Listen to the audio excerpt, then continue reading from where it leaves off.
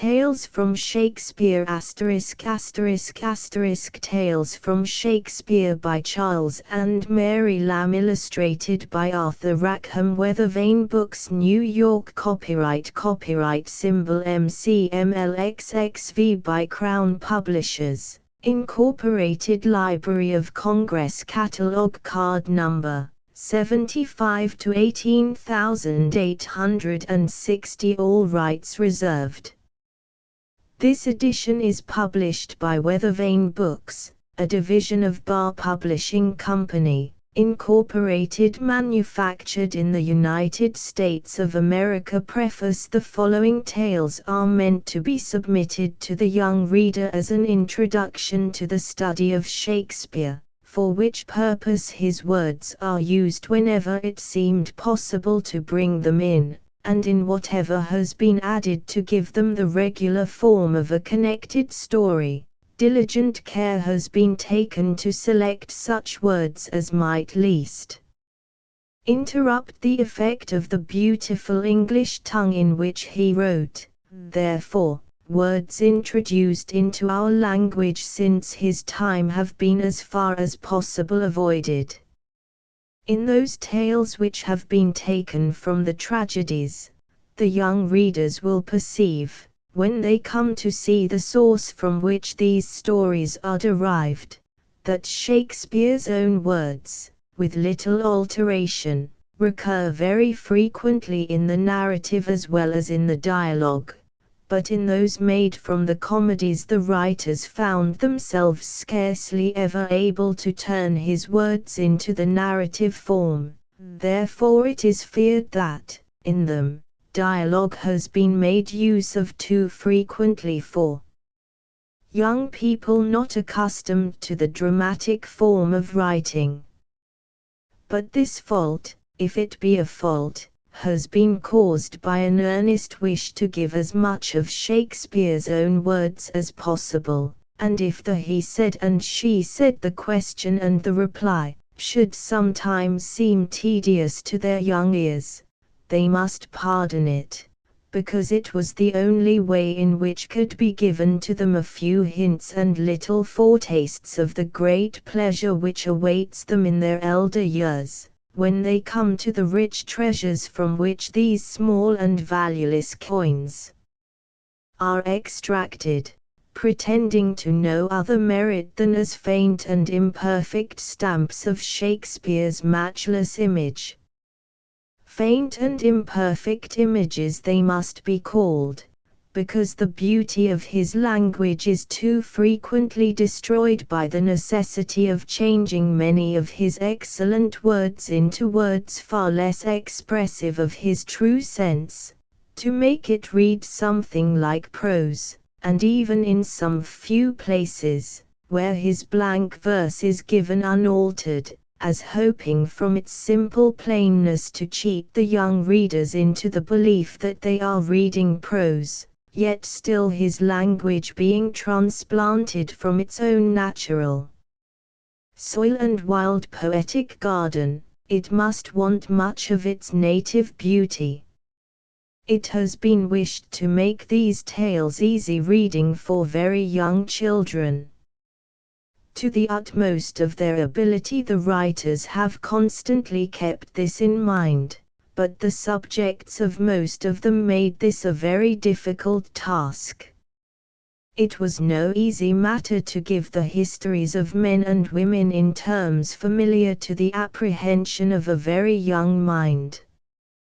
For young ladies too, it has been the intention chiefly to write, because boys being generally permitted the use of their fathers' libraries at a much earlier age than girls are, they frequently have the best scenes of Shakespeare by heart, before their sisters are permitted to look into this manly book, and, therefore, instead of recommending these tales to the perusal of young gentlemen who can read them so much better in the originals, their kind assistance is rather requested in explaining to their sisters such parts as are hardest for them to understand, and when they have helped them to get over the difficulties, then perhaps they will read to them, carefully selecting what is proper for a young sister's ear, some passage which has pleased them in one of these stories,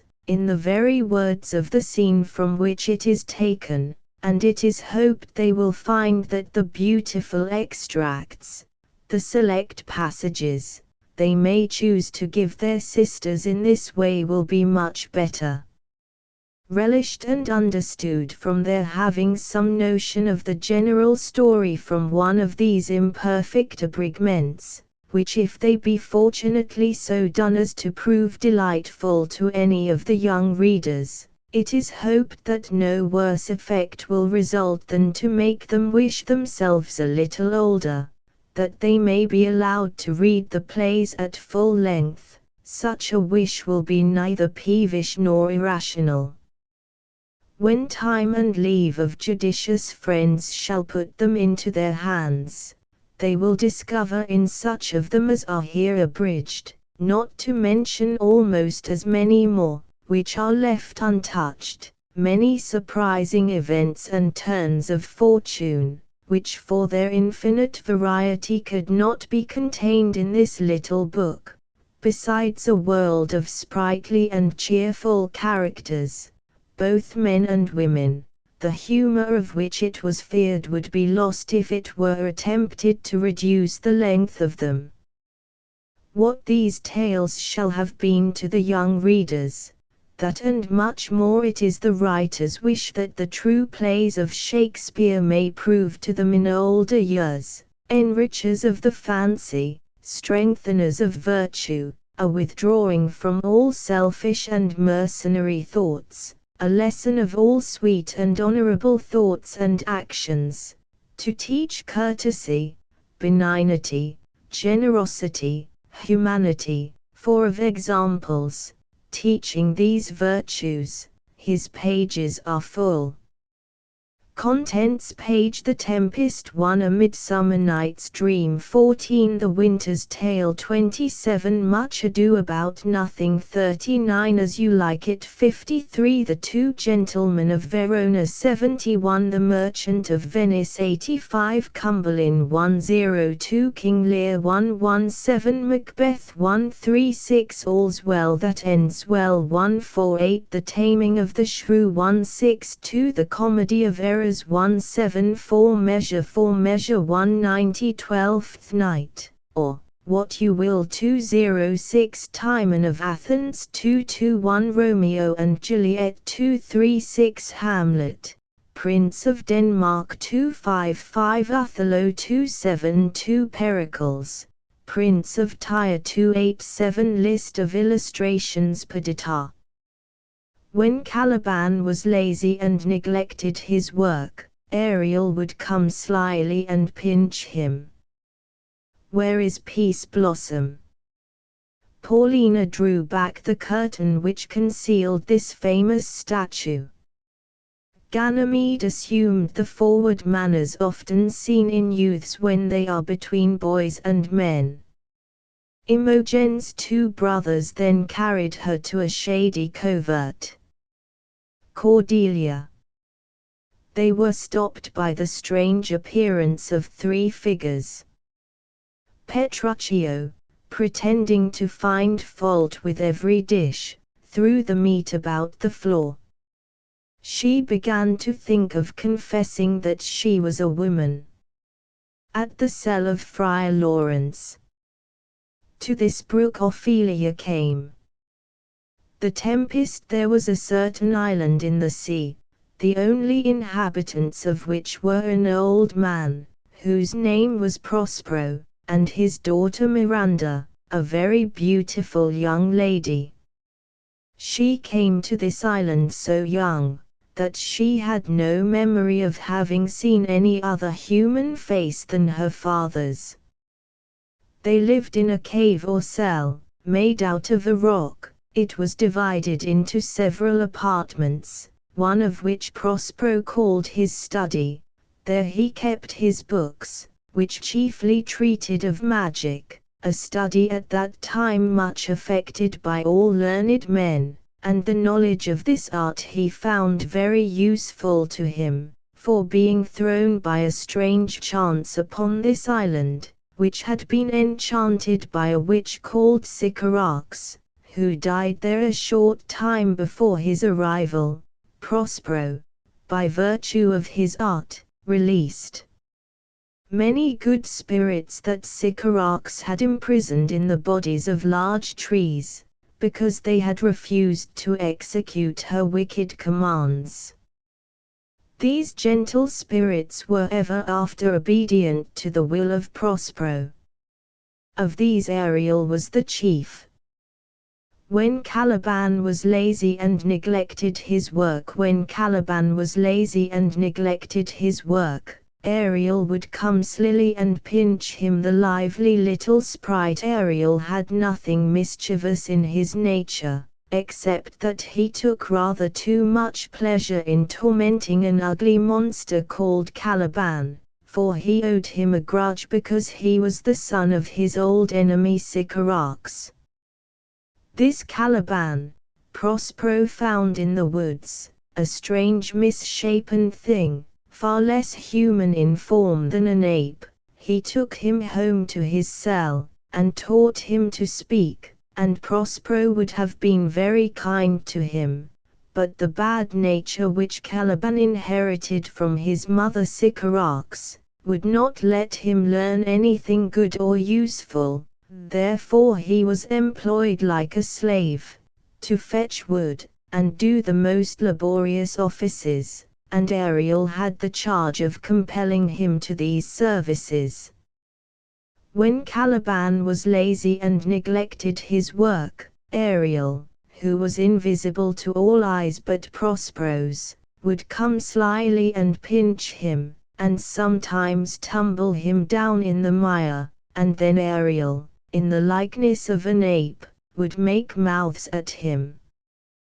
Then swiftly changing his shape, in the likeness of a hedgehog, he would lie tumbling in Caliban's way, who feared the hedgehog's sharp quills would prick his bare feet.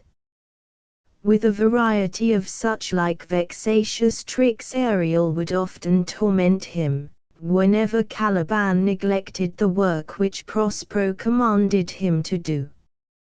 Having these powerful spirits obedient to his will, Prospero could by their means command the winds, and the waves of the sea. By his orders they raised a violent storm, in the midst of which, and struggling with the wild sea waves that every moment threatened to swallow it up, he showed his daughter a fine large ship, which he told her was full of living beings like themselves. "Oh, my dear father," said she, "if by your art you have raised this dreadful storm, have pity on their sad distress. See, the vessel will be dashed to pieces. Poor souls! They will all perish. If I had power, I would sink the sea beneath the earth, rather than the good ship should be destroyed, with all the precious souls within her." "Be not so amazed, daughter Miranda," said Prospero, "there is no harm done. I have so ordered it, that no person in the ship shall receive any hurt. What I have done has been in care of you, my dear child. You are ignorant who you are, or where you came from, and you know no more of me, but that I am your father, and live in this poor cave. Can you remember a time before you came to this cell? I think you cannot, for you were not then 3 years of age." "Certainly I can, sir," replied Miranda. "By what?" asked Prospero. "By any other house or person? Tell me what you can remember, my child." Miranda said, "It seems to me like the recollection of a dream. But had I not once 4 or 5 women who attended upon me?" Prospero answered, "You had, and more." How is it that this still lives in your mind? Do you remember how you came here? No, sir, said Miranda, I remember nothing more. 12 years ago, Miranda continued Prospero, I was Duke of Milan, and you were a princess, and my only heir.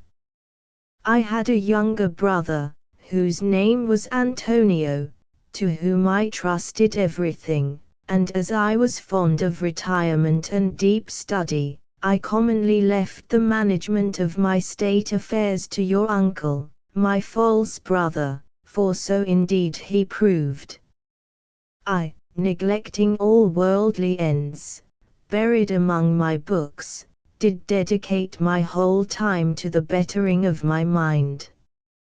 My brother Antonio, being thus in possession of my power, began to think himself the Duke indeed. The opportunity I gave him of making himself popular among my subjects awakened in his bad nature a proud ambition to deprive me of my dukedom.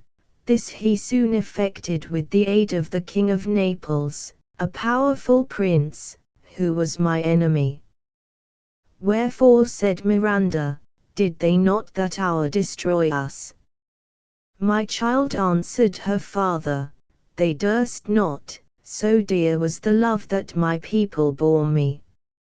Antonio carried us on board a ship, and when we were some leagues out at sea, he forced us into a small boat, without either tackle, sail, or mast. There he left us, as he thought, to perish. But a kind lord of my court, one Gonzalo, who loved me, had privately placed in the boat water, provisions, apparel, and some books which I prize above my dukedom. O my father, said Miranda, what a trouble must I have been to you then? No, my love, said Prospero, you were a little cherub that did preserve me. Your innocent smiles made me bear up against my misfortunes. Our food lasted till we landed on this desert island, since when my chief delight has been in teaching you, Miranda, and well have you profited by my instructions. Heaven thank you, my dear father, said Miranda. Now pray tell me, sir, your reason for raising this sea storm. Know then, said her father, that by means of this storm, my enemies, the King of Naples, and my cruel brother, are cast ashore upon this island. Having so said, Prospero gently touched his daughter with his magic wand, and she fell fast asleep, for the spirit Ariel just then presented himself before his master, to give an account of the tempest, and how he had disposed of the ship's company, and though the spirits were always invisible to Miranda, Prospero did not choose she should hear him holding converse, as would seem to her, with the empty air. Well, my brave spirit, said Prospero to Ariel, how have you performed your task? Ariel gave a lively description of the storm, and of the terrors of the mariners, and how the king's son, Ferdinand, was the first who leaped into the sea, and his father thought he saw his dear son swallowed up by the waves and lost. But he is safe, said Ariel, in a corner of the isle, sitting with his arms folded, sadly lamenting the loss of the king, his father, whom he concludes drowned. Not a hair of his head is injured, and his princely garments, though drenched in the sea waves, look fresher than before. That's my delicate Ariel, said Prospero. Bring him hither, my daughter must see this young prince. Where is the king, and my brother? I left them, answered Ariel, searching for Ferdinand, whom they have little hopes of finding, thinking they saw him perish. Of the ship's crew not one is missing, though each one thinks himself the only one saved, and the ship, though invisible to them, is safe in the harbor. Ariel said Prospero, thy charge is faithfully performed, but there is more work yet. Is there more work? Said Ariel. Let me remind you, Master, you have promised me my liberty. I pray, remember, I have done you worthy service, told you no lies, made no mistakes, served you without grudge or grumbling. How now, said Prospero. You do not recollect what a torment I freed you from? Have you forgot the wicked witch Sycorax, who with age and envy was almost bent double?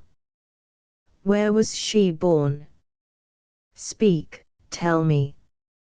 Sir, in Algiers, said Ariel. Oh, was she so? Said Prospero. I must recount what you have been, which I find you do not remember.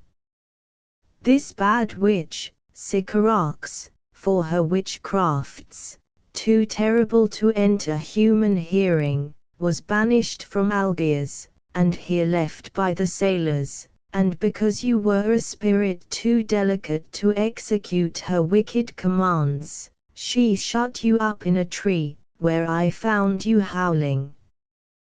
This torment, remember, I did free you from.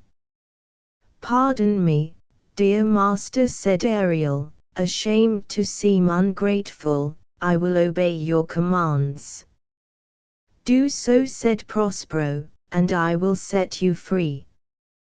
He then gave orders what further he would have him do, and away went Ariel, first to where he had left Ferdinand, and found him still sitting on the grass in the same melancholy posture. "Oh, my young gentleman," said Ariel, when he saw him, "I will soon move you. You must be brought, I find, for the Lady Miranda to have a sight of your pretty person. Come, sir, follow me." He then began singing, "Full fathom 5 thy father lies, of his bones are coral made, those are pearls that were his eyes, nothing of him that doth fade, but doth suffer a sea change into something rich and strange. Sea nymphs hourly ring his knell, hark! Now I hear them, ding dong, bell." This strange news of his lost father soon roused the prince from the stupid fit into which he had fallen. He followed in amazement the sound of Ariel's voice, till it led him to Prospero and Miranda, who were sitting under the shade of a large tree. Now Miranda had never seen a man before, except her own father. "Miranda," said Prospero, "tell me what you are looking at yonder." "Oh, father," said Miranda, in a strange surprise, "surely that is a spirit." "Lord! How it looks about! Believe me, sir, it is a beautiful creature." "Is it not a spirit?" "No, girl," answered her father, "it eats, and sleeps, and has senses such as we have. This young man you see was in the ship. He is somewhat altered by grief, or you might call him a handsome person. He has lost his companions, and is wandering about to find them." Miranda, who thought all men had grave faces and grey beards like her father, was delighted with the appearance of this beautiful young prince, and Ferdinand, seeing such a lovely lady in this desert place, and from the strange sounds he had heard, expecting nothing but wonders, thought he was upon an enchanted island, and that Miranda was the goddess of the place, and as such he began to address her. She timidly answered, she was no goddess, but a simple maid, and was going to give him an account of herself, when Prospero interrupted her. He was well pleased to find they admired each other, for he plainly perceived they had, as we say, fallen in love at first sight. But to try Ferdinand's constancy, he resolved to throw some difficulties in their way. Therefore, advancing forward, he addressed the prince with a stern air, telling him, he came to the island as a spy, to take it from him who was the lord of it. "Follow me," said he, "I will tie you neck and feet together. You shall drink sea water, shellfish, withered roots, and husks of acorns shall be your food." "No," said Ferdinand, "I will resist such entertainment, till I see a more powerful enemy," and drew his sword. But Prospero, waving his magic wand, fixed him to the spot where he stood, so that he had no power to move. Miranda hung upon her father, saying, "Why are you so ungentle? Have pity, sir, I will be his surety. This is the second man I ever saw, and to me he seems a true one." "Silence," said the father, "one word more will make me chide you, girl." "What?" "An advocate for an impostor. You think there are no more such fine men, having seen only him and Caliban. I tell you, foolish girl, most men as far excel this, as he does Caliban." This he said to prove his daughter's constancy, and she replied, "My affections are most humble. I have no wish to see a goodlier man." "Come on, young man," said Prospero to the prince, "you have no power to disobey me." "I have not indeed," answered Ferdinand, and not knowing that it was by magic he was deprived of all power of resistance, he was astonished to find himself so strangely compelled to follow Prospero. Looking back on Miranda as long as he could see her, he said, as he went after Prospero into the cave, "My spirits are all bound up, as if I were in a dream, but this man's threats, and the weakness which I feel, would seem light to me if from my prison I might once a day behold this fair maid." Prospero kept Ferdinand not long confined within the cell. He soon brought out his prisoner, and set him a severe task to perform, taking care to let his daughter know the hard labor he had imposed on him, and then pretending to go into his study, he secretly watched them both. Prospero had commanded Ferdinand to pile up some heavy logs of wood. King's sons not being much used to laborious work, Miranda soon after found her lover almost dying with fatigue. "Alas," said she, "do not work so hard, my father is at his studies, he is safe for these 3 hours, pray rest yourself." "Oh, my dear lady," said Ferdinand, "I dare not. I must finish my task before I take my rest." "If you will sit down," said Miranda, "I will carry your logs the while." But this Ferdinand would by no means agree to. Instead of a help, Miranda became a hindrance, for they began a long conversation, so that the business of log carrying went on very slowly. Prospero, who had enjoined Ferdinand this task merely as a trial of his love, was not at his books, as his daughter supposed, but was standing by them invisible, to overhear what they said. Ferdinand inquired her name, which she told, saying it was against her father's express command she did so. Prospero only smiled at this first instance of his daughter's disobedience, for having by his magic art caused his daughter to fall in love so suddenly. He was not angry that she showed her love by forgetting to obey his commands. And he listened well pleased to a long speech of Ferdinand's, in which he professed to love her above all the ladies he ever saw. In answer to his praises of her beauty, which he said exceeded all the women in the world, she replied, "I do not remember the face of any woman, nor have I seen any more men than you, my good friend, and my dear father.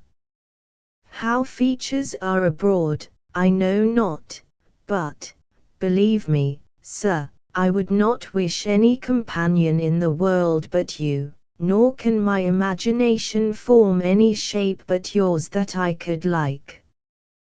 But, sir, I fear I talk to you too freely, and my father's precepts I forget." At this Prospero smiled, and nodded his head, as much as to say, "This goes on exactly as I could wish, my girl will be Queen of Naples." And then Ferdinand, in another fine long speech, for young princes speak in courtly phrases, told the innocent Miranda he was heir to the crown of Naples, and that she should be his queen. "Ah, sir," said she, "I am a fool to weep at what I am glad of. I will answer you in plain and holy innocence. I am your wife if you will marry me." Prospero prevented Ferdinand's thanks by appearing visible before them. "Fear nothing, my child," said he, "I have overheard, and approve of all you have said. And, Ferdinand, if I have too severely used you, I will make you rich amends, by giving you my daughter. All your vexations were but trials of your love, and you have nobly stood the test. Then as my gift, which your true love has worthily purchased, take my daughter, and do not smile that I boast she is above all praise." He then, telling them that he had business which required his presence, desired they would sit down and talk together till he returned, and this command Miranda seemed not at all disposed to disobey. When Prospero left them, he called his spirit Ariel, who quickly appeared before him, eager to relate what he had done with Prospero's brother and the King of Naples. Ariel said he had left them almost out of their senses with fear, at the strange things he had caused them to see and hear. When fatigued with wandering about, and famished for want of food, he had suddenly set before them a delicious banquet, and then, just as they were going to eat, he appeared visible before them in the shape of a harpy, a voracious monster with wings, and the feast vanished away. Then, to their utter amazement, this seeming harpy spoke to them, reminding them of their cruelty in driving Prospero from his dukedom, and leaving him and his infant daughter to perish in the sea, saying, that for this cause these terrors were suffered to afflict them. The King of Naples, and Antonio the false brother, repented the injustice they had done to Prospero, and Ariel told his master he was certain their penitence was sincere, and that he, though a spirit, could not but pity them. "Then bring them hither," Ariel said. "Prospero, if you, who are but a spirit, feel for their distress, shall not I, who am a human being like themselves, have compassion on them? Bring them, quickly, my dainty Ariel." Ariel soon returned with the king, Antonio, and old Gonzalo in their train, who had followed him, wondering at the wild music he played in the air to draw them on to his master's presence. This Gonzalo was the same who had so kindly provided Prospero formerly with books and provisions, when his wicked brother left him, as he thought, to perish in an open boat in the sea. Grief and terror had so stupefied their senses, that they did not know Prospero. He first discovered himself to the good old Gonzalo, calling him the preserver of his life, and then his brother and the king knew that he was the injured Prospero. Antonio, with tears, and sad words of sorrow and true repentance, implored his brother's forgiveness, and the king expressed his sincere remorse for having assisted Antonio to depose his brother, and Prospero forgave them, and, upon their engaging to restore his dukedom, he said to the King of Naples, "I have a gift in store for you too," and opening a door, showed him his son Ferdinand playing at chess with Miranda. Nothing could exceed the joy of the father and the son at this unexpected meeting, for they each thought the other drowned in the storm. "Oh wonder," said Miranda, "what noble creatures these are! It must surely be a brave world that has such people in it." The King of Naples was almost as much astonished at the beauty and excellent graces of the young Miranda, as his son had been. "Who is this maid?" said he. "She seems the goddess that has parted us, and brought us thus together." "No, sir," answered Ferdinand, smiling to find his father had fallen into the same mistake that he had done when he first saw Miranda. "She is immortal, but by immortal providence she is mine. I chose her when I could not ask you, my father, for your consent, not thinking you were alive. She is the daughter to this Prospero, who is the famous Duke of Milan, of whose renown I have heard so much, but never saw him till now. Of him I have received a new life. He has made himself to me a second father, giving me this dear lady." "Then I must be her father," said the king, "but oh, how oddly will it sound, that I must ask my child forgiveness." "No more of that," said Prospero. "Let us not remember our troubles past, since they so happily have ended."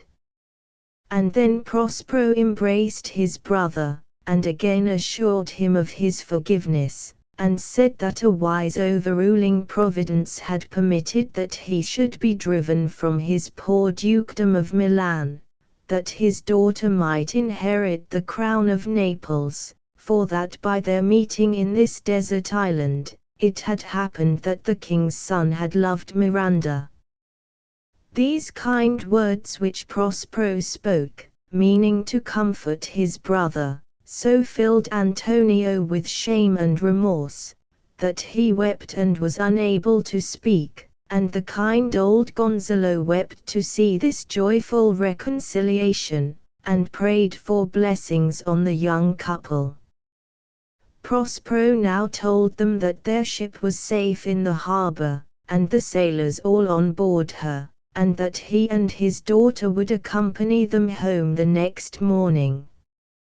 "In the meantime," says he, "partake of such refreshments as my poor cave affords, and for your evening's entertainment I will relate the history of my life from my first landing in this desert island." He then called for Caliban to prepare some food, and set the cave in order, and the company were astonished at the uncouth form and savage appearance of this ugly monster, who, Prospero said, was the only attendant he had to wait upon him. Before Prospero left the island, he dismissed Ariel from his service, to the great joy of that lively little spirit, who, though he had been a faithful servant to his master, was always longing to enjoy his free liberty, to wander uncontrolled in the air, like a wild bird, under green trees, among pleasant fruits, and sweet-smelling flowers. "My quaint Ariel," said Prospero to the little sprite when he made him free, "I shall miss you, yet you shall have your freedom."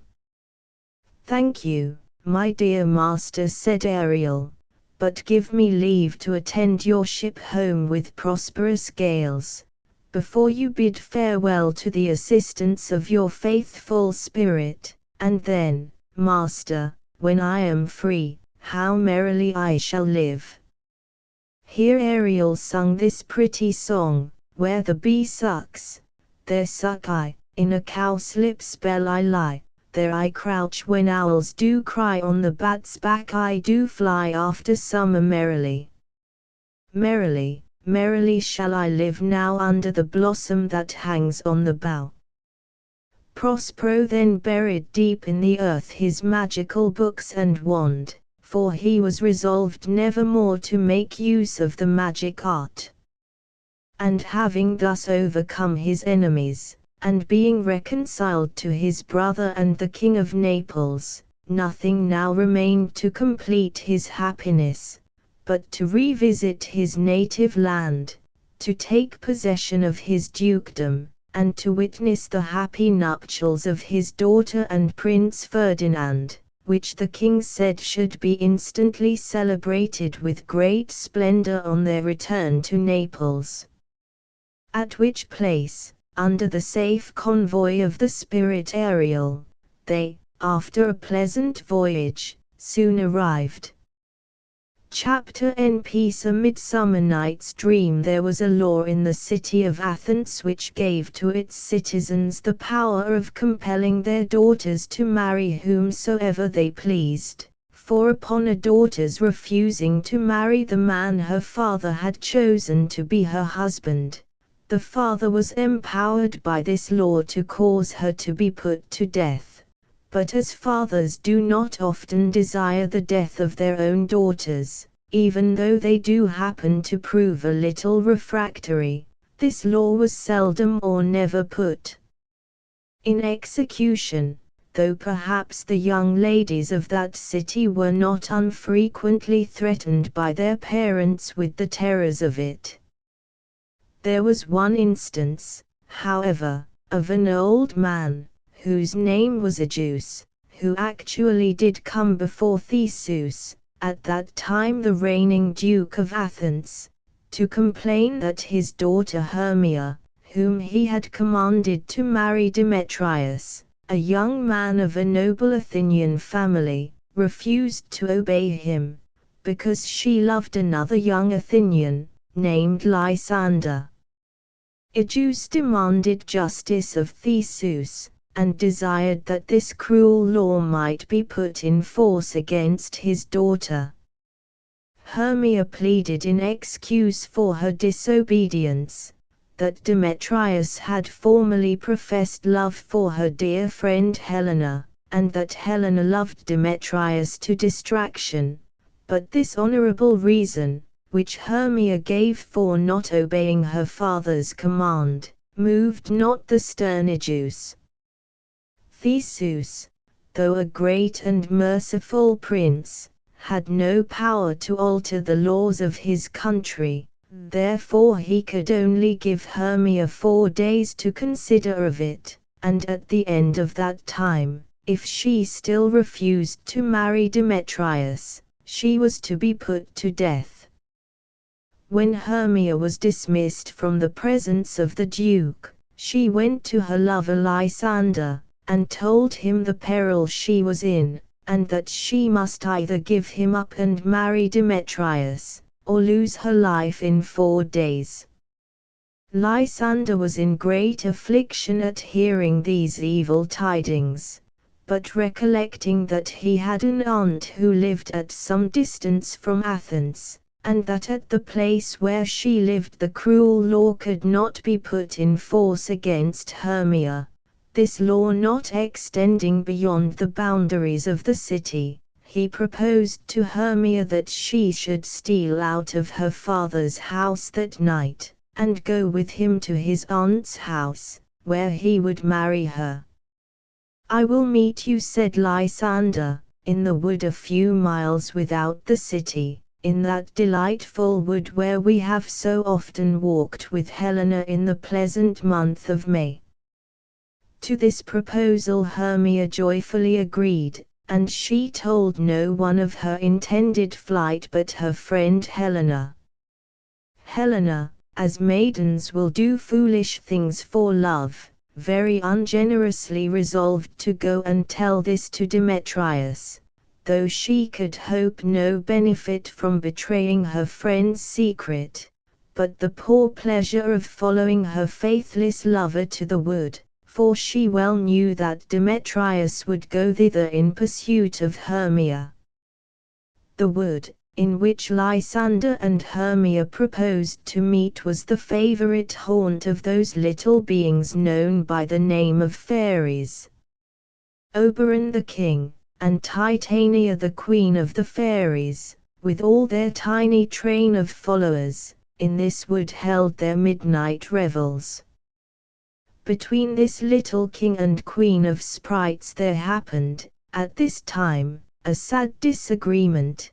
They never met by moonlight in the shady walks of this pleasant wood, but they were quarrelling, till all their fairy elves would creep into acorn cups and hide themselves for fear. The cause of this unhappy disagreement was Titania's refusing to give Oberon a little changeling boy, whose mother had been Titania's friend, and upon her death the fairy queen stole the child from its nurse, and brought him up in the woods.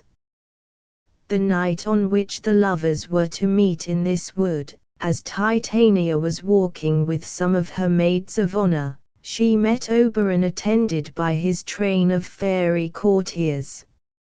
"Ill met by moonlight, proud Titania," said the fairy king. The queen replied, "What, jealous Oberon, is it you? Fairies, skip hence, I have forsworn his company." "Tarry, rash fairy," said Oberon, "am not I thy lord?" "Why does Titania cross her Oberon?" "Give me your little changeling boy to be my page." "Set your heart at rest," answered the queen, "your whole fairy kingdom buys not the boy of me." She then left her lord in great anger. "Well, go your way," said Oberon, "before the morning dawns I will torment you for this injury." Oberon then sent for Puck, his chief favorite and privy counsellor. Puck, or as he was sometimes called, Robin Goodfellow, was a shrewd and knavish sprite, that used to play comical pranks in the neighboring villages, sometimes getting into the dairies and skimming the milk, sometimes plunging his light and airy form into the butter churn, and while he was dancing his fantastic shape in the churn, in vain the dairymaid would labor to change her cream into butter, nor had the village swains any better success, whenever Puck chose to play his freaks in the brewing copper. The ale was sure to be spoiled. When a few good neighbors were met to drink some comfortable ale together, Puck would jump into the bowl of ale in the likeness of a roasted crab, and when some old goody was going to drink he would bob against her lips, and spill the ale over her withered chin, and presently after, when the same old dame was gravely seating herself to tell her neighbors a sad and melancholy story, Puck would slip her three-legged stool from under her, and down toppled the poor old woman, and then the old gossips would hold their sides and laugh at her, and swear they never wasted a merrier hour. "Come hither, Puck, said Oberon to this little merry wanderer of the night, fetch me the flower which maids call love in idleness. The juice of that little purple flower laid on the eyelids of those who sleep, will make them, when they awake, dote on the first thing they see. Some of the juice of that flower I will drop on the eyelids of my Titania when she is asleep, and the first thing she looks upon when she opens her eyes she will fall in love with, even though it be a lion or a bear, a meddling monkey, or a busy ape, and before I will take this charm from off her sight, which I can do with another charm I know of, I will make her give me that boy to be my page. Puck, who loved mischief to his heart, was highly diverted with this intended frolic of his master, and ran to seek the flower, and while Oberon was waiting the return of Puck, he observed Demetrius and Helena enter the wood. He overheard Demetrius reproaching Helena for following him, and after many unkind words on his part, and gentle expostulations from Helena, reminding him of his former love and professions of true faith to her, he left her, as he said, to the mercy of the wild beasts, and she ran after him as swiftly as she could. The Fairy King, who was always friendly to true lovers, felt great compassion for Helena, and perhaps, as Lysander said they used to walk by moonlight in this pleasant wood, Oberon might have seen Helena in those happy times when she was beloved by Demetrius. However that might be, when Puck returned with the little purple flower, Oberon said to his favorite, "Take a part of this flower. There has been a sweet Athenian lady here, who is in love with a disdainful youth. If you find him sleeping, drop some of the love juice in his eyes, but contrive to do it when she is near him, that the first thing he sees when he awakes may be this despised lady. You will know the man by the Athenian garments which he wears." Puck promised to manage this matter very dexterously, and then Oberon went, unperceived by Titania, to her bower, where she was preparing to go to rest. Her fairy bower was a bank, where grew wild thyme, cowslips, and sweet violets, under a canopy of woodbine, musk roses, and eglantine. There Titania always slept some part of the night. Her cover lay the enamelled skin of a snake, which, though a small mantle, was wide enough to wrap a fairy in. He found Titania giving orders to her fairies, how they were to employ themselves while she slept.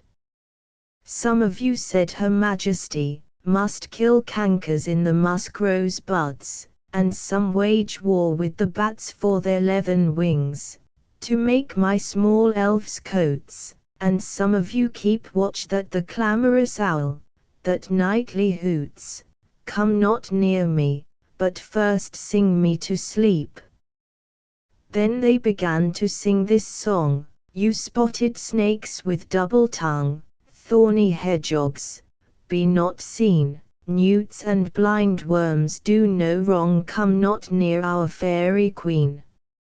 Philomel, with melody, sing in our sweet lullaby, lulla, lulla, lullaby, lulla, lulla, lullaby, never harm, nor spell, nor charm, come our lovely lady nigh, so good night with lullaby." When the fairies had sung their queen asleep with this pretty lullaby, they left her to perform the important services she had enjoined them.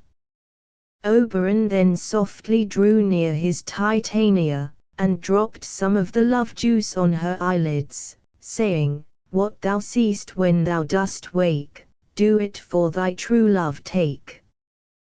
But to return to Hermia, who made her escape out of her father's house that night, to avoid the death she was doomed to for refusing to marry Demetrius. When she entered the wood, she found her dear Lysander waiting for her, to conduct her to his aunt's house. But before they had passed half through the wood, Hermia was so much fatigued, that Lysander, who was very careful of this dear lady, who had proved her affection for him even by hazarding her life for his Sake, persuaded her to rest till morning on a bank of soft moss, and lying down himself on the ground at some little distance, they soon fell fast asleep. Here they were found by Puck, who, seeing a handsome young man asleep, and perceiving that his clothes were made in the Athenian fashion, and that a pretty lady was sleeping near him, concluded that this must be the Athenian maid and her disdainful lover whom Oberon had sent him to seek, and he naturally enough conjectured that, as they were alone together, she must be the first thing he would see when he awoke, so, without more ado, he proceeded to pour some of the juice of the little purple flower into his eyes.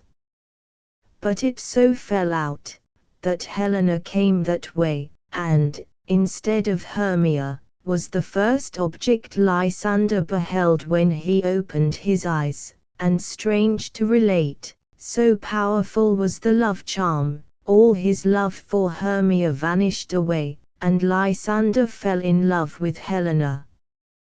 Had he first seen Hermia when he awoke, the blunder Puck committed would have been of no consequence, for he could not love that faithful lady too well. But for poor Lysander to be forced by a fairy love charm to forget his own true Hermia, and to run after another lady, and leave Hermia asleep quite alone in a wood at midnight, was a sad chance indeed. Thus this misfortune happened.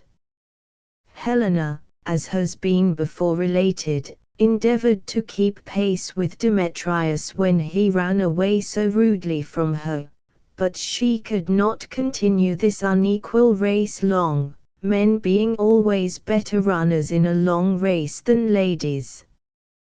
Helena soon lost sight of Demetrius, and as she was wandering about, dejected and forlorn, she arrived at the place where Lysander was sleeping. "Ah," said she, "this is Lysander lying on the ground, is he dead or asleep?" Then, gently touching him, she said, "Good sir, if you are alive, awake." Upon this Lysander opened his eyes, and, the love charm beginning to work, immediately addressed her in terms of extravagant love and admiration, telling her she as much excelled Hermia in beauty as a dove does a raven, and that he would run through fire for her sweet Sake, and many more such lover-like speeches. Helena, knowing Lysander was her friend Hermia's lover, and that he was solemnly engaged to marry her, was in the utmost rage when she heard herself addressed in this manner, for she thought, as well she might, that Lysander was making a jest of her. "Oh," said she, "why was I born to be mocked and scorned by every one? Is it not enough, young man, that I can never get a sweet look or a kind word from Demetrius, but you, sir, must pretend in this disdainful manner to court me? I thought, Lysander, you were a lord of more true gentleness."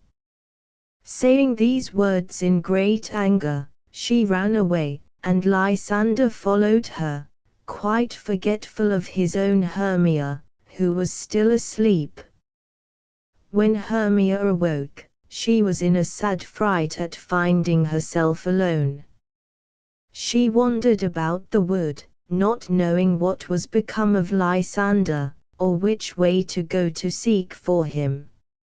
In the meantime, Demetrius, not being able to find Hermia and his rival Lysander, and fatigued with his fruitless search, was observed by Oberon fast asleep.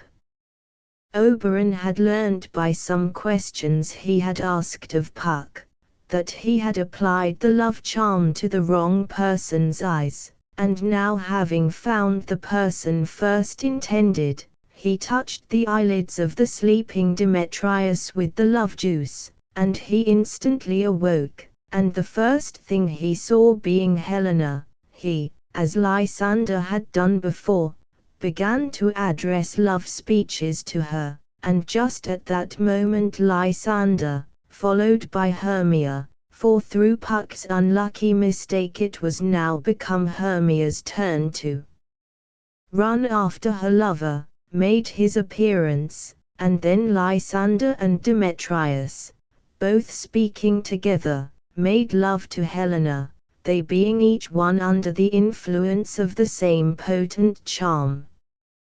The astonished Helena thought that Demetrius, Lysander, and her once dear friend Hermia, were all in a plot together to make a jest of her. Hermia was as much surprised as Helena. She knew not why Lysander and Demetrius, who both before loved her, were now become the lovers of Helena, and to Hermia the matter seemed to be no jest. The ladies, who before had always been the dearest of friends, now fell to high words together. "Unkind Hermia," said Helena, "it is you have set Lysander on to vex me with mock praises, and your other lover Demetrius, who used almost to spurn me with his foot, have you not bid him call me goddess, nymph, rare, precious, and celestial? He would not speak thus to me, whom he hates, if you did not set him on to make a jest of me. Unkind Hermia, to join with men in scorning your poor friend. Have you forgot our school-day friendship? How often, Hermia, have we two, sitting on one cushion, both singing one song, with our needles working the same flower, both on the same sampler wrought, growing up together in fashion of a double cherry, scarcely seeming parted. Hermia, it is not friendly in you, it is not maidenly to join with men in scorning your poor friend." "I am amazed at your passionate words," said Hermia. "I scorn you not, it seems you scorn me." "Do," returned Helena, "persevere, counterfeit serious looks, and make mouths at me when I turn my back, then wink at each other, and hold the sweet jest up. If you had any pity, grace, or manners, you would not use me thus." While Helena and Hermia were speaking these angry words to each other, Demetrius and Lysander left them, to fight together in the wood for the love of Helena. When they found the gentleman had left them, they departed, and once more wandered weary in the wood in search of their lovers. As soon as they were gone, the fairy king, who with little Puck had been listening to their quarrels, said to him, "This is your negligence, Puck, or did you do this wilfully?" "Believe me, King of Shadows," answered Puck, "it was a mistake. Did not you tell me I should know the man by his Athenian garments? However, I am not sorry this has happened, for I think their jangling makes excellent sport." "You heard," said Oberon, "that Demetrius and Lysander are gone to seek a convenient place to fight in. I command you to overhang the night with a thick fog, and lead these quarrelsome lovers so astray in the dark, that they shall not be able to find each other. counterfeit each of their voices to the other, and with bitter taunts provoke them to follow you, while they think it is their rival's tongue they hear. See you do this, till they are so weary they can go no farther, and when you find they are asleep, drop the juice of this other flower into Lysander's eyes, and when he awakes he will forget his new love for Helena, and return to his old passion for Hermia, and then the two fair ladies may each one be happy with the man she loves, and they will think all that has passed a vexatious dream. About this quickly, Puck, and I will go and see what sweet love my Titania has found. Titania was still sleeping, and Oberon, seeing a clown near her, who had lost his way in the wood, and was likewise asleep, "This fellow," said he, "shall be my Titania's true love," and clapping an ass's head over the clown's, it seemed to fit him as well as if it had grown upon his own shoulders. Though Oberon fixed the ass's head on very gently, it awakened him, and rising up, unconscious of what Oberon had done to him, he went towards the bower where the fairy queen slept. "Ah! What angel is that I see?" said Titania, opening her eyes, and the juice of the little purple flower beginning to take effect. "Are you as wise as you are beautiful?"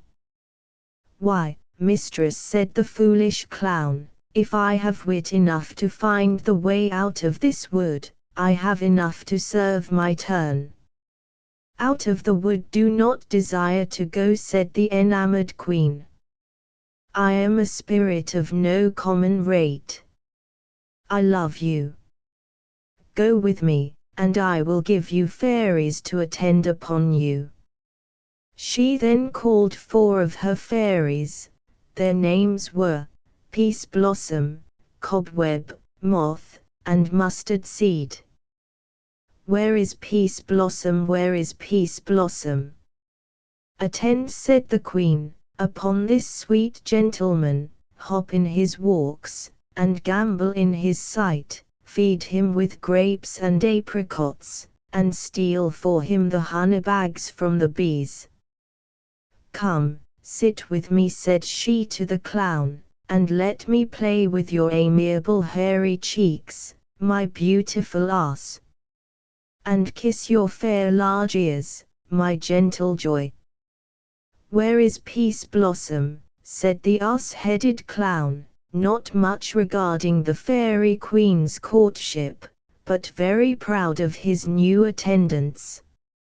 "Here, sir," said little Peace Blossom. "Scratch my head," said the clown. "Where is Cobweb?" "Here, sir," said Cobweb. "Good Mr. Cobweb," said the foolish clown, "kill me the red humble-bee on the top of that thistle yonder, and, good Mr. Cobweb, bring me the honey bag. Do not fret yourself too much in the action, Mr. Cobweb, and take care the honey bag break not. I should be sorry to have you overflown with a honey bag." "Where is Mustard Seed?" "Here, sir," said Mustard Seed. "What is your will?" "Nothing," said the clown, "good Mr. Mustard Seed, but to help Mr. Peace Blossom to scratch, I must go to a barber's, Mr. Mustard Seed, for methinks I am marvelous hairy about the face." "My sweet love," said the queen, "what will you have to eat?" "I have a venturous fairy shall seek the squirrel's hoard, and fetch you some new nuts." "I had rather have a handful of dried peas," said the clown, who with his ass's head had got an ass's appetite. "But, I pray, let none of your people disturb me, for I have a mind to sleep." "Sleep, then," said the queen, "and I will wind you in my arms. Oh, how I love you! How I dote upon you! When the fairy king saw the clown sleeping in the arms of his queen, he advanced within her sight, and reproached her with having lavished her favors upon an ass. This she could not deny, as the clown was then sleeping within her arms, with his ass's head crowned by her with flowers. When Oberon had teased her for some time, he again demanded the changeling boy, which she, ashamed of being discovered by her lord with her new favorite, did not dare to refuse him.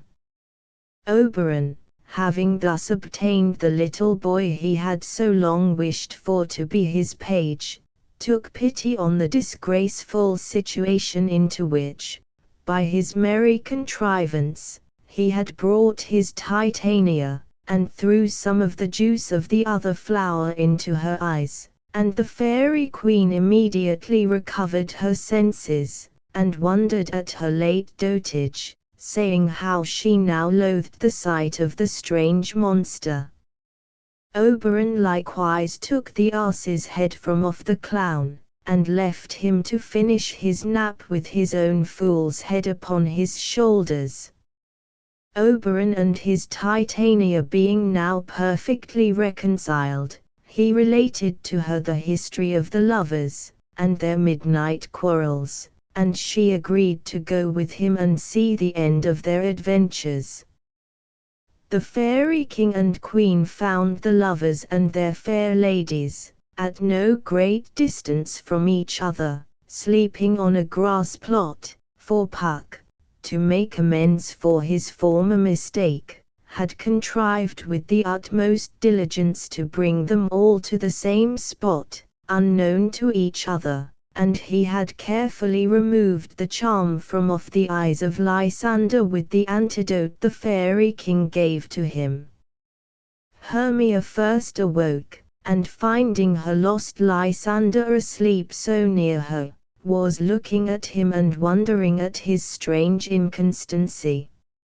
Lysander presently opening his eyes, and seeing his dear Hermia, recovered his reason which the fairy charm had before clouded, and with his reason, his love for Hermia, and they began to talk over the adventures of the night, doubting if these things had really happened, or if they had both been dreaming the same bewildering dream.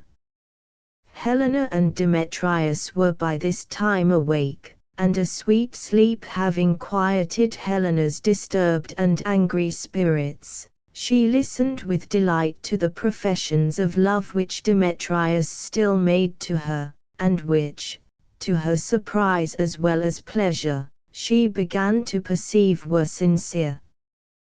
These fair night-wandering ladies, now no longer rivals, became once more true friends. All the unkind words which had passed were forgiven, and they calmly consulted together what was best to be done in their present situation.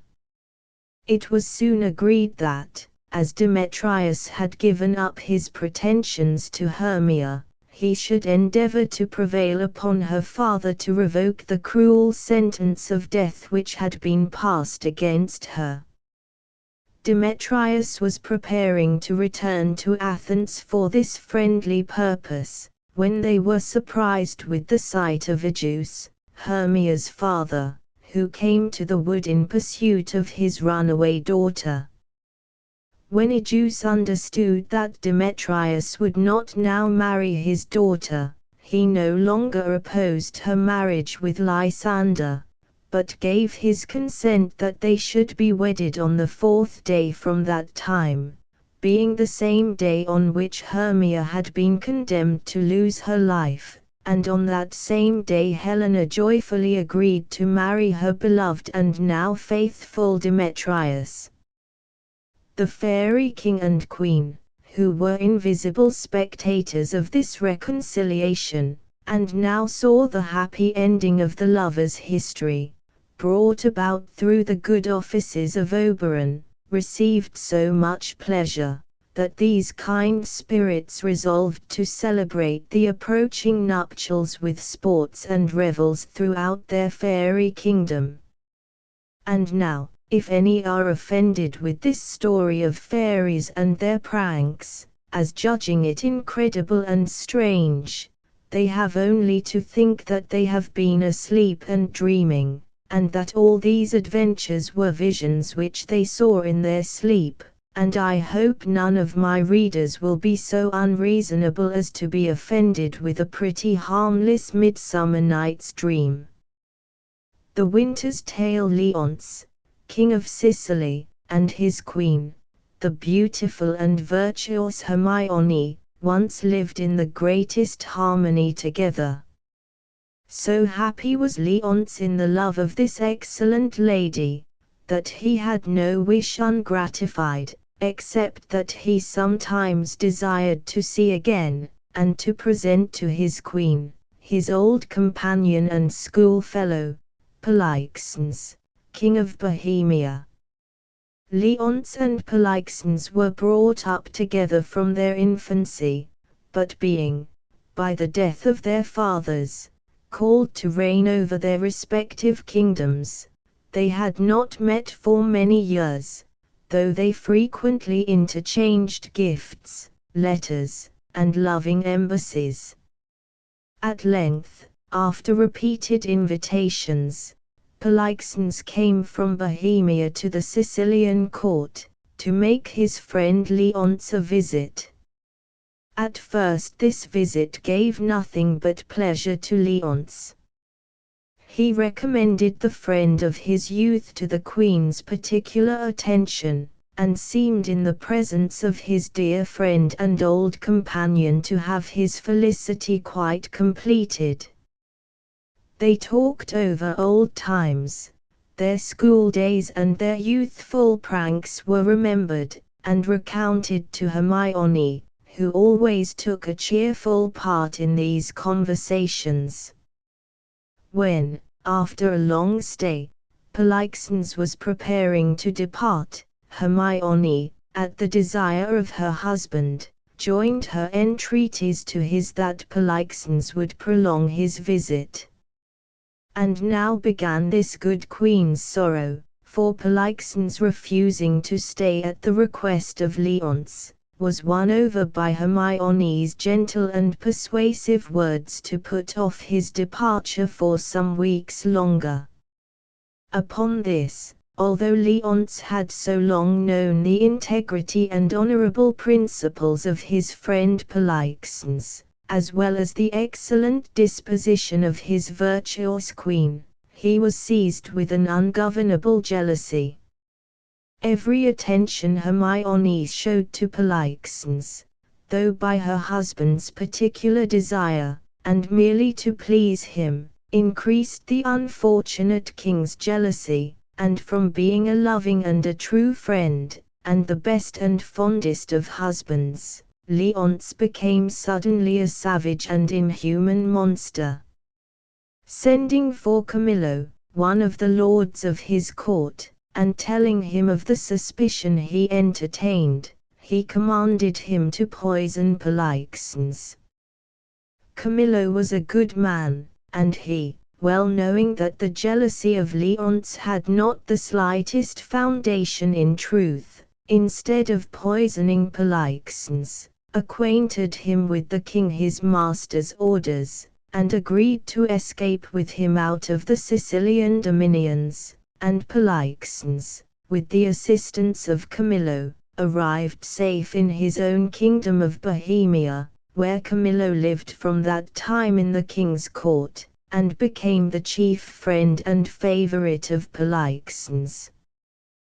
The flight of Polixenes enraged the jealous Leonce still more. He went to the queen's apartment, where the good lady was sitting with her little son Mamillius, who was just beginning to tell one of his best stories to amuse his mother, when the king entered, and taking the child away, sent Hermione to prison. Mamillius, though but a very young child, loved his mother tenderly, and when he saw her so dishonored, and found she was taken from him to be put into a prison, he took it deeply to heart, and drooped and pined away by slow degrees, losing his appetite and his sleep, till it was thought his grief would kill him. The king, when he had sent his queen to prison, commanded Cleanthes and Dion, 2 Sicilian lords, to go to Delphos, there to inquire of the oracle at the temple of Apollo, if his queen had been unfaithful to him.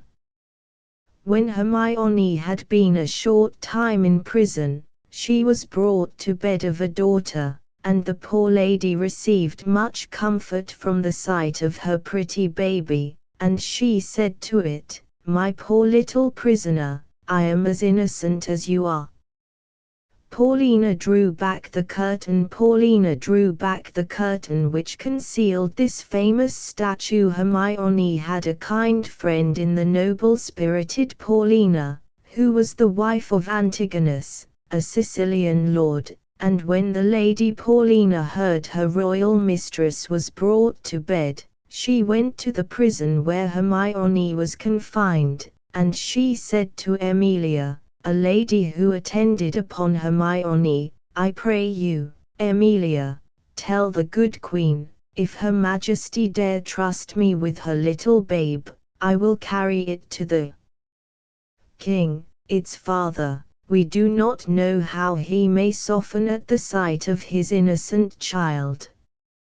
"Most worthy madam," replied Emilia, "I will acquaint the queen with your noble offer. She was wishing today that she had any friend who would venture to present the child to the king."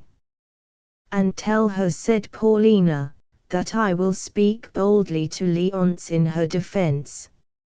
"May you be forever blessed," said Emilia, "for your kindness to our gracious queen." Emilia then went to Hermione, who joyfully gave up her baby to the care of Paulina, for she had feared that no one would dare venture to present the child to its father.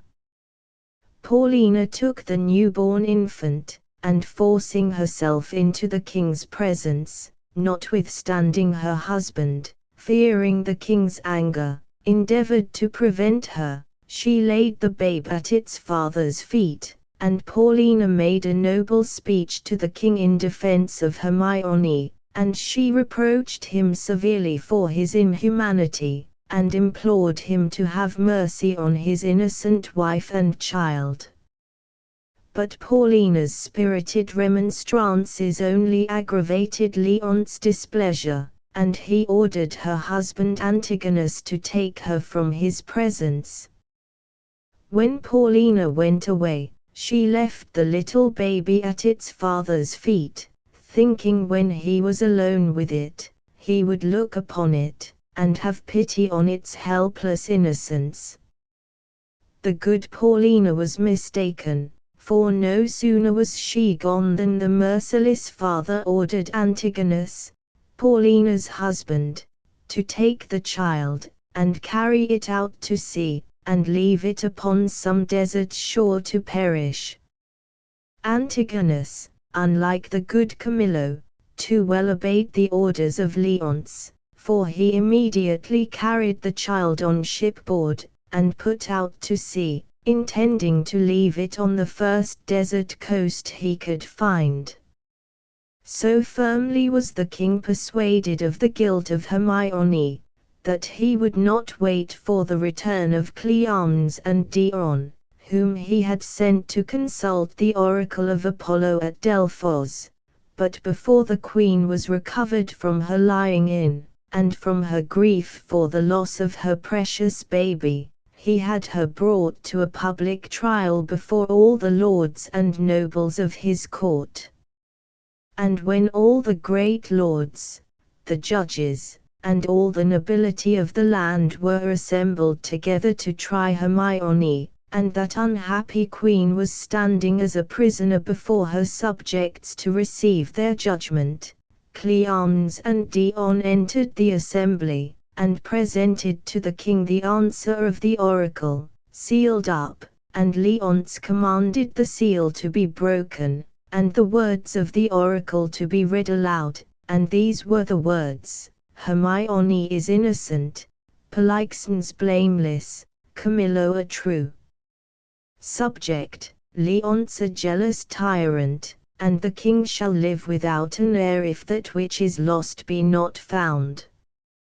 The king would give no credit to the words of the oracle. He said it was a falsehood invented by the queen's friends, and he desired the judge to proceed in the trial of the queen.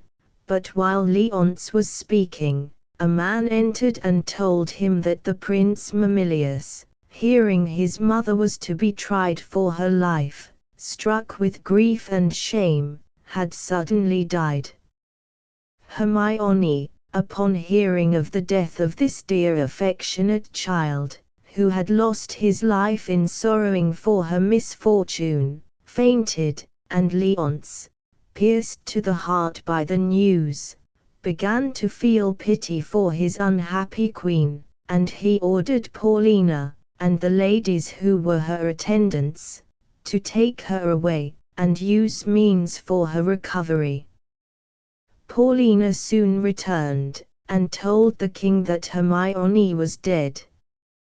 When Leonce heard that the queen was dead, he repented of his cruelty to her, and now that he thought his illusion had broken Hermione's heart, he believed her innocent, and now he thought the words of the oracle were true, as he knew if that which was lost was not found, which he concluded was his young daughter, he should be without an heir, the young Prince Mamilius being dead, and he would give his kingdom now to recover his lost daughter, and Leonce gave himself up to remorse, and passed many years in mournful thoughts and repentant grief. The ship in which Antigonus carried the infant princess out to sea was driven by a storm upon the coast of Bohemia, the very kingdom of the good King Polixenes.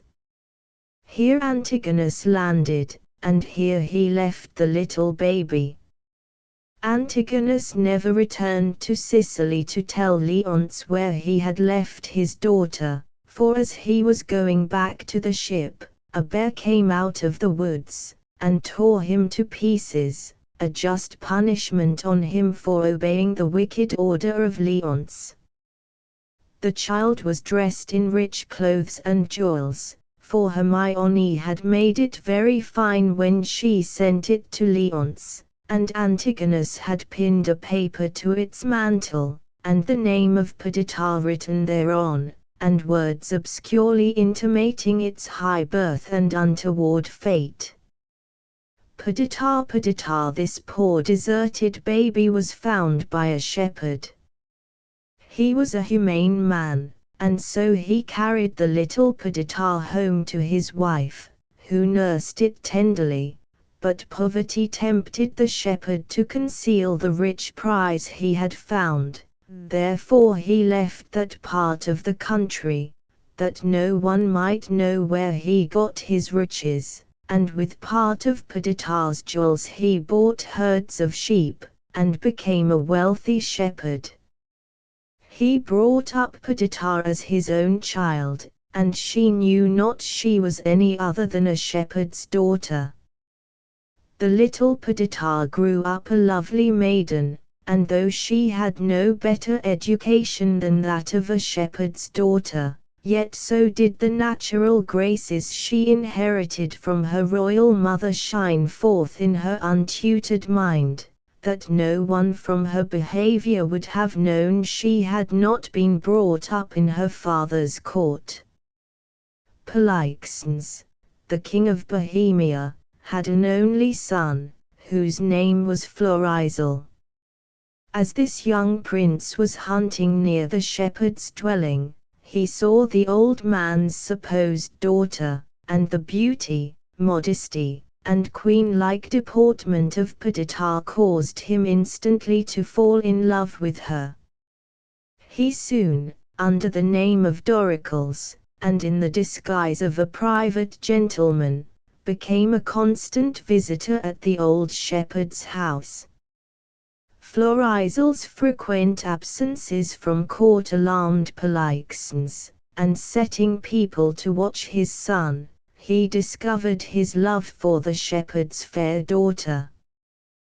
Polixenes then called for Camillo, the faithful Camillo, who had preserved his life from the fury of Leonce, and desired that he would accompany him to the house of the shepherd, the supposed father of Perdita. Polixenes and Camillo, both in disguise, arrived at the old shepherd's dwelling while they were celebrating the feast of sheep shearing, and though they were strangers, yet at the sheep shearing every guest being made welcome, they were invited to walk in, and join in the general festivity. Nothing but mirth and jollity was going forward. Tables were spread, and great preparations were making for the rustic feast. Some lads and lasses were dancing on the green before the house, while others of the young men were buying ribbons, gloves, and such toys, of a peddler at the door. While this busy scene was going forward, Florizel and Perdita sat quietly in a retired corner, seemingly more pleased with the conversation of each other, than desirous of engaging in the sports and silly amusements of those around them. The king was so disguised that it was impossible his son could know him, he therefore advanced near enough to hear the conversation.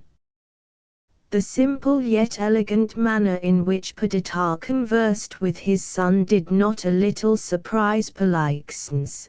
He said to Camillo, "This is the prettiest low-born lass I ever saw, nothing she does or says but looks like something greater than herself, too noble for this place." Camillo replied, "Indeed she is the very queen of curds and cream." "Pray, my good friend," said the king to the old shepherd, "what fair swain is that talking with your daughter?" "They call him Doricles," replied the shepherd. "He says he loves my daughter, and, to speak truth, there is not a kiss to choose which loves the other best. If young Doricles can get her, she shall bring him that he little dreams of, meaning the remainder of Perdita's jewels, which, after he had bought herds of sheep with part of them, he had carefully hoarded up for her marriage portion." Polixenes then addressed his son. "How now, young man," said he, "your heart seems full of something that takes off your mind from feasting. When I was young, I used to load my love with presents, but you have let the peddler go, and have bought your lass no toy." The young prince, who little thought he was talking to the king his father, replied, "Old sir, she prizes not such trifles, the gifts which Perdita expects from me are locked up in my heart." Then turning to Perdita, he said to her, "Oh, hear me, Perdita, before this ancient gentleman, who it seems was once himself a lover, he shall hear what I profess." Florizel then called upon the old stranger to be a witness to a solemn promise of marriage which he made to Perdita, saying to Polixenes, "I pray you, mark our contract." "Mark your divorce, young sir," said the king, discovering himself. Polixenes then reproached his son for daring to contract himself to this low-born maiden, calling Perdita shepherd's brat, sheephook and other disrespectful names, and threatening, if ever she suffered his son to see her again, he would put her, and the old shepherd her father, to a cruel death. The king then left them in great wrath, and ordered Camillo to follow him with Prince Florizel. When the king had departed, Perdita, whose royal nature was roused by Polixenes's reproaches, said, "Though we are all undone, I was not much afraid, and once or twice I was about to speak, and tell him plainly that the self-same sun which shines upon his palace, hides not his face from our cottage, but looks on both alike." Then sorrowfully she said, "But now I am awakened from this dream, I will queen it no further. Leave me, sir, I will go milk my ewes and weep." The kind-hearted Camillo was charmed with the spirit and propriety of Perdita's behavior, and perceiving that the young prince was too deeply in love to give up his mistress at the command of his royal father, he thought of a way to befriend the lovers, and at the same time to execute a favorite scheme he had in his mind. Camillo had long known that Leonce, the king of Sicily, was become a true penitent, and though Camillo was now the favored friend of King Polixenes, he could not help wishing once more to see his late royal master and his native home. He therefore proposed to Florizel and Perdita that they should accompany him to the Sicilian court, where he would engage Leonce should protect them, till, through his mediation, they could obtain pardon from Polixenes, and his consent to their marriage. To this proposal they joyfully agreed, and Camillo, who conducted everything relative to their flight, allowed the old shepherd to go along with them. The shepherd took with him the remainder of Perdita's jewels, her baby clothes, and the paper which he had found pinned to her mantle. After a prosperous voyage, Florizel and Perdita, Camillo and the old shepherd, arrived in safety at the court of Leonce. Leonce, who still mourned his dead Hermione and his lost child, received Camillo with great kindness, and gave a cordial welcome to Prince Florizel. But Perdita, whom Florizel introduced as his princess, seemed to engross all Leonce's attention. Perceiving a resemblance between her and his dead queen Hermione, his grief broke out afresh, and he said, "Such a lovely creature might his own daughter have been, if he had not so cruelly destroyed her." And then, too, said he to Florizel, "I lost the society and friendship of your brave father, whom I now desire more than my life once again to look upon." When the old shepherd heard how much notice the king had taken of Perdita, and that he had lost a daughter, who was exposed in infancy, he fell to comparing the time when he found the little Perdita, with the manner of its exposure, the jewels and other tokens of its high birth, from all which it was impossible for him not to conclude that Perdita and the king's lost daughter were the same. Florizel and Perdita, Camillo and the faithful Paulina, were present when the old shepherd related to the king the manner in which he had found the child, and also the circumstance of Antigonus' death, he having seen the bare seize upon him. He showed the rich mantle in which Paulina remembered Hermione had wrapped the child, and he produced a jewel which she remembered Hermione had tied about Perdita's neck, and he gave up the paper which Paulina knew to be the writing of her husband. It could not be doubted that Perdita was Leonce's own daughter, but oh! the noble struggles of Paulina, between sorrow for her husband's death, and joy that the oracle was fulfilled, in the king's heir, his long-lost daughter being found.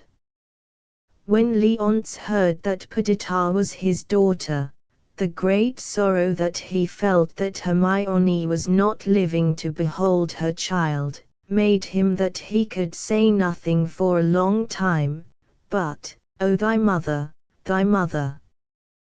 Paulina interrupted this joyful yet distressful scene, with saying to Leonce, that she had a statue newly finished by that rare Italian master, Julio Romano, which was such a perfect resemblance of the Queen, that would His Majesty be pleased to go to her house and look upon it, he would be almost ready to think it was Hermione herself. Thither then they all went, the king anxious to see the semblance of his Hermione, and Perdita longing to behold what the mother she never saw did look like. When Paulina drew back the curtain which concealed this famous statue, so perfectly did it resemble Hermione, that all the king's sorrow was renewed at the sight. For a long time he had no power to speak or move. "I like your silence, my liege," said Paulina, "it the more shows your wonder. Is not this statue very like your queen?" At length the king said, "Oh, thus she stood, even with such majesty, when I first wooed her. But yet, Paulina, Hermione was not so aged as this statue looks." Paulina replied, "So much the more the carver's excellence, who has made the statue as Hermione would have looked had she been living now. But let me draw the curtain, sire, lest presently you think it moves." The king then said, "Do not draw the curtain, would I were dead. See, Camillo, would you not think it breathed? Her eye seems to have motion in it." "I must draw the curtain, my liege," said Paulina. "You are so transported, you will persuade yourself the statue lives." "Oh, sweet Paulina," said Leonce, "make me think so 20 years together. Still methinks there is an air comes from her. What fine chisel could ever yet cut breath? Let no man mock me, for I will kiss her." "Good my lord, forbear," said Paulina. "The ruddiness upon her lip is wet, you will stain your own with oily painting. Shall I draw the curtain?" "No, not these 20 years," said Leonce. Perdita, who all this time had been kneeling, and beholding in silent admiration the statue of her matchless mother, said now, "And so long could I stay here, looking upon my dear mother." "Either forbear this transport," said Paulina to Leonce, "and let me draw the curtain, or prepare yourself for more amazement. I can make the statue move indeed, and descend from off the pedestal, and take you by the hand. But then you will think, which I protest I am not, that I am assisted by some wicked powers." "What you can make her do," said the astonished king, "I am content to look upon. What you can make her speak, I am content to hear, for it is as easy to make her speak as move." Paulina then ordered some slow and solemn music, which she had prepared for the purpose, to strike up, and, to the amazement of all the beholders, the statue came down from off the pedestal, and threw its arms around Leonce's neck. The statue then began to speak, praying for blessings on her husband, and on her child, the newly found Perdita. No wonder that the statue hung upon Leonce's neck, and blessed her husband and her child. No wonder, for the statue was indeed Hermione herself, the real, the living queen. Paulina had falsely reported to the king the death of Hermione, thinking that the only means to preserve her royal mistress' life and with the good Paulina, Hermione had lived ever since, never choosing Leonce should know she was living, till she heard Perdita was found, for though she had long forgiven the injuries which Leonce had done to herself, she could not pardon his cruelty to his infant daughter. His dead queen thus restored to life, his lost daughter found, the long-sorrowing Leonce could scarcely support the excess of his own happiness. Nothing but congratulations and affectionate speeches were heard on all sides. Now the delighted parents thanked Prince Florizel for loving their lowly-seeming daughter, and now they blessed the good old shepherd for preserving their child. Greatly did Camillo and Paulina rejoice that they had lived to see so good an end of all their faithful services. And as if nothing should be wanting to complete this strange and unlooked-for joy, King Polixenes himself now entered the palace. When Polixenes first missed his son and Camillo, knowing that Camillo had long wished to return to Sicily, he conjectured he should find the fugitives here, and, following them with all speed, he happened to just arrive at this, the happiest moment of Leonce's life. Polixenes took a part in the general joy. He forgave his friend Leonce the unjust jealousy he had conceived against him, and they once more loved each other with all the warmth of their first boyish friendship. And there was no fear that Polixenes would now oppose his son's marriage with Perdita. She was no sheephook now, but the heiress of the crown of Sicily. Thus have we seen the patient virtues of the long-suffering Hermione rewarded. That excellent lady lived many years with her Leonce and her Perdita, the happiest of mothers and of queens. Much ado about nothing, there lived in the palace at Messina two ladies, whose names were Hero and Beatrice. Hero was the daughter, and Beatrice the niece, of Lenato, the governor of Messina. Beatrice was of a lively temper, and loved to divert her cousin Hero, who was of a more serious disposition, with her sprightly sallies. Whatever was going forward was sure to make matter of mirth for the light-hearted Beatrice. At the time the history of these ladies commences, some young men of high rank in the army, as they were passing through Messina on their return from a war that was just ended, in which they had distinguished themselves by their great bravery, came to visit Lenato. Among these were Don Pedro, the Prince of Aragon, and his friend Claudio, who was a lord of Florence, and with them came the wild and witty Benedick, and he was a lord of Padua. These strangers had been at Messina before, and the hospitable governor introduced them to his daughter and his niece as their old friends and acquaintance. Benedick, the moment he entered the room, began a lively conversation with Lenato and the prince.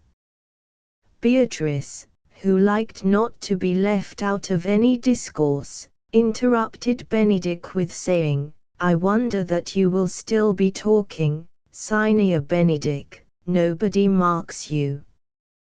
Benedick was just such another rattlebrain as Beatrice, yet he was not pleased at this free salutation. He thought it did not become a well-bred lady to be so flippant with her tongue, and he remembered, when he was last at Messina, that Beatrice used to select him to make her merry jests upon. And as there is no one who so little likes to be made a jest of as those who are apt to take the same liberty themselves, so it was with Benedick and Beatrice. These two sharp wits never met in former times, but a perfect war of raillery was kept up between them, and they always parted mutually displeased with each other.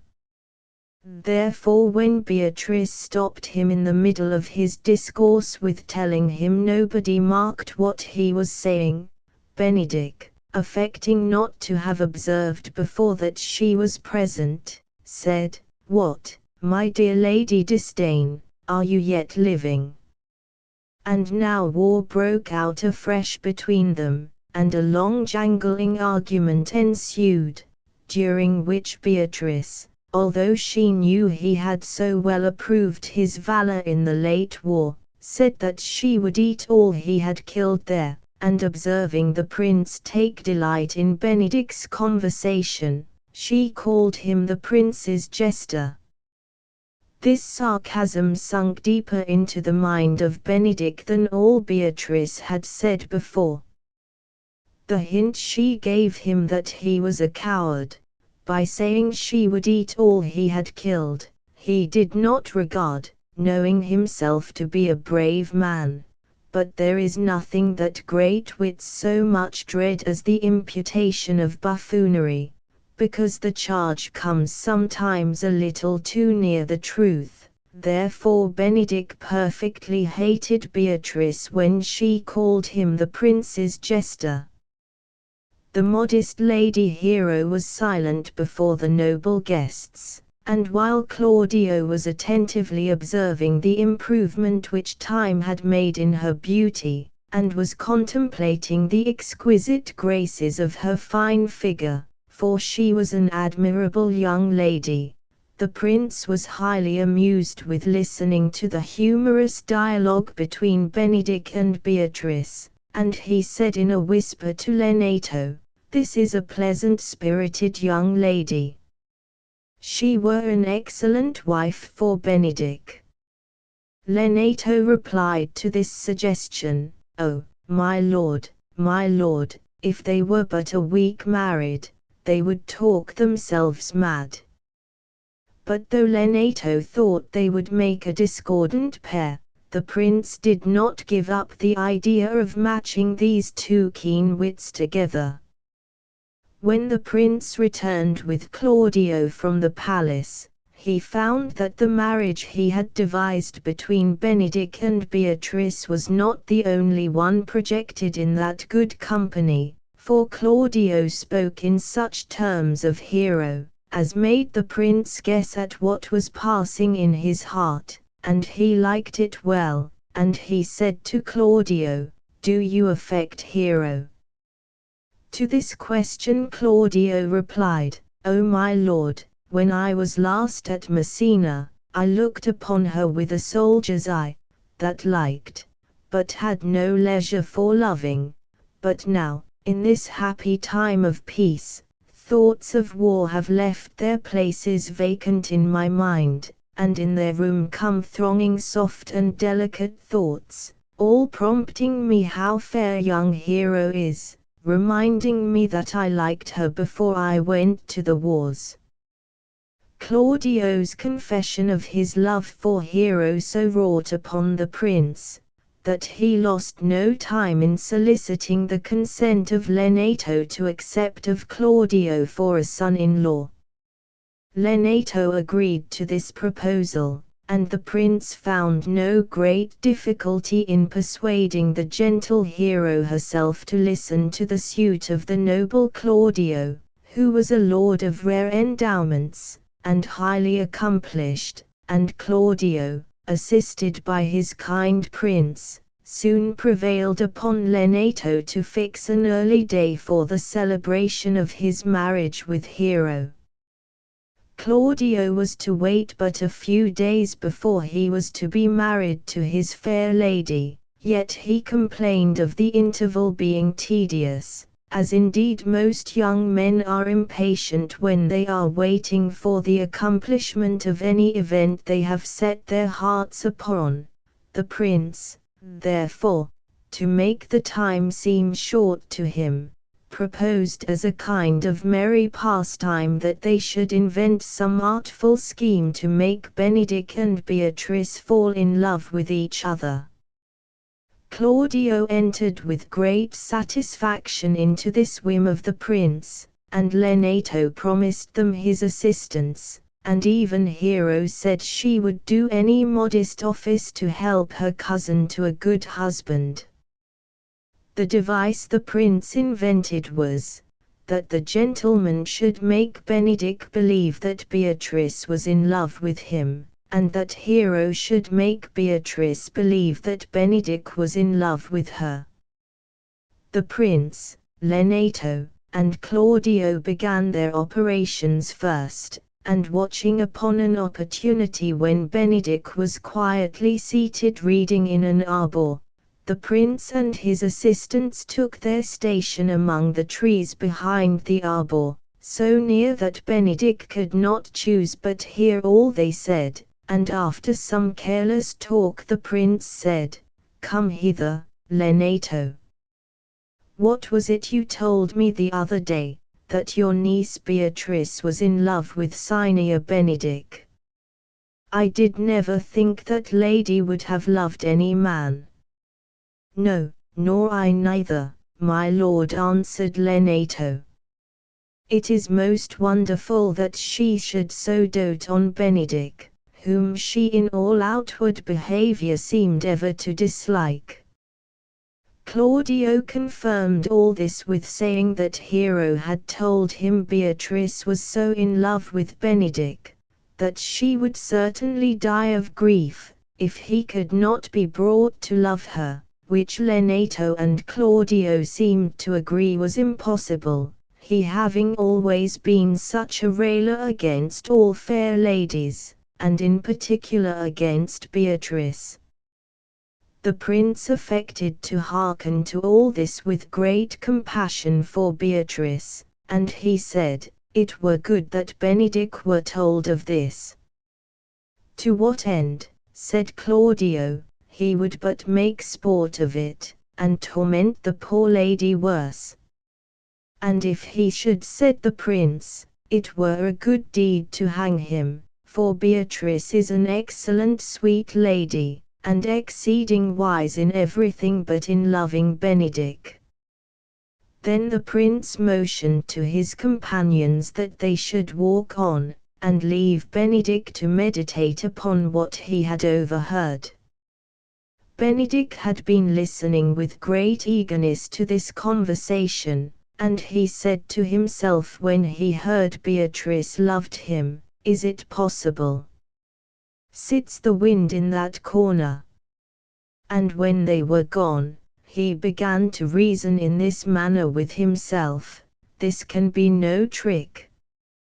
They were very serious, and they have the truth from Hero, and seem to pity the lady.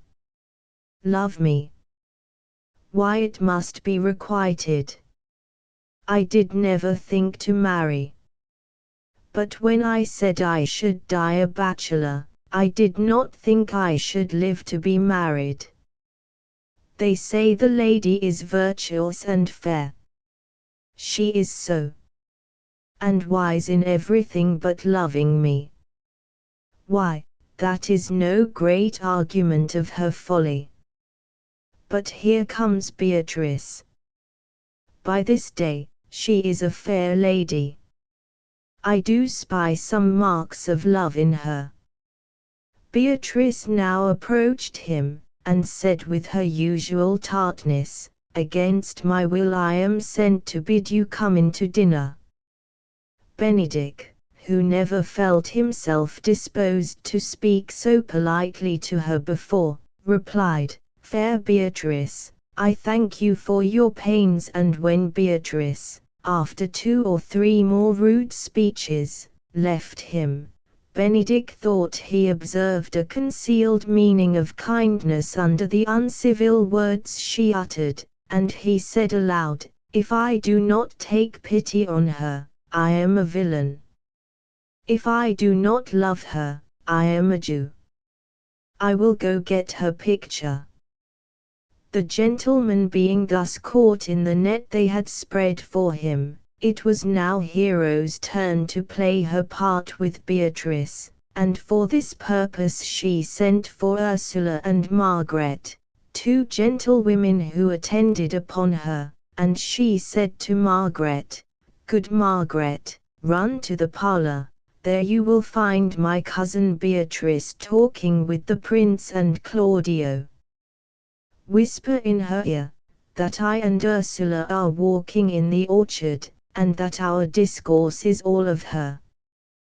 Bid her steal into that pleasant arbour, where honeysuckles, ripened by the sun, like ungrateful minions, forbid the sun to enter." This arbour, into which Hero desired Margaret to entice Beatrice, was the very same pleasant arbour where Benedick had so lately been an attentive listener. "I will make her come, I warrant," presently said Margaret. Hero, then taking Ursula with her into the orchard, said to her, "Now, Ursula, when Beatrice comes, we will walk up and down this alley, and our talk must be only of Benedick, and when I name him, let it be your part to praise him more than ever man did merit. My talk to you must be how Benedick is in love with Beatrice. Now begin, for look where Beatrice like a lapwing runs close by the ground, to hear our conference." They then began, Hero saying, as if in answer to something which Ursula had said, "No, truly, Ursula. She is too disdainful, her spirits are as coy as wild birds of the rock." "But are you sure," said Ursula, "that Benedick loves Beatrice so entirely?" Hero replied, "So says the prince, and my lord Claudio, and they entreated me to acquaint her with it, but I persuaded them, if they loved Benedick, never to let Beatrice know of it."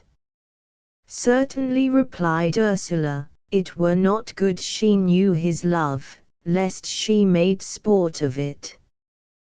"Why, to say truth," said Hero, "I never yet saw a man, how wise soever, or noble, young, or rarely featured, but she would dispraise him." Sure, such carping is not commendable," said Ursula. "No," replied Hero, "but who dare tell her so? If I should speak, she would mock me into air." "Oh, you wrong your cousin," said Ursula, "she cannot be so much without true judgment, as to refuse so rare a gentleman as Senior Benedick." "He hath an excellent good name," said Hero, "indeed, he is the first man in Italy, always excepting my dear Claudio." And now, Hero giving her attendant a hint that it was time to change the discourse, Ursula said, "And when are you to be married, madam?" Hero then told her, that she was to be married to Claudio the next day, and desired she would go in with her, and look at some new attire, as she wished to consult with her on what she would wear on the morrow. Beatrice, who had been listening with breathless eagerness to this dialogue, when they went away, exclaimed, "What fire is in mine ears! Can this be true? Farewell, contempt and scorn, and maiden pride, adieu. Benedick, love on. I will requite you, taming my wild heart to your loving hand." It must have been a pleasant sight to see these old enemies converted into new and loving friends, and to behold their first meeting after being cheated into mutual liking by the merry artifice of the good-humoured prince. But a sad reverse in the fortunes of Hero must now be thought of. The morrow, which was to have been her wedding day, brought sorrow on the heart of Hero and her good father Lenato. The prince had a half-brother, who came from the wars along with him to Messina, This brother, his name was Don John, was a melancholy, discontented man, whose spirits seemed to labor in the contriving of villainies. He hated the prince his brother, and he hated Claudio, because he was the prince's friend, and determined to prevent Claudio's marriage with Hero, only for the malicious pleasure of making Claudio and the prince unhappy, for he knew the prince had set his heart upon this marriage, almost as much as Claudio himself, and to effect this wicked purpose, he employed one Borachio, a man as bad as himself, whom he encouraged with the offer of a great reward. This Borachio paid his court to Margaret, Hero's attendant, and Don John, knowing this, prevailed upon him to make Margaret promise to talk with him from her lady's chamber window that night, after Hero was asleep, and also to dress herself in Hero's clothes, the better to deceive Claudio into the belief that it was Hero, for that was the end he meant to compass by this wicked plot. Don John then went to the prince and Claudio, and told them that Hero was an imprudent lady, and that she talked with men from her chamber window at midnight. Now this was the evening before the wedding, and he offered to take them that night, where they should themselves hear Hero discoursing with a man from her window, and they consented to go along with him, and Claudio said, "If I see anything tonight why I should not marry her, tomorrow in the congregation, where I intended to wed her, there will I shame her." The prince also said, "And as I assisted you to obtain her, I will join with you to disgrace her." When Don John brought them near Hero's chamber that night, they saw Borachio standing under the window, and they saw Margaret looking out of Hero's window, and heard her talking with Borachio, and Margaret being dressed in the same clothes they had seen Hero wear. The prince and Claudio believed it was the lady Hero herself. Nothing could equal the anger of Claudio, when he had made, as he thought, this discovery. All his love for the innocent Hero was at once converted into hatred, and he resolved to expose her in the church, as he had said he would, the next day, and the prince agreed to this, thinking no punishment could be too severe for the naughty lady, who talked with a man from her window the very night before she was going to be married to the noble Claudio. The next day, when they were all met to celebrate the marriage, and Claudio and Hero were standing before the priest, and the priest, or friar, as he was called, was proceeding to pronounce the marriage ceremony, Claudio, in the most passionate language, proclaimed the guilt of the blameless Hero, who, amazed at the strange words he uttered, said meekly, "Is my lord well, that he does speak so wide?" Lenato, in the utmost horror, said to the prince, "My lord, why speak not you?" "What should I speak?" said the prince, "I stand dishonored, that have gone about to link my dear friend to an unworthy woman." Lenato, "Upon my honor, myself, my brother, and this grieved Claudio, did see and hear her last night at midnight talk with a man at her chamber window." Benedick, in astonishment at what he heard, said, "This looks not like a nuptial." "True, O God," replied the heart-struck Hero, and then this hapless lady sunk down in a fainting fit, to all appearance dead. The prince and Claudio left the church, without staying to see if Hero would recover, or at all regarding the distress into which they had thrown Lenato. so hard-hearted had their anger made them. Benedick remained, and assisted Beatrice to recover Hero from her swoon, saying, "How does the lady?" "Dead, I think," replied Beatrice in great agony, for she loved her cousin, and knowing her virtuous principles, she believed nothing of what she had heard spoken against her. Not so the poor old father. He believed the story of his child's shame, and it was piteous to hear him lamenting over her, as she lay like one dead before him, wishing she might never more open her eyes. But the ancient friar was a wise man, and full of observation on human nature, and he had attentively marked the lady's countenance when she heard herself accused, and noted 1,000 blushing shames to start into her face, and then he saw an angel-like whiteness bear away those blushes, and in her eye he saw a fire that did belie the error that the prince did speak against her maiden truth, and he said to the sorrowing father, "Call me a fool, trust not my reading, nor my observation, trust not my age, my reverence, nor my calling, if this sweet lady lie not guiltless here under some biting error." When Hero had recovered from the swoon into which she had fallen, the friar said to her, "Lady, what man is he you are accused of?"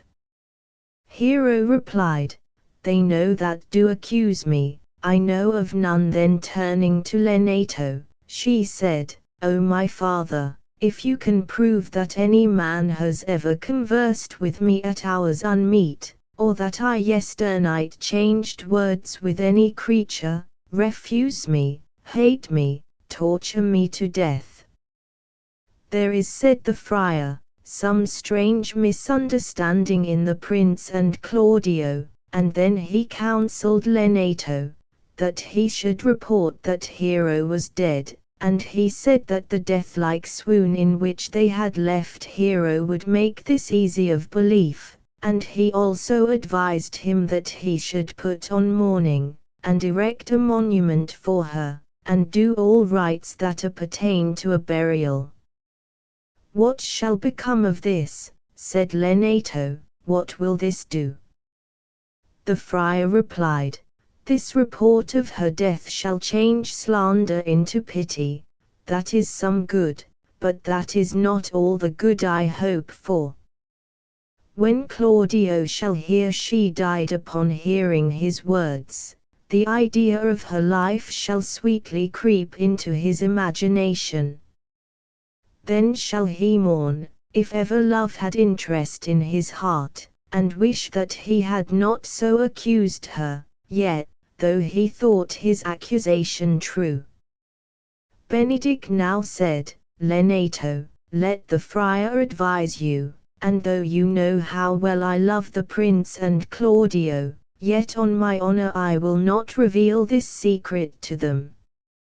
Lenato, thus persuaded, yielded, and he said sorrowfully, "I am so grieved, that the smallest twine may lead me."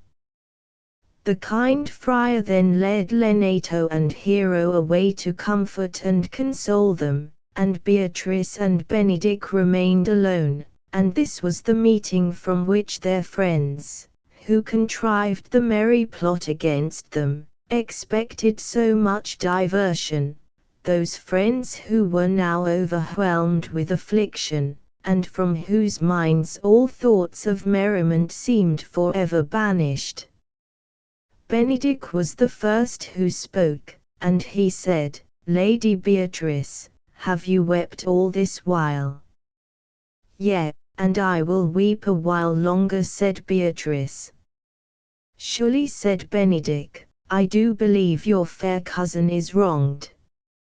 "Ah," said Beatrice, "how much might that man deserve of me who would right her?"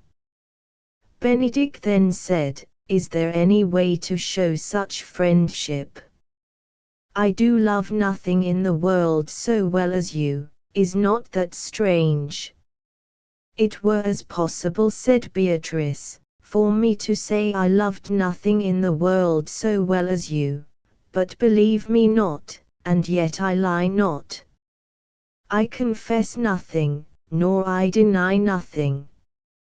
I am sorry for my cousin. By my sword, said Benedick, you love me, and I protest I love you. Come, bid me do anything for you. Kill Claudio, said Beatrice. Ha! Not for the wide world, said Benedick, for he loved his friend Claudio, and he believed he had been imposed upon. Is not Claudio a villain, that has slandered, scorned, and dishonored my cousin? Said Beatrice. Oh, that I were a man! Hear me, Beatrice, said Benedick. But Beatrice would hear nothing in Claudio's defense, and she continued to urge on Benedick to revenge her cousin's wrongs, and she said, talk with a man out of the window, a proper saying. Sweet hero! She is wronged, she is slandered, she is undone. Oh, that I were a man for Claudio's sake! Or that I had any friend, who would be a man for my sake. But valor is melted into courtesies and compliments. I cannot be a man with wishing, therefore I will die a woman with grieving. Tarry, good Beatrice, said Benedick, by this hand I love you. Use it for my love some other way than swearing by it, said Beatrice. Think you on your soul that Claudio has wronged Hero? Asked Benedick. Yea, answered Beatrice, as sure as I have a thought, or a soul. Enough, said Benedick, I am engaged, I will challenge him. I will kiss your hand, and so leave you. By this hand, Claudio shall render me a dear account. As you hear from me, so think of me. Go, comfort your cousin.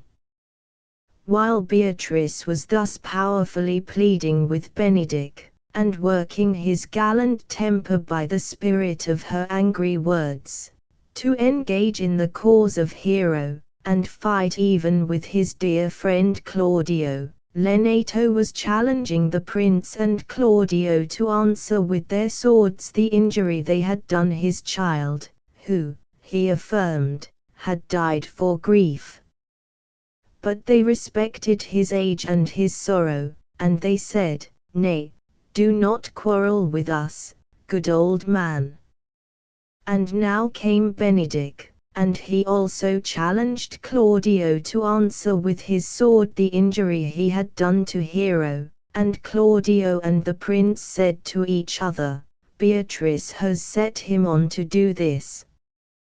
Claudio nevertheless must have accepted this challenge of Benedick, had not the justice of heaven at the moment brought to pass a better proof of the innocence of Hero than the uncertain fortune of a duel.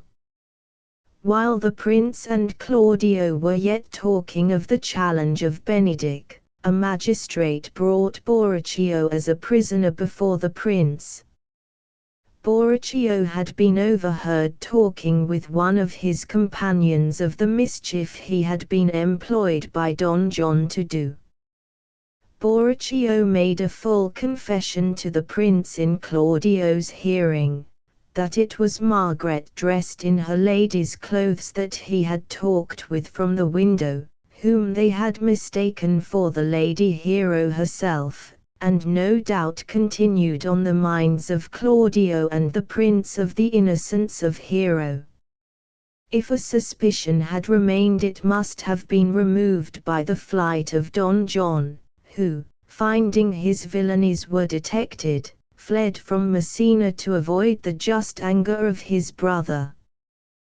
The heart of Claudio was sorely grieved when he found he had falsely accused Hero, who, he thought, died upon hearing his cruel words, and the memory of his beloved Hero's image came over him, in the rare semblance that he loved it first, and the prince asking him if what he heard did not run like iron through his soul, he answered, that he felt as if he had taken poison while Borachio was speaking. And the repentant Claudio implored forgiveness of the old man Lenato for the injury he had done his child, and promised, that whatever penance Lenato would lay upon him for his fault in believing the false accusation against his betrothed wife, for her dear Sake he would endure it. The penance Lenato enjoined him was, to marry the next morning a cousin of Hero's, who, he said, was now his heir, and in person very like Hero.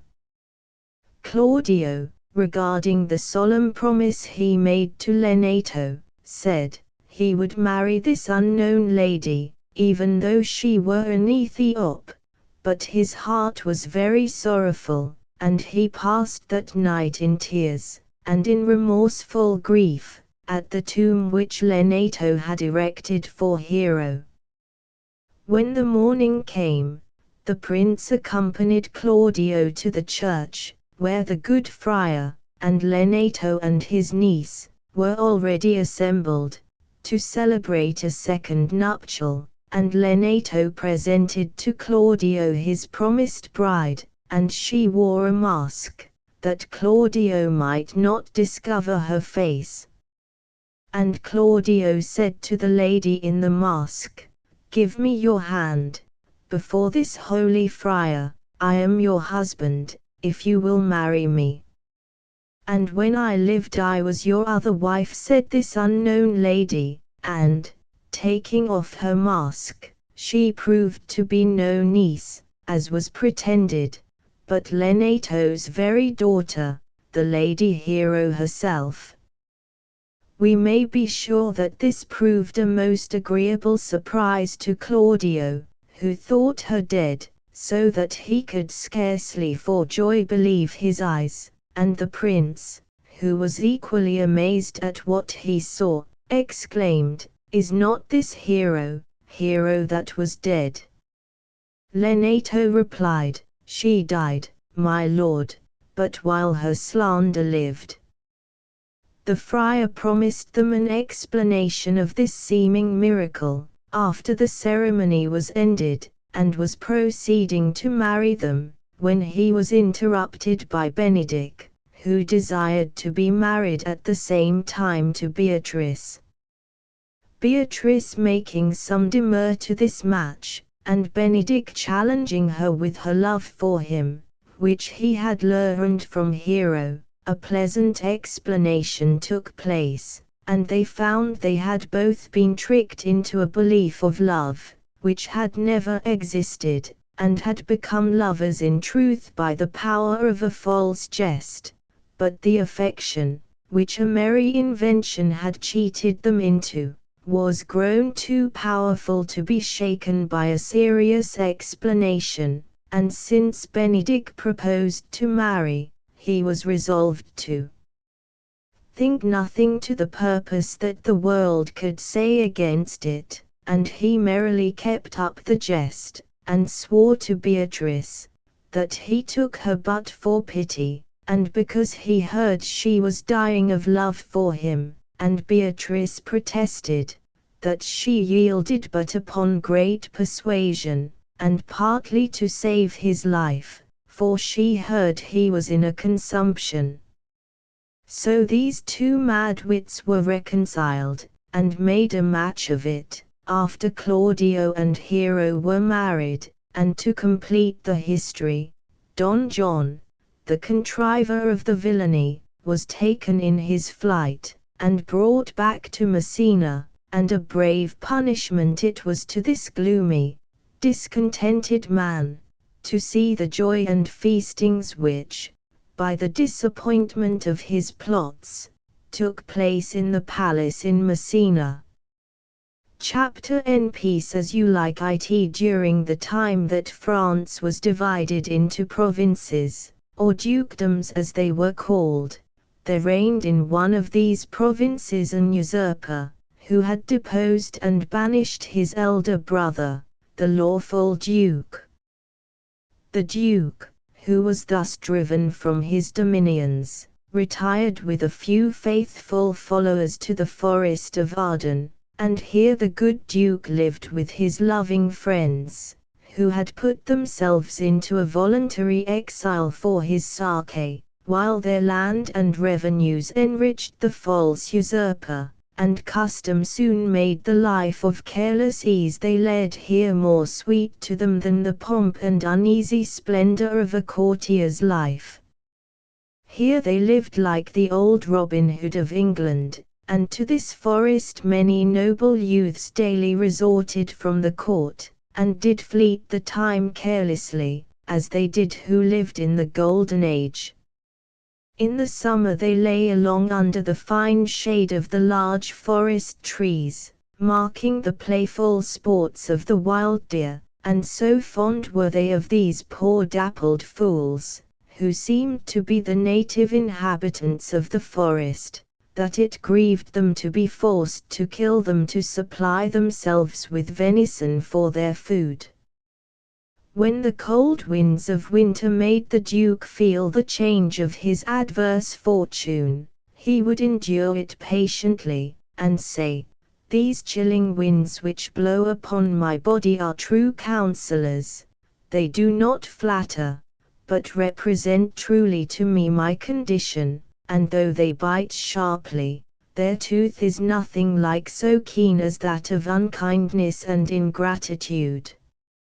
I find that howsoever men speak against adversity, yet some sweet uses are to be extracted from it, like the jewel, precious for medicine, which is taken from the head of the venomous and despised toad." In this manner did the patient Duke draw a useful moral from everything that he saw, and by the help of this moralizing turn, in that life of his, remote from public haunts, he could find tongues in trees, books in the running brooks, sermons in stones, and good in everything. The banished Duke had an only daughter, named Rosalind, whom the usurper, Duke Frederick, when he banished her father, still retained in his court as a companion for his own daughter Celia. A strict friendship subsisted between these ladies, which the disagreement between their fathers did not in the least interrupt, Celia striving by every kindness in her power to make amends to Rosalind for the injustice of her own father in deposing the father of Rosalind, and whenever the thoughts of her father's banishment, and her own dependence on the false usurper, made Rosalind melancholy, Celia's whole care was to comfort and console her.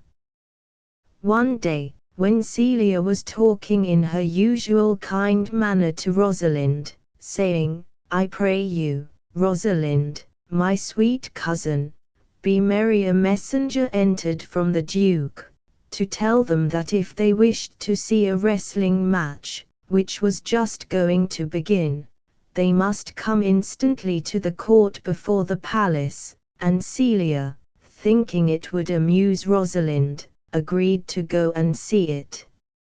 In those times wrestling, which is only practiced now by country clowns, was a favorite sport even in the courts of princes, and before fair ladies and princesses. To this wrestling match, therefore, Celia and Rosalind went. They found that it was likely to prove a very tragical sight, for a large and powerful man, who had been long practiced in the art of wrestling, and had slain many men in contests of this kind, was just going to wrestle with a very young man, who, from his extreme youth and inexperience in the art, the beholders all thought would certainly be killed. When the Duke saw Celia and Rosalind, he said, "How now, daughter and niece, are you crept hither to see the wrestling? You will take little delight in it, there is such odds in the men. In pity to this young man, I would wish to persuade him from wrestling. Speak to him, ladies, and see if you can move him."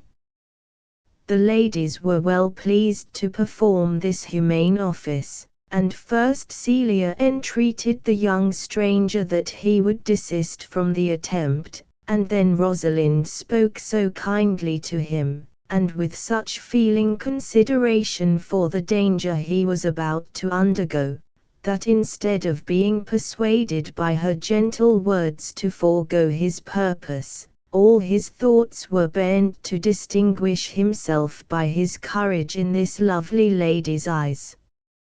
He refused the request of Celia and Rosalind in such graceful and modest words, that they felt still more concern for him. He concluded his refusal with saying, "I am sorry to deny such fair and excellent ladies anything.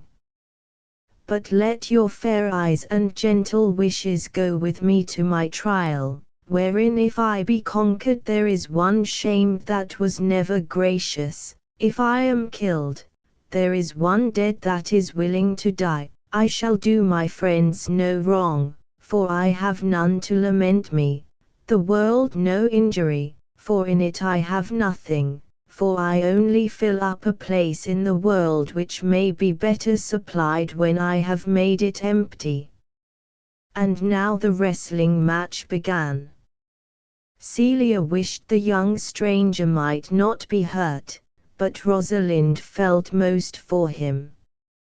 The friendless state which he said he was in, and that he wished to die, made Rosalind think that he was like herself, unfortunate, and she pitied him so much, and so deep an interest she took in his danger while he was wrestling, that she might almost be said at that moment to have fallen in love with him. The kindness shown this unknown youth by these fair and noble ladies gave him courage and strength, so that he performed wonders, and in the end completely conquered his antagonist, who was so much hurt, that for a while he was unable to speak or move. The Duke Frederick was much pleased with the courage and skill shown by this young stranger, and desired to know his name and parentage, meaning to take him under his protection.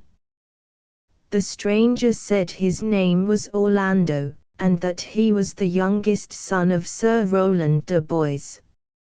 Sir Rowland de Boys, the father of Orlando, had been dead some years, but when he was living, he had been a true subject and dear friend of the banished Duke. Therefore, when Frederick heard Orlando was the son of his banished brother's friend, all his liking for this brave young man was changed into displeasure, and he left the place in very ill humor.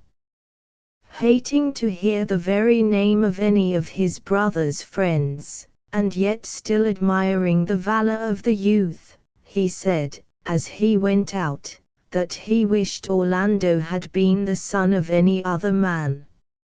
Rosalind was delighted to hear that her new favorite was the son of her father's old friend, and she said to Celia, "My father loved Sir Rowland de Boys, and if I had known this young man was his son, I would have added tears to my entreaties before he should have ventured."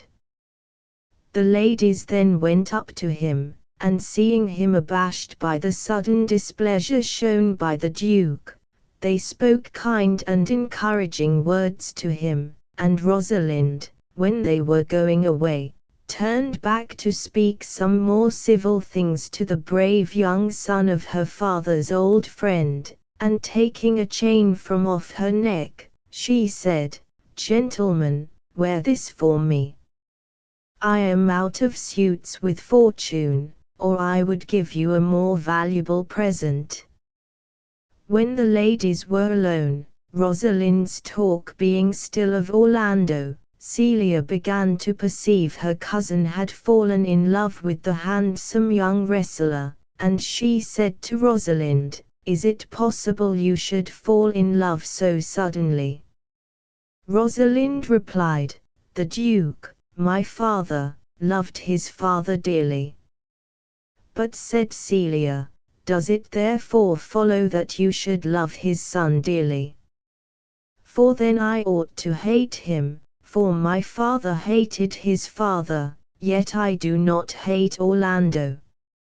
Frederick being enraged at the sight of Sir Roland de Boy's son, which reminded him of the many friends the banished Duke had among the nobility, and having been for some time displeased with his niece, because the people praised her for her virtues, and pitied her for her good father's sake, his malice suddenly broke out against her, and while Celia and Rosalind were talking of Orlando, Frederick entered the room, and with looks full of anger ordered Rosalind instantly to leave the palace, and follow her father into banishment, telling Celia, who in vain pleaded for her, that he had only suffered Rosalind to stay upon her account. "I did not then," said Celia, "entreat you to let her stay, for I was too young at that time to value her, but now that I know her worth, and that we so long have slept together, rose at the same instant, learned, played, and eat together, I cannot live out of her company." Frederick replied, "She is too subtle for you, her smoothness, her very silence, and her patience speak to the people, and they pity her. You are a fool to plead for her, for you will seem more bright and virtuous when she is gone, therefore open not your lips in her favor, for the doom which I have passed upon her is irrevocable." When Celia found she could not prevail upon her father to let Rosalind remain with her, she generously resolved to accompany her, and leaving her father's palace that night, she went along with her friend to seek Rosalind's father, the banished Duke, in the forest of Arden.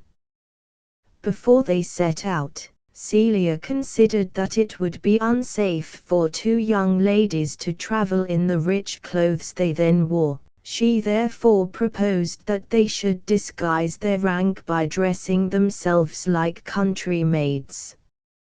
Rosalind said it would be a still greater protection if one of them was to be dressed like a man, and so it was quickly agreed on between them, that as Rosalind was the tallest, she should wear the dress of a young countryman, and Celia should be habited like a country lass, and that they should say they were brother and sister, and Rosalind said she would be called Ganymede, and Celia chose the name of Eleanor. Ganymede assumed the forward manners often seen in youths when they are between boys and men in this disguise, and taking their money and jewels to defray their expenses, these fair princesses set out on their long travel, for the forest of Arden was a long way off, beyond the boundaries of the Duke's dominions.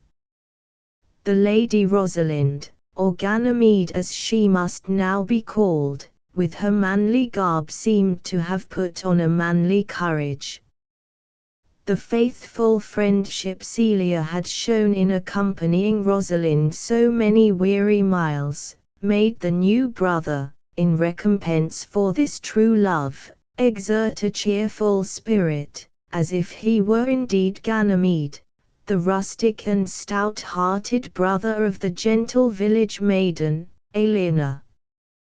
When at last they came to the forest of Arden, they no longer found the convenient inns and good accommodations they had met with on the road, and being in want of food and rest, Ganymede, who had so merrily cheered his sister with pleasant speeches and happy remarks all the way, now owned to Aelina that he was so weary, he could find in his heart to disgrace his man's apparel, and cry like a woman, and Aelina declared she could go no farther, and then again Ganymede tried to recollect that it was a man's duty to comfort and console a woman, as the weaker vessel, and to seem courageous to his new sister. He said, "Come, have a good heart, my sister Aelina, we are now at the end of our travel, in the forest of Arden."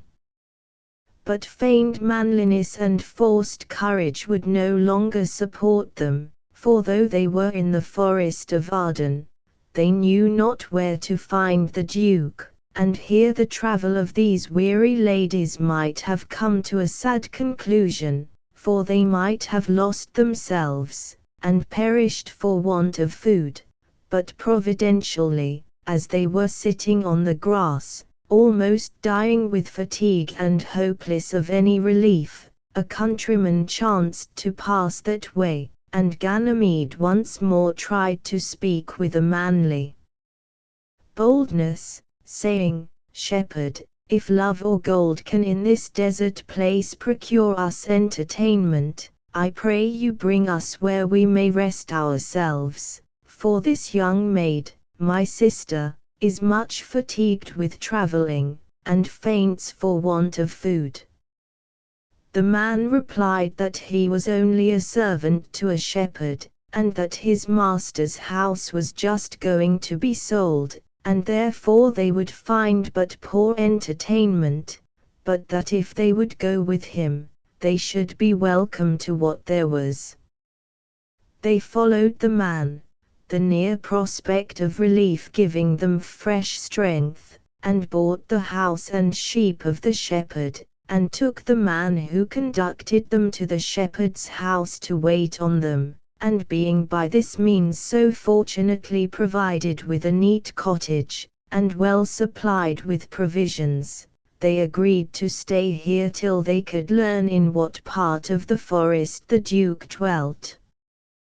When they were rested after the fatigue of their journey, they began to like their new way of life, and almost fancied themselves the shepherd and shepherdess they feigned to be. Yet sometimes Ganymede remembered he had once been the same Lady Rosalind who had so dearly loved the brave Orlando, because he was the son of old Sir Rowland, her father's friend. And though Ganymede thought that Orlando was many miles distant, even so many weary miles as they had travelled, yet it soon appeared that Orlando was also in the forest of Arden, and in this manner this strange event came to pass. Orlando was the youngest son of Sir Rowland de Boys, who, when he died, left him, Orlando being then very young, to the care of his eldest brother Oliver, charging Oliver on his blessing to give his brother a good education, and provide for him as became the dignity of their ancient house. Oliver proved an unworthy brother, and disregarding the commands of his dying father, he never put his brother to school, but kept him at home untaught and entirely neglected. But in his nature and in the noble qualities of his mind Orlando so much resembled his excellent father, that without any advantages of education he seemed like a youth who had been bred with the utmost care, and Oliver so envied the fine person and dignified manners of his untutored brother, that at last he wished to destroy him. And to effect this he set on people to persuade him to wrestle with the famous wrestler, who, as has been before related, had killed so many men. Now, it was this cruel brother's neglect of him which made Orlando say he wished to die, being so friendless. When Contrary to the wicked hopes he had formed, his brother proved victorious, his envy and malice knew no bounds, and he swore he would burn the chamber where Orlando slept.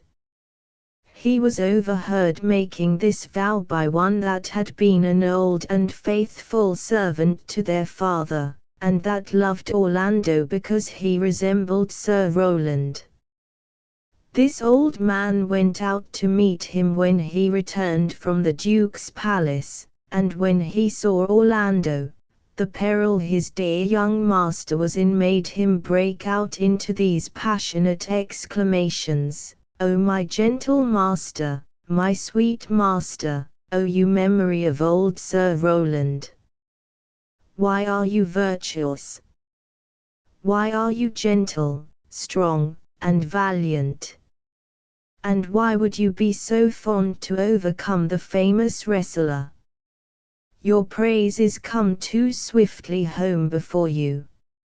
Orlando, wondering what all this meant, asked him what was the matter. And then the old man told him how his wicked brother, envying the love all people bore him, and now hearing the fame he had gained by his victory in the Duke's palace, intended to destroy him, by setting fire to his chamber that night, and in conclusion, advised him to escape the danger he was in by instant flight, and knowing Orlando had no money, Adam, for that was the good old man's name, had brought out with him his own little hoard, and he said, "I have 500 crowns, the thrifty hire I saved under your father, and laid by to be provision for me when my old limbs should become unfit for service. Take that, and he that doth the ravens feed be comfort to my age. Here is the gold, all this I give to you, let me be your servant, though I look old I will do the service of a younger man in all your business and necessities." "O good old man," said Orlando, "how well appears in you the constant service of the old world. You are not for the fashion of these times. We will go along together, and before your youthful wages are spent, I shall light upon some means for both our maintenance." Together then this faithful servant and his loved master set out, and Orlando and Adam travelled on, uncertain what course to pursue, till they came to the forest of Arden, and there they found themselves in the same distress for want of food that Ganymede and Aliena had been. They wandered on, seeking some human habitation, till they were almost spent with hunger and fatigue. Adam at last said, "O my dear master, I die for want of food, I can go no farther." He then laid himself down, thinking to make that place his grave, and bade his dear master farewell. Orlando, seeing him in this weak state, took his old servant up in his arms, and carried him under the shelter of some pleasant trees, and he said to him, cheerily, "Old Adam, rest your weary limbs here a while, and do not talk of dying." Orlando then searched about to find some food, and he happened to arrive at that part of the forest where the Duke was, and he and his friends were just going to eat their dinner, this royal Duke being seated on the grass, under no other canopy than the shady covert of some large trees. Orlando, whom hunger had made desperate, drew his sword, intending to take their meat by force, and said, "Forbear and eat no more, I must have your food." The Duke asked him, if distress had made him so bold, or if he were a rude despiser of good manners. On this Orlando said, he was dying with hunger, and then the Duke told him he was welcome to sit down and eat with them. Orlando, hearing him speak so gently, put up his sword, and blushed with shame at the rude manner in which he had demanded their food. "Pardon me, I pray you," said he, "I thought that all things had been savage here, and therefore I put on the countenance of stern command. But whatever men you are, that in this desert, under the shade of melancholy boughs, lose and neglect the creeping hours of time, if ever you have looked on better days, if ever you have been where bells have knolled to church, if you have ever sat at any good man's feast, if ever from your eyelids you have wiped a tear, and know what it is to pity or be pitied, may gentle speeches now move you to do me human courtesy." The Duke replied, "True it is that we are men, as you say, who have seen better days, and though we have now our habitation in this wild forest, we have lived in towns and cities, and have with holy bell been knolled to church, have sat at good men's feasts, and from our eyes have wiped the drops which sacred pity has engendered. Therefore sit you down, and take of our refreshment as much as will minister to your wants." "There is an old poor man," answered Orlando, "who has limped after me many a weary step in pure love, oppressed at once with two sad infirmities, age and hunger. Till he be satisfied, I must not touch a bit." "Go, find him out, and bring him hither," said the Duke. "We will forbear to eat till you return." Then Orlando went like a doe to find its fawn and give it food, and presently returned, bringing Adam in his arms, and the Duke said, "Set down your venerable burthen, you are both welcome." And they fed the old man, and cheered his heart, and he revived, and recovered his health and strength again. The Duke inquired who Orlando was, and when he found that he was the son of his old friend, Sir Roland de Boys, he took him under his protection, and Orlando and his old servant lived with the Duke in the forest. Orlando arrived in the forest not many days after Ganymede and Aliena came there, and, as has been before related, bought the shepherd's cottage. Ganymede and Aliena were strangely surprised to find the name of Rosalind carved on the trees, and love sonnets fastened to them, all addressed to Rosalind, and while they were wondering how this could be, they met Orlando, and they perceived the chain which Rosalind had given him about his neck. Orlando little thought that Ganymede was the fair Princess Rosalind, who, by her noble condescension and favor, had so won his heart that he passed his whole time in carving her name upon the trees, and writing sonnets in praise of her beauty. But being much pleased with the graceful air of this pretty shepherd youth, he entered into conversation with him, and he thought he saw a likeness in Ganymede to his beloved Rosalind, but that he had none of the dignified deportment of that noble lady. For Ganymede assumed the forward manners often seen in youths when they are between boys and men, and with much archness and humor talked to Orlando of a certain lover, who, said he, haunts our forest, and spoils our young trees with carving Rosalind upon their barks, and he hangs odes upon hawthorns, and elegies on brambles, all praising this same Rosalind.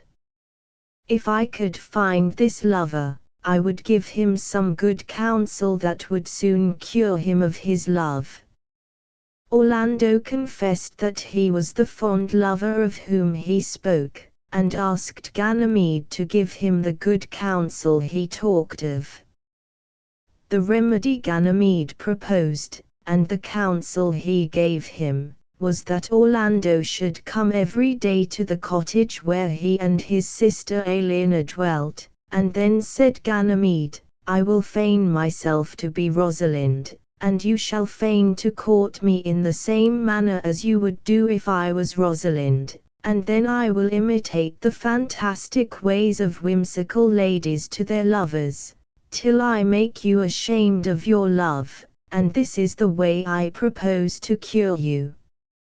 Orlando had no great faith in the remedy, yet he agreed to come every day to Ganymede's cottage, and feign a playful courtship, and every day Orlando visited Ganymede and Aelina, and Orlando called the shepherd Ganymede his Rosalind, and every day talked over all the fine words and flattering compliments which young men delight to use when they court their mistresses. It does not appear, however, that Ganymede made any progress in curing Orlando of his love for Rosalind. Though Orlando thought all this was but a sportive play, not dreaming that Ganymede was his very Rosalind, yet the opportunity it gave him of saying all the fond things he had in his heart, pleased his fancy almost as well as it did Ganymede's, who enjoyed the secret jest in knowing these fine love speeches were all addressed to the right person.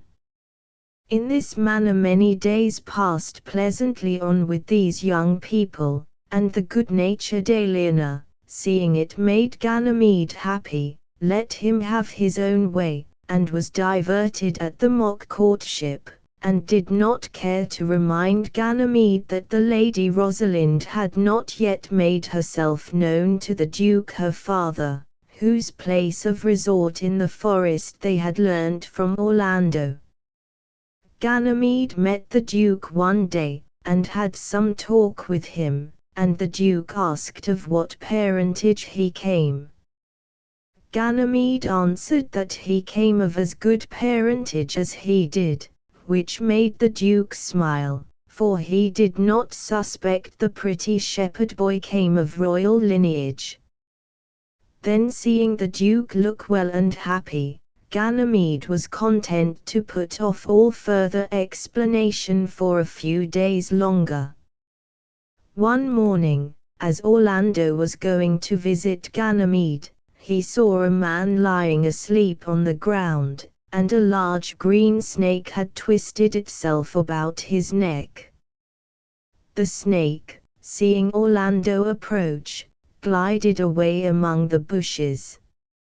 Orlando went nearer, and then he discovered a lioness lie crouching, with her head on the ground, with a cat-like watch, waiting until the sleeping man awaked, for it is said that lions will prey on nothing that is dead or sleeping.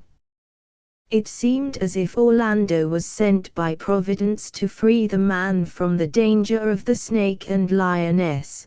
But when Orlando looked in the man's face, he perceived that the sleeper who was exposed to this double peril, was his own brother Oliver, who had so cruelly used him, and had threatened to destroy him by fire, and he was almost tempted to leave him a prey to the hungry lioness.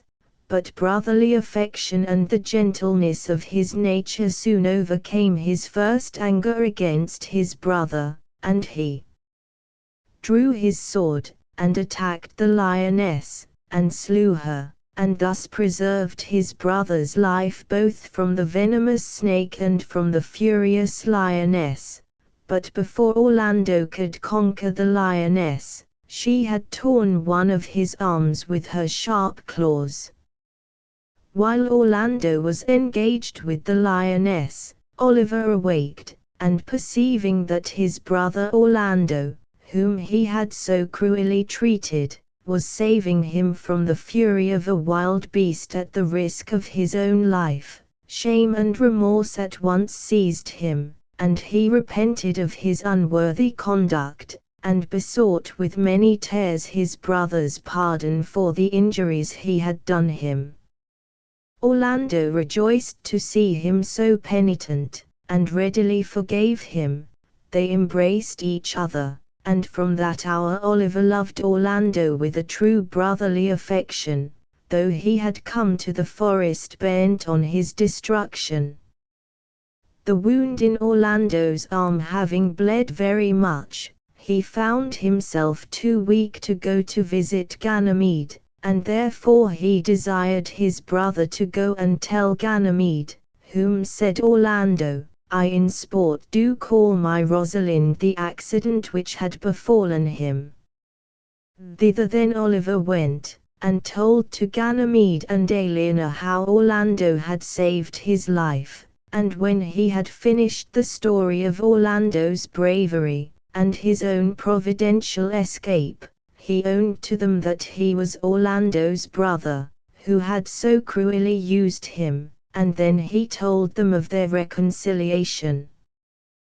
The sincere sorrow that Oliver expressed for his offences made such a lively impression on the kind heart of Aliena, that she instantly fell in love with him, and Oliver observing how much she pitied the distress he told her he felt for his fault, he as suddenly fell in love with her.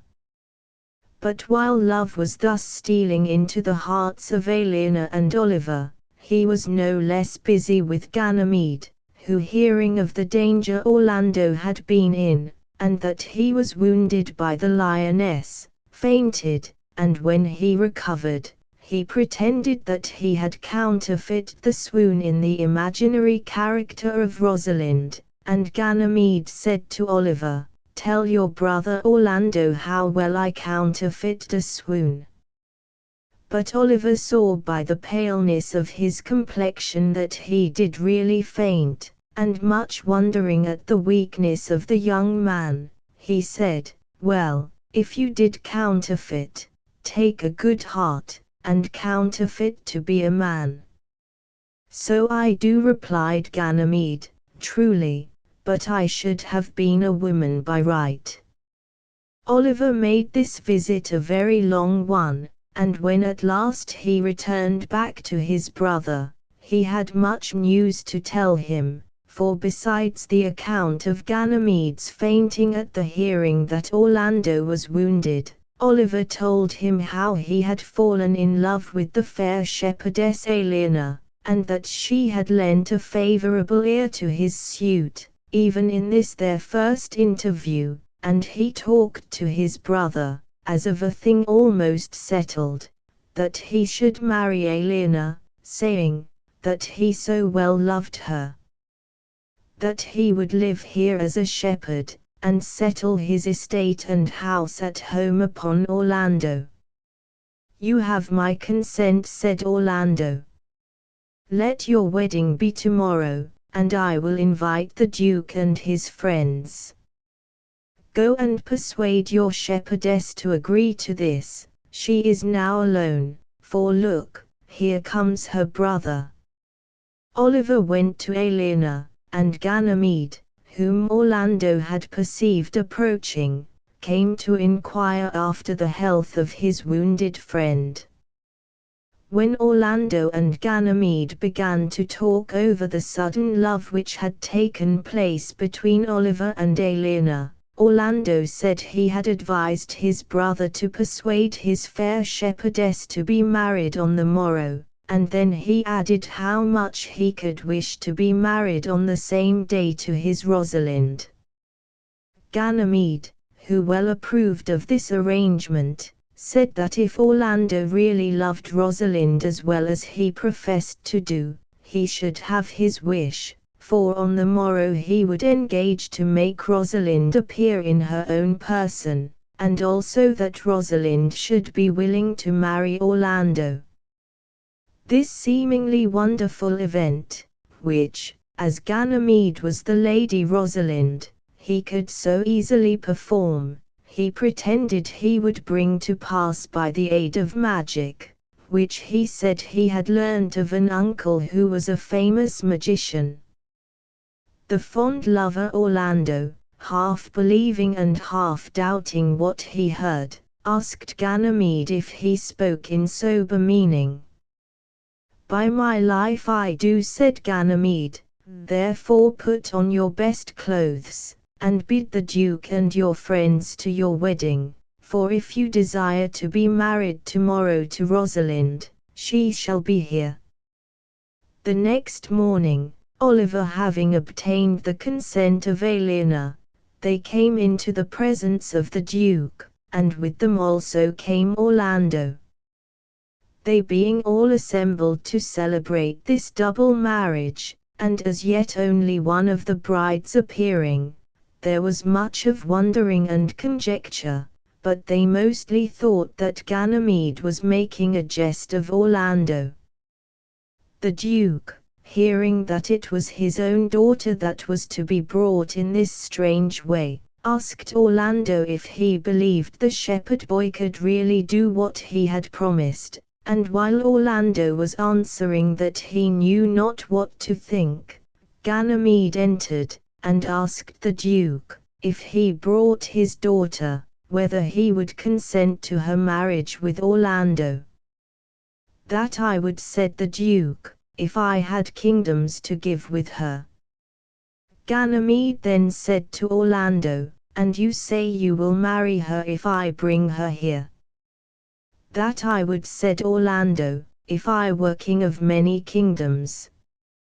Ganymede and Eleanor then went out together, and Ganymede throwing off his male attire, and being once more dressed in woman's apparel, quickly became Rosalind without the power of magic, and Eleanor changing her country garb for her own rich clothes, was with as little trouble transformed into the Lady Celia.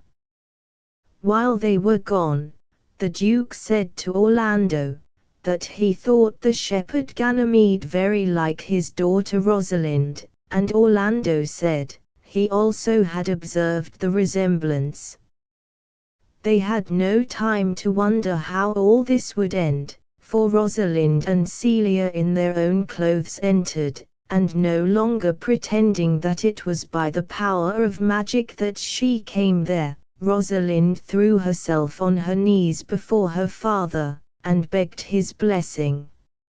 It seemed so wonderful to all present that she should so suddenly appear, that it might well have passed for magic, but Rosalind would no longer trifle with her father, and told him the story of her banishment, and of her dwelling in the forest as a shepherd boy, her cousin Celia passing as her sister. The Duke ratified the consent he had already given to the marriage, and Orlando and Rosalind, Oliver and Celia, were married at the same time. And though their wedding could not be celebrated in this wild forest with any of the parade or splendor usual on such occasions, yet a happier wedding day was never passed, and while they were eating their venison under the cool shade of the pleasant trees, as if nothing should be wanting to complete the felicity of this good Duke and the true lovers, an unexpected messenger arrived to tell the Duke the joyful news, that his dukedom was restored to him.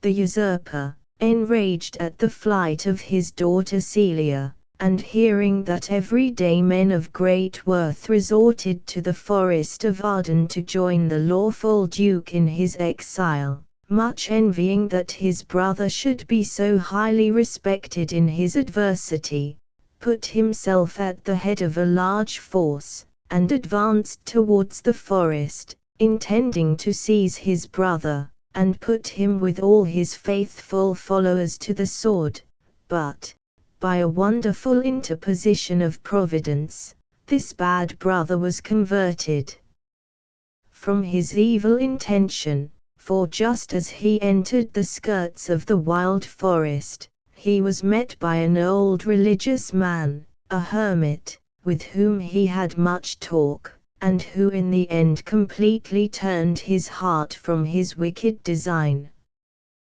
Thenceforward he became a true penitent, and resolved, relinquishing his unjust dominion, to spend the remainder of his days in a religious house. The first act of his newly conceived penitence was to send a messenger to his brother, as has been related, to offer to restore to him his dukedom, which he had usurped so long, and with it the lands and revenues of his friends, the faithful followers of his adversity. This joyful news, as unexpected as it was welcome, came opportunely to heighten the festivity and rejoicings at the wedding of the princesses. Celia complimented her cousin on this good fortune which had happened to the Duke, Rosalind's father, and wished her joy very sincerely, though she herself was no longer heir to the dukedom, but by this restoration which her father had made, Rosalind was now the heir. So completely was the love of these two cousins unmixed with anything of jealousy or of envy. The Duke had now an opportunity of rewarding those true friends who had stayed with him in his banishment, and these worthy followers, though they had patiently shared his adverse fortune, were very well pleased to return in peace and prosperity to the palace of their lawful Duke. Chapter in Peace. The two gentlemen of Verona. There lived in the city of Verona two young gentlemen, whose names were Valentine and Proteus, between whom a firm and uninterrupted friendship had long subsisted. They pursued their studies together, and their hours of leisure were always passed in each other's company, except when Proteus visited a lady he was in love with, and these visits to his mistress, and this passion of Proteus for the fair Julia, were the only topics on which these two friends disagreed, for Valentine, not being himself a lover, was sometimes a little weary of hearing his friend forever talking of his Julia, and then he would laugh at Proteus, and in pleasant terms ridicule the passion of love, and declare that no such idle fancies should ever enter his head, greatly preferring, as he said, the free and happy life he led, to the anxious hopes and fears of the lover Proteus. One morning Valentine came to Proteus to tell him that they must for a time be separated, for that he was going to Milan. Proteus, unwilling to part with his friend, used many arguments to prevail upon Valentine not to leave him, but Valentine said, "Cease to persuade me, my loving Proteus. I will not, like a sluggard, wear out my youth in idleness at home. Home-keeping youths have ever homely wits. If your affection were not chained to the sweet glances of your honored Julia, I would entreat you to accompany me, to see the wonders of the world abroad, but since you are a lover, love on still, and may your love be prosperous." They parted with mutual expressions of unalterable friendship. "Sweet Valentine, adieu," said Proteus. "Think on me, when you see some rare object worthy of notice in your travels, and wish me partaker of your happiness." Valentine began his journey that same day towards Milan, and when his friend had left him, Proteus sat down to write a letter to Julia, which he gave to her maid Lucetta to deliver to her mistress. Julia loved Proteus as well as he did her, but she was a lady of a noble spirit, and she thought it did not become her maiden dignity too easily to be won. Therefore she affected to be insensible of his passion, and gave him much uneasiness in the prosecution of his suit.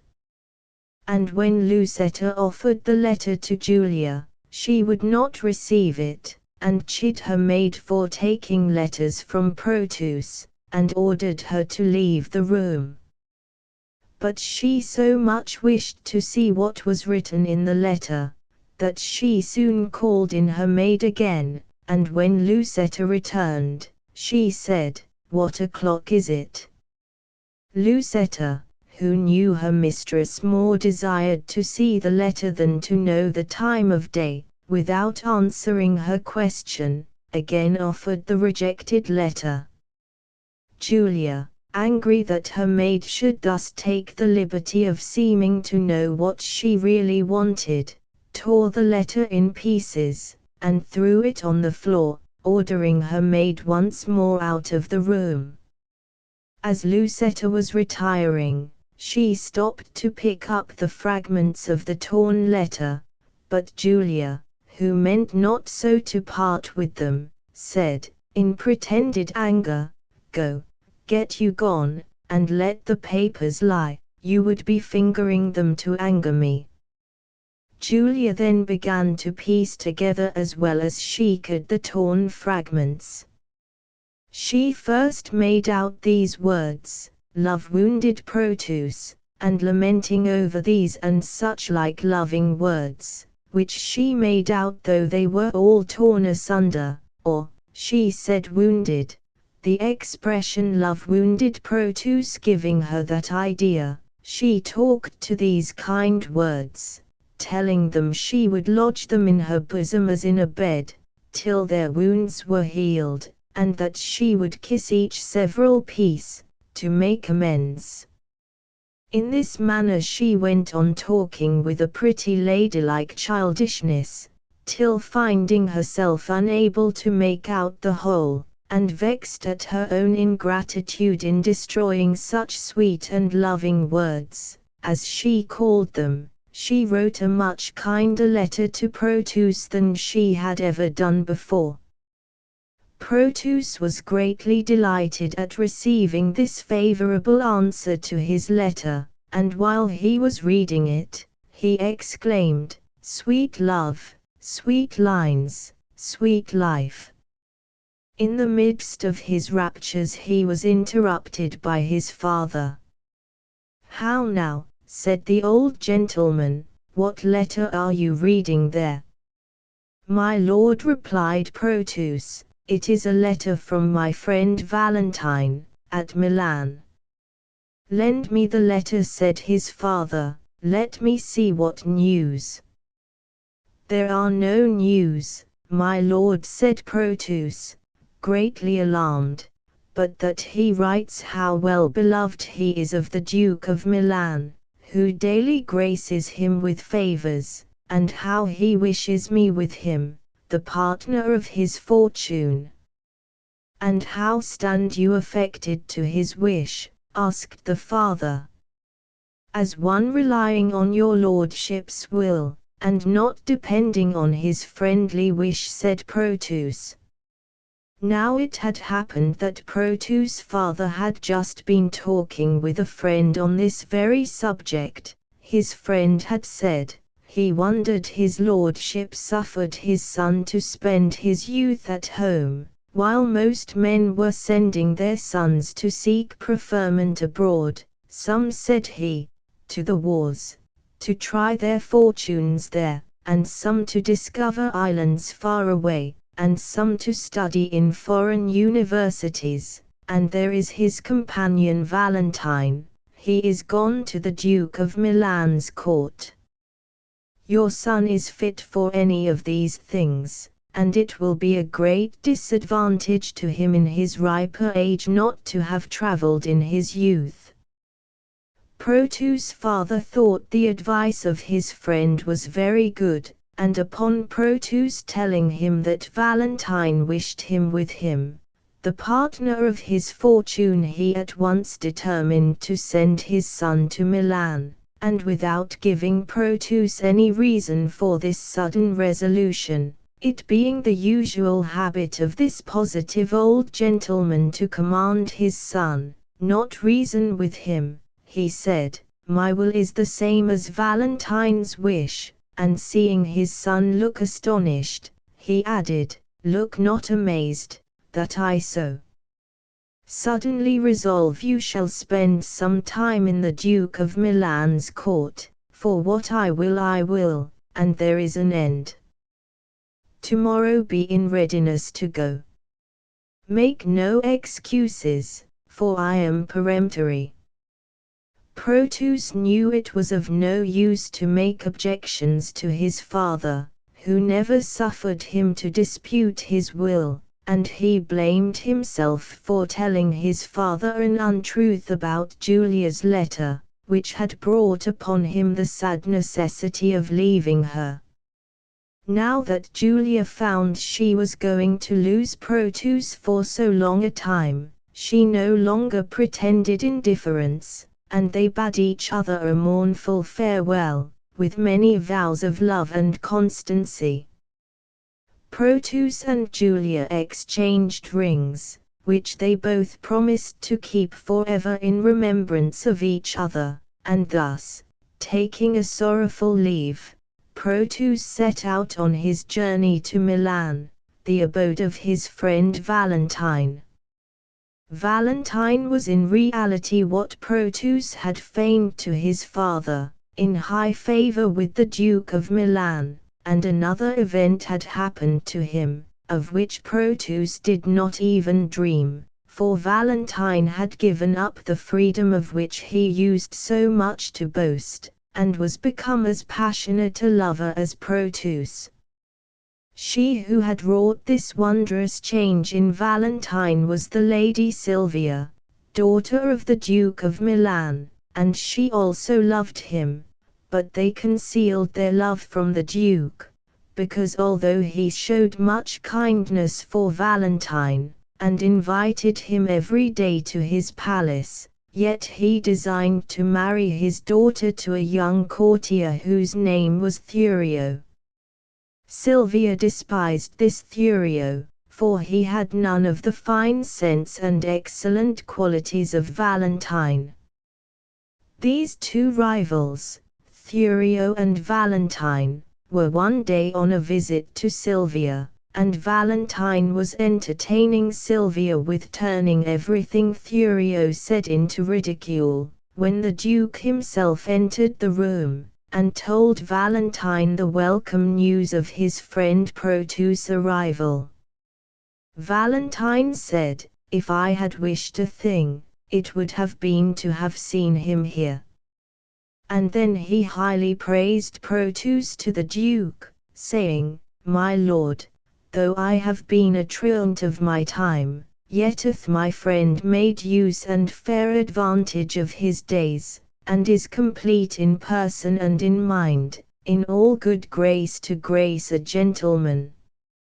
"Welcome him then according to his worth," said the Duke. "Silvia, I speak to you, and you, Sir Thurio, for Valentine, I need not bid him do so." They were here interrupted by the entrance of Proteus, and Valentine introduced him to Silvia, saying, "Sweet lady, entertain him to be my fellow servant to your ladyship." When Valentine and Proteus had ended their visit, and were alone together, Valentine said, "Now tell me how all does from whence you came. How does your lady, and how thrives your love?" Proteus replied, "My tales of love used to weary you. I know you joy not in a love discourse." Proteus, returned Valentine, "but that life is altered now. I have done penance for condemning love. For in revenge of my contempt of love, love has chased sleep from my enthralled eyes. O gentle Proteus, love is a mighty lord, and hath so humbled me, that I confess there is no woe like his correction, nor no such joy on earth as in his service. I now like no discourse except it be of love. Now I can break my fast, dine, sup, and sleep, upon the very name of love." This acknowledgment of the change which love had made in the disposition of Valentine was a great triumph to his friend Proteus. but friend Proteus must be called no longer, for the same all-powerful deity Love, of whom they were speaking, yet, even while they were talking of the change he had made in Valentine, was working in the heart of Proteus, and he, who had till this time been a pattern of true love and perfect friendship, was now, in one short interview with Sylvia, become a false friend and a faithless lover, for at the first sight of Sylvia all his love for Julia vanished away like a dream, nor did his long friendship for Valentine deter him from endeavoring to supplant him in her affections, and although, as it will always be, when people of dispositions naturally good become unjust, he had many scruples before he determined to forsake Julia, and become the rival of Valentine, yet he at length overcame his sense of duty, and yielded himself up, almost without remorse, to his new unhappy passion. Valentine imparted to him in confidence the whole history of his love, and how carefully they had concealed it from the Duke her father, and told him, that, despairing of ever being able to obtain his consent, he had prevailed upon Sylvia to leave her father's palace that night, and go with him to Mantua. Then he showed Proteus a ladder of ropes, by help of which he meant to assist Sylvia to get out of one of the windows of the palace after it was dark. Upon hearing this faithful recital of his friend's dearest secrets, it is hardly possible to be believed, but so it was, that Proteus resolved to go to the Duke, and disclose the whole to him. This false friend began his tale with many artful speeches to the Duke, such as that by the laws of friendship he ought to conceal what he was going to reveal, but that the gracious favor the Duke had shown him, and the duty he owed his grace, urged him to tell that which else no worldly good should draw from him. He then told all he had heard from Valentine, not omitting the ladder of ropes, and the manner in which Valentine meant to conceal them under a long cloak. The Duke thought Proteus quite a miracle of integrity, in that he preferred telling his friend's intention rather than he would conceal an unjust action, highly commended him, and promised him not to let Valentine know from whom he had learned this intelligence, but by some artifice to make Valentine betray the secret himself. For this purpose the Duke awaited the coming of Valentine in the evening, whom he soon saw hurrying towards the palace, and he perceived somewhat was wrapped within his cloak, which he concluded was the rope ladder. The Duke upon this stopped him, saying, "Whither away so fast, Valentine?" "May it please your grace," said Valentine, "there is a messenger that stays to bear my letters to my friends, and I am going to deliver them." Now this falsehood of Valentine's had no better success in the event than the untruth Proteus told his father. "Be they of much import?" said the Duke. "No more, my lord," said Valentine, "than to tell my father I am well and happy at your grace's court." "Nay then," said the Duke, "no matter, stay with me a while. I wish your counsel about some affairs that concern me nearly." He then told Valentine an artful story, as a prelude to draw his secret from him, saying that Valentine knew he wished to match his daughter with Thurio, but that she was stubborn and disobedient to his commands, neither regarding, said he, that she is my child, nor fearing me as if I were her father. And I may say to thee, this pride of hers has drawn my love from her. I had thought my age should have been cherished by her childlike duty. I now am resolved to take a wife, and turn her out to whosoever will take her in. Let her beauty be her wedding dower, for me and my possessions she esteems not. Valentine, wondering where all this would end, made answer, and what would your grace have me to do in all this? Why, said the Duke, the lady I would wish to marry is nice and coy, and does not much esteem my aged eloquence. Besides, the fashion of courtship is much changed since I was young. Now I would willingly have you to be my tutor to instruct me how I am to woo. Valentine gave him a general idea of the modes of courtship then practiced by young men, when they wished to win a fair lady's love, such as presents, frequent visits, and the like. The Duke replied to this, that the lady did refuse a present which he sent her, and that she was so strictly kept by her father, that no man might have access to her by day. Why then, said Valentine, you must visit her by night. But at night, said the artful Duke, who was now coming to the drift of his discourse, her doors are fast locked. Valentine then unfortunately proposed that the Duke should get into the lady's chamber at night by means of a ladder of ropes, saying he would procure him one fitting for that purpose, and in conclusion advised him to conceal this ladder of ropes under such a cloak as that which he now wore. Lend me your cloak, said the Duke, who had feigned this long story on purpose to have a pretence to get off the cloak. So upon saying these words, he caught hold of Valentine's cloak, and throwing it back, he discovered not only the ladder of ropes, but also a letter of Sylvia's, which he instantly opened and read, and this letter contained a full account of their intended elopement.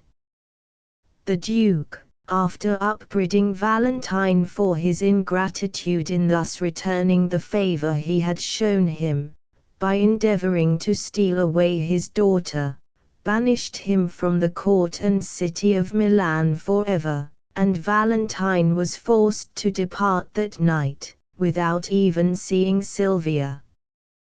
While Proteus at Milan was thus injuring Valentine, Julia at Verona was regretting the absence of Proteus, and her regard for him at last so far overcame her sense of propriety, that she resolved to leave Verona, and seek her lover at Milan, and to secure herself from danger on the road, she dressed her maiden Lucetta and herself in men's clothes, and they set out in this disguise, and arrived at Milan soon after Valentine was banished from that city through the treachery of Proteus. Julia entered Milan about noon, and she took up her abode at an inn, and her thoughts being all on her dear Proteus, she entered into conversation with the innkeeper, or host, as he was called, thinking by that means to learn some news of Proteus. The host was greatly pleased that this handsome young gentleman, as he took her to be, who from his appearance he concluded was of high rank, spoke so familiarly to him, and being a good-natured man, he was sorry to see him look so melancholy, and to amuse his young guest, he offered to take him to hear some fine music, with which, he said, a gentleman that evening was going to serenade his mistress.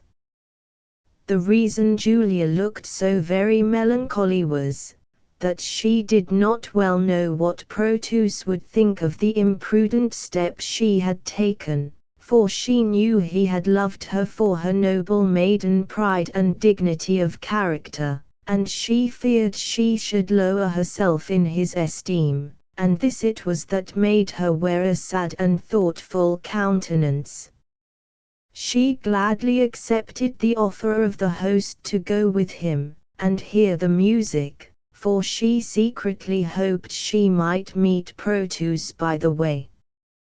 But when she came to the palace whither the host conducted her, a very different effect was produced to what the kind host intended, for there, to her heart's sorrow, she beheld her lover, the inconstant Proteus, serenading the Lady Sylvia with music, and addressing discourse of love and admiration to her. And Julia overheard Sylvia from a window talk with Proteus, and reproach him for forsaking his own true lady, and for his ingratitude to his friend Valentine, and then Sylvia left the window, not choosing to listen to his music and his fine speeches, for she was a faithful lady to her banished Valentine, and abhorred the ungenerous conduct of his false friend Proteus. Though Julia was in despair at what she had just witnessed, yet did she still love the truant Proteus, and hearing that he had lately parted with a servant, she contrived with the assistance of her host, the friendly innkeeper, to hire herself to Proteus as a page, and Proteus knew not she was Julia, and he sent her with letters and presents to her rival Sylvia, and he even sent by her the very ring she gave him as a parting gift at Verona.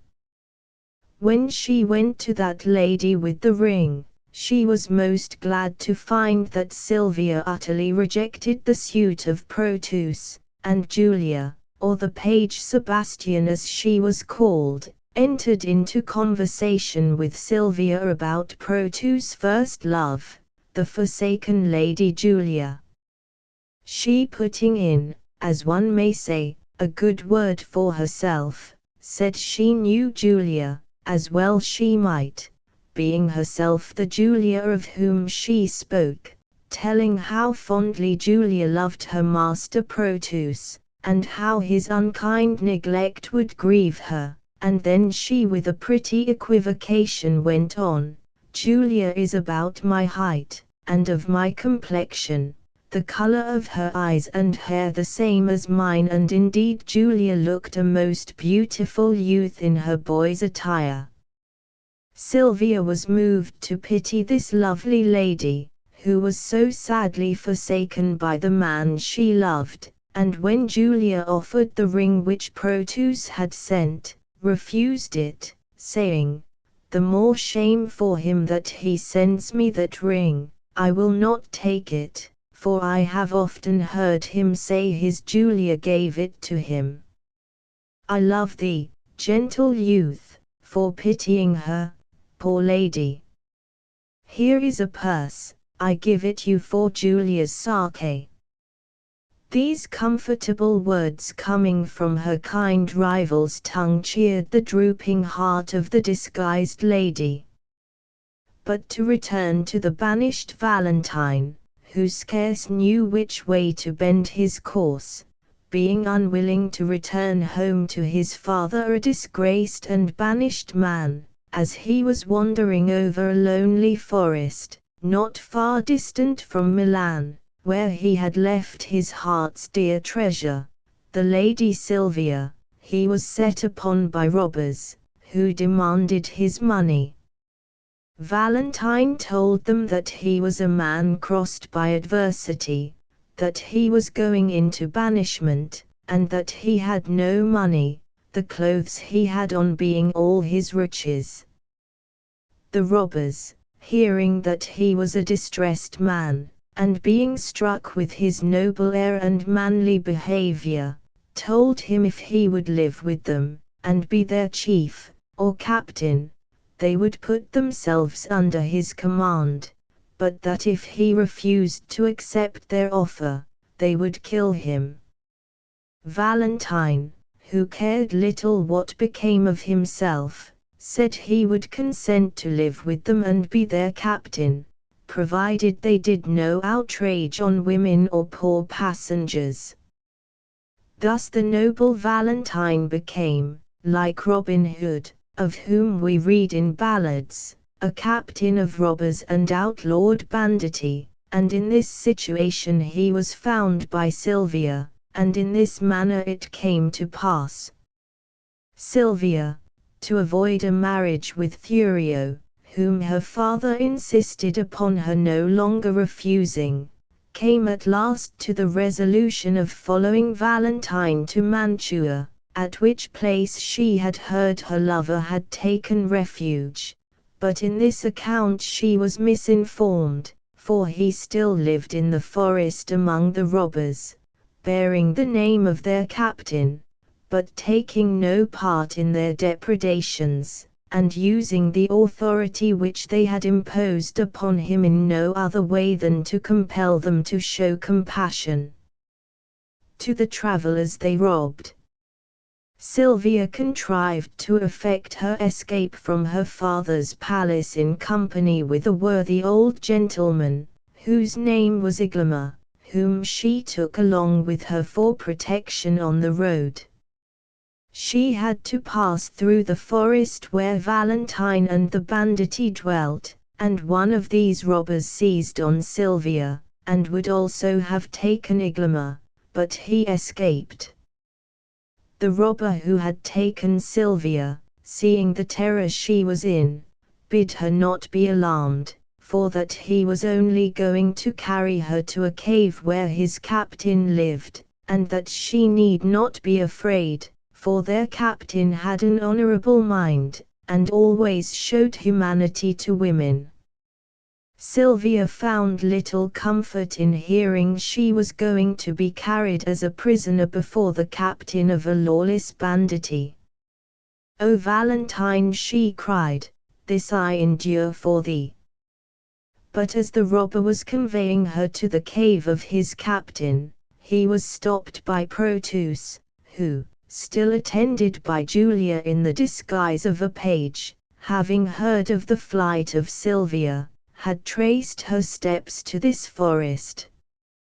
Proteus now rescued her from the hands of the robber, but scarce had she time to thank him for the service he had done her, before he began to distress her afresh with his love suit, and while he was rudely pressing her to consent to marry him, and his page, the forlorn Julia, was standing beside him in great anxiety of mind, fearing lest the great service which Proteus had just done to Sylvia should win her to show him some favor.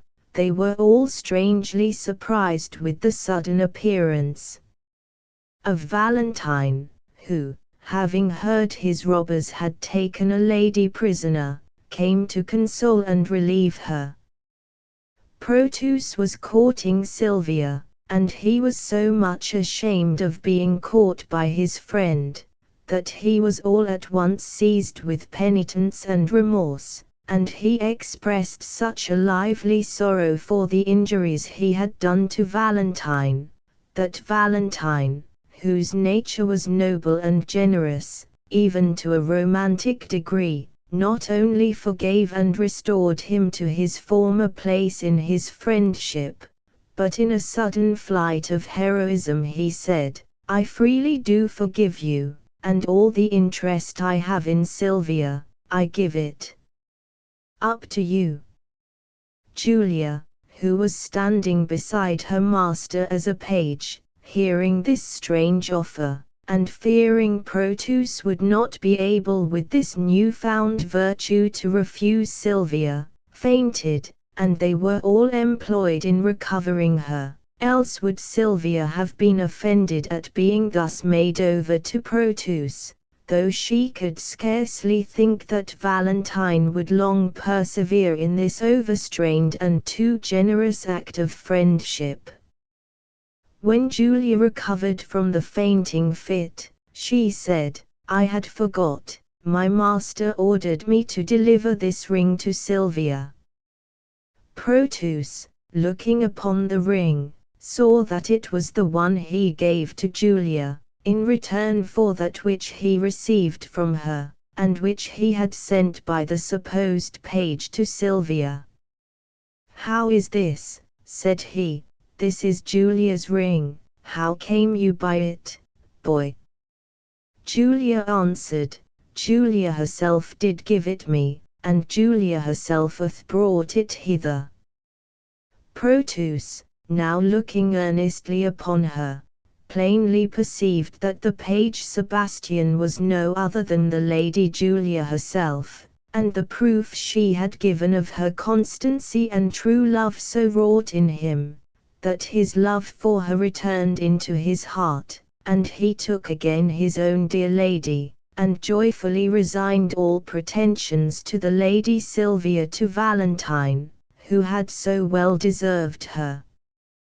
Proteus and Valentine were expressing their happiness in their reconciliation, and in the love of their faithful ladies, when they were surprised with the sight of the Duke of Milan and Thurio, who came there in pursuit of Sylvia. Thurio first approached, and attempted to seize Sylvia, saying, "Sylvia is mine." Upon this Valentine said to him in a very spirited manner, "Thurio, keep back. If once again you say that Sylvia is yours, you shall embrace your death. Here she stands, take but possession of her with a torch. I dare you but to breathe upon my love." Hearing this threat, Thurio, who was a great coward, drew back, and said he cared not for her, and that none but a fool would fight for a girl who loved him not. The Duke, who was a very brave man himself, said now in great anger, "The more base and degenerate in you to take such means for her as you have done, and leave her on such slight conditions." Then turning to Valentine, he said, "I do applaud your spirit, Valentine, and think you worthy of an empress' love.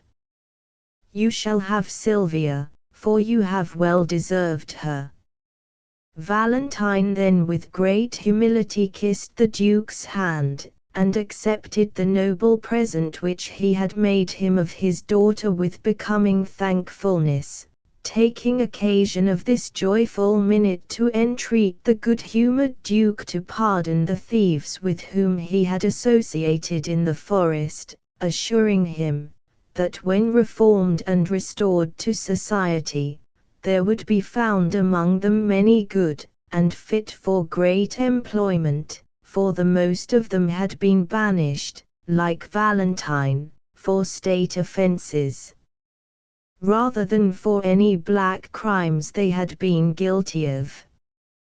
To this the ready Duke consented, and now nothing remained but that Proteus, the false friend, was ordained, by way of penance for his love-prompted faults, to be present at the recital of the whole story of his loves and falsehoods before the Duke, and the shame of the recital to his awakened conscience was judged sufficient punishment, which being done, the lovers, all four, returned back to Milan, and their nuptials were solemnized in the presence of the Duke, with high triumphs and feasting. The Merchant of Venice. Shylock, the Jew, lived at Venice. He was an usurer, who had amassed an immense fortune by lending money at great interest to Christian merchants.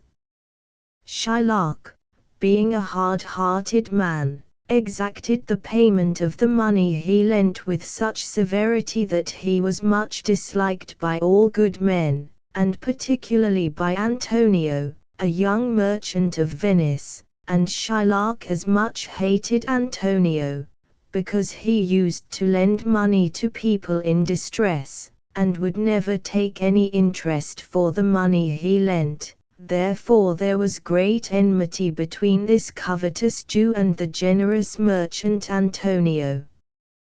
Whenever Antonio met Shylock on the Rialto, or exchange, he used to reproach him with his usuries and hard dealings, which the Jew would bear with seeming patience, while he secretly meditated revenge. Antonio was the kindest man that lived, the best conditioned, and had the most unwearied spirit in doing courtesies. Indeed, he was one in whom the ancient Roman honor more appeared than in any that drew breath in Italy. He was greatly beloved by all his fellow citizens, but the friend who was nearest and dearest to his heart was Barsanio, a noble Venetian, who, having but a small patrimony, had nearly exhausted his little fortune by living in too expensive a manner for his slender means, as young men of high rank with small fortunes are too apt to do. Whenever Barsanio wanted money, Antonio assisted him, and it seemed as if they had but one heart and one purse between them. One day Barsanio came to Antonio, and told him that he wished to repair his fortune by a wealthy marriage with a lady whom he dearly loved, whose father, that was lately dead, had left her sole heiress to a large estate, and that in her father's lifetime he used to visit at her house, when he thought he had observed this lady had sometimes from her eyes sent speechless messages, that seemed to say he would be no unwelcome suitor, but not having money to furnish himself with an appearance befitting the lover of so rich an heiress, he besought Antonio to add to the many favors he had shown him, by lending him 3,000 ducats. Antonio had no money by him at that time to lend his friend, but expecting soon to have some ships come home laden with merchandise, he said he would go to Shylock, the rich moneylender, and borrow the money upon the credit of those ships. Antonio and Barsanio went together to Shylock, and Antonio asked the Jew to lend him 3,000 ducats upon any interest he should require, to be paid out of the merchandise contained in his ships at sea. On this, Shylock thought within himself, if I can once catch him on the hip, I will feed fat the ancient grudge I bear him. He hates our Jewish nation, he lends out money gratis, and among the merchants he rails at me and my well-earned bargains, which he calls interest. Cursed be my tribe if I forgive him. Antonio, finding he was musing within himself and did not answer, and being impatient for the money, said, Shylock, do you hear? Will you lend the money? To this question the Jew replied, Signor Antonio, on the Rialto many a time and often you have railed at me about my moneys and my usuries, and I have borne it with a patient shrug, for sufferance is the badge of all our tribe, and then you have called me unbeliever, cutthroat dog, and spit upon my Jewish garments, and spurned at me with your foot, as if I was a cur. Well then, it now appears you need my help, and you come to me, and say, Shylock, lend me monies. Who's a dog money? Is it possible a cur should lend 3,000 ducats? Shall I bend low and say, fair sir, you spit upon me on Wednesday last, another time you called me dog, and for these courtesies I am to lend you monies? Antonio replied, I am as like to call you so again, to spit on you again, and spurn you too. If you will lend me this money, lend it not to me as to a friend, but rather lend it to me as to an enemy, that, if I break, you may with better face exact the penalty. Why, look you, said Shylock, how you storm. I would be friends with you, and have your love. I will forget the shames you have put upon me. I will supply your wants, and take no interest for my money. This seemingly kind offer greatly surprised Antonio, and then Shylock, still pretending kindness, and that all he did was to gain Antonio's love, again said he would lend him the 3,000 ducats, and take no interest for his money, only Antonio should go with him to a lawyer, and there sign in merry sport a bond, that if he did not repay the money by a certain day, he would forfeit a pound of flesh, to be cut off from any part of his body that Shylock pleased. Content, said Antonio, I will sign to this bond, and say there is much kindness in the Jew. Bassanio said Antonio should not sign to such a bond for him, but still Antonio insisted that he would sign it, for that before the day of payment came, his ships would return laden with many times the value of the money. Shylock, hearing this debate, exclaimed, "O, Father Abraham, what suspicious people these Christians are! Their own hard dealings teach them to suspect the thoughts of others.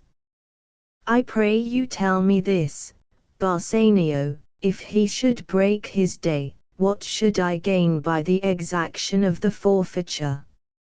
A pound of man's flesh, taken from a man, is not so estimable, nor profitable neither, as the flesh of mutton or beef.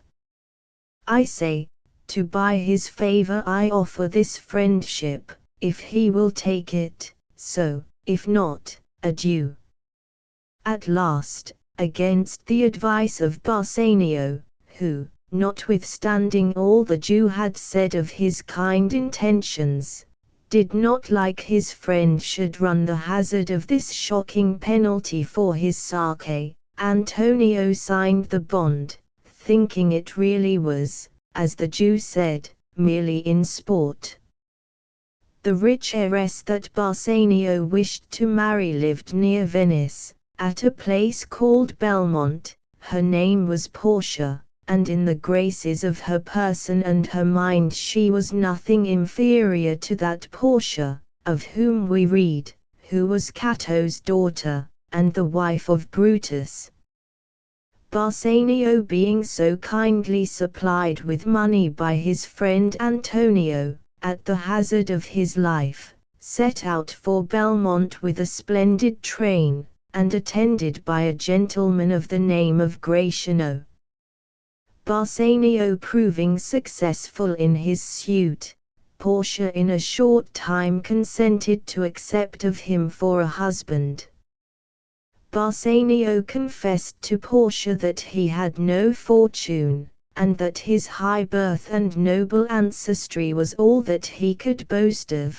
She, who loved him for his worthy qualities, and had riches enough not to regard wealth in a husband, answered with a graceful modesty, that she would wish herself 1,000 times more fair, and 10,000 times more rich, to be more worthy of him. And then the accomplished Portia prettily dispraised herself, and said she was an unlessoned girl, unschooled, unpracticed, yet not so old but that she could learn, and that she would commit her gentle spirit to be directed and governed by him in all things. And she said, "Myself and what is mine, to you and yours is now converted. But yesterday, Bassanio, I was the lady of this fair mansion, queen of myself, and mistress over these servants, and now this house, these servants, and myself, are yours, my lord. I give them with this ring," presenting a ring to Bassanio. Bassanio was so overpowered with gratitude and wonder at the gracious manner in which the rich and noble Portia accepted of a man of his humble fortunes, that he could not express his joy and reverence to the dear lady who so honored him, by anything but broken words of love and thankfulness, and taking the ring, he vowed never to part with it. Gratiano and Nerissa, Portia's waiting maid, were in attendance upon their lord and lady, when Portia so gracefully promised to become the obedient wife of Bassanio, and Gratiano, wishing Bassanio and the generous lady joy, desired permission to be married at the same time. "With all my heart," Gratiano said. "Bassanio, if you can get a wife."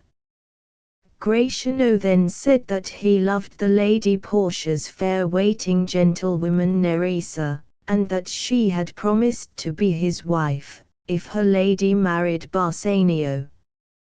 Portia asked Nerissa if this was true. Nerissa replied, "Madam, it is so, if you approve of it." Portia willingly consenting, Bassanio pleasantly said, "Then our wedding feast shall be much honored by your marriage, Gratiano." The happiness of these lovers was sadly crossed at this moment by the entrance of a messenger, who brought a letter from Antonio containing fearful tidings. When Bassanio read Antonio's letter, Portia feared it was to tell him of the death of some dear friend. He looked so pale, and inquiring what was the news which had so distressed him, he said, "O sweet Portia, here are a few of the unpleasantest words that ever blotted paper. Gentle lady, when I first imparted my love to you, I freely told you all the wealth I had run in my veins, but I should have told you that I had less than nothing, being in debt." Bassanio then told Portia what has been here related, of his borrowing the money of Antonio, and of Antonio's procuring it of Shylock the Jew, and of the bond by which Antonio had engaged to forfeit a pound of flesh, if it was not repaid by a certain day. And then Bassanio read Antonio's letter, the words of which were, "Sweet Bassanio, my ships are all lost, my bond to the Jew is forfeited, and since in paying it is impossible I should live, I could wish to see you at my death, notwithstanding. Use your pleasure, if your love for me do not persuade you to come, let not my letter." "Oh, my dear love," said Portia, "dispatch all business, and begone. You shall have gold to pay the money 20 times over, before this kind friend shall lose a hair by my Bassanio's fault, and as you are so dearly bought, I will dearly love you."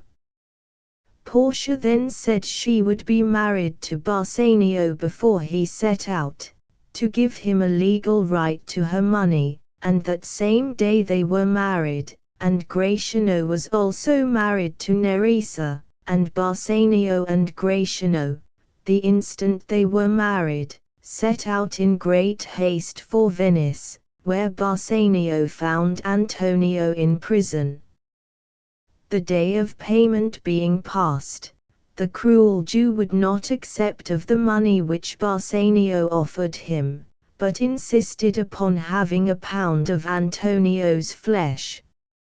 A day was appointed to try this shocking cause before the Duke of Venice, and Bassanio awaited in dreadful suspense the event of the trial.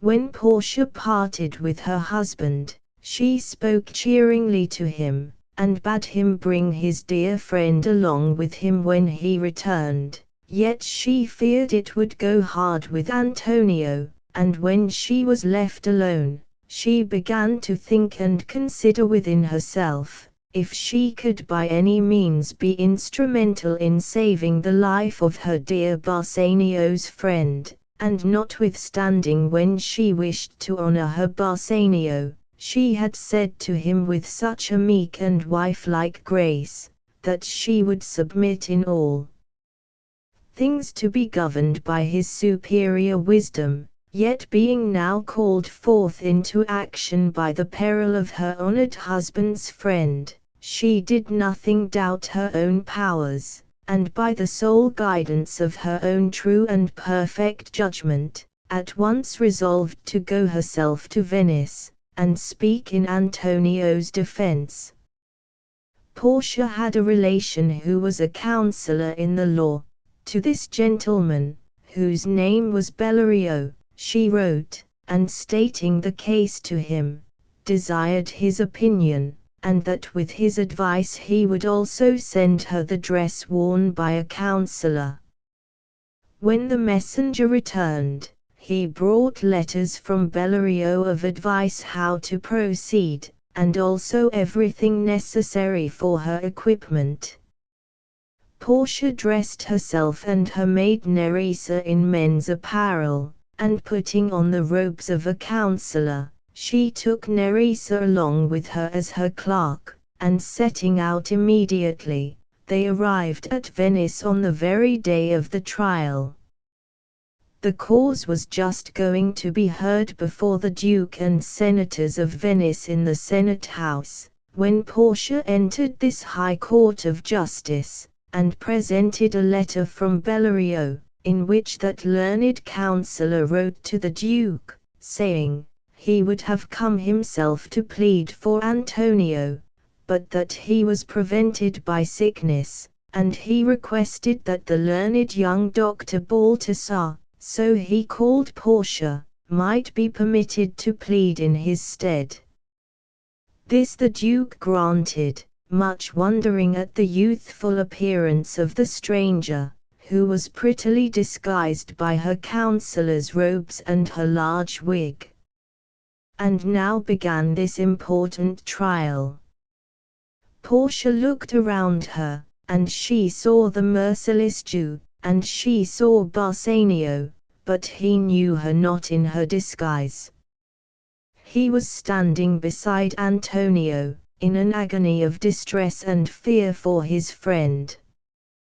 The importance of the arduous task Portia had engaged in gave this tender lady courage, and she boldly proceeded in the duty she had undertaken to perform, and first of all she addressed herself to Shylock, and allowing that he had a right by the Venetian law to have the forfeit expressed in the bond, she spoke so sweetly of the noble quality of mercy, as would have softened any heart but the unfeeling Shylock's, saying, that it dropped as the gentle rain from heaven upon the place beneath, and how mercy was a double blessing, it blessed him that gave, and him that received it, and how it became monarchs better than their crowns, being an attribute of God himself, and that earthly power came nearest to God's, in proportion as mercy tempered justice, and she bid Shylock remember that as we all pray for mercy, that same prayer should teach us to show mercy. Shylock only answered her by desiring to have the penalty forfeited in the bond. Is he not able to pay the money? Asked Portia. Bassanio then offered the Jew the payment of the 3,000 ducats as many times over as he should desire, which Shylock refusing, and still insisting upon having a pound of Antonio's flesh, Bassanio begged the learned young counselor would endeavor to wrest the law a little, to save Antonio's life. But Portia gravely answered, that laws once established must never be altered. Shylock hearing Portia say that the law might not be altered, it seemed to him that she was pleading in his favor, and he said, "A Daniel is come to judgment. O wise young judge, how I do honor you! How much elder are you than your looks? Shylock was sharpening a long knife. Shylock was sharpening a long knife. Portia now desired Shylock to let her look at the bond, and when she had read it, she said, "This bond is forfeited, and by this the Jew may lawfully claim a pound of flesh, to be by him cut off nearest Antonio's heart." Then she said to Shylock, "Be merciful, take the money, and bid me tear the bond." But no mercy would the cruel Shylock show, and he said, "By my soul I swear, there is no power in the tongue of man to alter me." "Why then, Antonio," said Portia, "you must prepare your bosom for the knife." And while Shylock was sharpening a long knife with great eagerness to cut off the pound of flesh, Portia said to Antonio, "Have you anything to say?" Antonio with a calm resignation replied, that he had but little to say, for that he had prepared his mind for death. Then he said to Bassanio, "Give me your hand, Bassanio. Fare you well.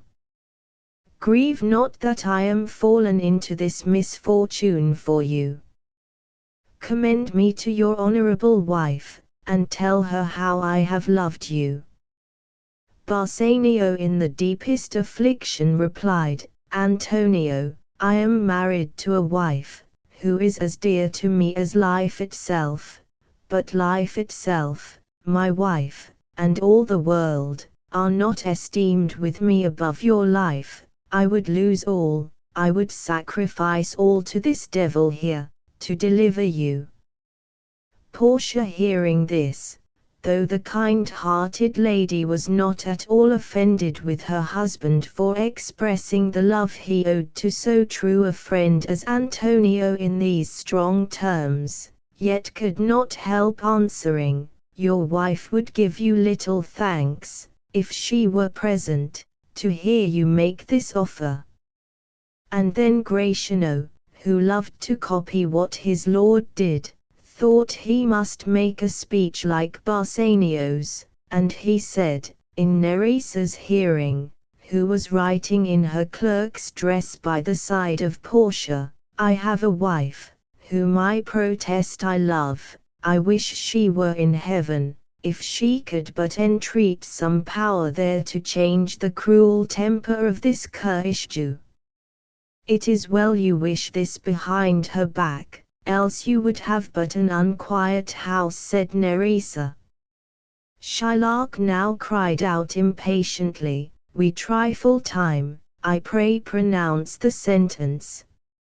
And now all was awful expectation in the court, and every heart was full of grief for Antonio. Portia asked if the scales were ready to weigh the flesh, and she said to the Jew, "Shylock, you must have some surgeon by, lest he bleed to death." Shylock, whose whole intent was that Antonio should bleed to death, said, "It is not so named in the bond." Portia replied, "It is not so named in the bond, but what of that? It were good you did so much for charity." To this all the answer Shylock would make was, "I cannot find it, it is not in the bond." Then said Portia, "A pound of Antonio's flesh is thine. The law allows it, and the court awards it. And you may cut this flesh from on his breast. The law allows it and the court awards it." Again Shylock exclaimed, "O wise and upright judge! A Daniel is come to judgment." And then he sharpened his long knife again, and looking eagerly on Antonio, he said, "Come, prepare." "Tarry a little, Jew," said Portia, "there is something else. This bond here gives you no drop of blood, the words expressly are, a pound of flesh. If in the cutting off the pound of flesh you shed one drop of Christian blood, your lands and goods are by the law to be confiscated to the state of Venice. Now as it was utterly impossible for Shylock to cut off the pound of flesh without shedding some of Antonio's blood, this wise discovery of Portia's, that it was flesh and not blood that was named in the bond, saved the life of Antonio, and all admiring the wonderful sagacity of the young counsellor, who had so happily thought of this expedient, plaudits resounded from every part of the Senate house, and Gratiano exclaimed, in the words which Shylock had used, "O wise and upright judge! Mark, Jew, a Daniel is come to judgment." Shylock, finding himself defeated in his cruel intent, said with a disappointed look, that he would take the money, and Bassanio, rejoiced beyond measure at Antonio's unexpected deliverance, cried out, "Here is the money." But Portia stopped him, saying, softly, "There is no haste, the Jew shall have nothing but the penalty, therefore prepare, Shylock, to cut off the flesh, but mind you shed no blood, nor do not cut off more nor less than just a pound, be it more or less by one poor scruple, nay if the scale turn but by the weight of a single hair, you are condemned by the laws of Venice to die, and all your wealth is forfeited to the Senate." "Give me my money, and let me go," said Shylock. "I have it ready," said Bassanio, "here it is." Shylock was going to take the money, when Portia again stopped him, saying, "Tarry, Jew, I have yet another hold upon you. By the laws of Venice, your wealth is forfeited to the state, for having conspired against the life of one of its citizens, and your life lies at the mercy of the Duke, therefore, down on your knees, and ask him to pardon you." The Duke then said to Shylock, "That you may see the difference of our Christian spirit, I pardon you your life before you ask it. Half your wealth belongs to Antonio, the other half comes to the state." The generous Antonio then said that he would give up his share of Shylock's wealth, if Shylock would sign a deed to make it over at his death to his daughter and her husband, for Antonio knew that the Jew had an only daughter who had lately married against his consent to a young Christian, named Lorenzo, a friend of Antonio's, which had so offended Shylock, that he had disinherited her. The Jew agreed to this, and being thus disappointed in his revenge, and despoiled of his riches, he said, "I am ill. Let me go home, send the deed after me, and I will sign over half my riches to my daughter."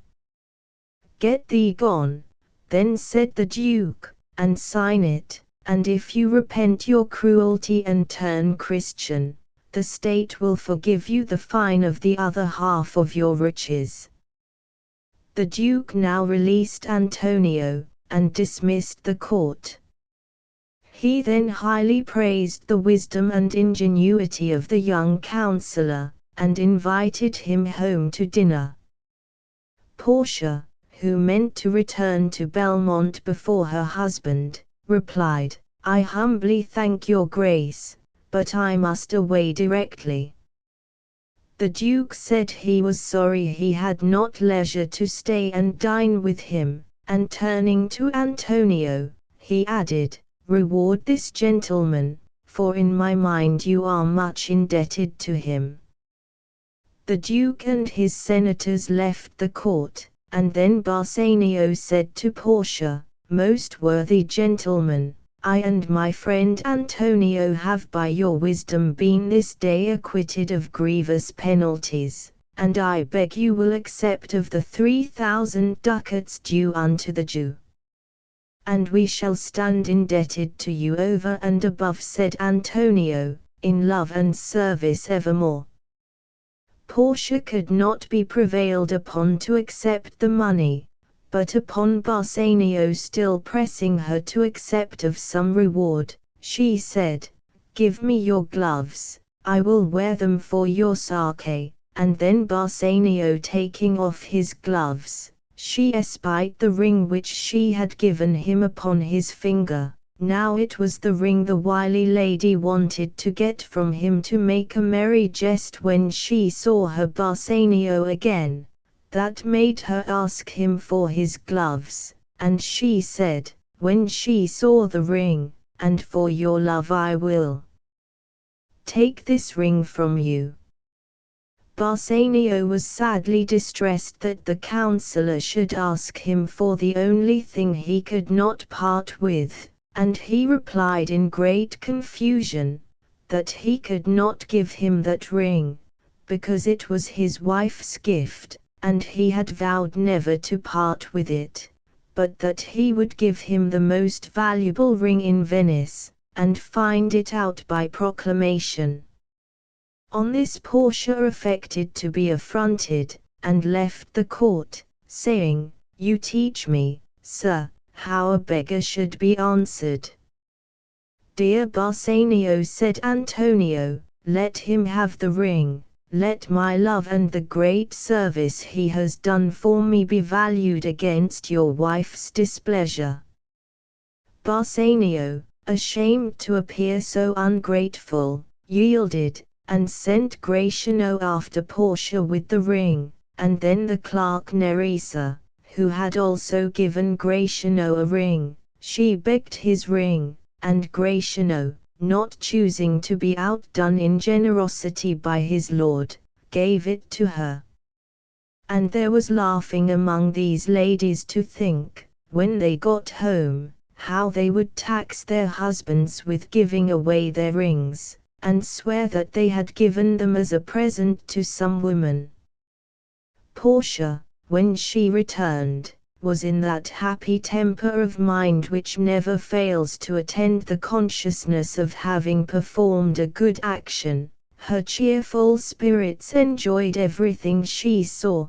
The moon never seemed to shine so bright before, and when that pleasant moon was hid behind a cloud, then a light which she saw from her house at Belmont as well pleased her charmed fancy, and she said to Nerissa, "That light we see is burning in my hall, how far that little candle throws its beams, so shines a good deed in a naughty world." And hearing the sound of music from her house, she said, "Methinks that music sounds much sweeter than by day." And now Portia and Nerissa entered the house, and dressing themselves in their own apparel, they awaited the arrival of their husbands, who soon followed them with Antonio, and Bassanio presenting his dear friend to the Lady Portia. The congratulations and welcomings of that lady were hardly over, when they perceived Nerissa and her husband quarrelling in a corner of the room.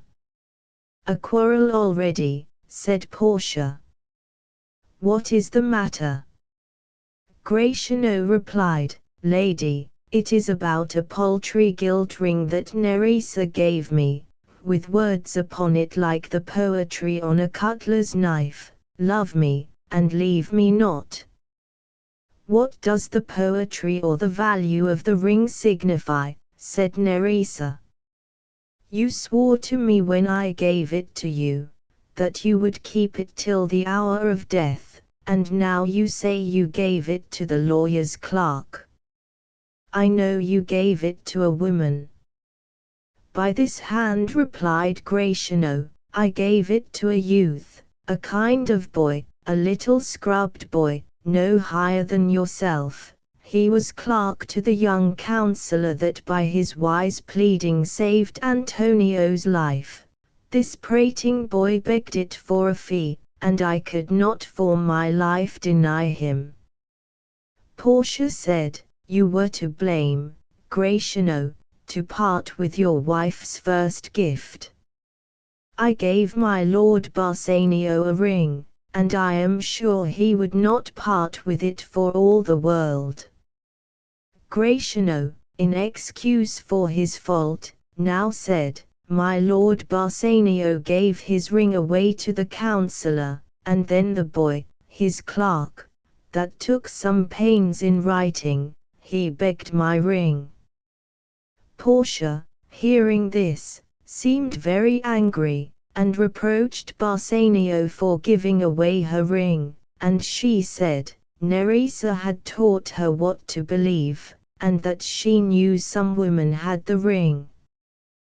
Bassanio was very unhappy to have so offended his dear lady, and he said with great earnestness, "No, by my honor, no woman had it, but a civil doctor, who refused 3,000 ducats of me, and begged the ring, which when I denied him, he went displeased away. What could I do, sweet Portia? I was so beset with shame for my seeming ingratitude, that I was forced to send the ring after him. Pardon me, good lady, had you been there, I think you would have begged the ring of me to give the worthy doctor." "Ah," said Antonio, "I am the unhappy cause of these quarrels."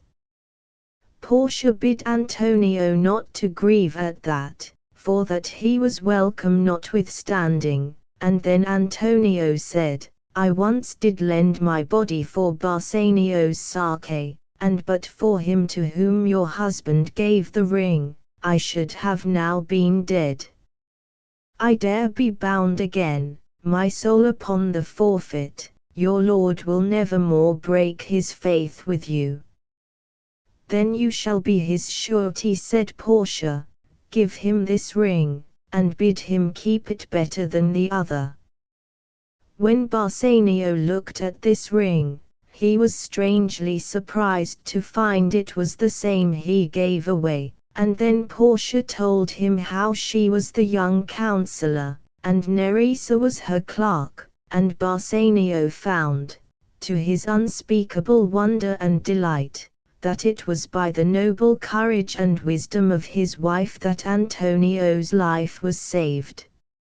And Portia again welcomed Antonio, and gave him letters which by some chance had fallen into her hands, which contained an account of Antonio's ships, that were supposed lost, being safely arrived in the harbor. So these tragical beginnings of this rich merchant's story were all forgotten in the unexpected good fortune which ensued, and there was leisure to laugh at the comical adventure of the rings, and the husbands that did not know their own wives, Gratiano merrily swearing, in a sort of rhyming speech, that, while he lived, he'd fear no other thing so sore as keeping safe Nerissa's ring. Chapter N. Peace Cumberland. During the time of Augustus Caesar, Emperor of Rome, there reigned in England, which was then called Britain, a king whose name was Cumberland. Cumberland's first wife died when his 3 children, 2 sons and a daughter, were very young. Imogen, the eldest of these children, was brought up in her father's court, but by a strange chance the 2 sons of Cumberland were stolen out of their nursery, when the eldest was but 3 years of age, and the youngest quite an infant, and Cumberland could never discover what was become of them, or by whom they were conveyed away. Imogen's 2 brothers then carried her to a shady covert. Imogen's 2 brothers then carried her to a shady covert. Cumberland was twice married. His second wife was a wicked, plotting woman, and a cruel stepmother to Imogen, Cumberland's daughter by his first wife. The queen, though she hated Imogen, yet wished her to marry a son of her own by a former husband, she also having been twice married, for by this means she hoped upon the death of Cumberland to place the crown of Britain upon the head of her son Clayton, for she knew that, if the king's sons were not found, the Princess Imogen must be the king's heir. But this design was prevented by Imogen herself, who married without the consent or even knowledge of her father or the queen. Posthumus, for that was the name of Imogen's husband, was the best scholar and most accomplished gentleman of that age. His father died fighting in the wars for Cumberland, and soon after his birth his mother died also for grief at the loss of her husband. Cumberland, pitying the helpless state of this orphan, took Posthumus, Cumberland having given him that name, because he was born after his father's death, and educated him in his own court. Imogen and Posthumus were both taught by the same masters, and were playfellows from their infancy. They loved each other tenderly when they were children, and their affection continuing to increase with their years, when they grew up they privately married. The disappointed queen soon learned this secret, for she kept spies constantly in watch upon the actions of her daughter-in-law, and she immediately told the king of the marriage of Imogen with Posthumus. Nothing could exceed the wrath of Cumberland, when he heard that his daughter had been so forgetful of her high dignity as to marry a subject. He commanded Posthumus to leave Britain, and banished him from his native country forever. The queen, who pretended to pity Imogen for the grief she suffered at losing her husband, offered to procure them a private meeting before Posthumus set out on his journey to Rome, which place he had chosen for his residence in his banishment. This seeming kindness she showed, the better to succeed in her future designs in regard to her son Clayton, for she meant to persuade Imogen, when her husband was gone, that her marriage was not lawful, being contracted without the consent of the king. Imogen and Posthumus took a most affectionate leave of each other.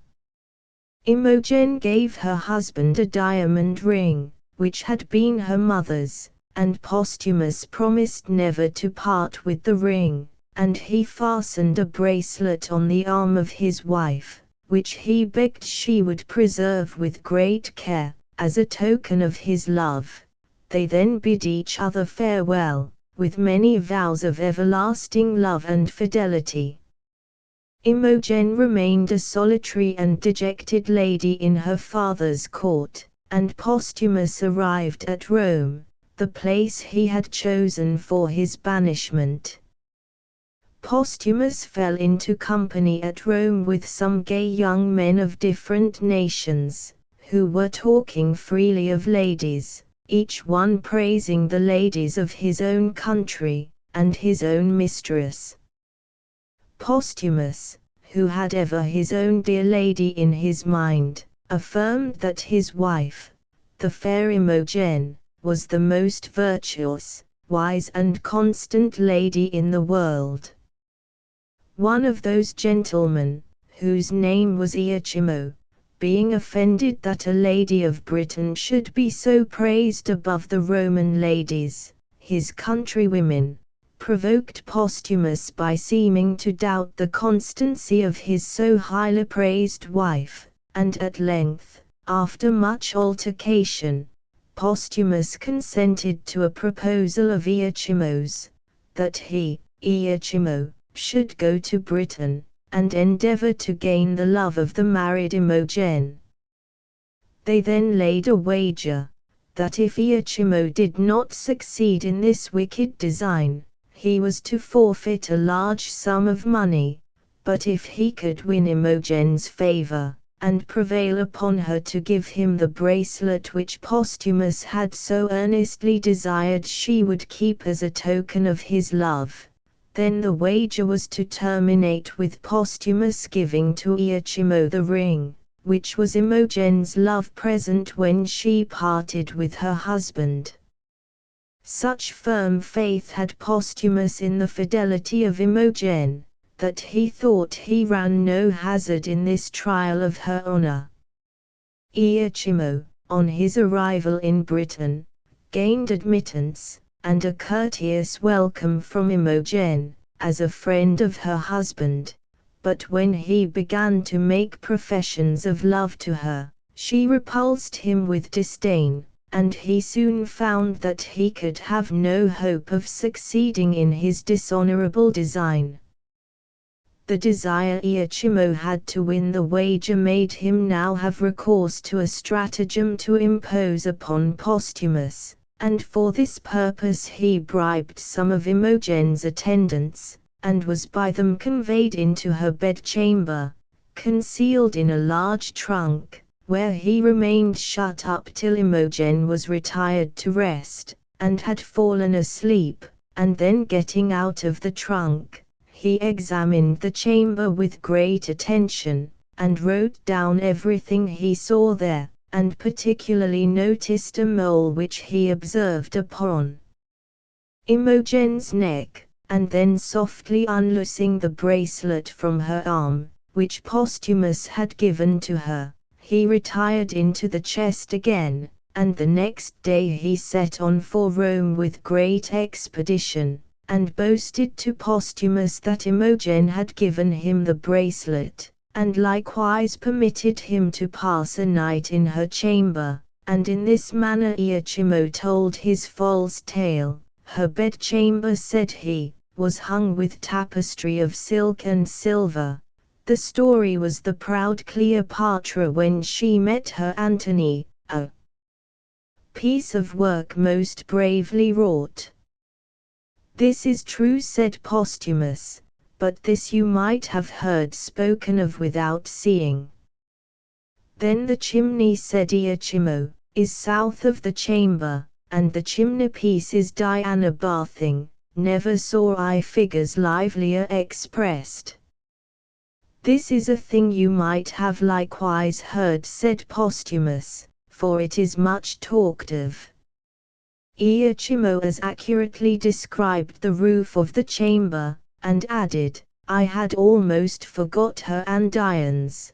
They were two winking cupids made of silver, each on 1 foot standing. He then took out the bracelet, and said, Know you this jewel, sir? She gave me this. She took it from her arm. I see her yet. Her pretty action did outsell her gift, and yet enriched it too. She gave it me, and said, she prized it once. He last of all described the mole he had observed upon her neck. Posthumus, who had heard the whole of this artful recital in an agony of doubt, now broke out into the most passionate exclamations against Imogen.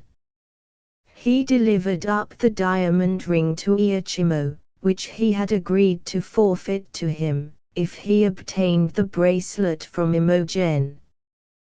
Posthumus then in a jealous rage wrote to Pisanio, a gentleman of Britain, who was one of Imogen's attendants, and had long been a faithful friend to Posthumus, and after telling him what proof he had of his wife's disloyalty, he desired Pisanio would take Imogen to Milford Haven, a seaport of Wales, and there kill her. And at the same time he wrote a deceitful letter to Imogen, desiring her to go with Pisanio, for that finding he could live no longer without seeing her, though he was forbidden upon pain of death to return to Britain, he would come to Milford Haven, at which place he begged she would meet him.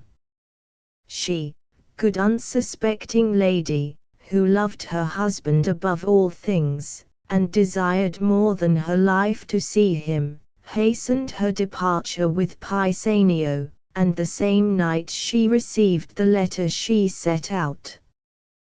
When their journey was nearly at an end, Pisanio, who, though faithful to Posthumus, was not faithful to serve him in an evil deed, disclosed to Imogen the cruel order he had received.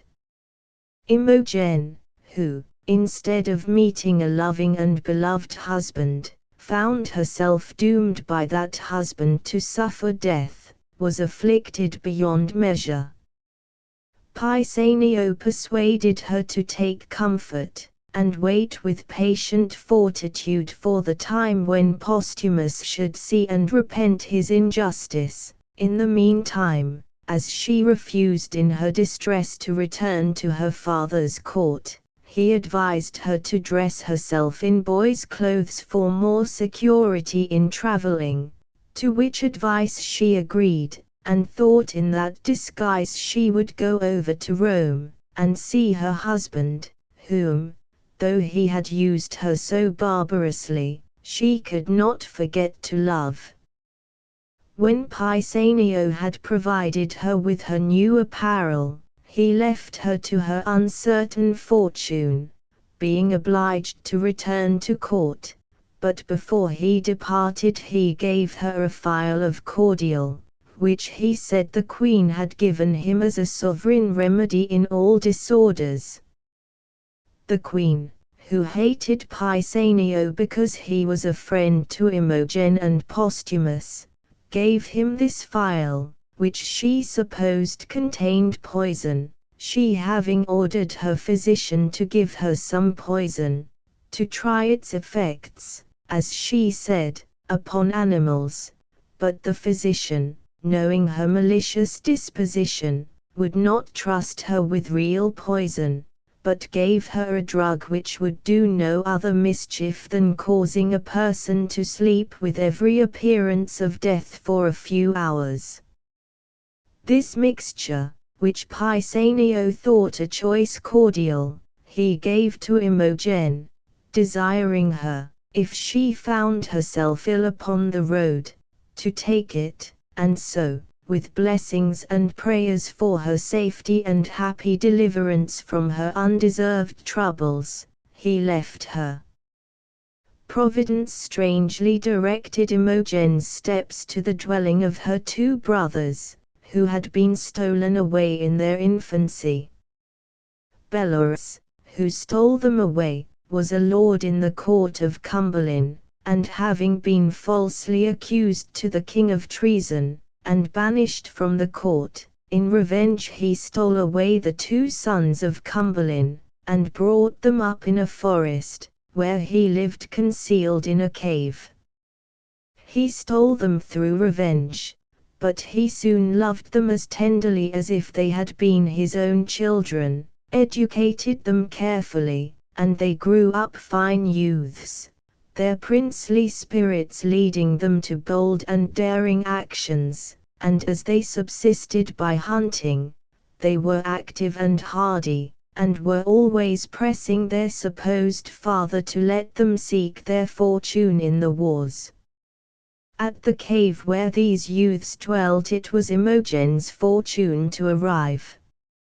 She had lost her way in a large forest, through which her road lay to Milford Haven, from which she meant to embark for Rome, and being unable to find any place where she could purchase food, she was with weariness and hunger almost dying, for it is not merely putting on a man's apparel that will enable a young lady, tenderly brought up, to bear the fatigue of wandering about lonely forests like a man.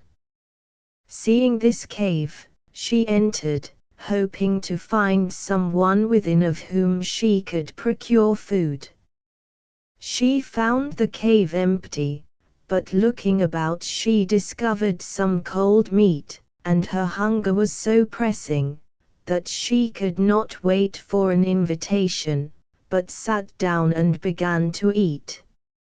Ah, said she, talking to herself, I see a man's life is a tedious one, how tired am I!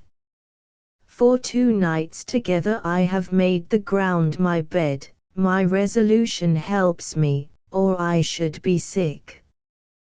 When Pisanio showed me Milford Haven from the mountain top, how near it seemed!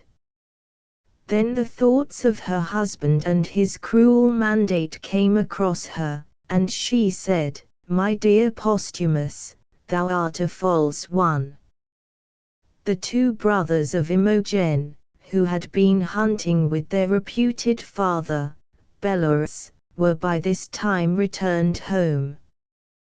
Bellerus had given them the names of Polydore and Cadwal, and they knew no better, but supposed that Bellerus was their father, but the real names of these princes were Guidorus and Arviragus. Bellerus entered the cave first, and seeing Imogen, stopped them, saying, Come not in yet, it eats our victuals, or I should think it was a fairy. What is the matter, sir? Said the young men. By Jupiter, said Bellerus again, there is an angel in the cave, or if not, an earthly paragon. So beautiful did Imogen look in her boy's apparel. She, hearing the sound of voices, came forth from the cave, and addressed them in these words, Good masters, do not harm me. Before I entered your cave, I had thought to have begged or bought what I have eaten. Indeed I have stolen nothing, nor would I, though I had found gold strewed on the floor. Here is money for my meat, which I would have left on the board when I had made my meal, and parted with prayers for the provider. They refused her money with great earnestness. I see you are angry with me, said the timid Imogen, but, sirs, if you kill me for my fault, know that I should have died if I had not made it. Whither are you bound? Asked Bellerus, and what is your name? Fidel is my name, answered Imogen. I have a kinsman, who is bound for Italy, he embarked at Milford Haven, to whom being going, almost spent with hunger, I am fallen into this offence. Prithee, fair youth, said old Bellerus, do not think us churls, nor measure our good minds by this rude place we live in. You are well encountered, it is almost night. You shall have better cheer before you depart, and thanks to stay and eat it. Boys, bid him welcome. The gentle youths, her brothers, then welcomed Imogen to their cave with many kind expressions, saying they would love her, or, as they said, him, as a brother, and they entered the cave, where, they having killed venison when they were hunting, Imogen delighted them with her neat housewifery, assisting them in preparing their supper, for though it is not the custom now for young women of high birth to understand cookery, it was then, and Imogen excelled in this useful art, and, as her brothers prettily expressed it, Fidel cut their roots in characters, and sauced their broth, as if Juno had been sick, and Fidel were her dieter. And then said Polydore to his brother, how angel-like he sings. They also remarked to each other, that though Fidel smiled so sweetly, yet so sad a melancholy did overcloud his lovely face, as if grief and patience had together taken possession of him. For these her gentle qualities, or perhaps it was their near relationship, though they knew it not, Imogen, or, as the boys called her, Fidel, became the doting piece of her brothers, and she scarcely less loved them, thinking that but for the memory of her dear Posthumus, she could live and die in the cave with these wild forest youths, and she gladly consented to stay with them, till she was enough rested from the fatigue of travelling to pursue her way to Milford Haven. When the venison they had taken was all eaten and they were going out to hunt for more, Fidèle could not accompany them because she was unwell. Sorrow, no doubt, for her husband's cruel usage, as well as the fatigue of wandering in the forest, was the cause of her illness. They then bid her farewell, and went to their hunt, praising all the way the noble parts and graceful demeanour of the youth Fidèle. Imogen was no sooner left alone than she recollected the cordial Pisanio had given her, and drank it off, and presently fell into a sound and death-like sleep. When Bellerus and her brothers returned from hunting, Polydore went first into the cave, and supposing her asleep, pulled off his heavy shoes, that he might tread softly and not awake her. So did true gentleness spring up in the minds of these princely foresters, but he soon discovered that she could not be awakened by any noise, and concluded her to be dead, and Polydore lamented over her with dear and brotherly regret, as if they had never from their infancy been parted. Bellerus also proposed to carry her out into the forest, and there celebrate her funeral with songs and solemn dirges, as was then the custom. Imogen's two brothers then carried her to a shady covert, and there laying her gently on the grass, they sang repose to her departed spirit, and covering her over with leaves and flowers, Polydore said, "While summer lasts and I live here, Fidèle, I will daily strew thy grave. The pale primrose, that flower most like thy face, the bluebell, like thy clear veins, and the leaf of eglantine, which is not sweeter than was thy breath, all these will I strew over thee. Yea, and the furred moss in winter, when there are no flowers to cover thy sweet corse." When they had finished her funeral obsequies they departed very sorrowful. Imogen had not been long left alone, when, the effect of the sleepy drug going off, she awaked, and easily shaking off the slight covering of leaves and flowers they had thrown over her, she arose, and imagining she had been dreaming, she said, "I thought I was a cave keeper, and cook to honest creatures, how came I here covered with flowers?" Not being able to find her way back to the cave, and seeing nothing of her new companions, she concluded it was certainly all a dream, and once more Imogen set out on her weary pilgrimage, hoping at last she should find her way to Milford Haven, and thence get a passage in some ship bound for Italy, for all her thoughts were still with her husband Posthumus, whom she intended to seek in the disguise of a page. But great events were happening at this time, of which Imogen knew nothing, for a war had suddenly broken out between the Roman Emperor Augustus Caesar and Cumberland, the King of Britain, and a Roman army had landed to invade Britain, and was advanced into the very forest over which Imogen was journeying. With this army came Posthumus. Though Posthumus came over to Britain with the Roman army, he did not mean to fight on their side against his own countrymen, but intended to join the army of Britain, and fight in the cause of his king who had banished him.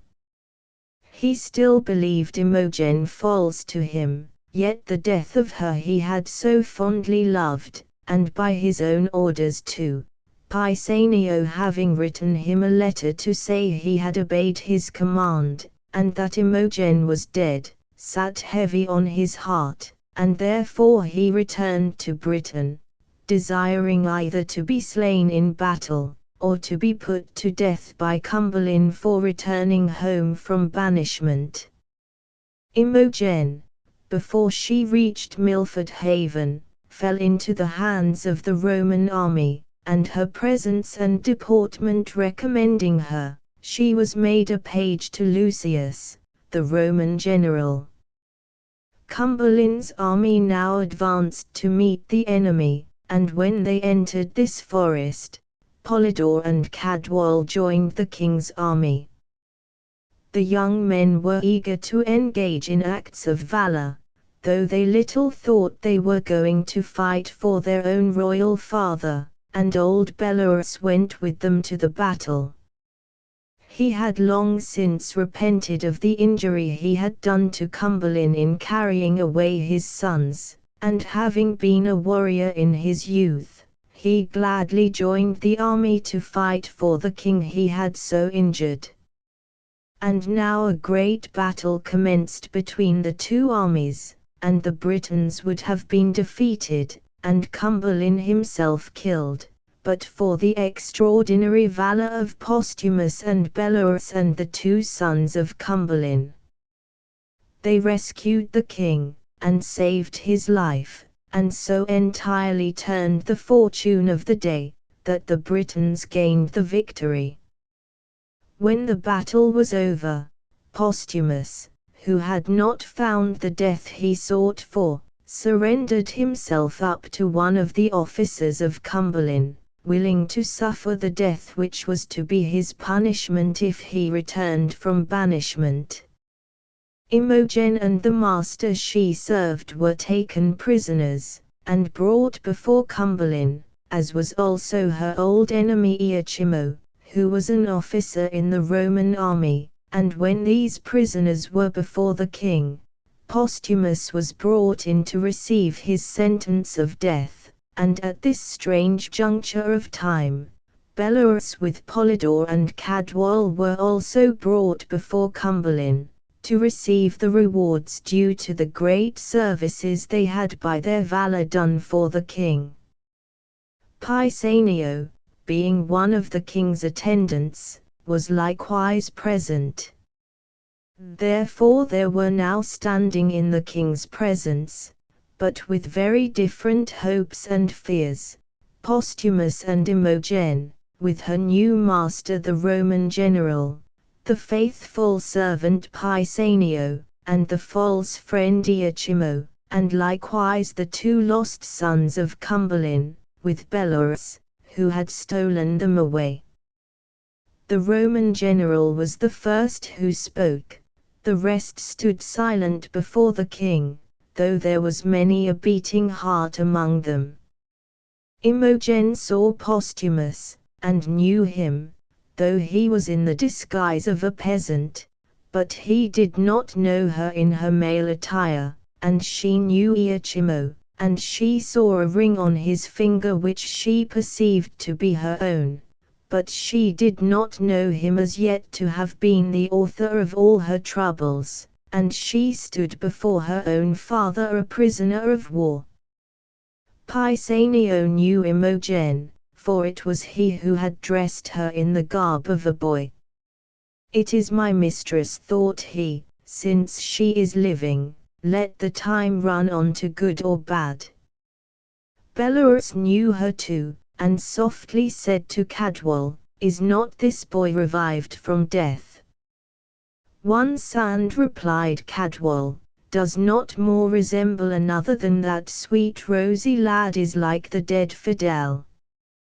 "The same dead thing alive," said Polydore. "Peace, peace," said Bellerus, "if it were he, I am sure he would have spoken to us." "But we saw him dead again," whispered Polydore. "Be silent," replied Bellerus. Posthumus waited in silence to hear the welcome sentence of his own death, and he resolved not to disclose to the king that he had saved his life in the battle, lest that should move Cumberland to pardon him. Lucius, the Roman general, who had taken Imogen under his protection as his page, was the first, as has been before said, who spoke to the king. He was a man of high courage and noble dignity, and this was his speech to the king: I hear you take no ransom for your prisoners, but doom them all to death. I am a Roman, and with a Roman heart will suffer death. But there is one thing for which I would entreat. Then bringing Imogen before the king, he said, This boy is a Briton born. Let him be ransomed. He is my page. Never master had a page so kind, so duteous, so diligent on all occasions, so true, so nurse-like. He hath done no Briton wrong, though he hath served a Roman. Save him, if you spare no one beside. Cumberland looked earnestly on his daughter Imogen. He knew her not in that disguise, but it seemed that all-powerful nature spake in his heart, for he said, I have surely seen him, his face appears familiar to me. I know not why or wherefore I say, Life, boy, but I give you your life, and ask of me what boon you will, and I will grant it you. Yea, even though it be the life of the noblest prisoner I have. I humbly thank your highness, said Imogen. What was then called granting a boon was the same as a promise to give any one thing, whatever it might be, that the person on whom that favour was conferred chose to ask for. They all were attentive to hear what thing the page would ask for, and Lucius her master said to her, I do not beg my life, good lad, but I know that is what you will ask for. No, no, alas, said Imogen, I have other work in hand, good master, your life I cannot ask for. This seeming want of gratitude in the boy astonished the Roman general. Imogen then, fixing her eye on Iachimo, demanded no other boon than this, that Iachimo should be made to confess whence he had the ring he wore on his finger. Cumberland granted her this boon, and threatened Iachimo with the torture if he did not confess how he came by the diamond ring on his finger. Iachimo then made a full acknowledgment of all his villainy, telling, as has been before related, the whole story of his wager with Posthumus, and how he had succeeded in imposing upon his credulity. What Posthumus felt at hearing this proof of the innocence of his lady cannot be expressed. He instantly came forward, and confessed to Cumberland the cruel sentence which he had enjoined Pisanio to execute upon the princess, exclaiming wildly, O Imogen, my queen, my life, my wife! O Imogen, Imogen, Imogen! Imogen could not see her beloved husband in this distress without discovering herself, to the unutterable joy of Posthumus, who was thus relieved from a weight of guilt and woe, and restored to the good graces of the dear lady he had so cruelly treated. Cumberland, almost as much overwhelmed as he with joy, at finding his lost daughter so strangely recovered, received her to her former place in his fatherly affection, and not only gave her husband Posthumus his life, but consented to acknowledge him for his son-in-law. Bellerus chose this time of joy and reconciliation to make his confession. He presented Polydore and Cadwal to the king, telling him they were his two lost sons, Guidorus and Arviragus. Cumberland forgave old Bellerus, for who could think of punishments at a season of such universal happiness? To find his daughter living, and his lost sons in the persons of his young deliverers, that he had seen so bravely fight in his defense, was unlooked for joy indeed. Imogen was now at leisure to perform good services for her late master, the Roman general Lucius, whose life the king her father readily granted at her request, and by the mediation of the same Lucius a peace was concluded between the Romans and the Britons, which was kept inviolate many years. How Cumberland's wicked queen, through despair of bringing her projects to pass, and touched with remorse of conscience, sickened and died, having first lived to see her foolish son Clayton slain in a quarrel which he had provoked, are events too tragical to interrupt this happy conclusion by more than merely touching upon. It is sufficient that all were made happy who were deserving, and even the treacherous Iachimo, in consideration of his villainy having missed its final aim, was dismissed without punishment. Chapter N. Peace. King Lear, King of Britain, had 3 daughters: Goneril, wife to the Duke of Albany; Regan, wife to the Duke of Cornwall; and Cordelia, a young maid, for whose love the King of France and Duke of Burgundy were joint suitors, and were at this time making stay for that purpose in the court of Lear. Cordelia, the old king, worn out with age and the fatigues of government, he being more than 80 years old, determined to take no further part in state affairs, but to leave the management to younger strengths, that he might have time to prepare for death, which must at no long period ensue.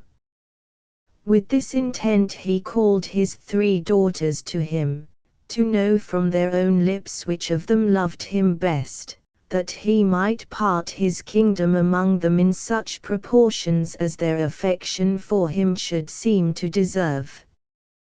Goneril, the eldest, declared that she loved her father more than words could give out, that he was dearer to her than the light of her own eyes, dearer than life and liberty, with a deal of such professing stuff, which is easy to counterfeit where there is no real love, only a few fine words delivered with confidence being wanted in that case. The king, delighted to hear from her own mouth this assurance of her love, and thinking truly that her heart went with it, in a fit of fatherly fondness bestowed upon her and her husband 1/3 of his ample kingdom. Then calling to him his second daughter, he demanded what she had to say. Regan, who was made of the same hollow metal as her sister, was not a whit behind in her professions, but rather declared that what her sister had spoken came short of the love which she professed to bear for his highness, insomuch that she found all other joys dead, in comparison with the pleasure which she took in the love of her dear king and father. Lear blessed himself in having such loving children, as he thought, and could do no less, after the handsome assurances which Regan had made, than bestow 1/3 of his kingdom upon her and her husband, equal in size to that which he had already given away to Goneril. Then turning to his youngest daughter Cordelia, whom he called his joy, he asked what she had to say, thinking no doubt that she would glad his ears with the same loving speeches which her sisters had uttered, or rather that her expressions would be so much stronger than theirs, as she had always been his darling, and favored by him above either of them. But Cordelia, disgusted with the flattery of her sisters, whose hearts she knew were far from their lips, and seeing that all their coaxing speeches were only intended to wheedle the old king out of his dominions, that they and their husbands might reign in his lifetime, made no other reply but this, that she loved his majesty according to her duty, neither more nor less. The king, shocked with this appearance of ingratitude in his favorite child, desired her to consider her words, and to mend her speech, lest it should mar her fortunes.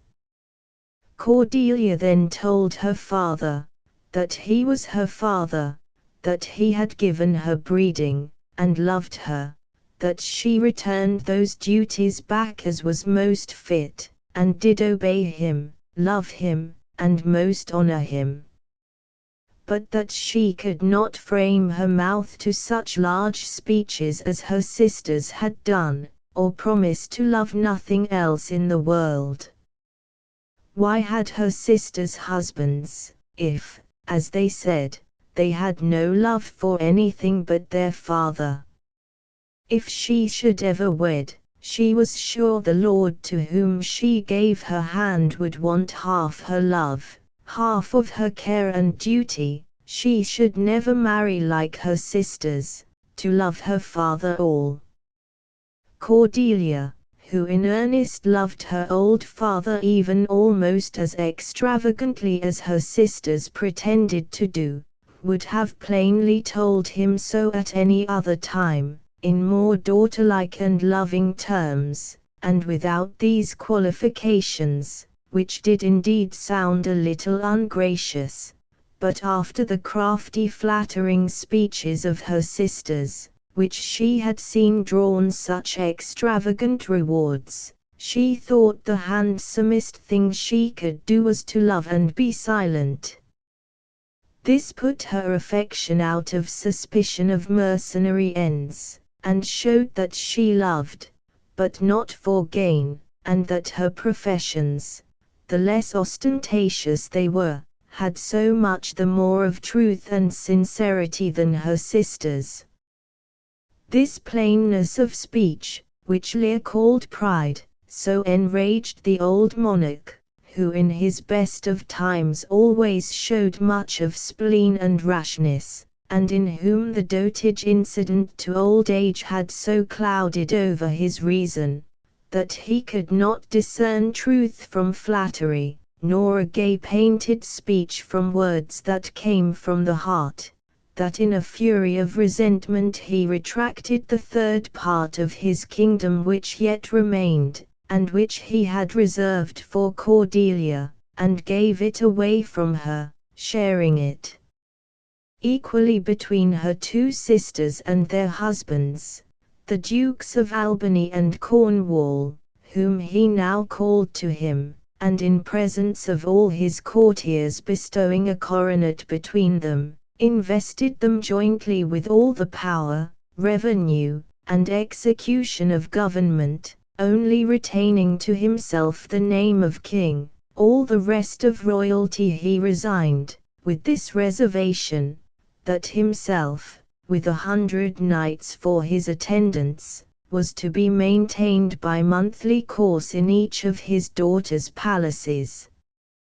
In turn, so preposterous a disposal of his kingdom, so little guided by reason, and so much by passion, filled all his courtiers with astonishment and sorrow, but none of them had the courage to interpose between this incensed king and his wrath, except the Earl of Kent, who was beginning to speak a good word for Cordelia, when the passionate Lear on pain of death commanded him to desist, but the good Kent was not so to be repelled.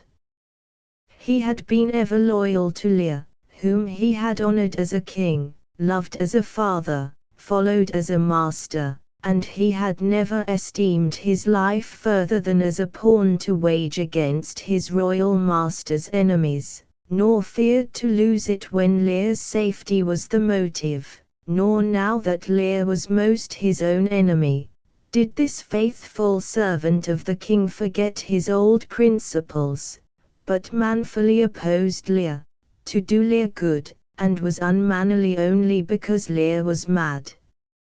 He had been a most faithful counselor in times past to the king, and he besought him now, that he would see with his eyes, as he had done in many weighty matters, and go by his advice still, and in his best consideration recall this hideous rashness, for he would answer with his life, his judgment that Lear's youngest daughter did not love him least, nor were those empty-hearted whose low sound gave no token of hollowness.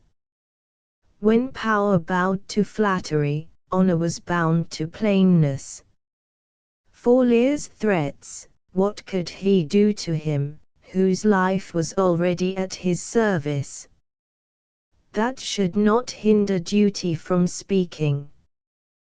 The honest freedom of this good Earl of Kent only stirred up the king's wrath the more, and like a frantic patient who kills his physician, and loves his mortal disease, he banished this true servant, and allotted him but 5 days to make his preparations for departure.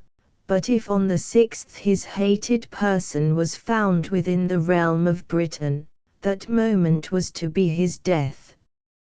And Kent bade farewell to the king, and said, that since he chose to show himself in such fashion, it was but banishment to stay there, and before he went, he recommended Cordelia to the protection of the gods, the maid who had so rightly thought, and so discreetly spoken, and only wished that her sister's large speeches might be answered with deeds of love. And then he went, as he said, to shape his old course to a new country.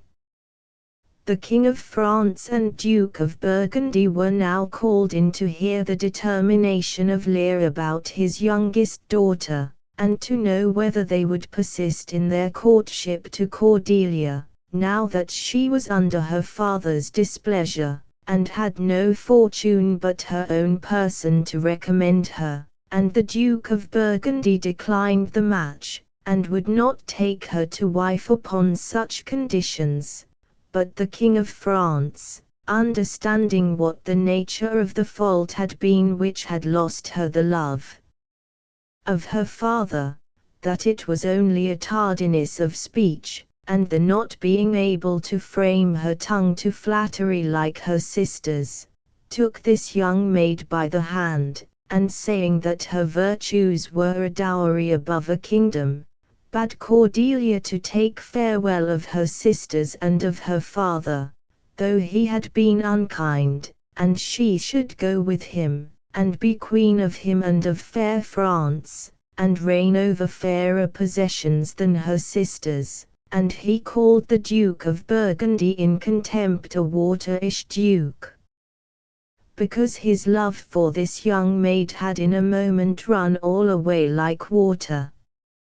Then Cordelia with weeping eyes took leave of her sisters, and besought them to love their father well, and make good their professions, and they sullenly told her not to prescribe to them, for they knew their duty, but to strive to content her husband, who had taken her, as they tauntingly expressed it, as fortune's alms.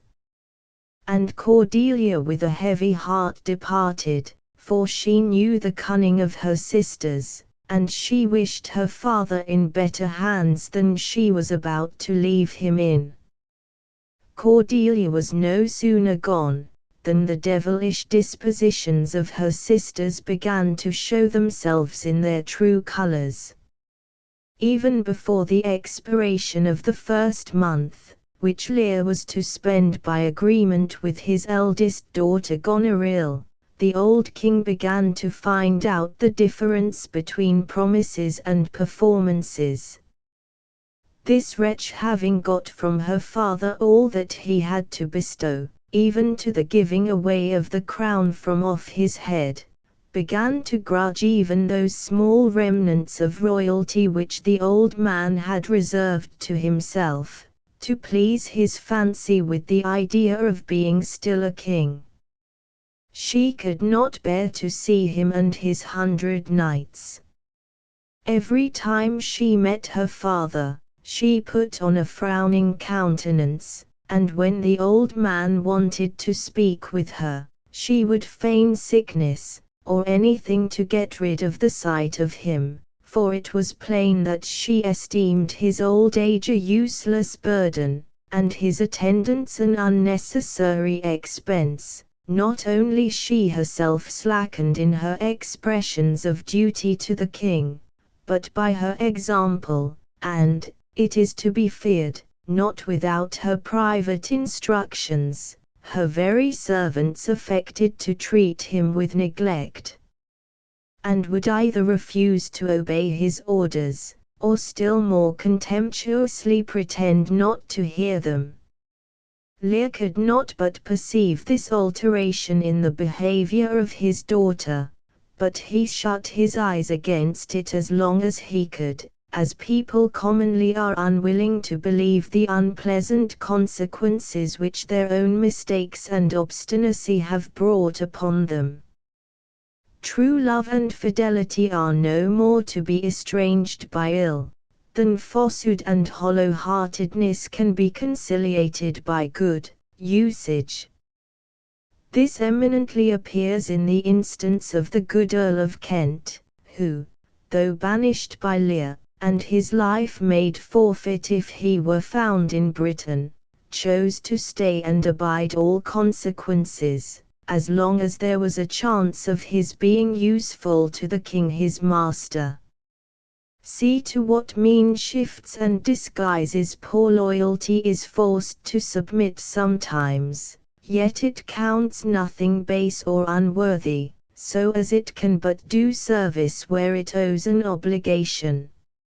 In the disguise of a serving man, all his greatness and pomp laid aside, this good earl proffered his services to the king, who, not knowing him to be Kent in that disguise, but pleased with a certain plainness, or rather bluntness in his answers, which the earl put on, so different from that smooth-oily flattery which he had so much reason to be sick of, having found the effects not answerable in his daughter, a bargain was quickly struck, and Lear took Kent into his service by the name of Caius, as he called himself, never suspecting him to be his once great favourite, the high and mighty Earl of Kent.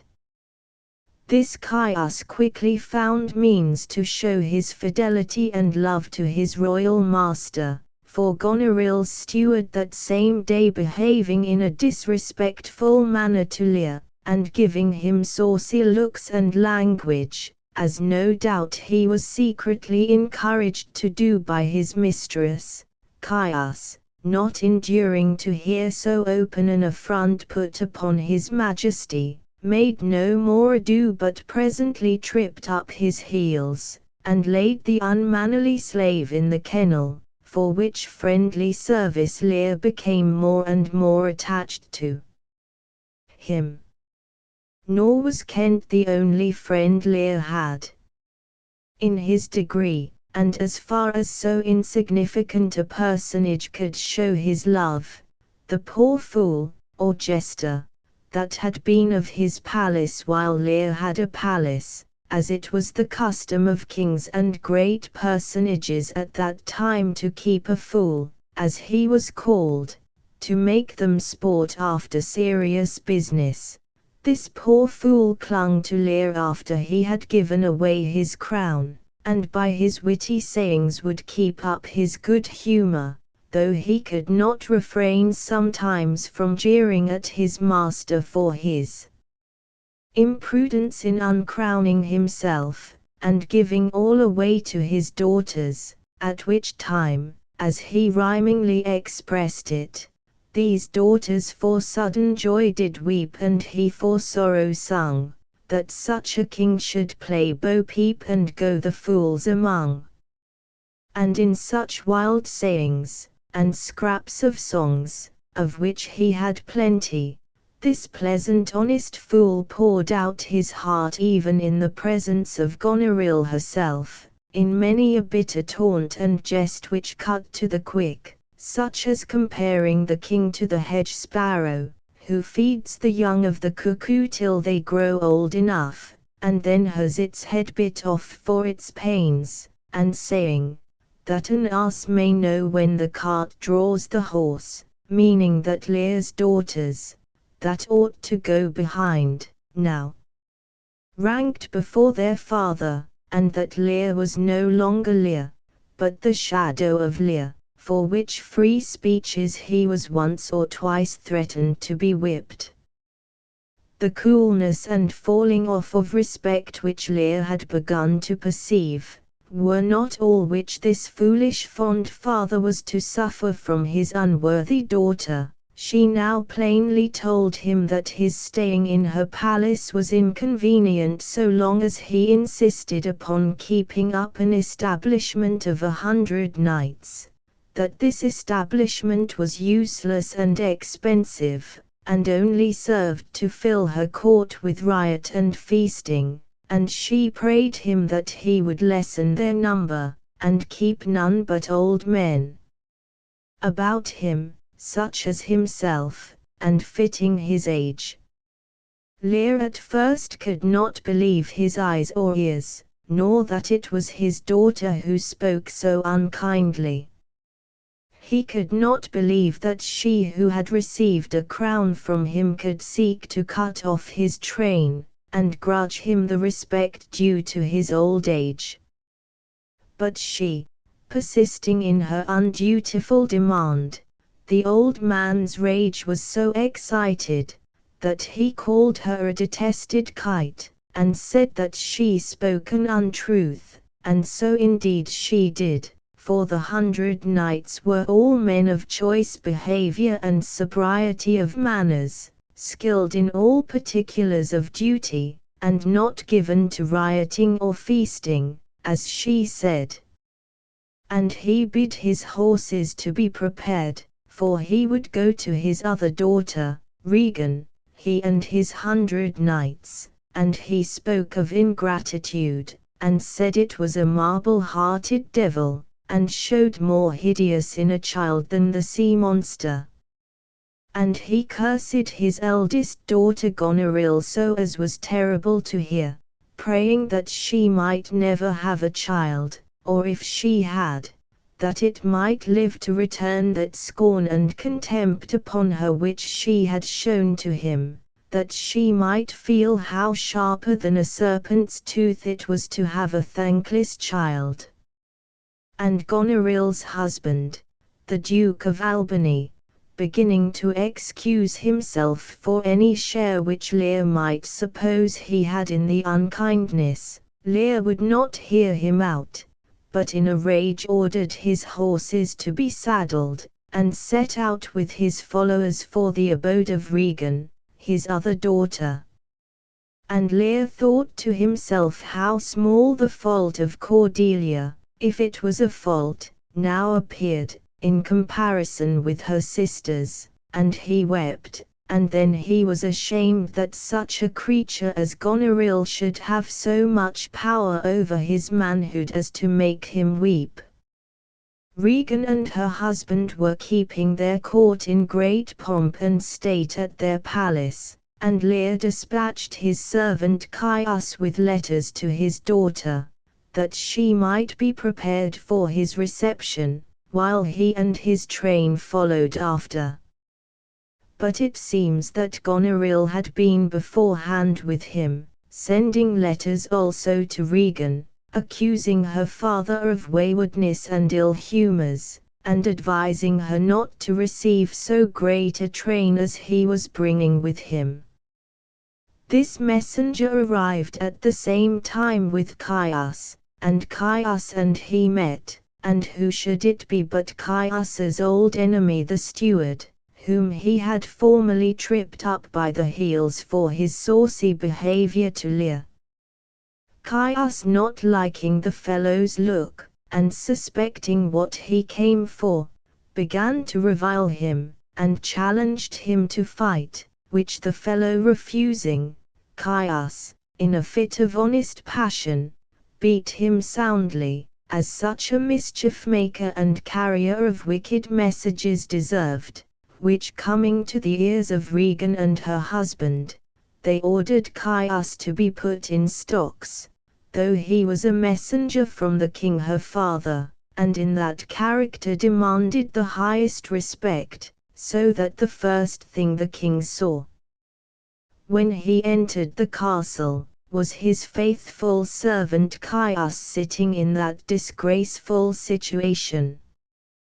This was but a bad omen of the reception which he was to expect, but a worse followed, when, upon inquiry for his daughter and her husband, he was told they were weary with travelling all night, and could not see him, and when lastly, upon his insisting in a positive and angry manner to see them, they came to greet him, whom should he see in their company but the hated Goneril, who had come to tell her own story, and set her sister against the king her father. This sight much moved the old man, and still more to see Regan take her by the hand, and he asked Goneril if she was not ashamed to look upon his old white beard. And Regan advised him to go home again with Goneril, and live with her peaceably, dismissing half of his attendants, and to ask her forgiveness, for he was old and wanted discretion, and must be ruled and led by persons that had more discretion than himself. And Lear showed how preposterous that would sound, if he were to go down on his knees, and beg of his own daughter for food and raiment, and he argued against such an unnatural dependence, declaring his resolution never to return with her, but to stay where he was with Regan, he and his 100 knights, for he said that she had not forgot the half of the kingdom which he had endowed her with, and that her eyes were not fierce like Goneril's, but mild and kind. And he said that rather than return to Goneril, with half his train cut off, he would go over to France, and beg a wretched pension of the king there, who had married his youngest daughter without a portion. But he was mistaken in expecting kinder treatment of Regan than he had experienced from her sister Goneril. As if willing to outdo her sister in unfilial behavior, she declared that she thought 50 knights too many to wait upon him, that 25 were enough. Then Lear, nigh heartbroken, turned to Goneril and said that he would go back with her, for her 50 doubled 25, and so her love was twice as much as Regan's. But Goneril excused herself, and said, what need of so many as 25? Or even 10? Or 5? When he might be waited upon by her servants, or her sister's servants. So these two wicked daughters, as if they strove to exceed each other in cruelty to their old father, who had been so good to them, by little and little would have abated him of all his train, all respect, little enough for him that once commanded a kingdom, which was left him to show that he had once been a king. Not that a splendid train is essential to happiness, but from a king to a beggar is a hard change, from commanding millions to be without one attendant, and it was the ingratitude in his daughters denying it, more than what he would suffer by the want of it, which pierced this poor king to the heart, insomuch, that with this double ill usage, and vexation for having so foolishly given away a kingdom, his wits began to be unsettled, and while he said he knew not what, he vowed revenge against those unnatural hags, and to make examples of them that should be a terror to the earth. While he was thus idly threatening what his weak arm could never execute, night came on, and a loud storm of thunder and lightning with rain, and his daughters still persisting in their resolution not to admit his followers, he called for his horses, and chose rather to encounter the utmost fury of the storm abroad, than stay under the same roof with these ungrateful daughters. And they, saying that the injuries which wilful men procure to themselves are their just punishment, suffered him to go in that condition and shut their doors upon him. The winds were high, and the rain and storm increased, when the old man sallied forth to combat with the elements, less sharp than his daughter's unkindness. For many miles about there was scarce a bush, and there upon a heath, exposed to the fury of the storm in a dark night, did King Lear wander out, and defy the winds and the thunder, and he bid the winds to blow the earth into the sea, or swell the waves of the sea till they drowned the earth, that no token might remain of any such ungrateful animal as man. The old king was now left with no other companion than the poor fool, who still abided with him, with his merry conceits striving to outjust misfortune, saying it was but a naughty night to swim in, and truly the king had better go in and ask his daughter's blessing, but he that has a little tiny wit, with hi-ho, the wind and the rain, must make content with his fortunes fit. Though the rain it raineth every day, and swearing it was a brave night to cool a lady's pride. Thus poorly accompanied, this once great monarch was found by his ever faithful servant the good Earl of Kent, now transformed to Caius, who ever followed close at his side, though the king did not know him to be the earl, and he said, "Alas! Sir, are you here? Creatures that love night, love not such nights as these. This dreadful storm has driven the beasts to their hiding places. Man's nature cannot endure the affliction or the fear." And Lear rebuked him and said, "These lesser evils were not felt, where a greater malady was fixed. When the mind is at ease, the body has leisure to be delicate, but the tempest in his mind did take all feeling else from his senses, but of that which beat at his heart." And he spoke of filial ingratitude, and said it was all one as if the mouth should tear the hand for lifting food to it, for parents were hands and food and everything to children.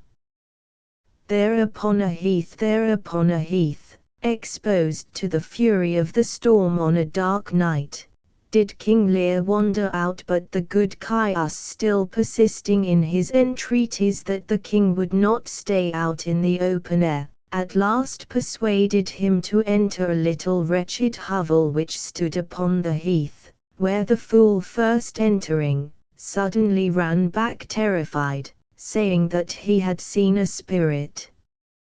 But upon examination this spirit proved to be nothing more than a poor bedlam beggar, who had crept into this deserted hovel for shelter, and with his talk about devils frightened the fool, one of those poor lunatics who are either mad, or feign to be so, the better to extort charity from the compassionate country people, who go about the country, calling themselves Poor Tom and Poor Turlygood, saying, "Who gives anything to Poor Tom?" sticking pins and nails and sprigs of rosemary into their arms to make them bleed, and with such horrible actions, partly by prayers, and partly with lunatic curses, they move or terrify the ignorant country folks into giving them alms.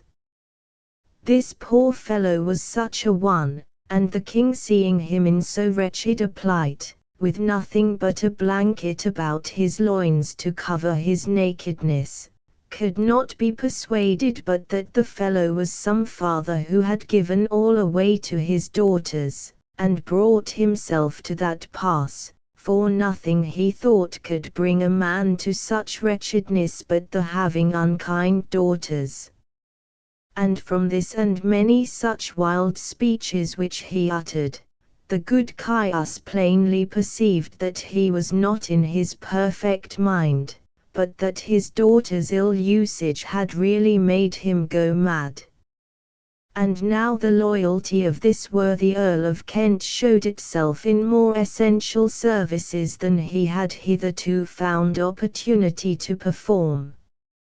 For with the assistance of some of the king's attendants who remained loyal, he had the person of his royal master removed at daybreak to the castle of Dover, where his own friends and influence, as Earl of Kent, chiefly lay, and himself embarking for France, hastened to the court of Cordelia, and did there in such moving terms represent the pitiful condition of her royal father, and set out in such lively colors the inhumanity of her sisters, that this good and loving child with many tears besought the king her husband that he would give her leave to embark for England, with a sufficient power to subdue these cruel daughters and their husbands, and restore the old king her father to his throne, which being granted, she set forth, and with a royal army landed at Dover.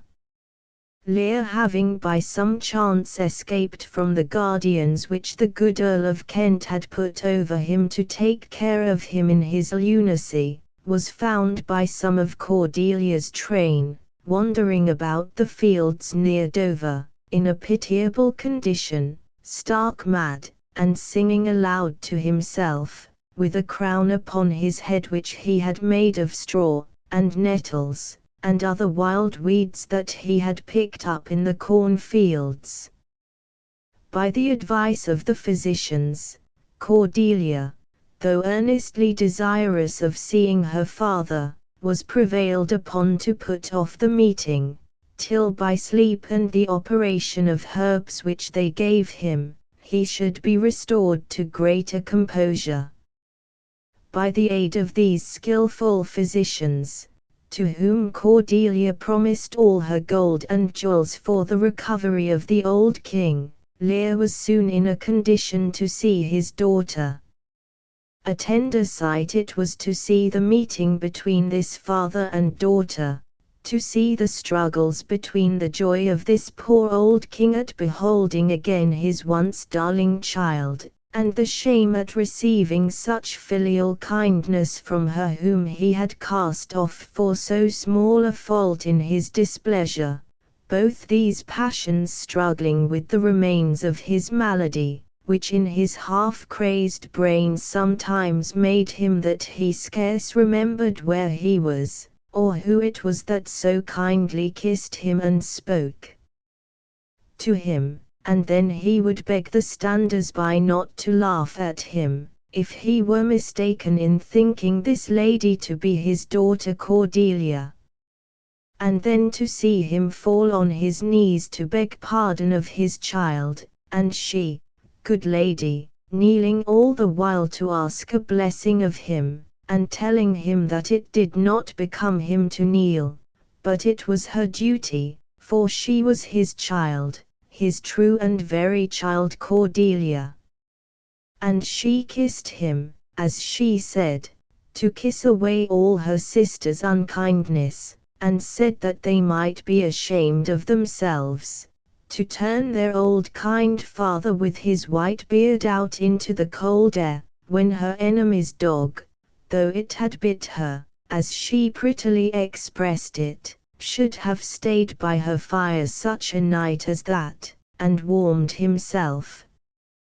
And she told her father how she had come from France with purpose to bring him assistance, and he said that she must forget and forgive, for he was old and foolish, and did not know what he did, but that to be sure she had great cause not to love him, but her sisters had none. And Cordelia said that she had no cause, no more than they had.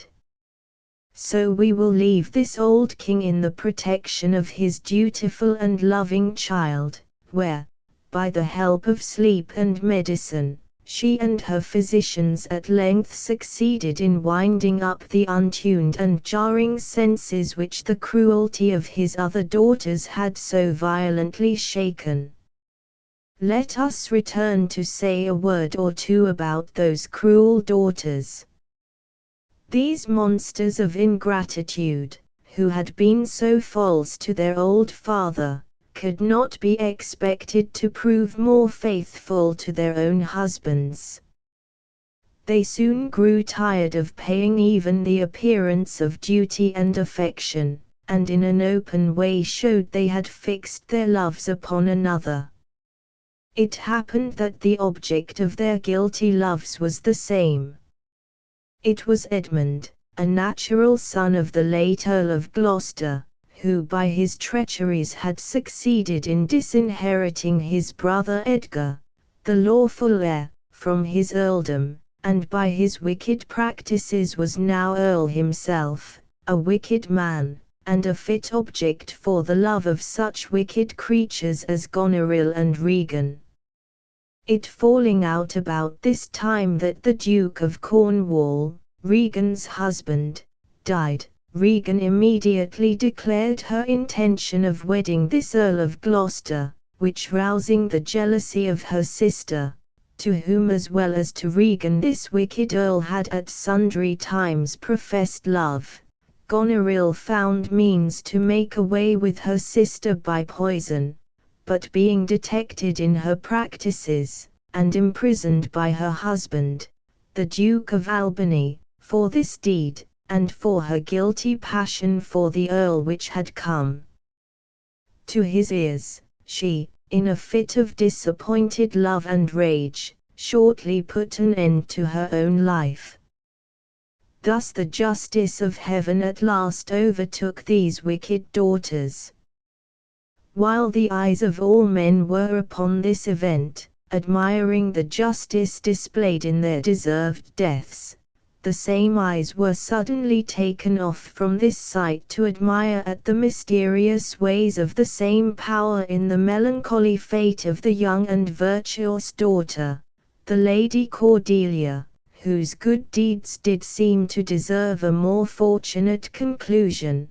But it is an awful truth, that innocence and piety are not always successful in this world.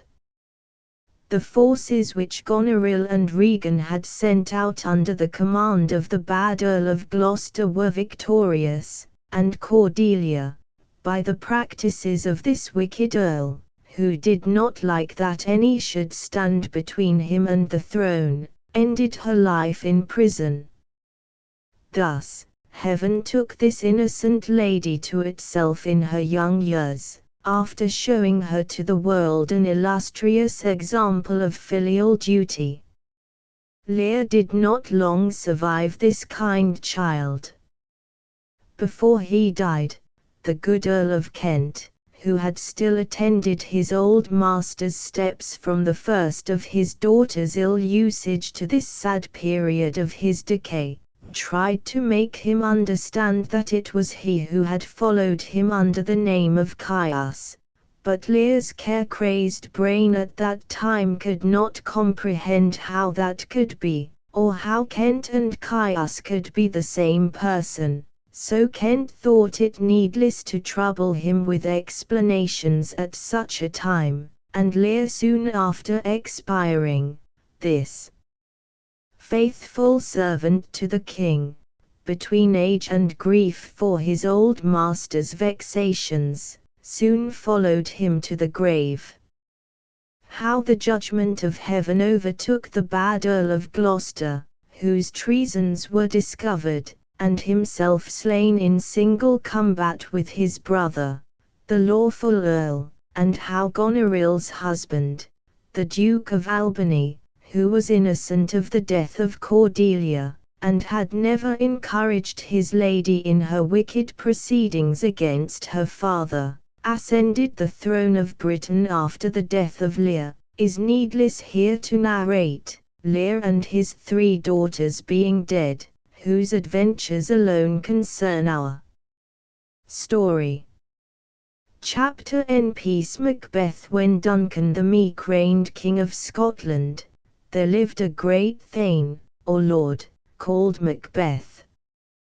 This Macbeth was a near kinsman to the king, and in great esteem at court for his valor and conduct in the wars, an example of which he had lately given, in defeating a rebel army assisted by the troops of Norway in terrible numbers. They were stopped by the strange appearance of 3 figures. The 2 Scottish generals, Macbeth and Banquo, returning victorious from this great battle. Their way lay over a blasted heath, where they were stopped by the strange appearance of 3 figures like women, except that they had beards, and their withered skins and wild attire made them look not like any earthly creatures. Macbeth first addressed them, when they, seemingly offended, laid each one her choppy finger upon her skinny lips, in token of silence, and the first of them saluted Macbeth with the title of Thane of Glamis. The general was not a little startled to find himself known by such creatures, but how much more, when the second of them followed up that salute by giving him the title of Thane of Cawdor, to which honor he had no pretensions, and again the third bid him all hail, King that shalt be hereafter. Such a prophetic greeting might well amaze him, who knew that while the king's sons lived he could not hope to succeed to the throne. Then turning to Banquo, they pronounced him, in a sort of riddling terms, to be lesser than Macbeth and greater. Not so happy, but much happier. And prophesied that though he should never reign, yet his sons after him should be kings in Scotland. They then turned into air, and vanished, by which the generals knew them to be the weird sisters, or witches. While they stood pondering on the strangeness of this adventure, there arrived certain messengers from the king, who were empowered by him to confer upon Macbeth the dignity of Thane of Cawdor, an event so miraculously corresponding with the prediction of the witches astonished Macbeth, and he stood wrapped in amazement, unable to make reply to the messengers, and in that point of time swelling hopes arose in his mind that the prediction of the third witch might in like manner have its accomplishment, and that he should one day reign king in Scotland.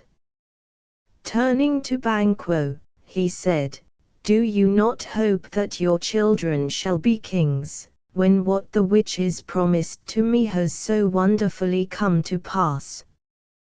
"That hope," answered the general, "might enkindle you to aim at the throne, but oftentimes these ministers of darkness tell us truths in little things, to betray us into deeds of greatest consequence." But the wicked suggestions of the witches had sunk too deep into the mind of Macbeth to allow him to attend to the warnings of the good Banquo. From that time he bent all his thoughts how to compass the throne of Scotland. Macbeth had a wife, to whom he communicated the strange prediction of the weird sisters, and its partial accomplishment. She was a bad, ambitious woman, and so as her husband and herself could arrive at greatness, she cared not much by what means. She spurred on the reluctant purpose of Macbeth, who felt compunction at the thoughts of blood, and did not cease to represent the murder of the king as a step absolutely necessary to the fulfillment of the flattering prophecy. It happened at this time that the king, who out of his royal condescension would oftentimes visit his principal nobility upon gracious terms, came to Macbeth's house, attended by his two sons, Malcolm and Donalbain, and a numerous train of thanes and attendants, the more to honor Macbeth for the triumphal success of his wars. The castle of Macbeth was pleasantly situated, and the air about it was sweet and wholesome, which appeared by the nests which the martlet, or swallow, had built under all the jutting friezes and buttresses of the building, wherever it found a place of advantage, for where those birds most breed and haunt, the air is observed to be delicate. The king entered well pleased with the place, and not less so with the attentions and respect of his honored hostess, Lady Macbeth, who had the art of covering treacherous purposes with smiles, and could look like the innocent flower, while she was indeed the serpent under it. The king, being tired with his journey, went early to bed, and in his stateroom 2 grooms of his chamber, as was the custom, slept beside him. He had been unusually pleased with his reception, and had made presents before he retired to his principal officers, and among the rest, had sent a rich diamond to Lady Macbeth, greeting her by the name of his most kind hostess. Now was the middle of night, when over half the world nature seems dead, and wicked dreams abuse men's minds asleep, and none but the wolf and the murderer is abroad. This was the time when Lady Macbeth waked to plot the murder of the king.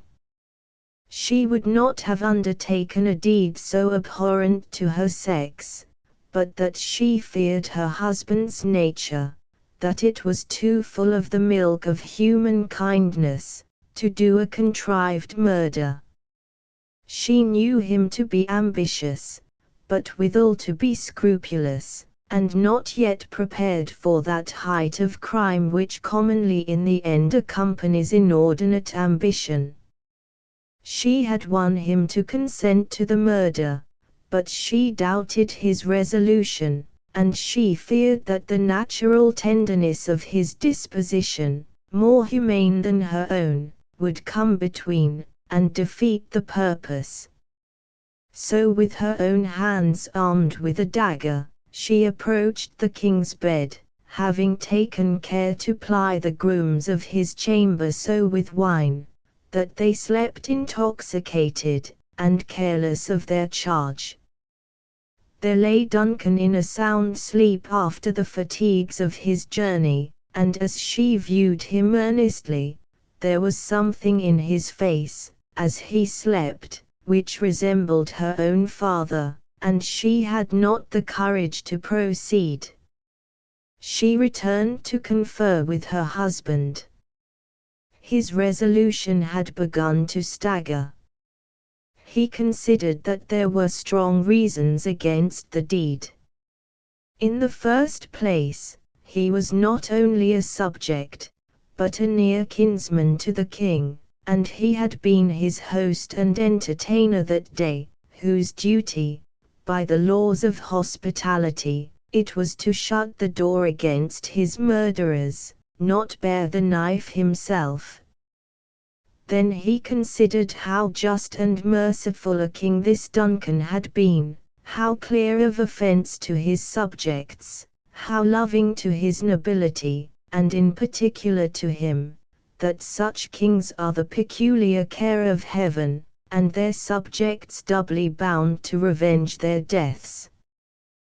Besides, by the favors of the king, Macbeth stood high in the opinion of all sorts of men, and how would those honors be stained by the reputation of so foul a murder? In these conflicts of the mind Lady Macbeth found her husband inclining to the better part, and resolving to proceed no further. But she, being a woman not easily shaken from her evil purpose, began to pour in at his ears words which infused a portion of her own spirit into his mind, assigning reason upon reason why he should not shrink from what he had undertaken, how easy the deed was, how soon it would be over, and how the action of one short night would give to all their nights and days to come sovereign sway and royalty. Then she threw contempt on his change of purpose, and accused him of fickleness and cowardice, and declared that she had given suck, and knew how tender it was to love the babe that milked her, but she would, while it was smiling in her face, have plucked it from her breast, and dashed its brains out, if she had so sworn to do it, as he had sworn to perform that murder. Then she added, how practicable it was to lay the guilt of the deed upon the drunken sleepy grooms. And with the valor of her tongue she so chastised his sluggish resolutions, that he once more summoned up courage to the bloody business. So, taking the dagger in his hand, he softly stole in the dark to the room where Duncan lay, and as he went, he thought he saw another dagger in the air, with the handle towards him, and on the blade and at the point of it drops of blood, but when he tried to grasp at it, it was nothing but air, a mere phantasm proceeding from his own hot and oppressed brain and the business he had in hand. Getting rid of this fear, he entered the king's room, whom he dispatched with one stroke of his dagger. Just as he had done the murder, one of the grooms, who slept in the chamber, laughed in his sleep, and the other cried, murder, which woke them both. But they said a short prayer. One of them said, God bless us, and the other answered Amen, and addressed themselves to sleep again. Macbeth, who stood listening to them, tried to say Amen when the fellow said, God bless us, but, though he had most need of a blessing, the word stuck in his throat, and he could not pronounce it. Again he thought he heard a voice which cried, Sleep no more, Macbeth doth murder sleep, the innocent sleep, that nourishes life. Still it cried, Sleep no more to all the house. Glamis hath murdered sleep, and therefore Corder shall sleep no more, Macbeth shall sleep no more. With such horrible imaginations Macbeth returned to his listening wife, who began to think he had failed of his purpose, and that the deed was somehow frustrated. He came in so distracted a state, that she reproached him with his want of firmness, and sent him to wash his hands of the blood which stained them, while she took his dagger, with purpose to stain the cheeks of the grooms with blood, to make it seem their guilt. Morning came, and with it the discovery of the murder, which could not be concealed, and though Macbeth and his lady made great show of grief, and the proofs against the grooms, the dagger being produced against them and their faces smeared with blood, were sufficiently strong, yet the entire suspicion fell upon Macbeth, whose inducements to such a deed were so much more forcible than such poor silly grooms could be supposed to have, and Duncan's 2 sons fled. Malcolm, the eldest, sought for refuge in the English court, and the youngest, Donalbain, made his escape to Ireland. The king's sons, who should have succeeded him, having thus vacated the throne, Macbeth as next heir was crowned king, and thus the prediction of the weird sisters was literally accomplished. Though placed so high, Macbeth and his queen could not forget the prophecy of the weird sisters, that, though Macbeth should be king, yet not his children, but the children of Banquo, should be kings after him. The thought of this, and that they had defiled their hands with blood, and done so great crimes, only to place the posterity of Banquo upon the throne, so rankled within them, that they determined to put to death both Banquo and his son, to make void the predictions of the weird sisters, which in their own case had been so remarkably brought to pass. For this purpose they made a great supper, to which they invited all the chief thanes, and, among the rest, with marks of particular respect, Banquo and his son Fleance were invited. The way by which Banquo was to pass to the palace at night was beset by murderers appointed by Macbeth, who stabbed Banquo, but in the scuffle Fleance escaped. From that Fleance descended a race of monarchs who afterwards filled the Scottish throne, ending with James VI of Scotland and the First of England, under whom the two crowns of England and Scotland were united. At supper, the Queen, whose manners were in the highest degree affable and royal, played the hostess with a gracefulness and attention which conciliated every one present, and Macbeth discoursed freely with his thanes and nobles, saying, that all that was honourable in the country was under his roof, if he had but his good friend Banquo present, whom yet he hoped he should rather have to chide for neglect, than to lament for any mischance. Just at these words the ghost of Banquo, whom he had caused to be murdered, entered the room and placed himself on the chair which Macbeth was about to occupy. Though Macbeth was a bold man, and one that could have faced the devil without trembling, at this horrible sight his cheeks turned white with fear, and he stood quite unmanned with his eyes fixed upon the ghost. His queen and all the nobles, who saw nothing, but perceived him gazing, as they thought, upon an empty chair, took it for a fit of distraction, and she reproached him, whispering that it was but the same fancy which made him see the dagger in the air, when he was about to kill Duncan.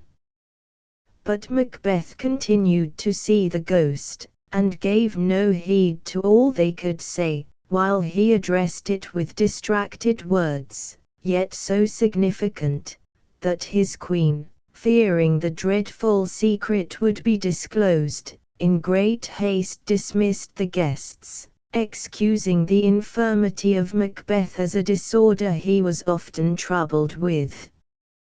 To such dreadful fancies Macbeth was subject. His queen and he had their sleeps afflicted with terrible dreams, and the blood of Banquo troubled them not more than the escape of Fleance, whom now they looked upon as father to a line of kings who should keep their posterity out of the throne. With these miserable thoughts they found no peace, and Macbeth determined once more to seek out the weird sisters, and know from them the worst. He sought them in a cave upon the heath, where they, who knew by foresight of his coming, were engaged in preparing their dreadful charms, by which they conjured up infernal spirits to reveal to them futurity. Their horrid ingredients were toads, bats, and serpents, the eye of a newt, and the tongue of a dog, the leg of a lizard, and the wing of the night owl, the scale of a dragon, the tooth of a wolf, the maw of the ravenous salt sea shark, the mummy of a witch, the root of the poisonous hemlock. This to have effect must be digged in the dark, the gall of a goat, and the liver of a Jew, with slips of the yew tree that roots itself in graves, and the finger of a dead child. All these were set on to boil in a great kettle, or cauldron, which, as fast as it grew too hot, was cooled with a baboon's blood. To these they poured in the blood of a sow that had eaten her young, and they threw into the flame the grease that had sweaten from a murderer's gibbet. By these charms they bound the infernal spirits to answer their questions. It was demanded of Macbeth, whether he would have his doubts resolved by them, or by their masters, the spirits. He, nothing daunted by the dreadful ceremonies which he saw, boldly answered, "Where are they? Let me see them." And they called the spirits, which were three. And the first arose in the likeness of an armed head, and he called Macbeth by name, and bid him beware of the Thane of Fife, for which caution Macbeth thanked him. For Macbeth had entertained a jealousy of Macduff, the Thane of Fife. And the second spirit arose in the likeness of a bloody child, and he called Macbeth by name, and bid him have no fear, but laugh to scorn the power of man, for none of woman born should have power to hurt him, and he advised him to be bloody, bold, and resolute. "Then live, Macduff," cried the king, "what need I fear of thee? But yet I will make assurance doubly sure. Thou shalt not live, that I may tell pale-hearted fear it lies, and sleep in spite of thunder." That spirit being dismissed, a third arose in the form of a child crowned, with a tree in his hand. He called Macbeth by name, and comforted him against conspiracies, saying, that he should never be vanquished, until the wood of Burnham to Dunsinane Hill should come against him. Sweet bodements! "Good," cried Macbeth, "who can unfix the forest, and move it from its earth-bound roots? I see I shall live the usual period of man's life, and not be cut off by a violent death. But my heart throbs to know one thing.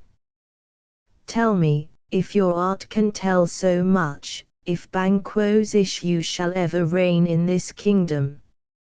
Here the cauldron sank into the ground, and a noise of music was heard, and 8 shadows, like kings, passed by Macbeth, and Banquo last, who bore a glass which showed the figures of many more, and Banquo all bloody smiled upon Macbeth, and pointed to them, by which Macbeth knew that these were the posterity of Banquo, who should reign after him in Scotland, and the witches, with a sound of soft music, and with dancing, making a show of duty and welcome to Macbeth, vanished.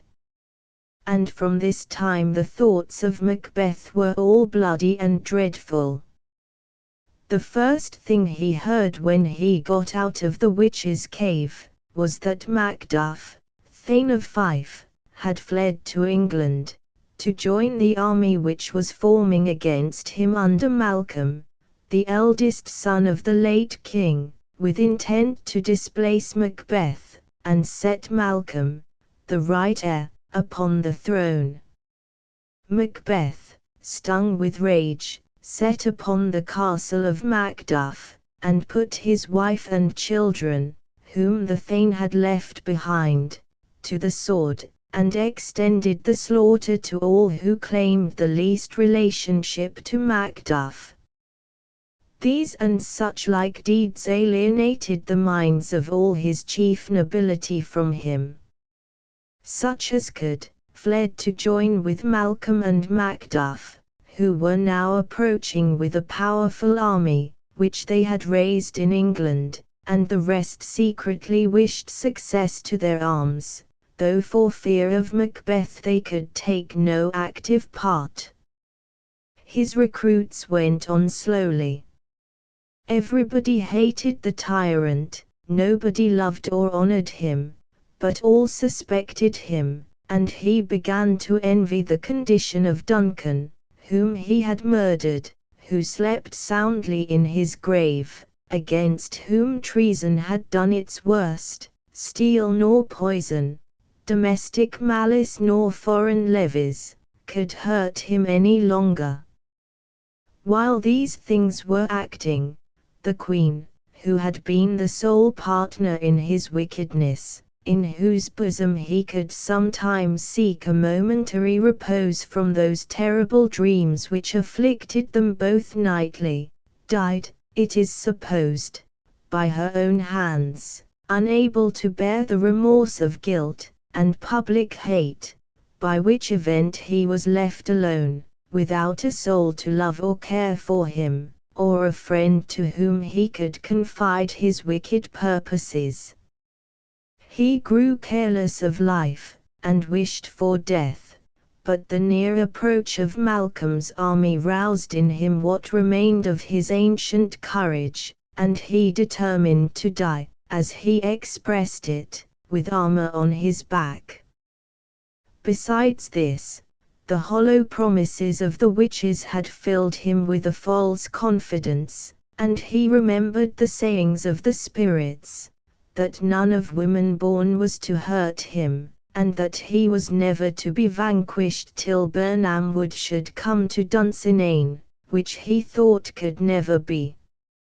So he shut himself up in his castle, whose impregnable strength was such as defied a siege. Here he sullenly waited the approach of Malcolm. When, upon a day, there came a messenger to him, pale and shaking with fear, almost unable to report that which he had seen, for he averred, that as he stood upon his watch on the hill, he looked towards Birnam, and to his thinking the wood began to move. "Liar and slave," cried Macbeth, "if thou speakest false, thou shalt hang alive upon the next tree, till famine end thee. If thy tale be true, I care not if thou dost as much by me." For Macbeth now began to faint in resolution, and to doubt the equivocal speeches of the spirits. He was not to fear till Birnam Wood should come to Dunsinane, and now a wood did move. "However," said he, "if this which he avouches be true, let us arm and out. There is no flying hence, nor staying here. I begin to be weary of the sun, and wish my life at an end." With these desperate speeches he sallied forth upon the besiegers, who had now come up to the castle. The strange appearance which had given the messenger an idea of a wood moving is easily solved. When the besieging army marched through the wood of Birnam, Malcolm, like a skillful general, instructed his soldiers to hew down every one a bough and bear it before him, by way of concealing the true numbers of his host. This marching of the soldiers with boughs had at a distance the appearance which had frightened the messenger. Thus were the words of the spirit brought to pass, in a sense different from that in which Macbeth had understood them, and one great hold of his confidence was gone.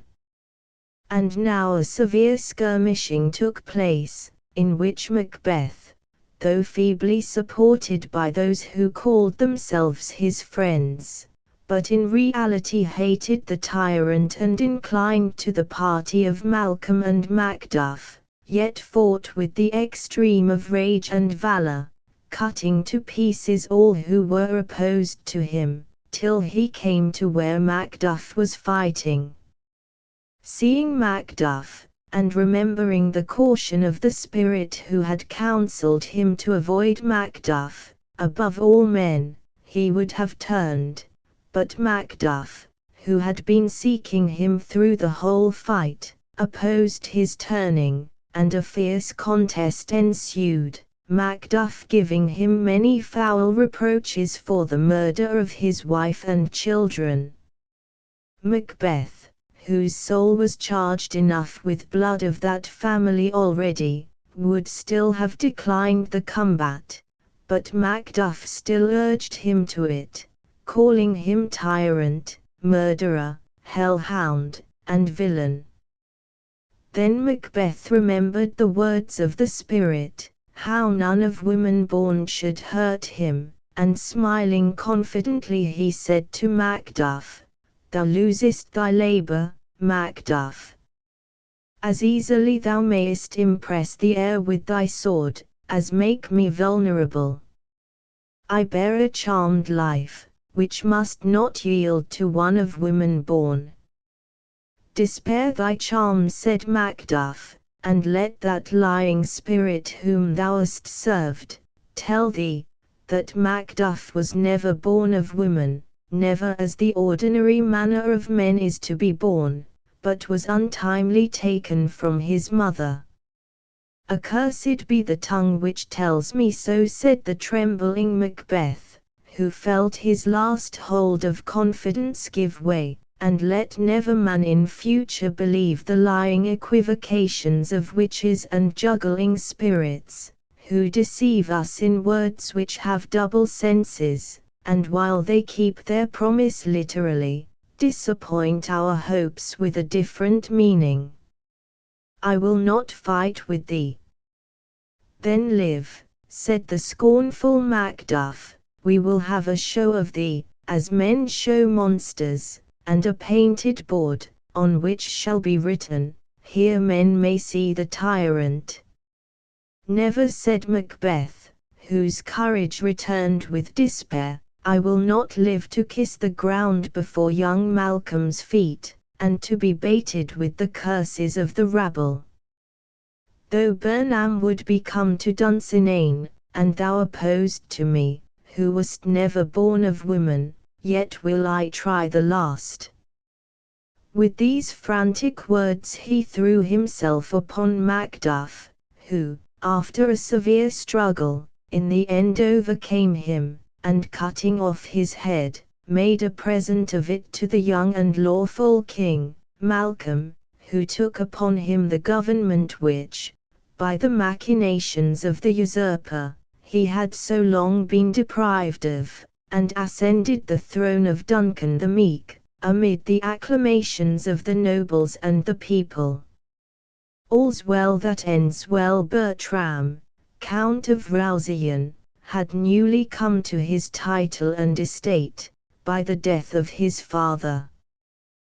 The King of France loved the father of Bertram, and when he heard of his death, he sent for his son to come immediately to his royal court in Paris, intending, for the friendship he bore the late Count, to grace young Bertram with his especial favor and protection.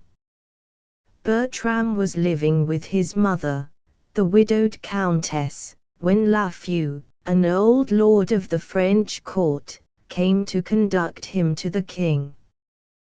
The King of France was an absolute monarch, and the invitation to court was in the form of a royal mandate, or positive command, which no subject, of what high dignity soever, might disobey. Therefore, though the Countess, in parting with this dear son, seemed a second time to bury her husband, whose loss she had so lately mourned, yet she dared not to keep him a single day, but gave instant orders for his departure. Lafeu, who came to fetch him, tried to comfort the Countess for the loss of her late lord, and her son's sudden absence, and he said, in a courtier's flattering manner, that the king was so kind a prince, she would find in his majesty a husband, and that he would be a father to her son, meaning only that the good king would befriend the fortunes of Bertram. Lafeu told the countess that the king had fallen into a sad malady, which was pronounced by his physicians to be incurable. The lady expressed great sorrow on hearing this account of the king's ill health, and said, she wished the father of Helena, a young gentlewoman who was present in attendance upon her, were living, for that she doubted not he could have cured his majesty of his disease. And she told Lafeu something of the history of Helena, saying she was the only daughter of the famous physician Gerard de Narbonne, and that he had recommended his daughter to her care when he was dying, so that since his death she had taken Helena under her protection. Then the countess praised the virtuous disposition and excellent qualities of Helena, saying she inherited these virtues from her worthy father. While she was speaking, Helena wept in sad and mournful silence, which made the countess gently reprove her for too much grieving for her father's death. Bertram now bade his mother farewell. The countess parted with this dear son with tears and many blessings, and commended him to the care of Lafeu, saying, "Good my lord, advise him, for he is an unseasoned courtier." Bertram's last words were spoken to Helena, but they were words of mere civility, wishing her happiness, and he concluded his short farewell to her with saying, "Be comfortable to my mother, your mistress, and make much of her." Helena had long loved Bertram, and when she wept in sad and mournful silence, the tears she shed were not for Gerard de Narbonne. Helena loved her father, but in the present feeling of a deeper love, the object of which she was about to lose, she had forgotten the very form and features of her dead father, her imagination presenting no image to her mind but Bertram's. Helena had long loved Bertram, yet she always remembered that he was the Count of Roussillon, descended from the most ancient family in France. She of humble birth. Her parents of no note at all. His ancestors all noble. And therefore she looked up to the high-born Bertram as to her master and to her dear lord, and dared not form any wish but to live his servant, and so living to die his vassal. So great the distance seemed to her between his height of dignity and her lowly fortunes, that she would say, "It were all one that I should love a bright particular star, and think to wed it, Bertram is so far above me." Bertram's absence filled her eyes with tears and her heart with sorrow, for though she loved without hope, yet it was a pretty comfort to her to see him every hour, and Helena would sit and look upon his dark eye, his arched brow, and the curls of his fine hair, till she seemed to draw his portrait on the tablet of her heart, that heart too capable of retaining the memory of every line in the features of that loved face. Gerard de Narbonne, when he died, left her no other portion than some prescriptions of rare and well-proved virtue, which by deep study and long experience in medicine he had collected as sovereign and almost infallible remedies. Among the rest, there was one set down as an approved medicine for the disease under which Lafeu said the king at that time languished, and when Helena heard of the king's complaint, she, who till now had been so humble and so hopeless, formed an ambitious project in her mind to go herself to Paris, and undertake the cure of the king. But though Helena was the possessor of this choice prescription, it was unlikely, as the king as well as his physicians was of opinion that his disease was incurable, that they would give credit to a poor unlearned virgin, if she should offer to perform a cure. The firm hopes that Helena had of succeeding, if she might be permitted to make the trial, seemed more than even her father's skill warranted, though he was the most famous physician of his time, for she felt a strong faith that this good medicine was sanctified by all the luckiest stars in heaven to be the legacy that should advance her fortune, even to the high dignity of being Count Ralzian's wife. Bertram had not been long gone, when the Countess was informed by her steward, that he had overheard Helena talking to herself, and that he understood from some words she uttered, she was in love with Bertram, and thought of following him to Paris. The Countess dismissed the steward with thanks, and desired him to tell Helena she wished to speak with her. What she had just heard of Helena brought the remembrance of days long past into the mind of the Countess, those days probably when her love for Bertram's father first began, and she said to herself, "Even so it was with me when I was young. Love is a thorn that belongs to the rose of youth, for in the season of youth, if ever we are nature's children, these faults are ours, though then we think not they are faults." While the Countess was thus meditating on the loving errors of her own youth, Helena entered, and she said to her, "Helena, you know I am a mother to you." Helena replied, "You are my honorable mistress." "You are my daughter," said the Countess again, "I say I am your mother. Why do you start and look pale at my words?" With looks of alarm and confused thoughts, fearing the Countess suspected her love, Helena still replied, "Pardon me, madam, you are not my mother. The Count Ralzian cannot be my brother, nor I your daughter." "Yet," Helena said the Countess, "you might be my daughter-in-law, and I am afraid that is what you mean to be. The words mother and daughter so disturb you." "Helena, do you love my son?" "Good madam, pardon me," said the affrighted Helena. Again the Countess repeated her question, "Do you love my son?"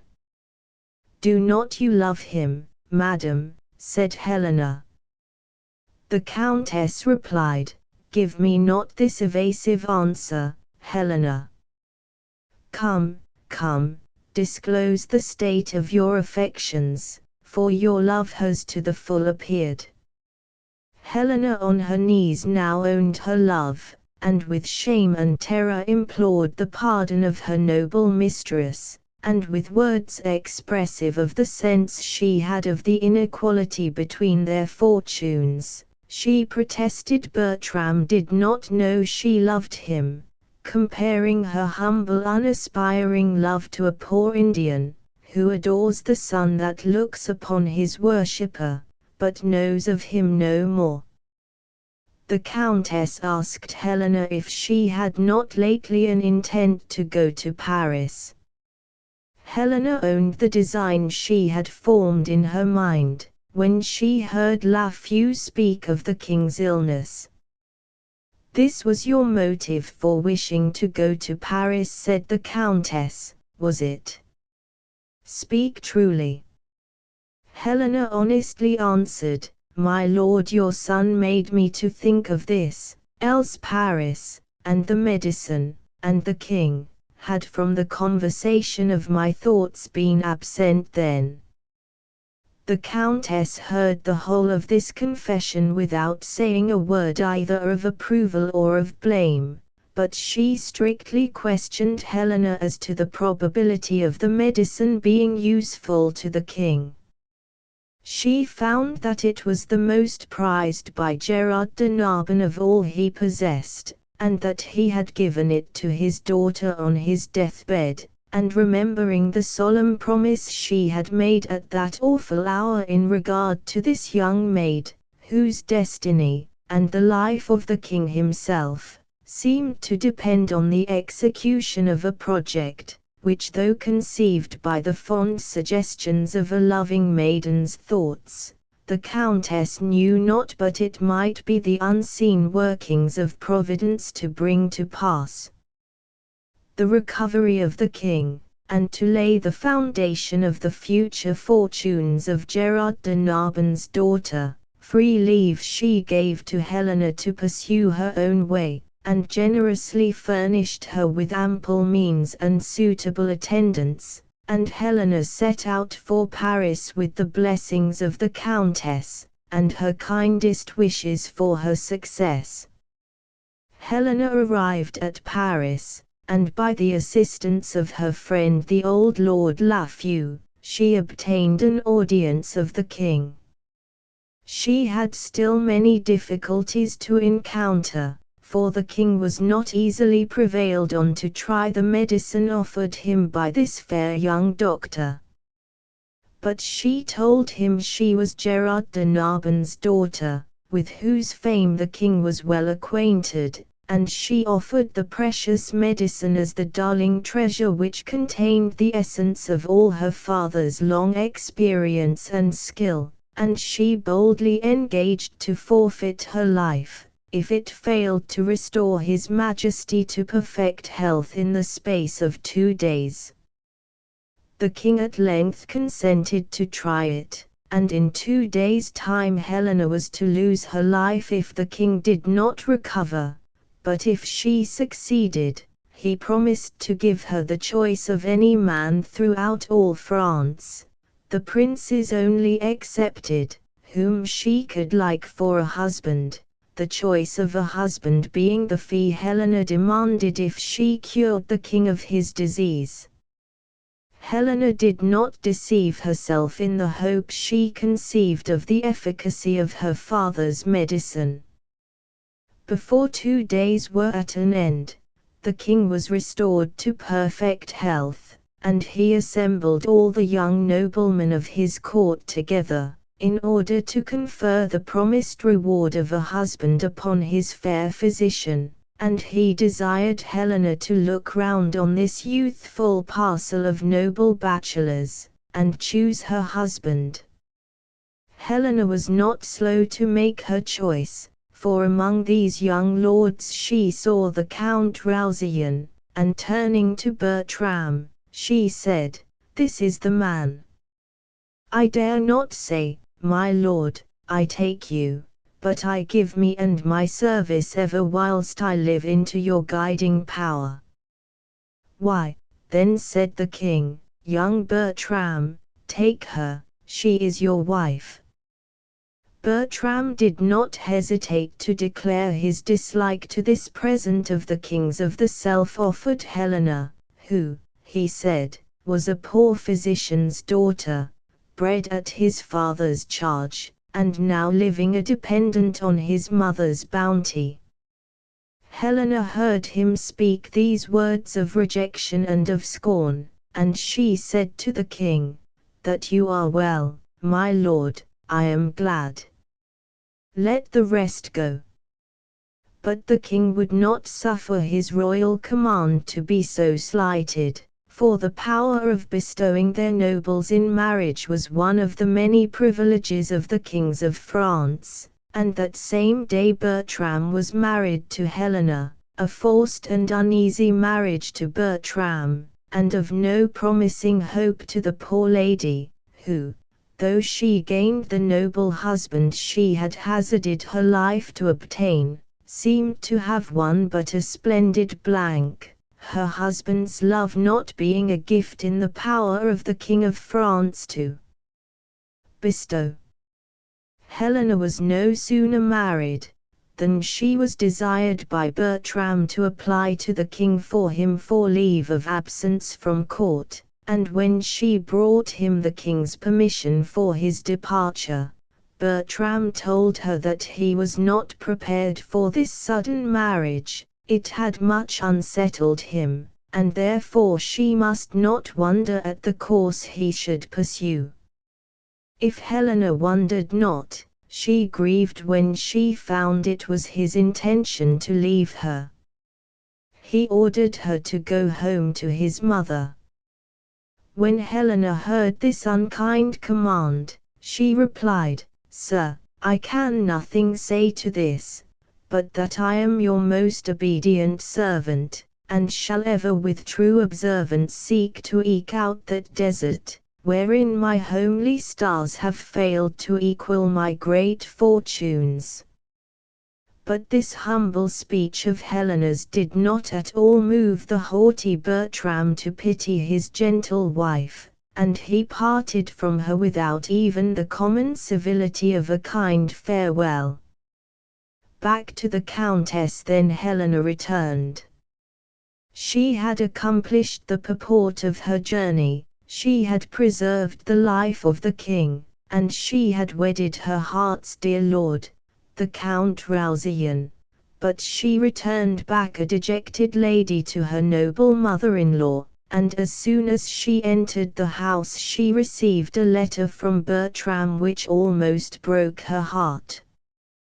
The good Countess received her with a cordial welcome, as if she had been her son's own choice, and a lady of a high degree, and she spoke kind words to comfort her for the unkind neglect of Bertram in sending his wife home on her bridal day alone.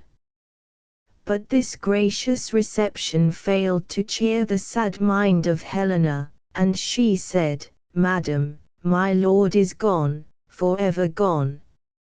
She then read these words out of Bertram's letter, "When you can get the ring from my finger, which never shall come off, then call me husband, but in such a then I write a never." "This is a dreadful sentence," said Helena. The Countess begged her to have patience, and said, now Bertram was gone, she should be her child, and that she deserved a lord that 20 such rude boys as Bertram might tend upon, and hourly call her mistress. But in vain by respectful condescension and kind flattery this matchless mother tried to soothe the sorrows of her daughter-in-law. Helena still kept her eyes fixed upon the letter, and cried out in an agony of grief, "Till I have no wife, I have nothing in France." The Countess asked her if she found those words in the letter. "Yes, madam," was all poor Helena could answer.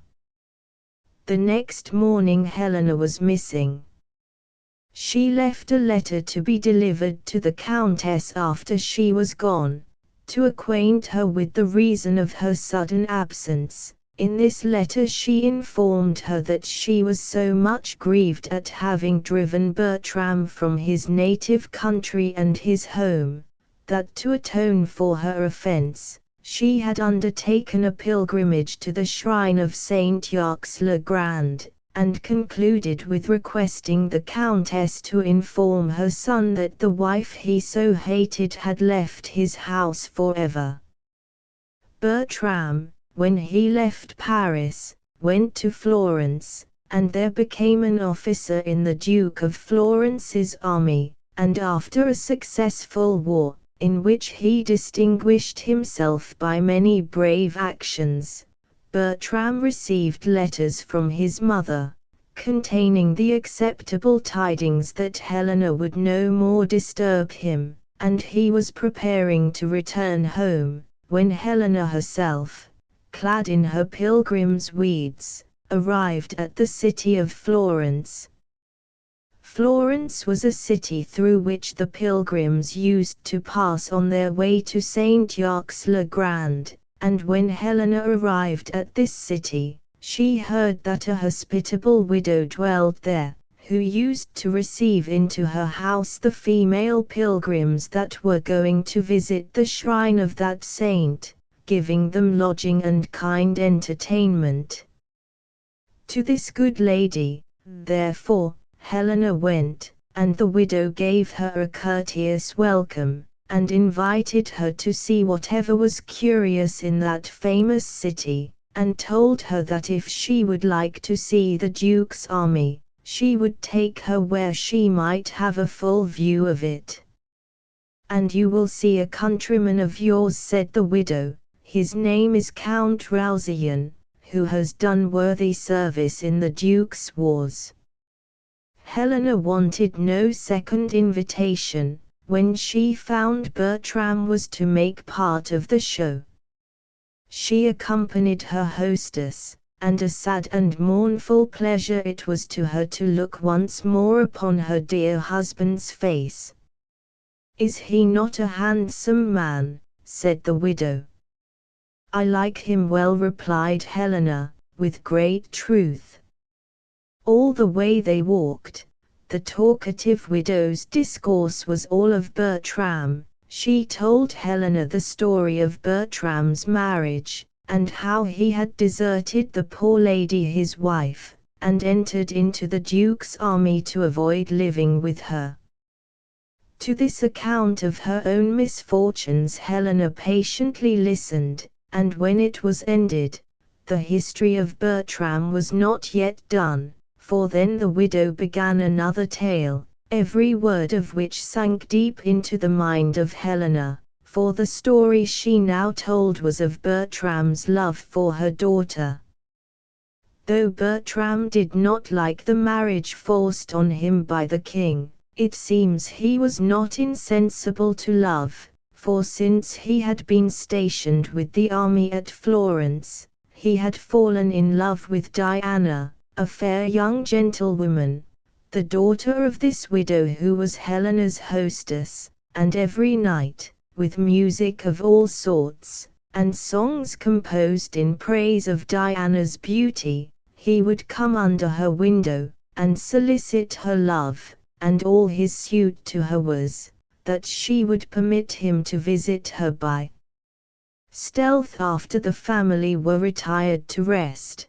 But Diana would by no means be persuaded to grant this improper request, nor give any encouragement to his suit, knowing him to be a married man, for Diana had been brought up under the counsels of a prudent mother, who, though she was now in reduced circumstances, was well born, and descended from the noble family of the Capulets.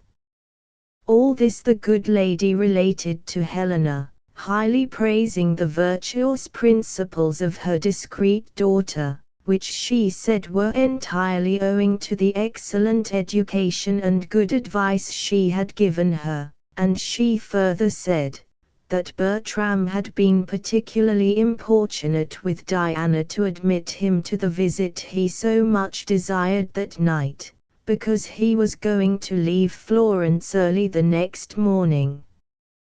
Though it grieved Helena to hear of Bertram's love for the widow's daughter, yet from this story the ardent mind of Helena conceived a project, nothing discouraged at the ill success of her former one, to recover her truant lord.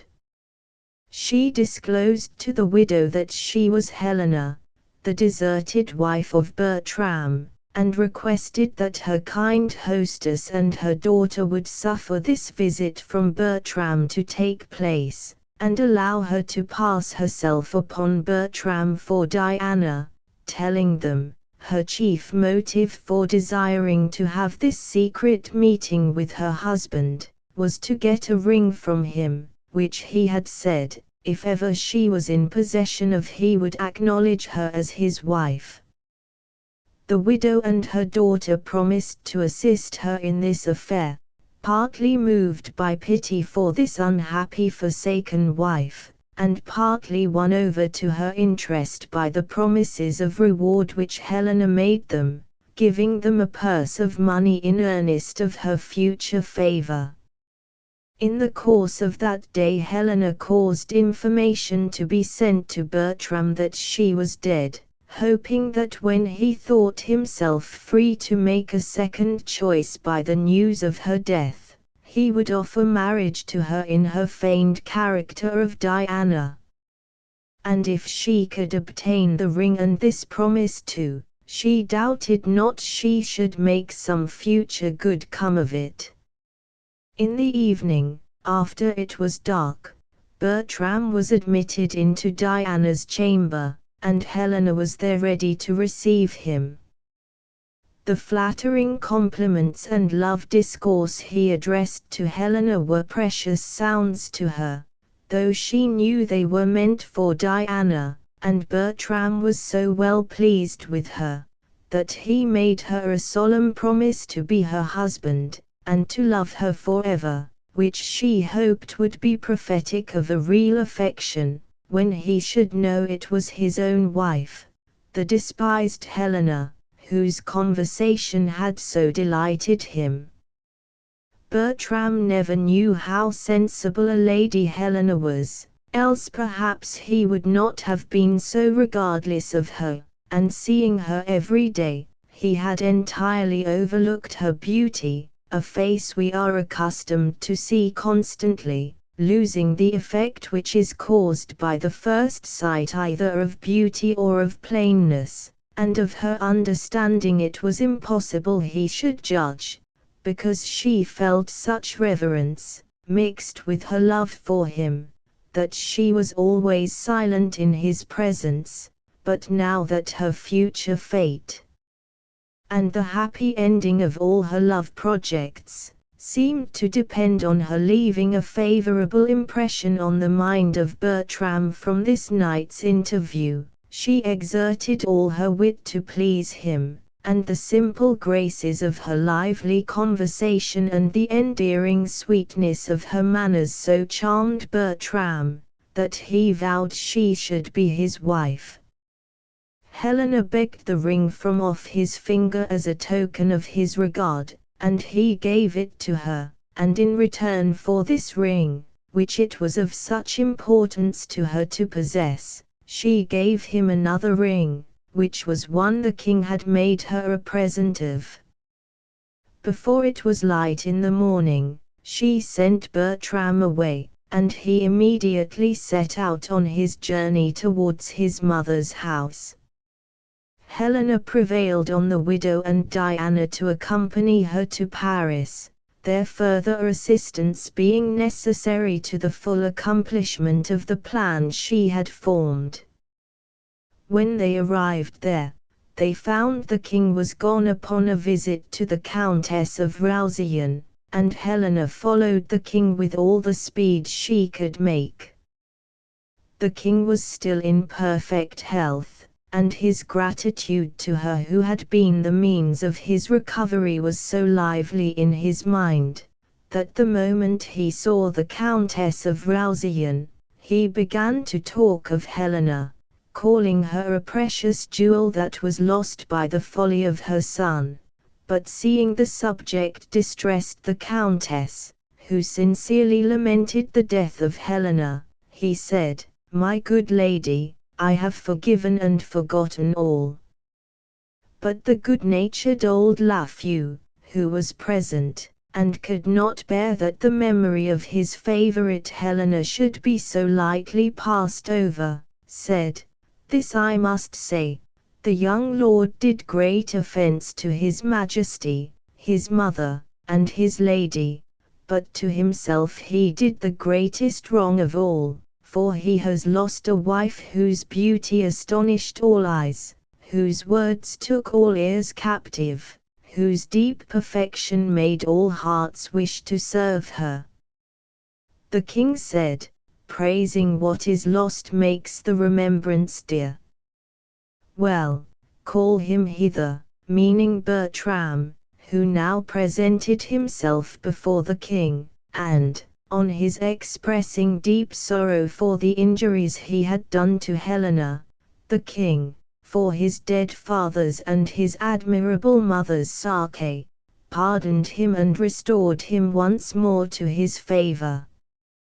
But the gracious countenance of the king was soon changed towards him, for he perceived that Bertram wore the very ring upon his finger which he had given to Helena, and he well remembered that Helena had called all the saints in heaven to witness she would never part with that ring, unless she sent it to the king himself upon some great disaster befalling her. And Bertram, on the king's questioning him how he came by the ring, told an improbable story of a lady throwing it to him out of a window, and denied ever having seen Helena since the day of their marriage.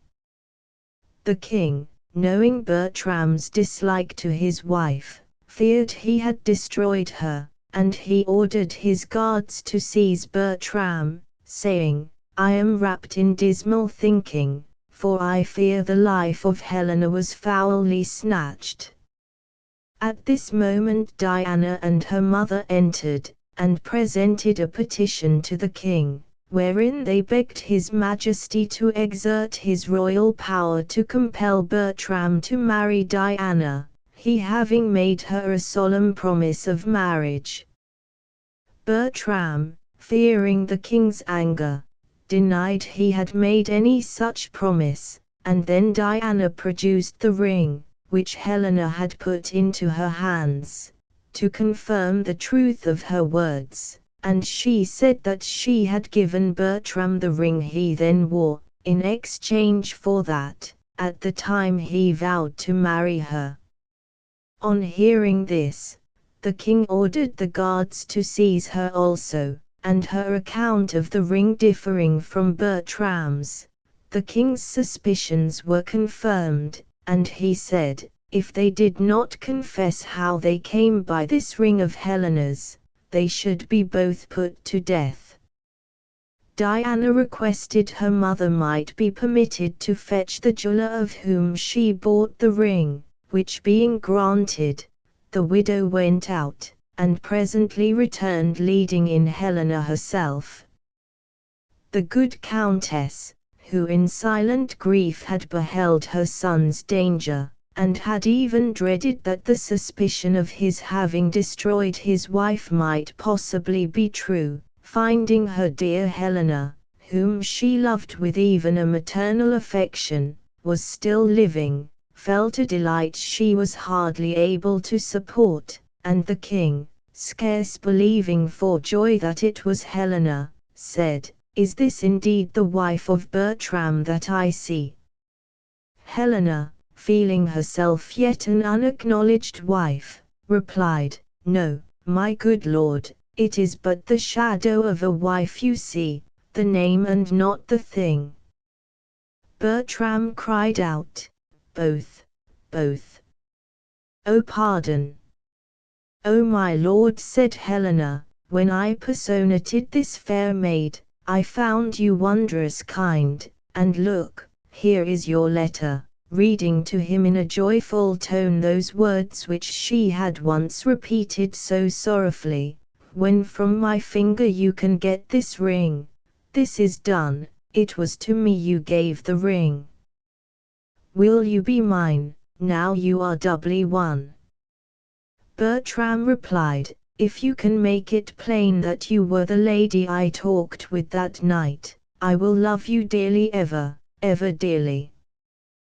This was no difficult task, for the widow and Diana came with Helena to prove this fact, and the king was so well pleased with Diana, for the friendly assistance she had rendered the dear lady he so truly valued for the service she had done him, that he promised her also a noble husband, Helena's history giving him a hint that it was a suitable reward for kings to bestow upon fair ladies when they perform notable services.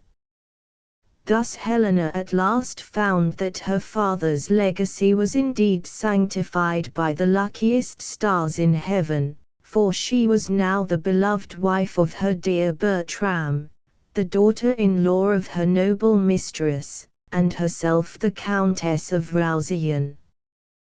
Chapter N Piece The Taming of the Shrew. Catherine, the Shrew, was the eldest daughter of Baptista, a rich gentleman of Padua.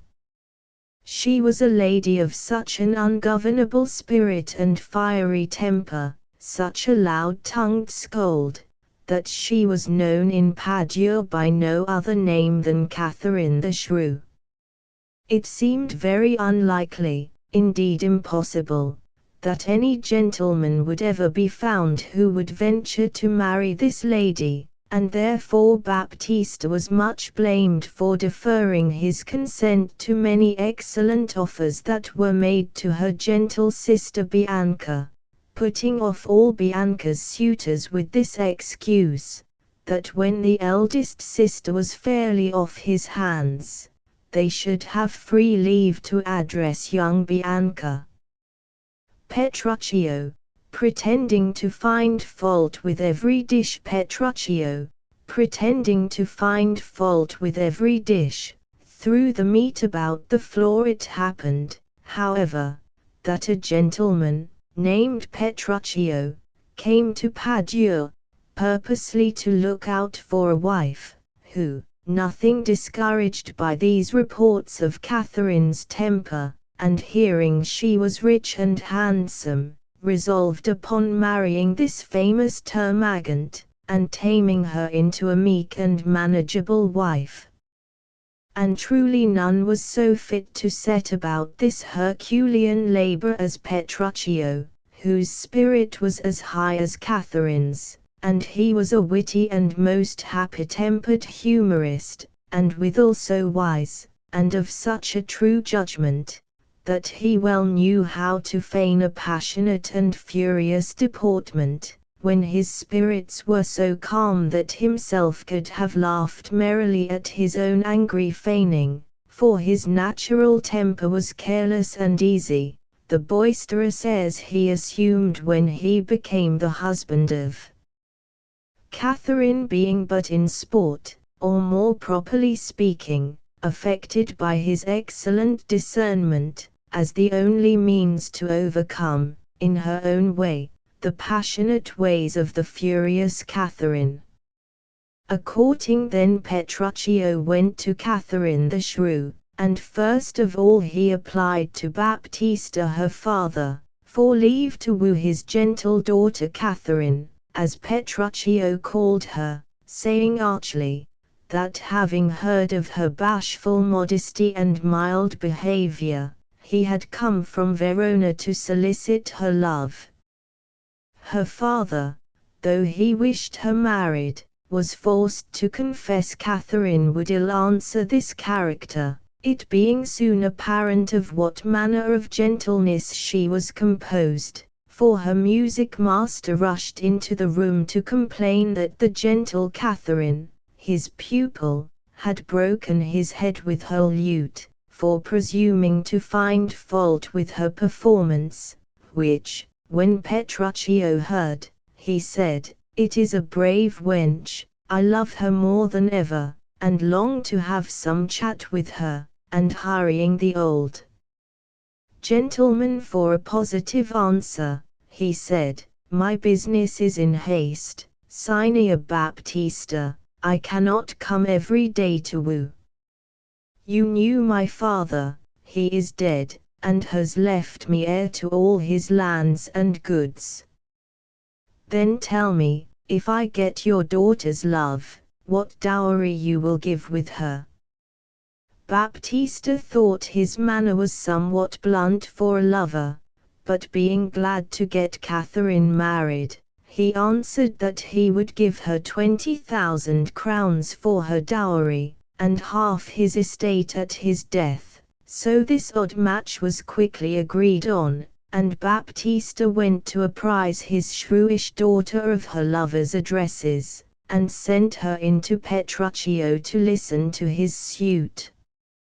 In the meantime Petruchio was settling with himself the mode of courtship he should pursue, and he said, "I will woo her with some spirit when she comes. If she rails at me, why then I will tell her she sings as sweetly as a nightingale, and if she frowns, I will say she looks as clear as roses newly washed with dew. If she will not speak a word, I will praise the eloquence of her language, and if she bids me leave her, I will give her thanks as if she bid me stay with her a week. Now the stately Catherine entered, and Petruchio first addressed her with good morrow, Kate, for that is your name, I hear. Catherine, not liking this plain salutation, said disdainfully, they call me Catherine who do speak to me. You lie, replied the lover, for you are called plain Kate, and bonny Kate, and sometimes Kate the shrew, but, Kate, you are the prettiest Kate in Christendom, and therefore, Kate, hearing your mildness praised in every town, I am come to woo you for my wife. A strange courtship they made of it.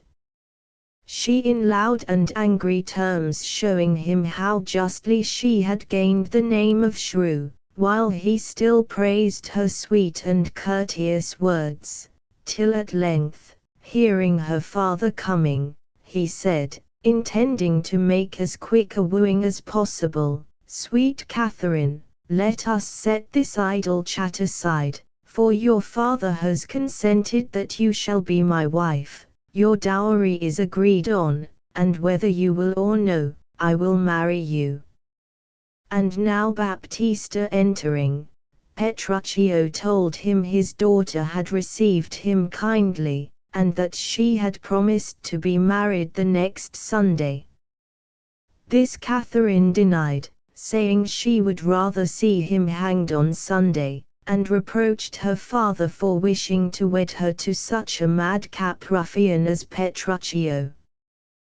Petruchio desired her father not to regard her angry words, for they had agreed she should seem reluctant before him, but that when they were alone he had found her very fond and loving, and he said to her, Give me your hand, Kate, I will go to Venice to buy you fine apparel against our wedding day.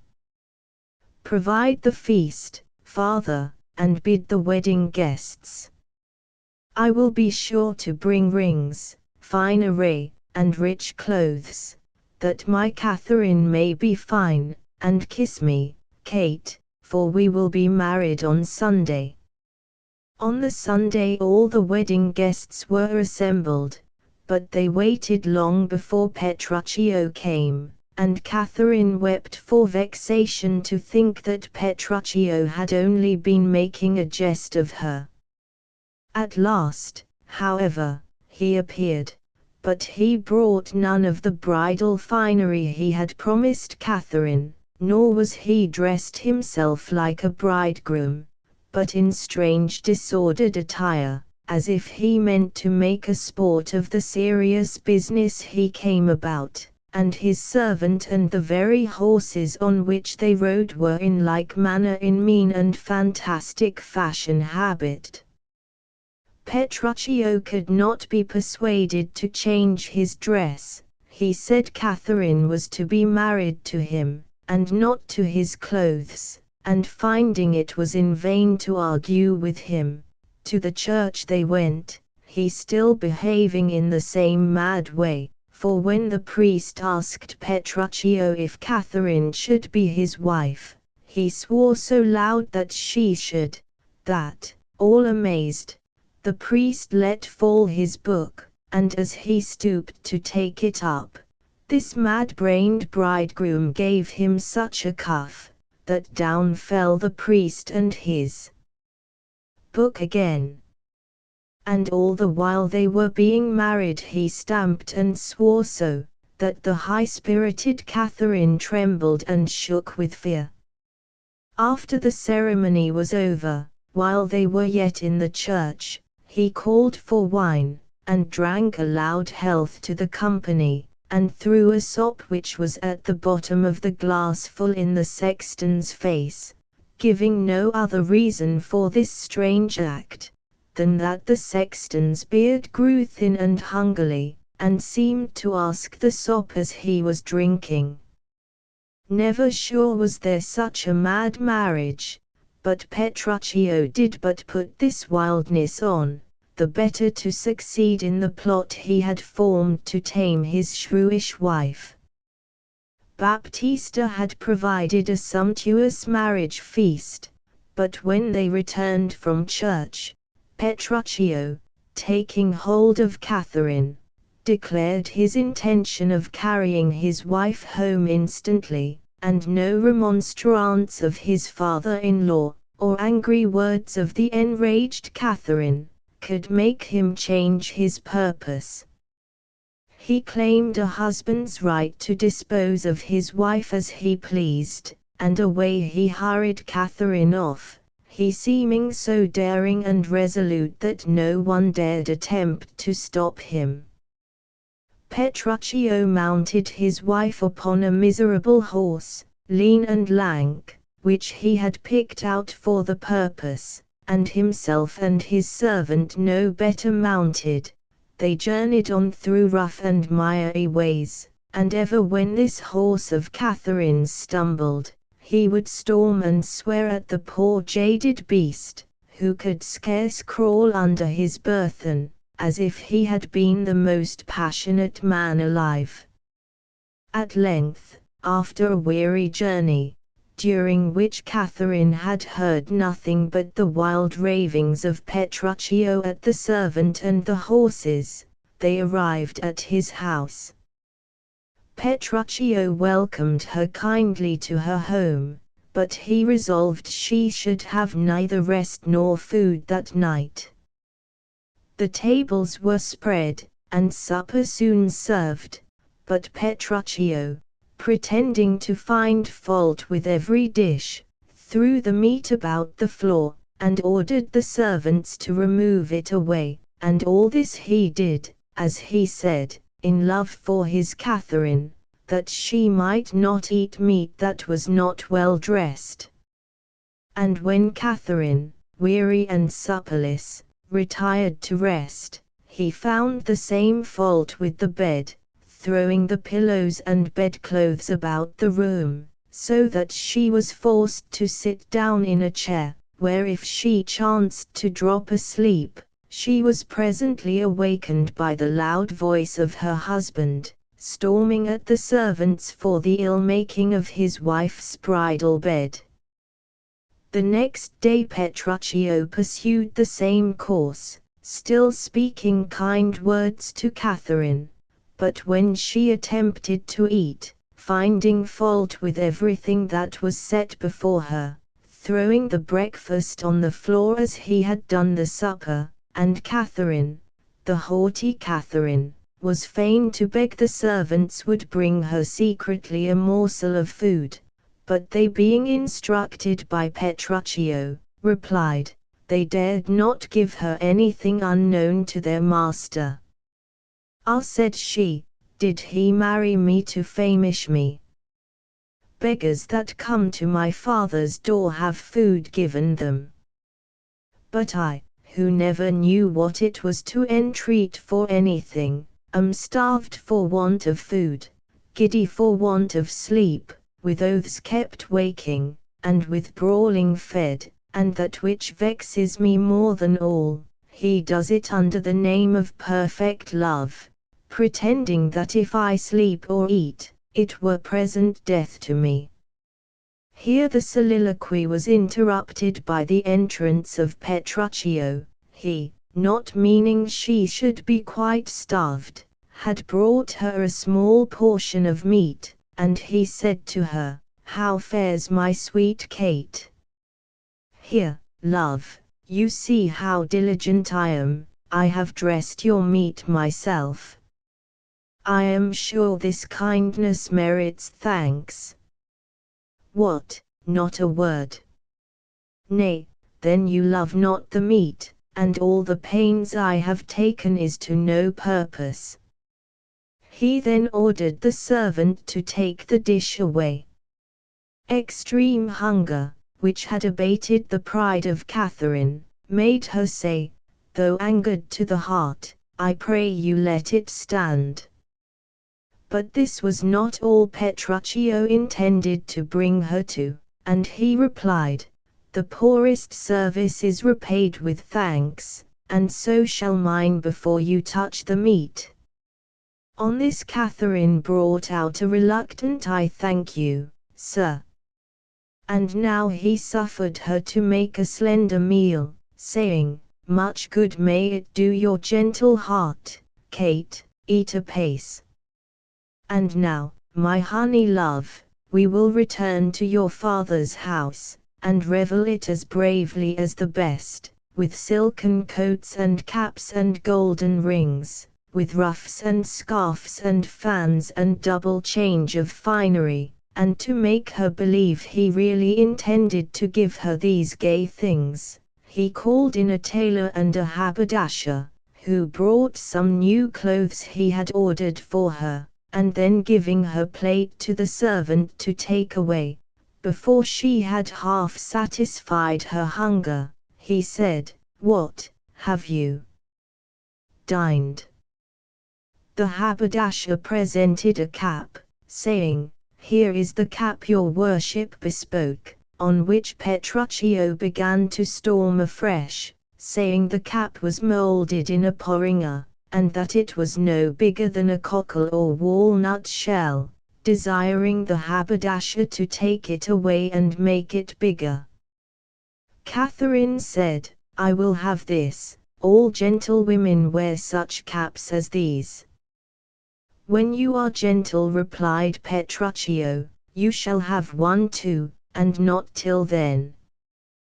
The meat Catherine had eaten had a little revived her fallen spirits, and she said, "Why, sir, I trust I may have leave to speak, and speak I will. I am no child, no babe, your betters have endured to hear me say my mind, and if you cannot, you had better stop your ears."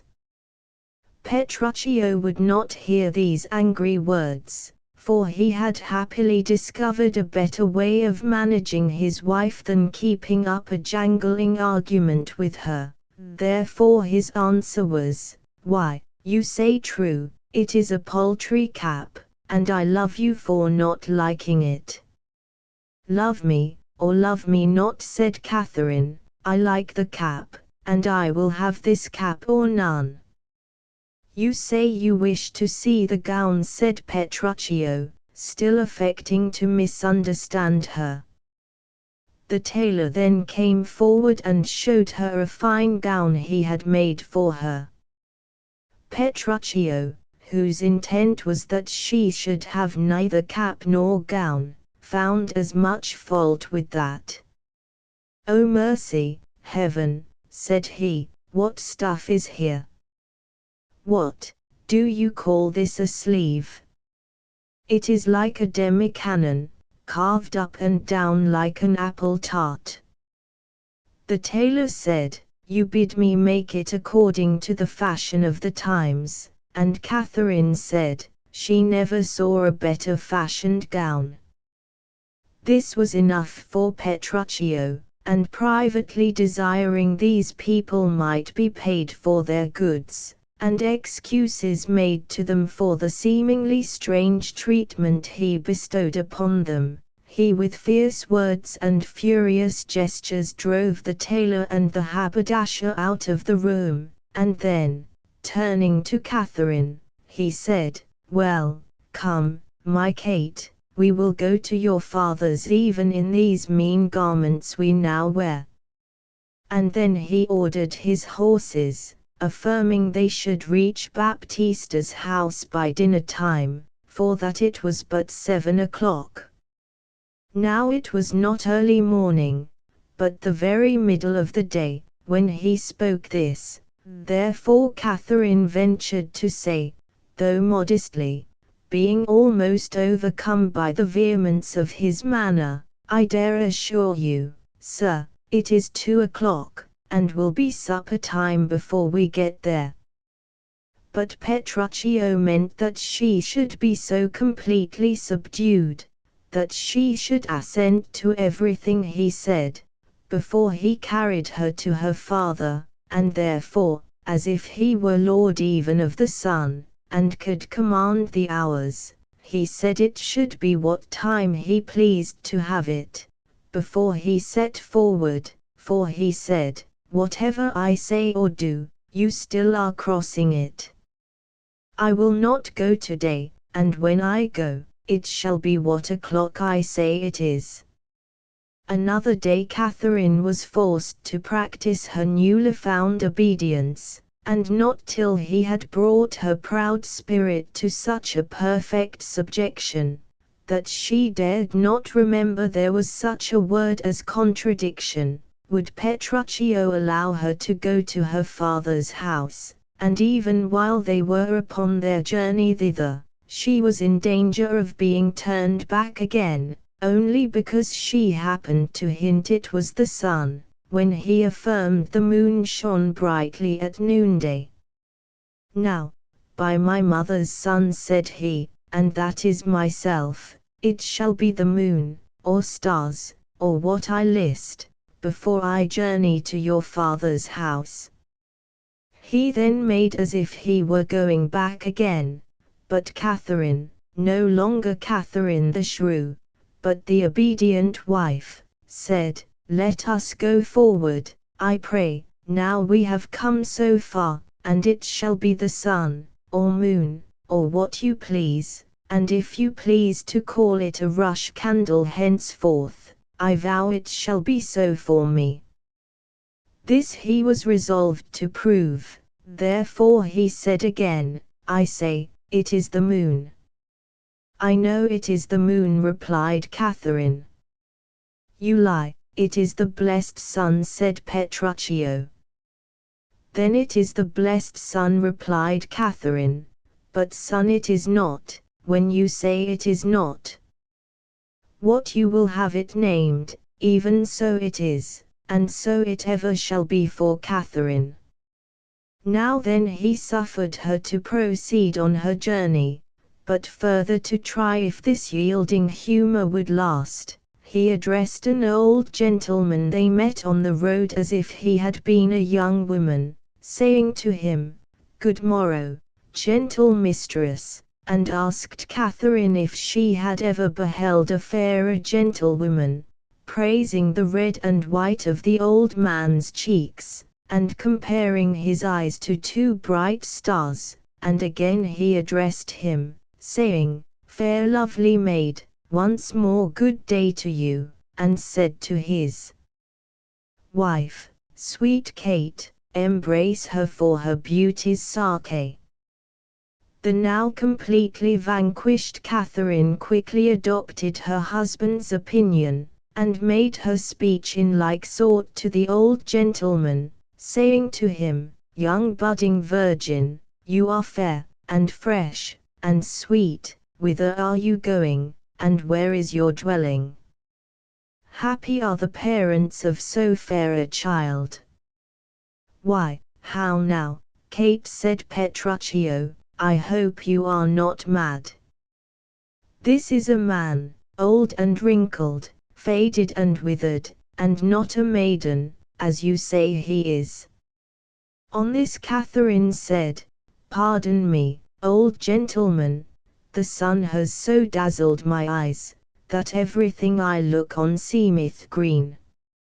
Now I perceive you are a reverend father, I hope you will pardon me for my sad mistake." "Do, good old Grancy," said Petruchio, "and tell us which way you are travelling. We shall be glad of your good company, if you are going our way." The old gentleman replied, "Fair sir, and you, my merry mistress, your strange encounter has much amazed me.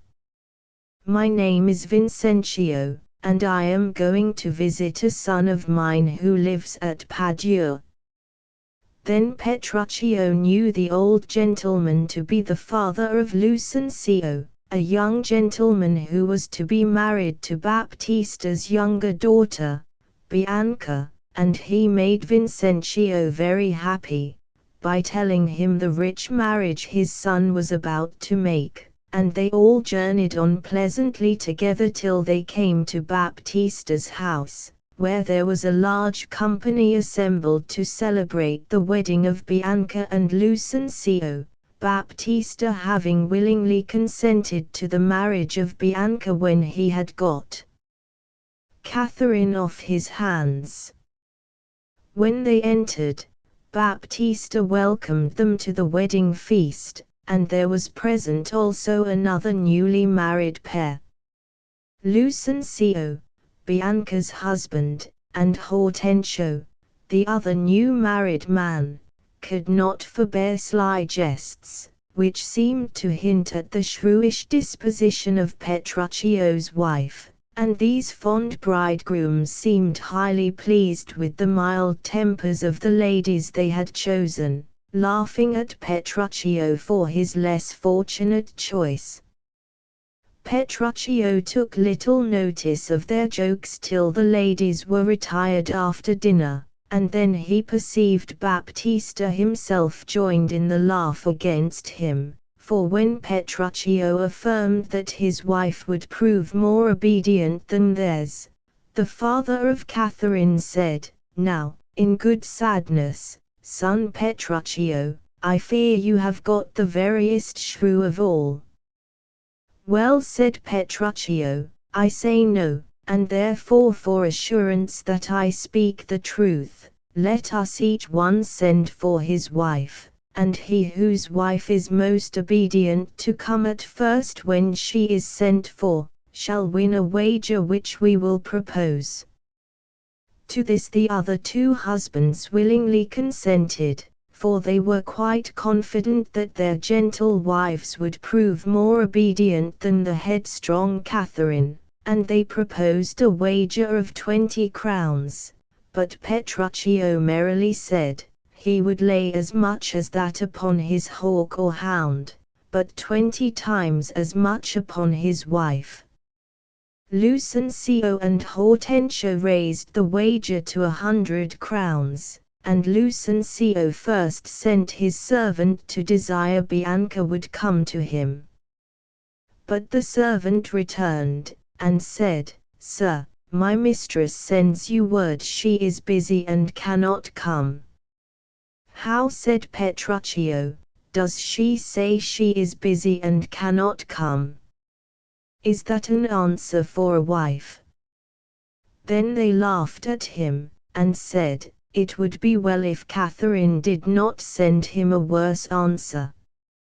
And now it was Hortensio's turn to send for his wife, and he said to his servant, "Go, and entreat my wife to come to me." "Oho! Entreat her," said Petruchio. "Nay, then, she needs must come." "I am afraid, sir," said Hortensio, "your wife will not be entreated."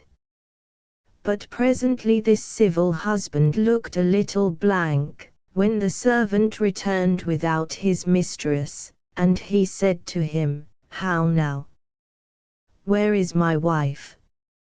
"Sir," said the servant, "my mistress says, you have some goodly jest in hand, and therefore she will not come. She bids you come to her."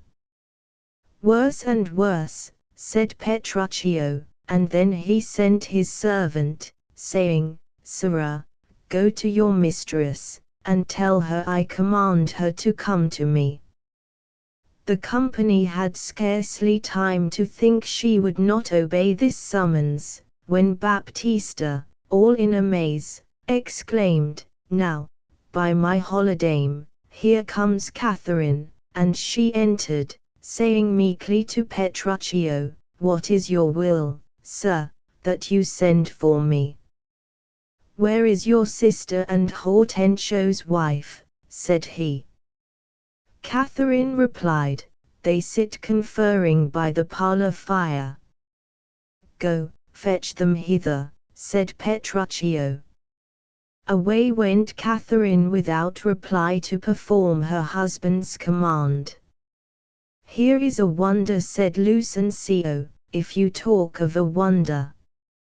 "And so it is," said Hortensio, "I marvel what it bodes." "Marry, peace it bodes," said Petruchio, "and love, and quiet life, and right supremacy, and, to be short, everything that is sweet and happy." Catherine's father, overjoyed to see this reformation in his daughter, said, "Now, fair befall thee, son Petruchio.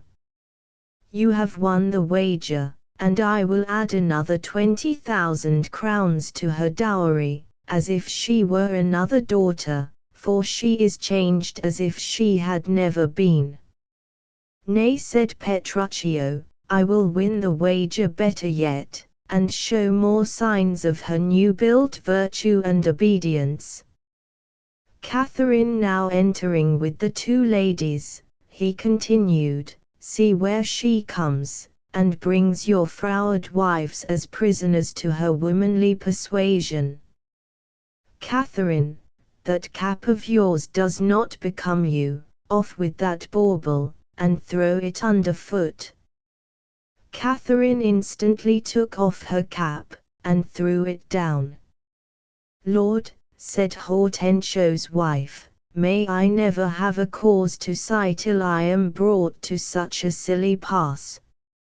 And Bianca, she too said, "Fie, what foolish duty call you this?" On this Bianca's husband said to her, "I wish your duty were as foolish too. The wisdom of your duty, fair Bianca, has cost me 100 crowns since dinner time." "The more fool you," said Bianca, "for laying on my duty." "Catherine," said Petruchio, "I charge you tell these headstrong women what duty they owe their lords and husbands." And to the wonder of all present, the reformed shrewish lady spoke as eloquently in praise of the wife-like duty of obedience, as she had practiced it implicitly in a ready submission to Petruchio's will. And Catherine once more became famous in Padua, not as heretofore, as Catherine the Shrew, but as Catherine the most obedient and duteous wife in Padua. Chapter N. Peace. The comedy of errors. The states of Syracuse and Ephesus being at variance, there was a cruel law made at Ephesus, ordaining that if any merchant of Syracuse was seen in the city of Ephesus, he was to be put to death, unless he could pay 1,000 marks for the ransom of his life. Igon, an old merchant of Syracuse, was discovered in the streets of Ephesus, and brought before the Duke, either to pay this heavy fine, or to receive sentence of death. Igon had no money to pay the fine, and the Duke, before he pronounced the sentence of death upon him, desired him to relate the history of his life, and to tell for what cause he had ventured to come to the city of Ephesus, which it was death for any Syracusan merchant to enter. Igon said, that he did not fear to die, for sorrow had made him weary of his life, but that a heavier task could not have been imposed upon him than to relate the events of his unfortunate life. He then began his own history, in the following words: "I was born at Syracuse, and brought up to the profession of a merchant. I married a lady, with whom I lived very happily, but being obliged to go to Epidamnum, I was detained there by my business 6 months, and then, finding I should be obliged to stay some time longer, I sent for my wife, who, as soon as she arrived, was brought to bed of 2 sons, and what was very strange, they were both so exactly alike, that it was impossible to distinguish the one from the other. At the same time that my wife was brought to bed of these twin boys, a poor woman in the inn where my wife lodged was brought to bed of 2 sons, and these twins were as much like each other as my 2 sons were. The parents of these children being exceeding poor, I bought the 2 boys, and brought them up to attend upon my sons. My sons were very fine children, and my wife was not a little proud of 2 such boys, and she daily wishing to return home. I unwillingly agreed, and in an evil hour we got on shipboard, for we had not sailed above a league from Epidamnum before a dreadful storm arose, which continued with such violence, that the sailors, seeing no chance of saving the ship, crowded into the boat to save their own lives, leaving us alone in the ship, which we every moment expected would be destroyed by the fury of the storm. The incessant weeping of my wife, and the piteous complaints of the pretty babes, who, not knowing what to fear, wept for fashion, because they saw their mother weep, filled me with terror for them, though I did not for myself fear death, and all my thoughts were bent to contrive means for their safety. I tied my youngest son to the end of a small spare mast, such as seafaring men provide against storms. At the other end I bound the youngest of the twin slaves, and at the same time I directed my wife how to fasten the other children in like manner to another mast. She thus having the care of the 2 eldest children, and I of the 2 younger, we bound ourselves separately to these masts with the children, and but for this contrivance we had all been lost, for the ship split on a mighty rock, and was dashed in pieces, and we, clinging to these slender masts, were supported above the water, where I, having the care of 2 children, was unable to assist my wife, who with the other children was soon separated from me, but while they were yet in my sight, they were taken up by a boat of fishermen, from Corinth, as I supposed, and seeing them in safety, I had no care but to struggle with the wild sea waves, to preserve my dear son and the youngest slave. At length we, in our turn, were taken up by a ship, and the sailors, knowing me, gave us kind welcome and assistance, and landed us in safety at Syracuse, but from that sad hour I have never known what became of my wife and eldest child.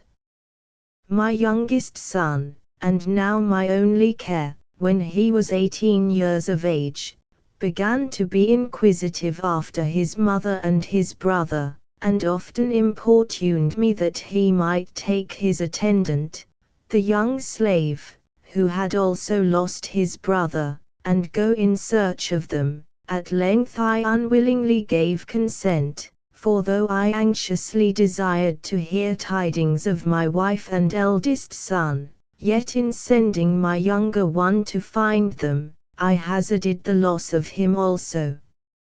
It is now 7 years since my son left me. 5 years have I passed in traveling through the world in search of him. I have been in farthest Greece, and through the bounds of Asia, and coasting homewards, I landed here in Ephesus, being unwilling to leave any place unsought that harbors men. But this day must end the story of my life, and happy should I think myself in my death, if I were assured my wife and sons were living. Here the hapless Aegeon ended the account of his misfortunes, and the Duke, pitying this unfortunate father, who had brought upon himself this great peril by his love for his lost son, said, if it were not against the laws, which his oath and dignity did not permit him to alter, he would freely pardon him, yet, instead of dooming him to instant death, as the strict letter of the law required, he would give him that day to try if he could beg or borrow the money to pay the fine. This day of grace did seem no great favor to Aegeon, for not knowing any man in Ephesus, there seemed to him but little chance that any stranger would lend or give him 1,000 marks to pay the fine, and helpless and hopeless of any relief, he retired from the presence of the Duke in the custody of a jailer. Aegeon supposed he knew no person in Ephesus, but at the very time he was in danger of losing his life through the careful search he was making after his youngest son, that son and his eldest son also were both in the city of Ephesus. Aegeon's sons, besides being exactly alike in face and person, were both named alike, being both called Antipholus, and the two twin slaves were also both named Dromiro.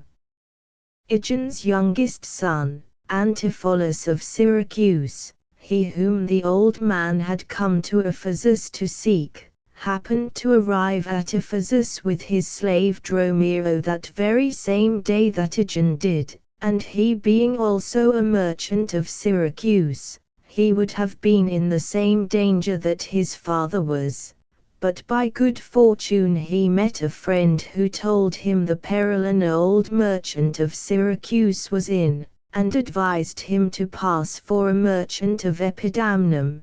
This Antipholus agreed to do, and he was sorry to hear one of his own countrymen was in this danger, but he little thought this old merchant was his own father. The eldest son of Aegeon, who must be called Antipholus of Ephesus, to distinguish him from his brother Antipholus of Syracuse, had lived at Ephesus 20 years, and, being a rich man, was well able to have paid the money for the ransom of his father's life. But Antipholus knew nothing of his father, being so young when he was taken out of the sea with his mother by the fishermen that he only remembered he had been so preserved, but he had no recollection of either his father or his mother. The fisherman who took up this Antipholus and his mother and the young slave Dromiro, having carried the two children away from her, to the great grief of that unhappy lady, intending to sell them. Antipholus and Dromiro were sold by them to Duke Menaphon, a famous warrior, who was uncle to the Duke of Ephesus, and he carried the boys to Ephesus when he went to visit the Duke his nephew. The Duke of Ephesus, taking a liking to young Antipholus, when he grew up, made him an officer in his army, in which he distinguished himself by his great bravery in the wars, where he saved the life of his patron the Duke, who rewarded his merit by marrying him to Adriana, a rich lady of Ephesus, with whom he was living, his slave Dromiro still attending him, at the time his father came there. Antipholus of Syracuse, when he parted with his friend, who advised him to say he came from Epidamnum, gave his slave Dromiro some money to carry to the inn where he intended to dine, and in the meantime he said he would walk about and view the city, and observe the manners of the people. Dromiro was a pleasant fellow, and when Antipholus was dull and melancholy he used to divert himself with the odd humors and merry jests of his slave, so that the freedoms of speech he allowed in Dromiro were greater than is usual between masters and their servants. When Antipholus of Syracuse had sent Dromiro away, he stood a while thinking over his solitary wanderings in search of his mother and his brother, of whom in no place where he landed could he hear the least tidings, and he said sorrowfully to himself, "I am like a drop of water in the ocean, which seeking to find its fellow drop, loses itself in the wide sea. So I unhappily, to find a mother and a brother, do lose myself. While he was thus meditating on his weary travels, which had hitherto been so useless, Dromio, as he thought, returned. Antipholus, wondering that he came back so soon, asked him where he had left the money. Now it was not his own Dromio, but the twin brother that lived with Antipholus of Ephesus, that he spoke to. The two Dromios and the two Antipholuses were still as much alike as Aegon had said they were in their infancy, therefore no wonder Antipholus thought it was his own slave returned, and asked him why he came back so soon. Dromio replied, "My mistress sent me to bid you come to dinner. The capon burns, and the pig falls from the spit, and the meat will be all cold if you do not come home." "These jests are out of season," said Antipholus. "Where did you leave the money?" Dromio still answering, that his mistress had sent him to fetch Antipholus to dinner. "What mistress?" said Antipholus. "Why, your worship's wife, sir," replied Dromio. Antipholus having no wife, he was very angry with Dromio, and said, "Because I familiarly sometimes chat with you, you presume to jest with me in this free manner. I am not in a sportive humor now. Where is the money? We being strangers here, how dare you trust so great a charge from your own custody?"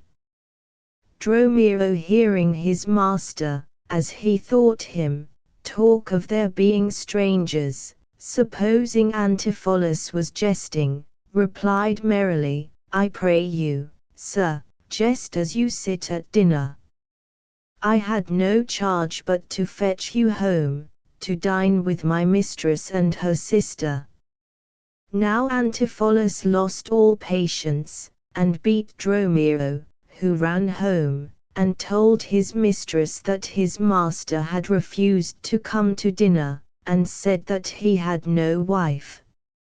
Adriana, the wife of Antipholus of Ephesus, was very angry when she heard that her husband said he had no wife, for she was of a jealous temper, and she said her husband meant that he loved another lady better than herself. And she began to fret, and say unkind words of jealousy and reproach of her husband, and her sister Lucina, who lived with her, tried in vain to persuade her out of her groundless suspicions.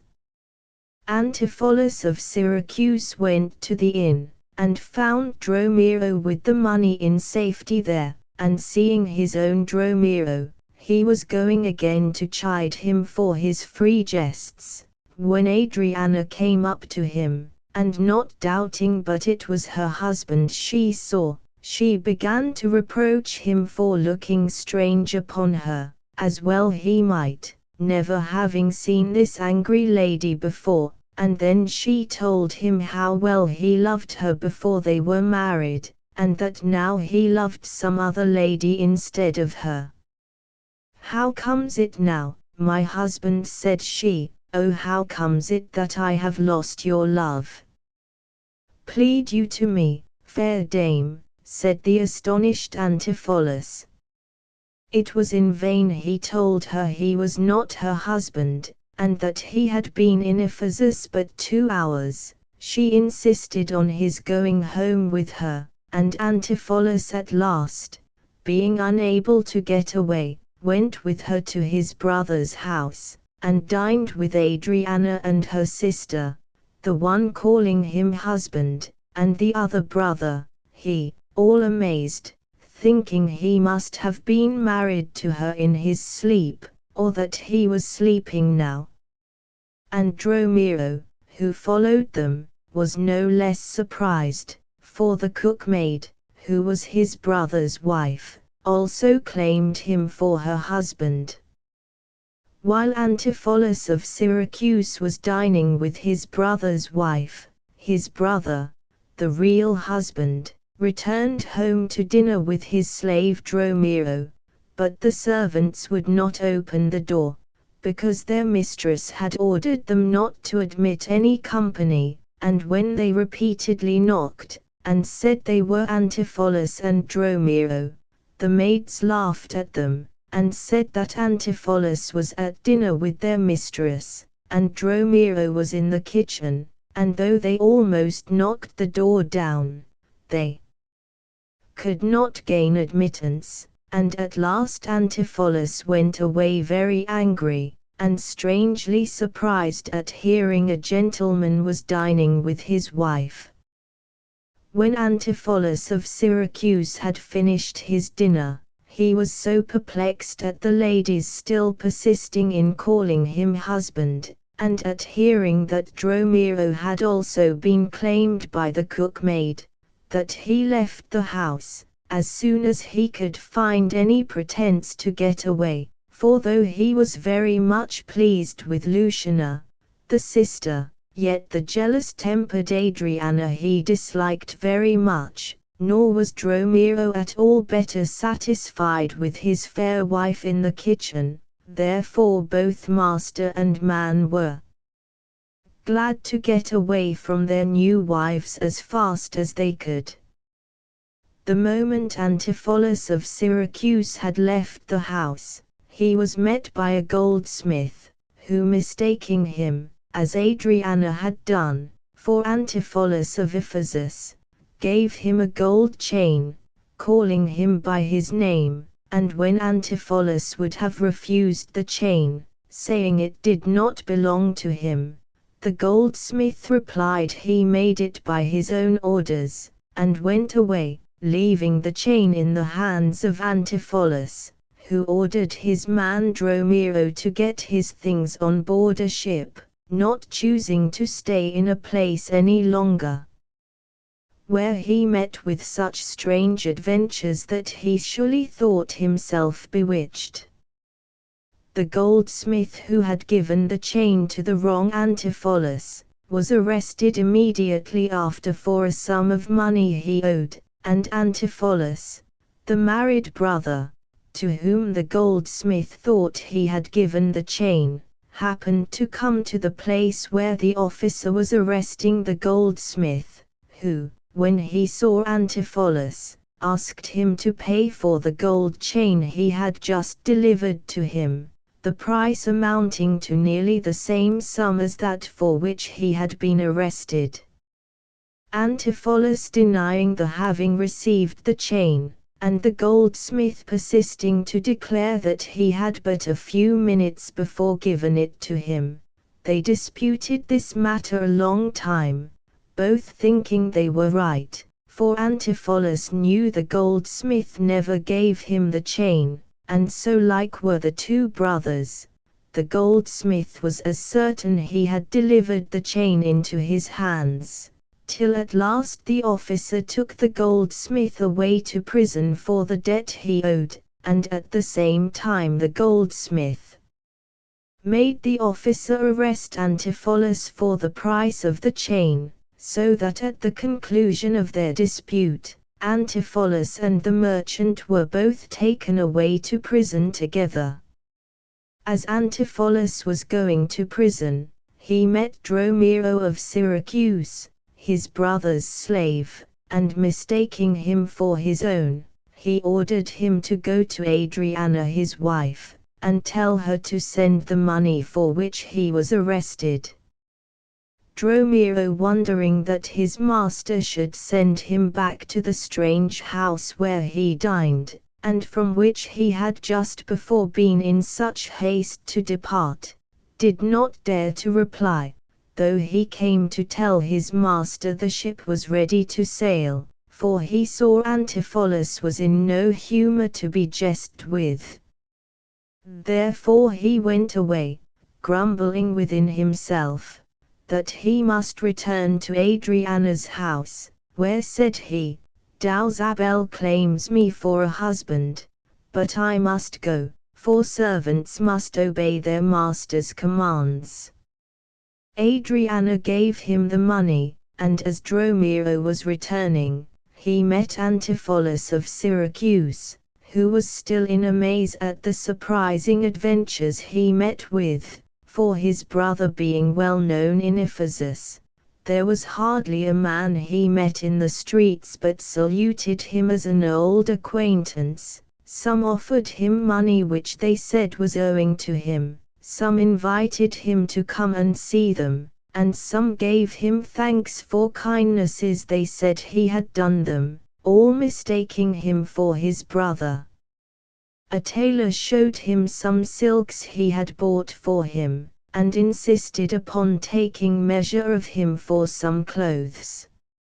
Antipholus began to think he was among a nation of sorcerers and witches, and Dromiro did not at all relieve his master from his bewildered thoughts, by asking him how he got free from the officer who was carrying him to prison, and giving him the purse of gold which Adriana had sent to pay the debt with.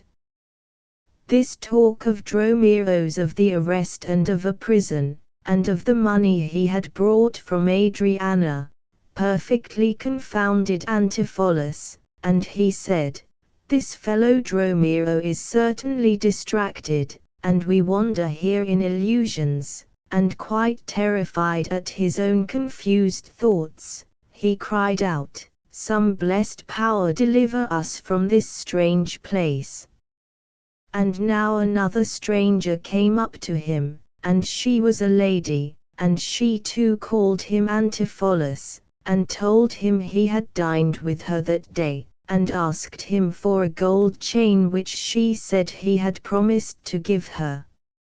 Antipholus now lost all patience, and calling her a sorceress, he denied that he had ever promised her a chain, or dined with her, or had even seen her face before that moment.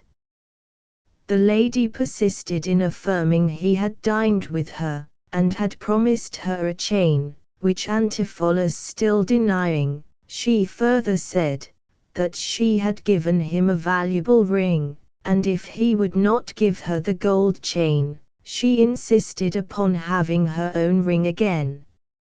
On this Antipholus became quite frantic, and again calling her sorceress and witch, and denying all knowledge of her or her ring, ran away from her, leaving her astonished at his words and his wild looks, for nothing to her appeared more certain than that he had dined with her, and that she had given him a ring, in consequence of his promising to make her a present of a gold chain.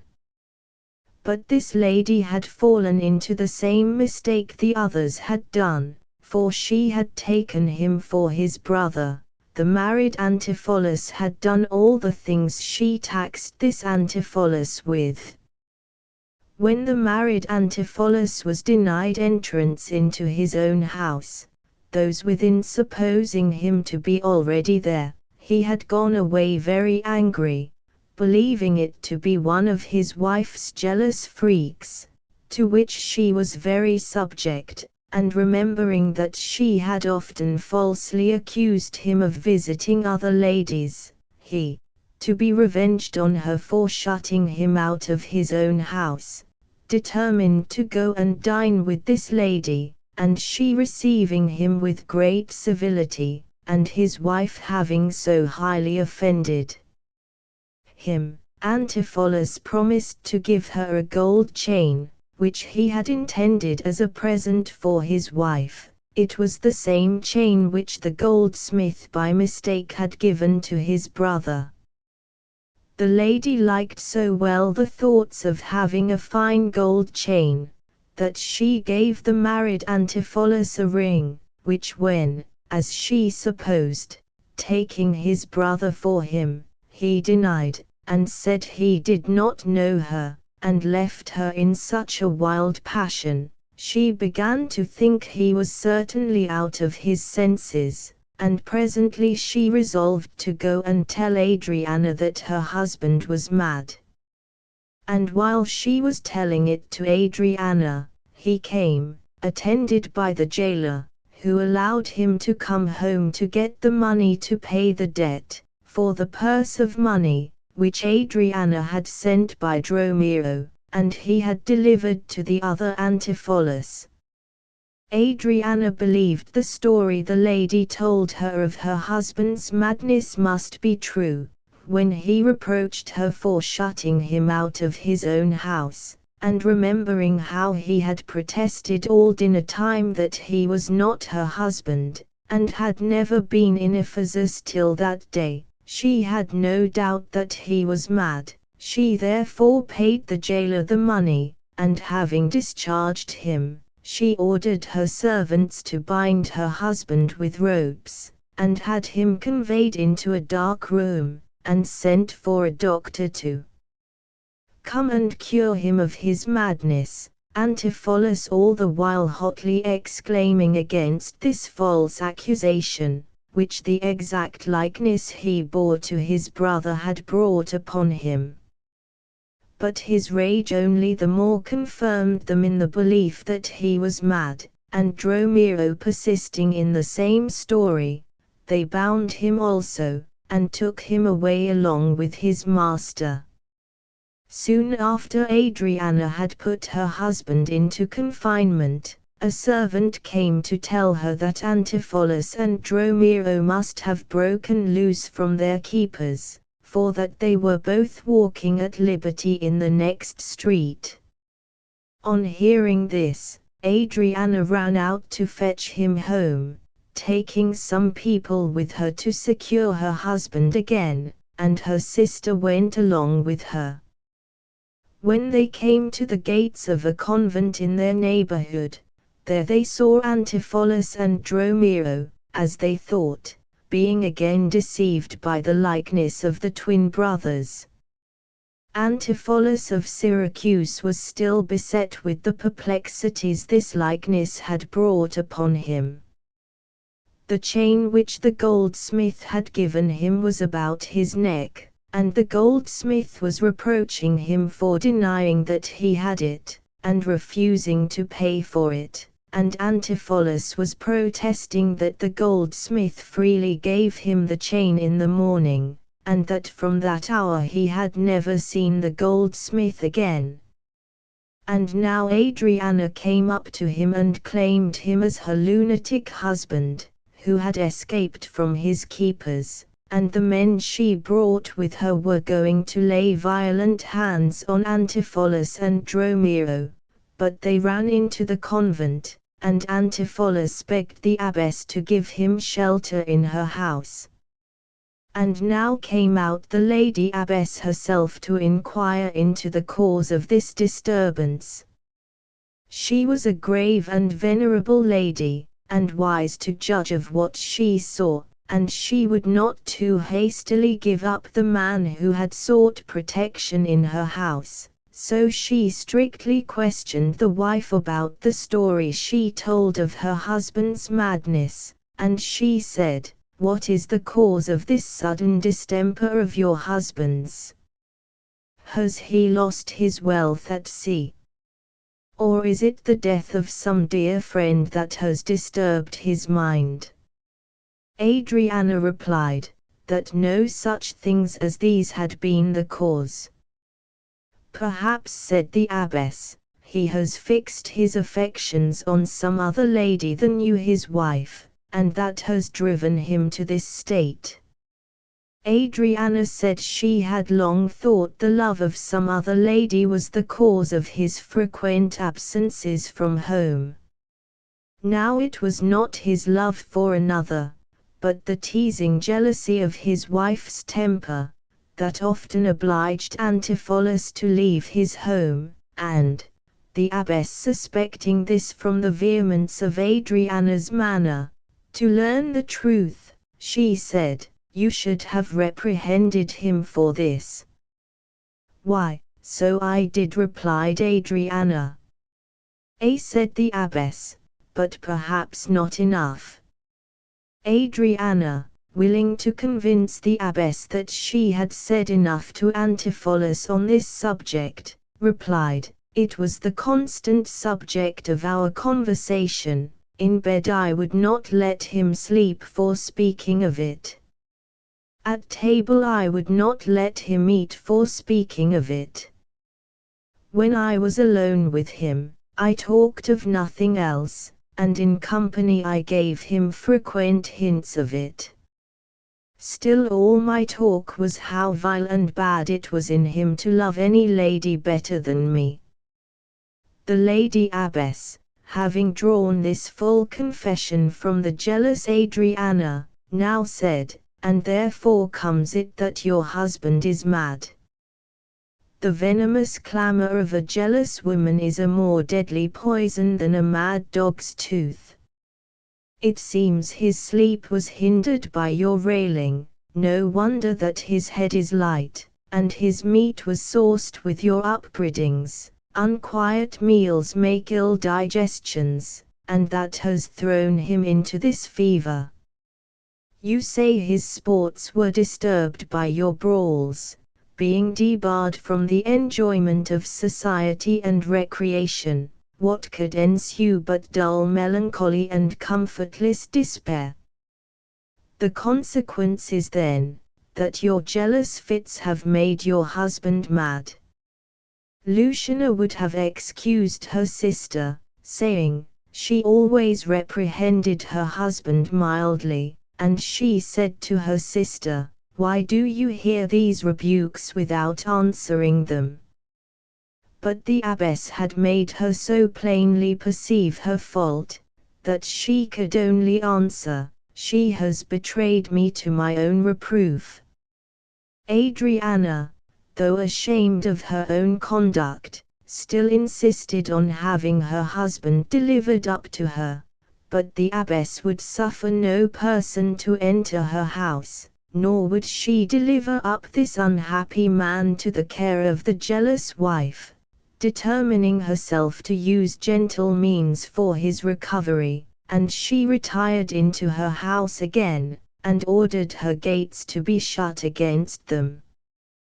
During the course of this eventful day, in which so many errors had happened from the likeness the twin brothers bore to each other, Oldigen's day of grace was passing away, it being now near sunset, and at sunset he was doomed to die, if he could not pay the money. The place of his execution was near this convent, and here he arrived just as the abbess retired into the convent, the Duke attending in person, that if any offered to pay the money, he might be present to pardon him. Adriana stopped this melancholy procession, and cried out to the Duke for justice, telling him that the abbess had refused to deliver up her lunatic husband to her care.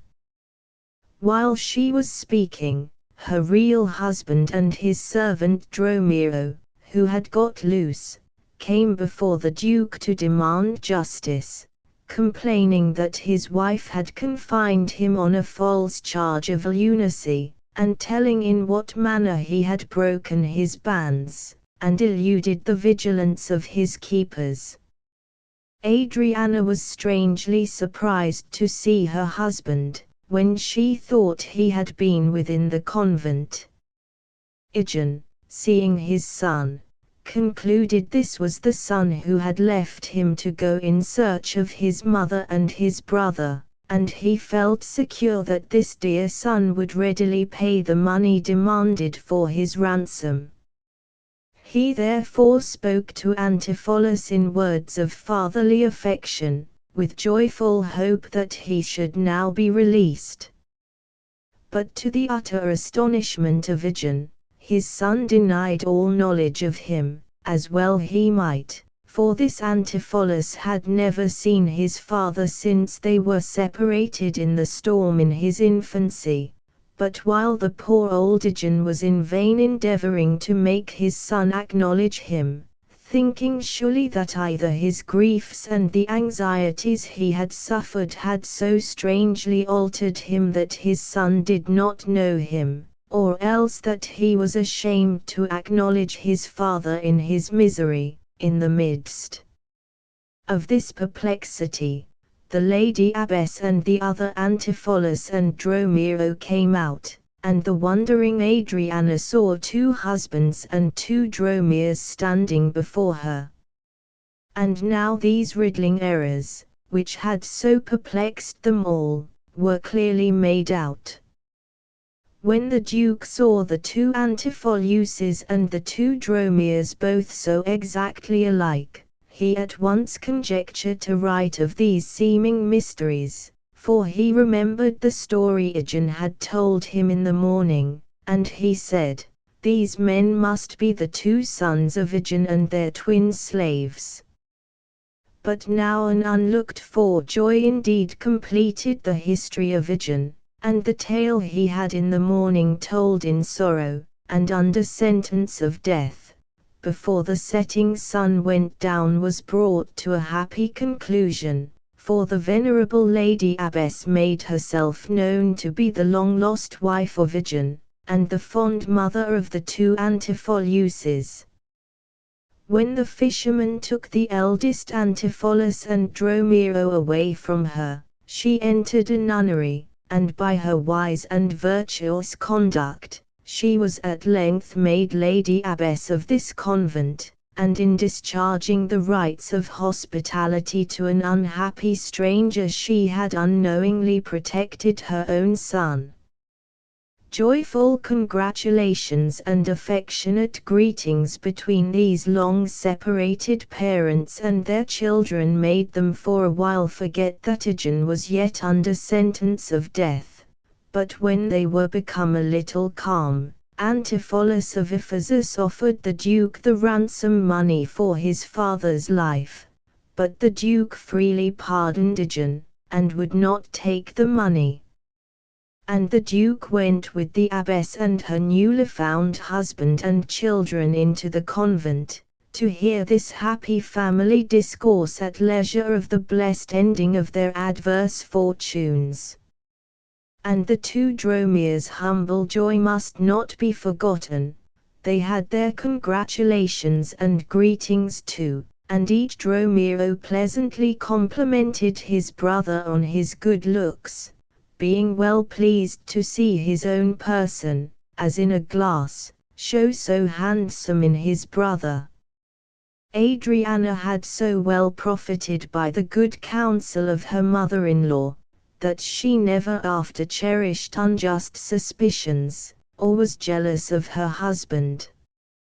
Antipholus of Syracuse married the fair Lucina, the sister of his brother's wife, and the good old Ijon, with his wife and sons, lived at Ephesus many years.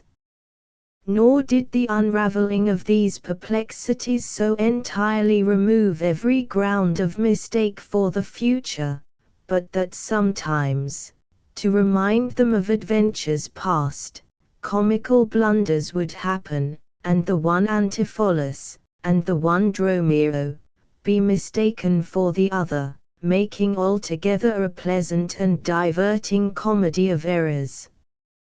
Chapter N. Peace. Measure for measure. In the city of Vienna there once reigned a duke of such a mild and gentle temper, that he suffered his subjects to neglect the laws with impunity, and there was in particular one law, the existence of which was almost forgotten, the Duke never having put it in force during his whole reign.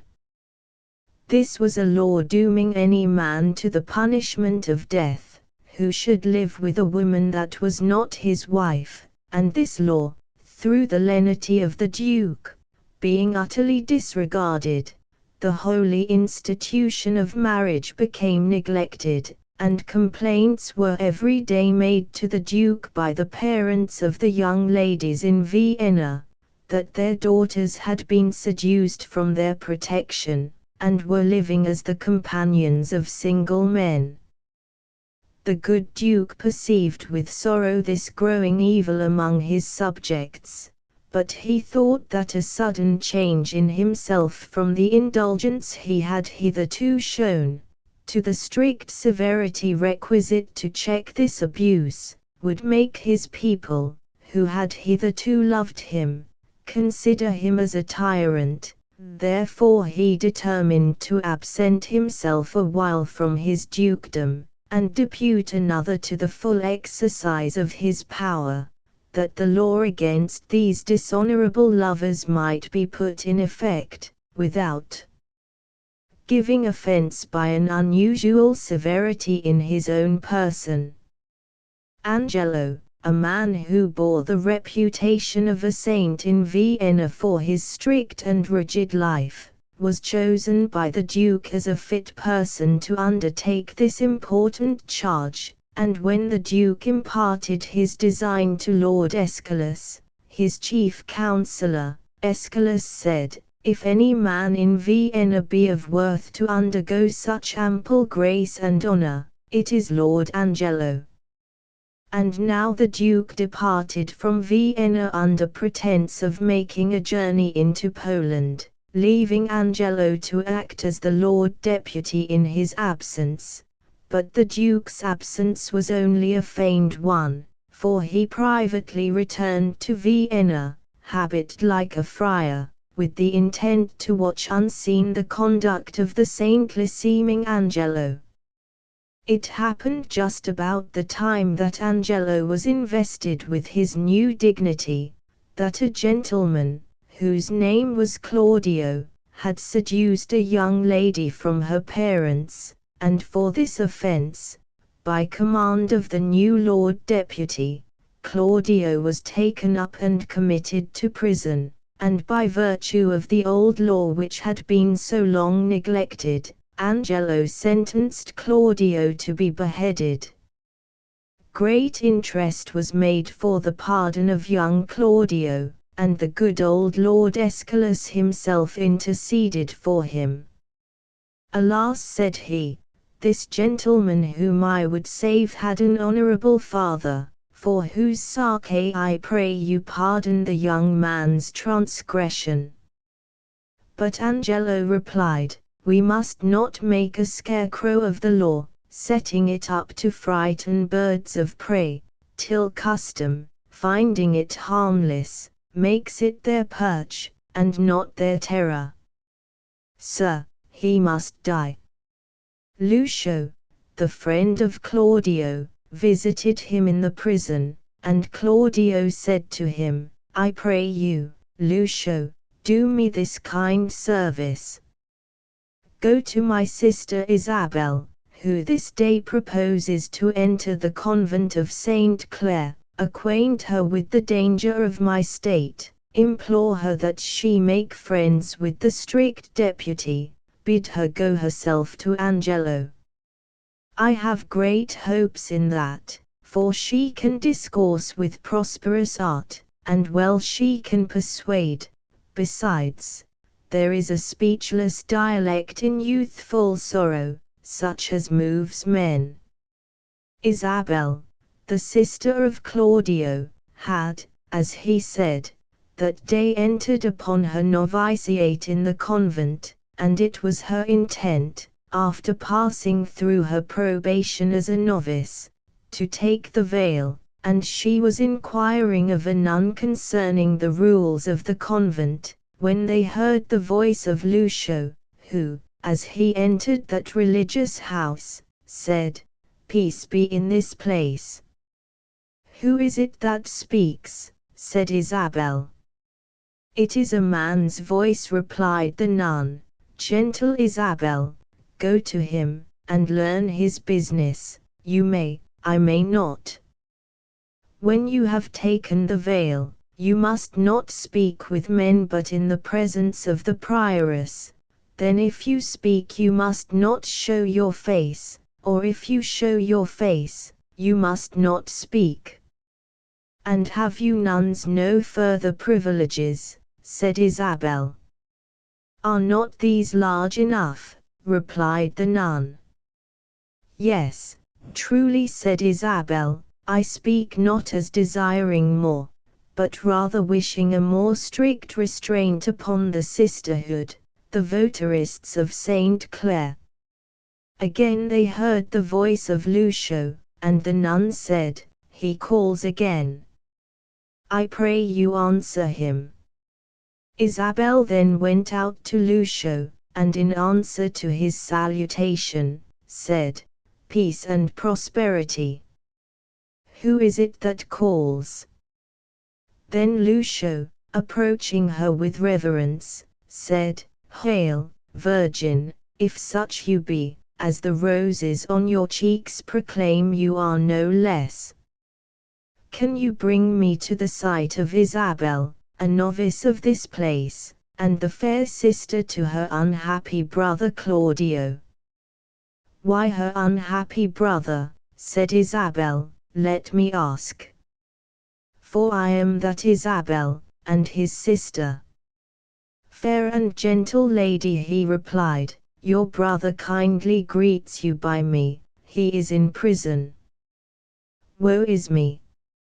"For what?" said Isabel. Lucio then told her, Claudio was imprisoned for seducing a young maiden. "Ah," said she, "I fear it is my cousin Juliet." Juliet and Isabel were not related, but they called each other cousin in remembrance of their school days' friendship, and as Isabel knew that Juliet loved Claudio, she feared she had been led by her affection for him into this transgression. "She it is," replied Lucio. "Why then, let my brother marry Juliet," said Isabel. Lucio replied that Claudio would gladly marry Juliet, but that the Lord Deputy had sentenced him to die for his offense, "unless," said he, "you have the grace by your fair prayer to soften Angelo, and that is my business between you and your poor brother." "Alas," said Isabel, "what poor ability is there in me to do him good? I doubt I have no power to move Angelo." "Our doubts are traitors," said Lucio, "and make us lose the good we might often win, by fearing to attempt it. Go to Lord Angelo." "When maidens sue, and kneel, and weep, men give like gods." "I will see what I can do," said Isabel. "I will but stay to give the prioress notice of the affair, and then I will go to Angelo. Commend me to my brother, soon at night I will send him word of my success." Isabel hastened to the palace, and threw herself on her knees before Angelo, saying, "I am a woeful suitor to your honor, if it will please your honor to hear me." "Well, what is your suit?" said Angelo. She then made her petition in the most moving terms for her brother's life. But Angelo said, "Maiden, there is no remedy, your brother is sentenced, and he must die." "Oh, just, but severe law," said Isabel. "I had a brother then, heaven keep your honor," and she was about to depart. But Lucio, who had accompanied her, said, "Give it not over so, return to him again, entreat him, kneel down before him, hang upon his gown. You are too cold, if you should need a pin, you could not with a more tame tongue desire it." Then again Isabel on her knees implored for mercy. "He is sentenced," said Angelo, "it is too late." "Too late," said Isabel, "why, no, I that do speak a word may call it back again. Believe this, my lord, no ceremony that to great ones belongs, not the king's crown, nor the deputed sword, the marshal's truncheon, nor the judge's robe, becomes them with one half so good a grace as mercy does." "Pray you begone," said Angelo. But still Isabel entreated, and she said, "If my brother had been as you, and you as he, you might have slipped like him, but he, like you, would not have been so stern. I would to heaven I had your power, and you were Isabel. Should it then be thus? No, I would tell you what it were to be a judge, and what a prisoner. Be content, fair maid, said Angelo, it is the law, not I, condemns your brother. Were he my kinsman, my brother, or my son, it should be thus with him. He must die tomorrow. Tomorrow, said Isabel, oh, that is sudden, spare him, he is not prepared for death. Even for our kitchens we kill the fowl in season, shall we serve heaven with less respect than we minister to our gross selves? Good, my lord, bethink you, none have died for my brother's offence, though many have committed it. So you would be the first that gives this sentence, and he the first that suffers it.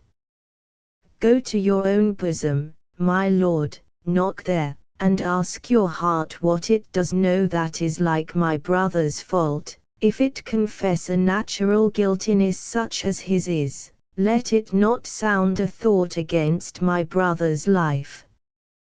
Her last words more moved Angelo than all she had before said, for the beauty of Isabel had raised a guilty passion in his heart, and he began to form thoughts of dishonorable love, such as Claudio's crime had been, and the conflict in his mind made him to turn away from Isabel, but she called him back, saying, Gentle my lord, turn back, hark, how I will bribe you. Good my lord, turn back. How, bribe me, said Angelo, astonished that she should think of offering him a bribe. Said Isabel, with such gifts that heaven itself shall share with you, not with golden treasures, or those glittering stones, whose price is either rich or poor as fancy values them, but with true prayers that shall be up to heaven before sunrise, prayers from preserved souls, from fasting maids whose minds are dedicated to nothing temporal. Well, come to me tomorrow, said Angelo. And for this short respite of her brother's life, and for this permission that she might be heard again, she left him with the joyful hope that she should at last prevail over his stern nature, and as she went away she said, Heaven keep your honor safe. Heaven save your honor. Which when Angelo heard, he said within his heart, Amen, I would be saved from thee and from thy virtues. And then, affrighted at his own evil thoughts, he said, What is this? What is this? Do I love her, that I desire to hear her speak again, and feast upon her eyes? What is it I dream on? The cunning enemy of mankind, to catch a saint, with saints does bait the hook. Never could an immodest woman once stir my temper, but this virtuous woman subdues me quite. Even till now, when men were fond, I smiled and wondered at them. In the guilty conflict in his mind Angelo suffered more that night than the prisoner he had so severely sentenced, for in the prison Claudio was visited by the good Duke, who, in his friar's habit, taught the young man the way to heaven, preaching to him the words of penitence and peace. But Angelo felt all the pangs of irresolute guilt, now wishing to seduce Isabel from the paths of innocence and honor, and now suffering remorse and horror for a crime as yet but intentional.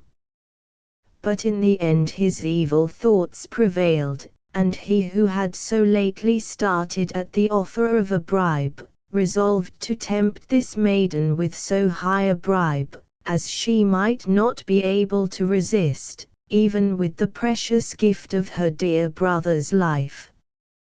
When Isabel came in the morning, Angelo desired she might be admitted alone to his presence, and being there, he said to her, if she would yield to him her virgin honor and transgress even as Juliet had done with Claudio, he would give her her brother's life, for said he, I love you, Isabel. My brother, said Isabel, did so love Juliet, and yet you tell me he shall die for it. But said Angelo, Claudio shall not die, if you will consent to visit me by stealth at night, even as Juliet left her father's house at night to come to Claudio.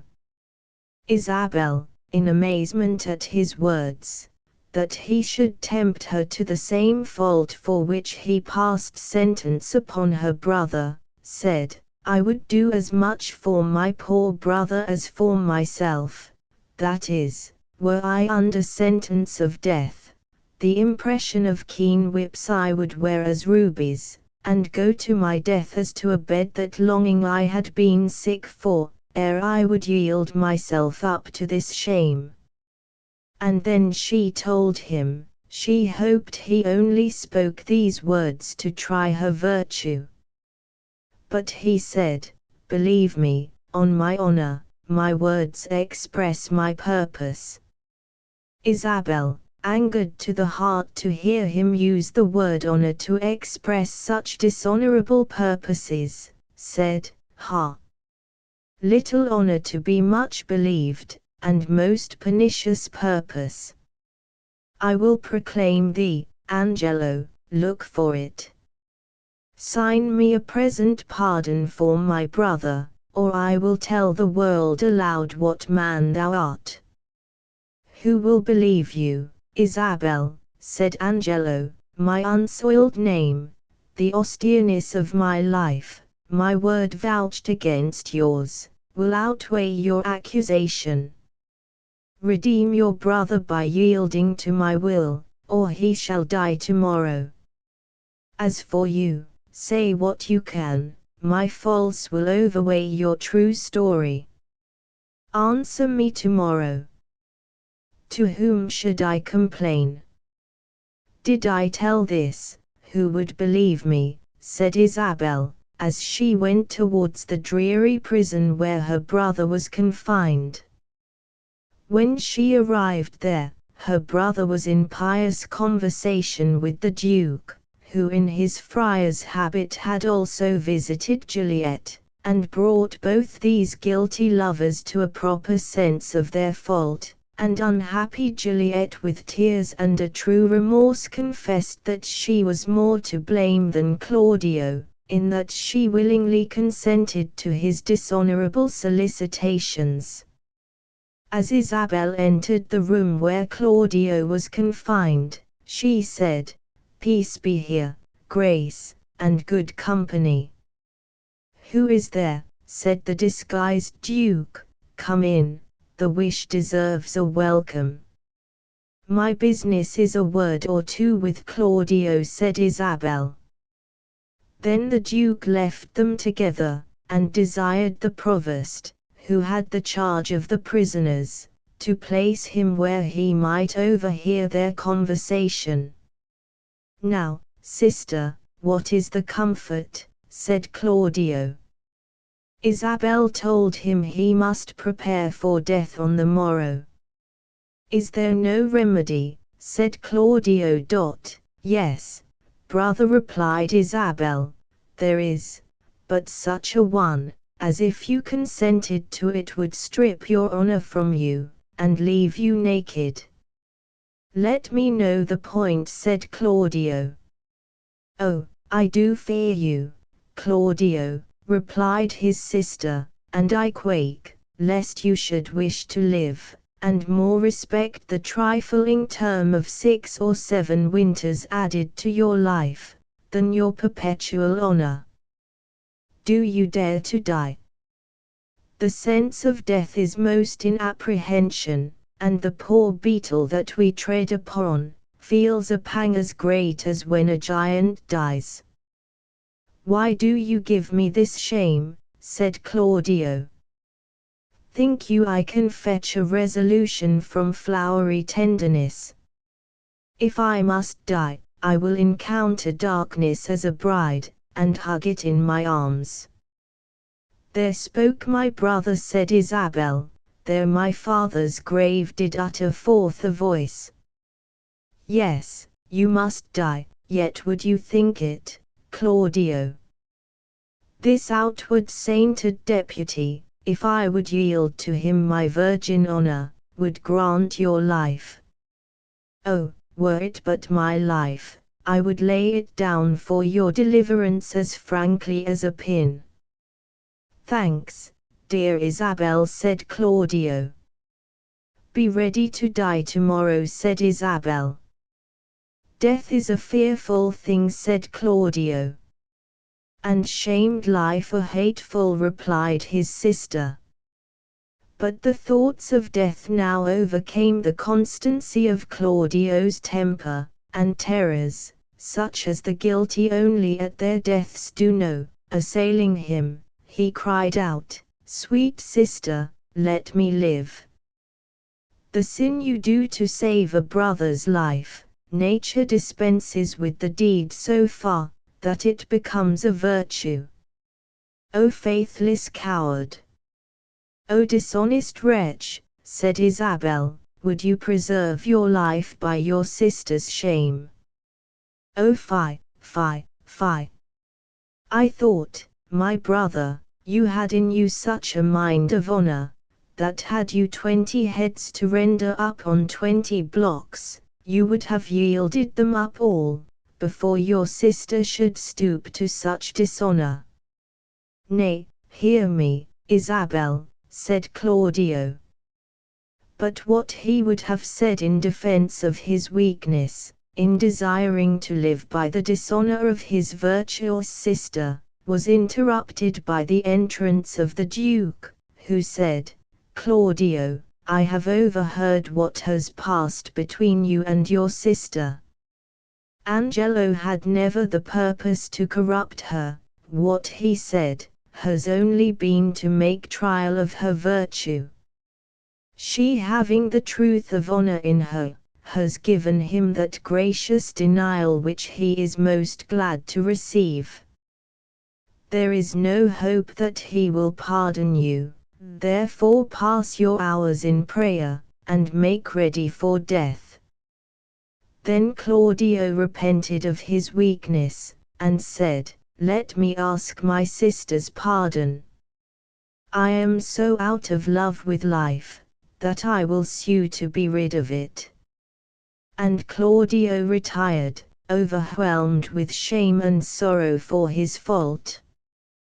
The Duke, being now alone with Isabel, commended her virtuous resolution, saying, "The hand that made you fair, has made you good."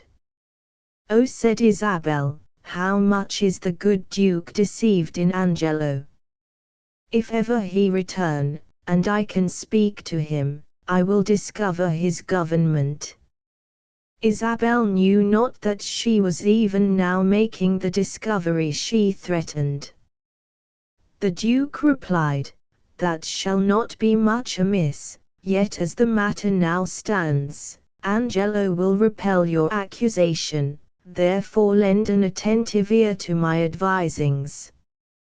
I believe that you may most righteously do a poor wronged lady a merited benefit, redeem your brother from the angry law, do no stain to your own most gracious person, and much please the absent Duke, if peradventure he shall ever return to have notice of this business." Isabel said, she had a spirit to do anything he desired, provided it was nothing wrong. "Virtue is bold, and never fearful," said the Duke. And then he asked her, if she had ever heard of Mariana, the sister of Frederick, the great soldier who was drowned at sea. "I have heard of the lady," said Isabel, "and good words went with her name. This lady, said the Duke, is the wife of Angelo, but her marriage dowry was on board the vessel in which her brother perished, and mark how heavily this befell to the poor gentlewoman. For, beside the loss of a most noble and renowned brother, who in his love towards her was ever most kind and natural, in the wreck of her fortune she lost the affections of her husband, the well-seeming Angelo, who pretending to discover some dishonor in this honorable lady, though the true cause was the loss of her dowry, left her in her tears, and dried not one of them with his comfort. His unjust unkindness, that in all reason should have quenched her love, has, like an impediment in the current, made it more unruly, and Mariana loves her cruel husband with the full continuance of her first affection. The Duke then more plainly unfolded his plan. It was, that Isabel should go to Lord Angelo, and seemingly consent to come to him as he desired at midnight, that by this means she would obtain the promised pardon, and that Mariana should go in her stead to the appointment, and pass herself upon Angelo in the dark for Isabel. Nor, gentle daughter, said the feigned friar, fear you to do this thing. Angelo is her husband, and to bring them thus together is no sin. Isabel, being pleased with this project, departed to do as he directed her, and he went to apprise Mariana of their intention. He had before this time visited this unhappy lady in his assumed character, giving her religious instruction and friendly consolation, at which times he had learned her sad story from her own lips, and now she, looking upon him as a holy man, readily consented to be directed by him in this undertaking. When Isabel returned from her interview with Angelo, to the house of Mariana, where the Duke had appointed her to meet him, he said, "Well met, and in good time. What is the news from this good deputy?" Isabel related the manner in which she had settled the affair. Angelo, said she, has a garden surrounded with a brick wall, on the western side of which is a vineyard, and to that vineyard is a gate. And then she showed to the Duke and Mariana 2 keys that Angelo had given her, and she said, "This bigger key opens the vineyard gate, this other a little door which leads from the vineyard to the garden. There I have made my promise at the dead of the night to call upon him, and have got from him his word of assurance for my brother's life. I have taken a due and wary note of the place, and with whispering and most guilty diligence he showed me the way twice over. Are there no other tokens agreed upon between you, that Mariana must observe?" said the Duke. "No, none," said Isabel, "only to go when it is dark. I have told him my time can be but short, for I have made him think a servant comes along with me, and that this servant is persuaded I come about my brother." The Duke commended her discreet management, and she, turning to Mariana, said, "Little have you to say to Angelo, when you depart from him, but soft and low, remember now my brother." Mariana was that night conducted to the appointed place by Isabel, who rejoiced that she had, as she supposed, by this device preserved both her brother's life and her own honor.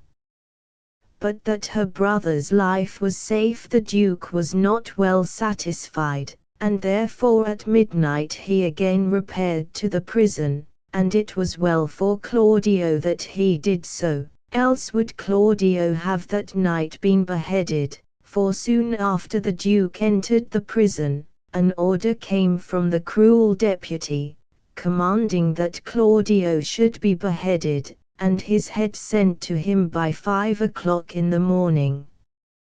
But the Duke persuaded the provost to put off the execution of Claudio, and to deceive Angelo, by sending him the head of a man who died that morning in the prison. And to prevail upon the provost to agree to this, the Duke, whom still the provost suspected not to be anything more or greater than he seemed, showed the provost a letter written with the Duke's hand, and sealed with his seal, which when the provost saw, he concluded this friar must have some secret order from the absent Duke, and therefore he consented to spare Claudio, and he cut off the dead man's head, and carried it to Angelo. Then the Duke in his own name, wrote to Angelo a letter, saying, that certain accidents had put a stop to his journey, and that he should be in Vienna by the following morning, requiring Angelo to meet him at the entrance of the city, there to deliver up his authority, and the Duke also commanded it to be proclaimed, that if any of his subjects craved redress for injustice, they should exhibit their petitions in the street on his first entrance into the city. Early in the morning Isabel came to the prison, and the Duke, who there awaited her coming, for secret reasons thought it good to tell her that Claudio was beheaded. Therefore when Isabel inquired if Angelo had sent the pardon for her brother, he said, Angelo has released Claudio from this world. His head is off, and sent to the deputy. The much grieved sister cried out, O unhappy Claudio, wretched Isabel, injurious world, most wicked Angelo. The seeming friar bid her take comfort, and when she was become a little calm, he acquainted her with the near prospect of the Duke's return, and told her in what manner she should proceed in preferring her complaint against Angelo, and he bade her not fear if the cause should seem to go against her for a while. Leaving Isabel sufficiently instructed, he next went to Mariana, and gave her counsel in what manner she also should act. Then the Duke laid aside his friar's habit, and in his own royal robes, amidst a joyful crowd of his faithful subjects, assembled to greet his arrival, entered the city of Vienna, where he was met by Angelo, who delivered up his authority in the proper form. And there came Isabel, in the manner of a petitioner for redress, and said, Justice, most royal Duke. I am the sister of one Claudio, who, for the seducing a young maid, was condemned to lose his head. I made my suit to Lord Angelo for my brother's pardon. It were needless to tell your grace how I prayed and kneeled, how he repelled me, and how I replied, for this was of much length. The vile conclusion I now begin with grief and shame to utter. Angelo would not but by my yielding to his dishonorable love release my brother, and after much debate within myself, my sisterly remorse overcame my virtue, and I did yield to him. But the next morning betimes, Angelo, forfeiting his promise, sent a warrant for my poor brother's head. The Duke affected to disbelieve her story, and Angelo said that grief for her brother's death, who had suffered by the due course of the law, had disordered her senses. And now another suitor approached, which was Mariana, and Mariana said, Noble prince, as there comes light from heaven, and truth from breath, as there is sense in truth and truth in virtue, I am this man's wife, and, my good lord, the words of Isabel are false, for the night she says she was with Angelo, I passed that night with him in the garden house. As this is true, let me in safety rise, or else forever be fixed here a marble monument. Then did Isabel appeal for the truth of what she had said to Friar Lodowick, that being the name the Duke had assumed in his disguise. Isabel and Mariana had both obeyed his instructions in what they said, the Duke intending that the innocence of Isabel should be plainly proved in that public manner before the whole city of Vienna. But Angelo little thought that it was from such a cause that they thus differed in their story, and he hoped from their contradictory evidence to be able to clear himself from the accusation of Isabel, and he said, assuming the look of offended innocence, I did but smile till now, but, good my lord, my patience here is touched, and I perceive these poor distracted women are but the instruments of some greater one, who sets them on. Let me have way, my lord, to find this practice out. With all my heart, said the Duke, and punish them to the height of your pleasure. You, Lord Aeschylus, sit with Lord Angelo, lend him your pains to discover this abuse. The friar is sent for that set them on, and when he comes, do with your injuries as may seem best in any chastisement. I for a while will leave you, but stir not you, Lord Angelo, till you have well determined upon this slander. The Duke then went away, leaving Angelo well pleased to be deputed judge and umpire in his own cause. But the Duke was absent only while he threw off his royal robes and put on his friar's habit, and in that disguise again he presented himself before Angelo and Aeschylus, and the good old Aeschylus, who thought Angelo had been falsely accused, said to the supposed friar, Come, sir, did you set these women on to slander Lord Angelo? He replied, Where is the Duke? It is he who should hear me speak. Aeschylus said, The Duke is in us, and we will hear you. Speak justly. Boldly at least retorted the friar, and then he blamed the Duke for leaving the cause of Isabel in the hands of him she had accused, and spoke so freely of many corrupt practices he had observed, while, as he said, he had been a looker-on in Vienna, that Aeschylus threatened him with the torture for speaking words against the state, and for censuring the conduct of the Duke, and ordered him to be taken away to prison. Then, to the amazement of all present, and to the utter confusion of Angelo, the supposed friar threw off his disguise, and they saw it was the Duke himself. The Duke first addressed Isabel. He said to her, Come hither, Isabel. Your friar is now your prince, but with my habit I have not changed my heart. I am still devoted to your service. Oh, give me pardon, said Isabel, that I, your vassal, have employed and troubled your unknown sovereignty. He answered that he had most need of forgiveness from her, for not having prevented the death of her brother, for not yet would he tell her that Claudio was living, meaning first to make a further trial of her goodness.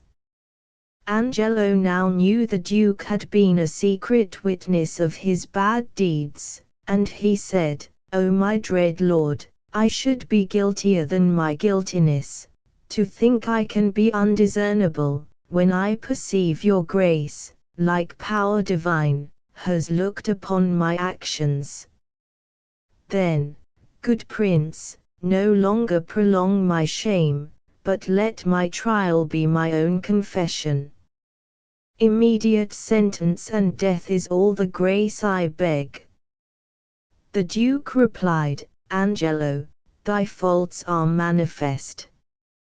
We do condemn thee to the very block where Claudio stooped to death, and with like haste away with him, and for his possessions, Mariana, we do instate and widow you withal, to buy you a better husband. O my dear lord, said Mariana, I crave no other, nor no better man. And then on her knees, even as Isabel had begged the life of Claudio, did this kind wife of an ungrateful husband beg the life of Angelo, and she said, Gentle my liege, O good my lord. Sweet Isabel, take my part. Lend me your knees, and all my life to come I will lend you all my life, to do you service. The Duke said, Against all sense you importune her. Should Isabel kneel down to beg for mercy, her brother's ghost would break his paved bed, and take her hence in horror. Still Mariana said, Isabel, sweet Isabel, do but kneel by me, hold up your hand, say nothing. I will speak all. They say, best men are moulded out of faults, and for the most part become much the better for being a little bad. So may my husband. Oh, Isabel, will you not lend a knee? The Duke then said, He dies for Claudio. But much pleased was the good Duke, when his own Isabel, from whom he expected all gracious and honourable acts, kneeled down before him, and said, Most bounteous sir, look, if it please you, on this man condemned, as if my brother lived. I partly think a due sincerity governed his deeds, till he did look on me. Since it is so, let him not die. My brother had but justice, in that he did the thing for which he died. The Duke, as the best reply he could make to this noble petitioner for her enemy's life, sending for Claudio from his prison house, where he lay doubtful of his destiny, presented to her this lamented brother living, and he said to Isabel, Give me your hand, Isabel, for your lovely sake I pardon Claudio. Say you will be mine, and he shall be my brother too. By this time Lord Angelo perceived he was safe, and the Duke, observing his eye to brighten up a little, said, Well, Angelo, look that you love your wife, her worth has obtained your pardon, joy to you, Mariana. Love her, Angelo. I have confessed her, and know her virtue. Angelo remembered, when dressed in a little brief authority, how hard his heart had been, and felt how sweet is mercy. The Duke commanded Claudio to marry Juliet, and offered himself again to the acceptance of Isabel, whose virtuous and noble conduct had won her prince's heart. Isabel, not having taken the veil, was free to marry, and the friendly offices, while hid under the disguise of a humble friar, which the noble Duke had done for her, made her with grateful joy accept the honor he offered her, and when she became Duchess of Vienna, the excellent example of the virtuous Isabel worked such a complete reformation among the young ladies of that city, that from that time none ever fell into the transgression of Juliet, the repentant wife of the reformed Claudio. And the mercy-loving Duke long reigned with his beloved Isabel, the happiest of husbands and of princes. 12th night. Or what you will. Sebastian and his sister Viola, a young gentleman and lady of Messaline, were twins, and, which was accounted a great wonder. From their birth they so much resembled each other, that, but for the difference in their dress, they could not be known apart. They were both born in 1 hour, and in 1 hour they were both in danger of perishing, for they were shipwrecked on the coast of Illyria, as they were making a sea voyage together. The ship, on board of which they were, split on a rock in a violent storm, and a very small number of the ship's company escaped with their lives. The captain of the vessel, with a few of the sailors that were saved, got to land in a small boat, and with them they brought Viola safe on shore, where she, poor lady, instead of rejoicing at her own deliverance, began to lament her brother's loss. But the captain comforted her with the assurance that he had seen her brother, when the ship spilt, fasten himself to a strong mast, on which, as long as he could see anything of him for the distance, he perceived him borne up above the waves. Viola was much consoled by the hope this account gave her, and now considered how she was to dispose of herself in a strange country, so far from home, and she asked the captain if he knew anything of Illyria. Very well, madam, replied the captain, for I was born not 3 hours' travel from this place. Who governs here? Said Viola. The captain told her, Illyria was governed by Orsino, a duke noble in nature as well as dignity. Viola said, she had heard her father speak of Orsino, and that he was unmarried then. And he is so now, said the captain, or was so very lately, for, but a month ago, I went from here, and then it was the general talk, as you know what great ones do, the people will prattle of, that Orsino sought the love of fair Olivia, a virtuous maid, the daughter of a count who died 12 months ago, leaving Olivia to the protection of her brother, who shortly after died also, and for the love of this dear brother, they say, she has abjured the sight and company of men. Viola, who was herself in such a sad affliction for her brother's loss, wished she could live with this lady, who so tenderly mourned a brother's death. She asked the captain if he could introduce her to Olivia, saying she would willingly serve this lady. But he replied, this would be a hard thing to accomplish, because the lady Olivia would admit no person into her house since her brother's death, not even the Duke himself. Then Viola formed another project in her mind, which was, in a man's habit, to serve the Duke Orsino as a page. It was a strange fancy in a young lady to put on male attire, and pass for a boy, but the forlorn and unprotected state of Viola, who was young and of uncommon beauty, alone, and in a foreign land, must plead her excuse. She having observed a fair behavior in the captain, and that he showed a friendly concern for her welfare, entrusted him with her design, and he readily engaged to assist her. Viola gave him money, and directed him to furnish her with suitable apparel, ordering her clothes to be made of the same color and in the same fashion her brother Sebastian used to wear, and when she was dressed in her manly garb, she looked so exactly like her brother that some strange errors happened by means of their being mistaken for each other, for, as will afterwards appear, Sebastian was also saved.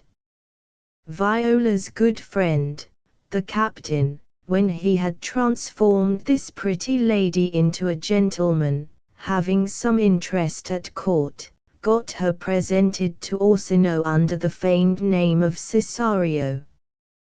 The Duke was wonderfully pleased with the address and graceful deportment of this handsome youth, and made Cesario one of his pages, that being the office Viola wished to obtain, and she so well fulfilled the duties of her new station, and showed such a ready observance and faithful attachment to her lord, that she soon became his most favored attendant.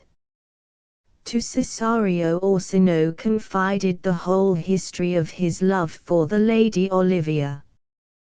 To Cesario he told the long and unsuccessful suit he had made to one who, rejecting his long services, and despising his person, refused to admit him to her presence, and for the love of this lady who had so unkindly treated him, the noble Orsino, forsaking the sports of the field and all manly exercises in which he used to delight, passed his hours in ignoble sloth, listening to the effeminate sounds of soft music, gentle airs, and passionate love songs, and neglecting the company of the wise and learned lords with whom he used to associate.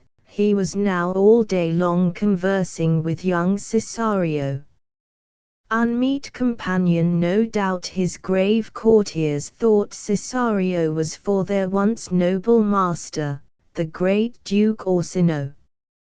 It is a dangerous matter for young maidens to be the confidants of handsome young dukes, which Viola too soon found to her sorrow. For all that Orsino told her he endured for Olivia, she presently perceived she suffered for the love of him, and much it moved her wonder, that Olivia could be so regardless of this her peerless lord and master, whom she thought no one could behold without the deepest admiration, and she ventured gently to hint to Orsino, that it was a pity he should affect a lady who was so blind to his worthy qualities, and she said, if a lady were to love you, my lord, as you love Olivia, and perhaps there may be one who does, if you could not love her in return, would you not tell her that you could not love, and must she not be content with this answer? But Orsino would not admit of this reasoning, for he denied that it was possible for any woman to love as he did. He said, no woman's heart was big enough to hold so much love, and therefore it was unfair to compare the love of any lady for him, to his love for Olivia. Now, though Viola had the utmost deference for the Duke's opinions, she could not help thinking this was not quite true, for she thought her heart had full as much love in it as Orsino's had, and she said, ah, but I know, my lord. What do you know, Cesario? Said Orsino. Too well I know, replied Viola, what love women may owe to men. They are as true of heart as we are. My father had a daughter loved a man, as I perhaps, were I a woman, should love your lordship. And what is her history? Said Orsino. A blank, my lord, replied Viola, she never told her love, but let concealment, like a worm in the bud, feed on her damask cheek. She pined in thought, and with a green and yellow melancholy, she sat like Patience on a monument, smiling at grief. The Duke inquired if this lady died of her love, but to this question Viola returned an evasive answer, as probably she had feigned the story, to speak words expressive of the secret love and silent grief she suffered for Orsino. While they were talking, a gentleman entered whom the Duke had sent to Olivia, and he said, so please you, my lord, I might not be admitted to the lady, but by her handmaid she returned you this answer, until 7 years hence, the element itself shall not behold her face, but like a cloistress she will walk veiled, watering her chamber with her tears for the sad remembrance of her dead brother. On hearing this, the Duke exclaimed, O she that has a heart of this fine frame, to pay this debt of love to a dead brother, how will she love, when the rich golden shaft has touched her heart? And then he said to Viola, You know, Cesario, I have told you all the secrets of my heart, therefore, good youth, go to Olivia's house. Be not denied access, stand at her doors, and tell her, there your fixed foot shall grow till you have audience. And if I do speak to her, my lord, what then? Said Viola. Oh then, replied Orsino, unfold to her the passion of my love. Make a long discourse to her of my dear faith. It will well become you to act my woes, for she will attend more to you than to one of graver aspect. Away then went Viola, but not willingly did she undertake this courtship, for she was to woo a lady to become a wife to him she wished to marry, but having undertaken the affair, she performed it with fidelity. And Olivia soon heard that a youth was at her door who insisted upon being admitted to her presence. I told him, said the servant, that you were sick. He said he knew you were, and therefore he came to speak with you. I told him that you were asleep. He seemed to have a foreknowledge of that too, and said, that therefore he must speak with you. What is to be said to him, lady? For he seems fortified against all denial, and will speak with you, whether you will or no. Olivia, curious to see who this peremptory messenger might be, desired he might be admitted, and throwing her veil over her face, she said she would once more hear Orsino's embassy, not doubting but that he came from the Duke, by his importunity.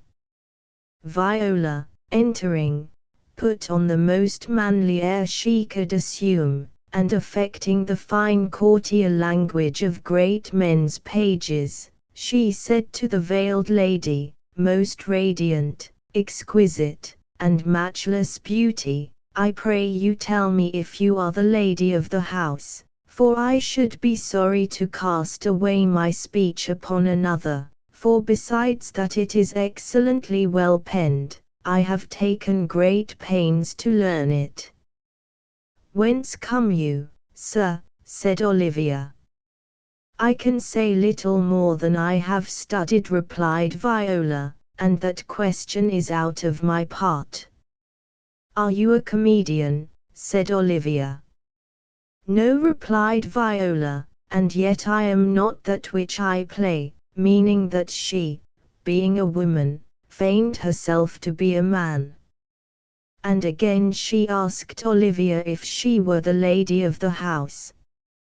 Olivia said she was, and then Viola, having more curiosity to see her rival's features, than haste to deliver her master's message, said, Good madam, let me see your face. With this bold request Olivia was not averse to comply, for this haughty beauty, whom the Duke Orsino had loved so long in vain, at first sight conceived a passion for the supposed page, the humble Cesario. When Viola asked to see her face, Olivia said, Have you any commission from your lord and master to negotiate with my face? And then, forgetting her determination to go veiled for 7 long years, she drew aside her veil, saying, But I will draw the curtain and show the picture. Is it not well done? Viola replied, It is beauty truly mixed. the red and white upon your cheeks is by nature's own cunning hand laid on. You are the most cruel lady living, if you will lead these graces to the grave, and leave the world no copy. Oh, sir, replied Olivia, I will not be so cruel. The world may have an inventory of my beauty. As, item, 2 lips, indifferent red, item, 2 grey eyes, with lids to them, 1 neck, 1 chin, and so forth. Were you sent here to praise me? Viola replied, I see what you are too proud, but you are fair. My lord and master loves you. Oh, such a love could but be recompensed, though you were crowned the queen of beauty, for Orsino loves you with adoration and with tears, with groans that thunder love, and sighs of fire. Your lord, said Olivia, knows well my mind. I cannot love him, yet I doubt not he is virtuous. I know him to be noble and of high estate, of fresh and spotless youth. All voices proclaim him learned, courteous, and valiant, yet I cannot love him. He might have taken his answer long ago.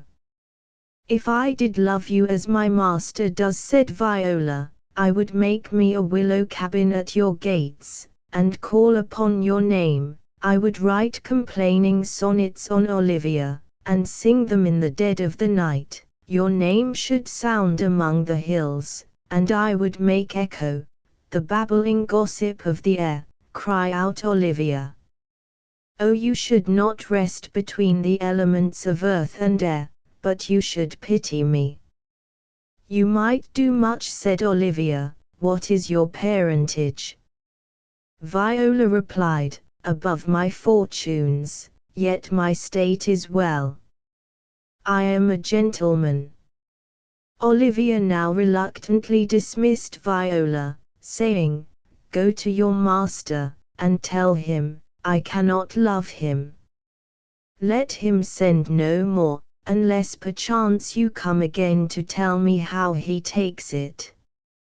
And Viola departed, bidding the lady farewell by the name of Fair Cruelty. When she was gone, Olivia repeated the words, above my fortunes, yet my state is well. I am a gentleman. And she said aloud, I will be sworn he is, his tongue, his face, his limbs, action, and spirit, plainly show he is a gentleman. And then she wished Cesario was the Duke, and perceiving the fast hold he had taken on her affections, she blamed herself for her sudden love. But the gentle blame which people lay upon their own faults has no deep root, and presently the noble Lady Olivia so far forgot the inequality between her fortunes and those of this seeming page, as well as the maidenly reserve which is the chief ornament of a lady's character, that she resolved to court the love of young Cesario, and sent a servant after him with a diamond ring, under the pretence that he had left it with her as a present from Orsino.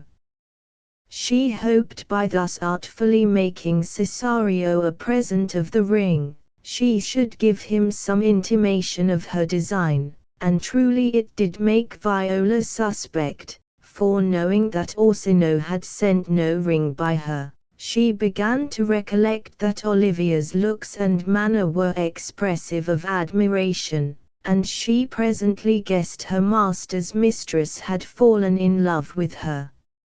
Alas, said she, the poor lady might as well love a dream.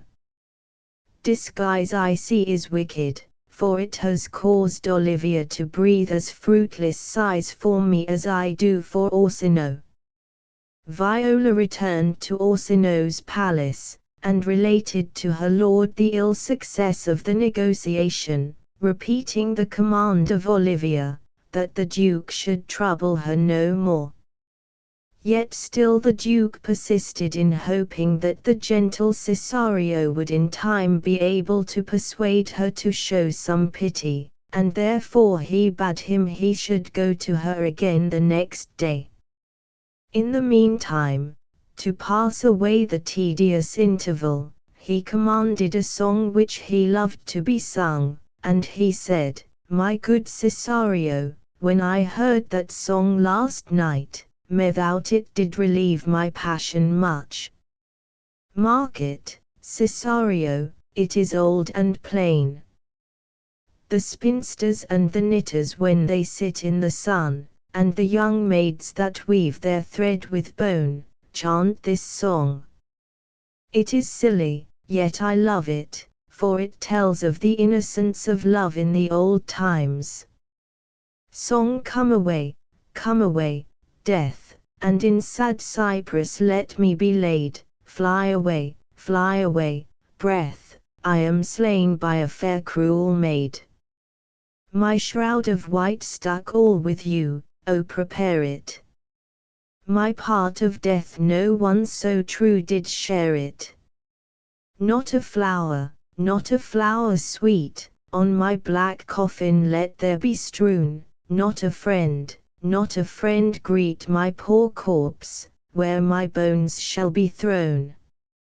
A thousand sighs to save, lay me oh where sad true lover never find my grave, to weep there."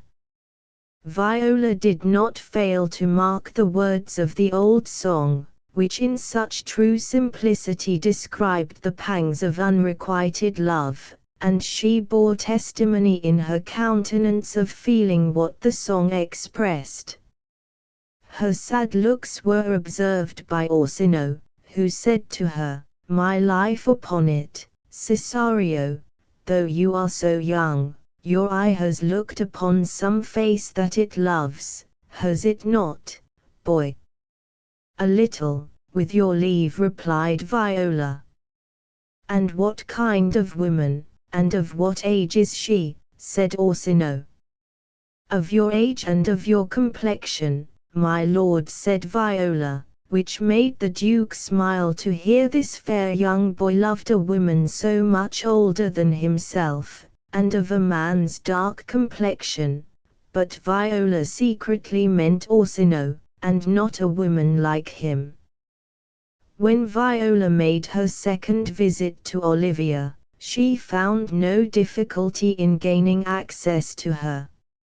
Servants soon discover when their ladies delight to converse with handsome young messengers, and the instant Viola arrived, the gates were thrown wide open, and the Duke's page was shown into Olivia's apartment with great respect, and when Viola told Olivia that she was come once more to plead in her lord's behalf, this lady said, "I desired you never to speak of him again, but if you would undertake another suit, I had rather hear you solicit, than music from the spheres."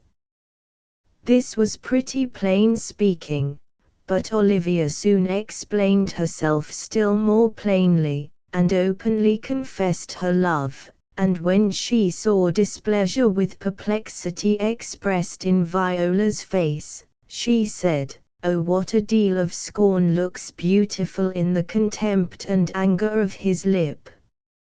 Cesario, by the roses of the spring, by mayhood, honor, and by truth, I love you so, that, in spite of your pride, I have neither wit nor reason to conceal my passion." But in vain the lady wooed. Viola hastened from her presence, threatening never more to come to plead Orsino's love, and all the reply she made to Olivia's fond solicitation was, a declaration of a resolution never to love any woman. No sooner had Viola left the lady than a claim was made upon her valor. A gentleman, a rejected suitor of Olivia, who had learned how that lady had favored the Duke's messenger, challenged him to fight a duel. What should poor Viola do, who, though she carried a manlike outside, had a true woman's heart, and feared to look on her own sword. She began to think of confessing that she was a woman. She began to think of confessing that she was a woman when she saw her formidable rival advancing towards her with his sword drawn. She began to think of confessing that she was a woman, but she was relieved at once from her terror, and the shame of such a discovery, by a stranger that was passing by, who made up to them, and as if he had been long known to her, and were her dearest friend, said to her opponent, "If this young gentleman has done offense, I will take the fault on me, and if you offend him, I will for his sake defy you." Before Viola had time to thank him for his protection, or to inquire the reason of his kind interference, her new friend met with an enemy where his bravery was of no use to him, for the officers of justice coming up in that instant, apprehended the stranger in the Duke's name, to answer for an offense he had committed some years before, and he said to Viola, "This comes with seeking you," and then he asked her for a purse, saying, "Now my necessity makes me ask for my purse, and it grieves me much more for what I cannot do for you, than for what befalls myself. You stand amazed, but be of comfort." His words did indeed amaze Viola, and she protested she knew him not, nor had ever received a purse from him, but for the kindness he had just shown her, she offered him a small sum of money, being nearly the whole she possessed. And now the stranger spoke severe things, charging her with ingratitude and unkindness. He said, "This youth, whom you see here, I snatched from the jaws of death, and for his sake alone I came to Illyria, and have fallen into this danger." But the officers cared little for hearkening to the complaints of their prisoner, and they hurried him on, saying, "What is that to us?" And as he was carried away, he called Viola by the name of Sebastian, reproaching the supposed Sebastian for disowning his friend, as long as he was within hearing. When Viola heard herself called Sebastian, though the stranger was taken away too hastily for her to ask an explanation, she conjectured that this seeming mystery might arise from her being mistaken for her brother, and she began to cherish hopes that it was her brother whose life this man said he had preserved. And so indeed it was. The stranger, whose name was Antonio, was a sea captain. He had taken Sebastian up into his ship, when, almost exhausted with fatigue, he was floating on the mast to which he had fastened himself in the storm. Antonio conceived such a friendship for Sebastian, that he resolved to accompany him whithersoever he went, and when the youth expressed a curiosity to visit Orsino's court, Antonio, rather than part from him, came to Illyria, though he knew, if his person should be known there, his life would be in danger, because in a sea fight he had once dangerously wounded the Duke Orsino's nephew. This was the offense for which he was now made a prisoner. Antonio and Sebastian had landed together but a few hours before Antonio met Viola. He had given his purse to Sebastian, desiring him to use it freely if he saw anything he wished to purchase, telling him he would wait at the inn, while Sebastian went to view the town. But Sebastian not returning at the time appointed, Antonio had ventured out to look for him, and Viola being dressed the same, and in face so exactly resembling her brother, Antonio drew his sword, as he thought, in defense of the youth he had saved, and when Sebastian, as he supposed, disowned him, and denied him his own purse, no wonder he accused him of ingratitude. Viola, when Antonio was gone, fearing a second invitation to fight, slunk home as fast as she could. She had not been long gone, when her adversary thought he saw her return, but it was her brother Sebastian, who happened to arrive at this place, and he said, "Now, sir, have I met with you again? There's for you," and struck him a blow. Sebastian was no coward, he returned the blow with interest, and drew his sword. A lady now put a stop to this duel, for Olivia came out of the house, and she too, mistaking Sebastian for Cesario, invited him to come into her house, expressing much sorrow at the rude attack he had met with.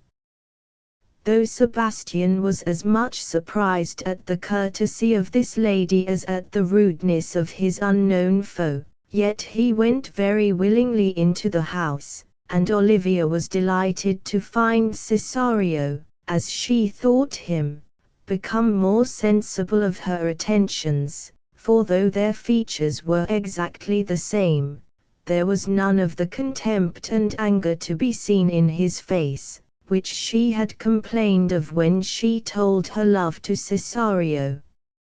Sebastian did not at all object to the fondness the lady lavished on him.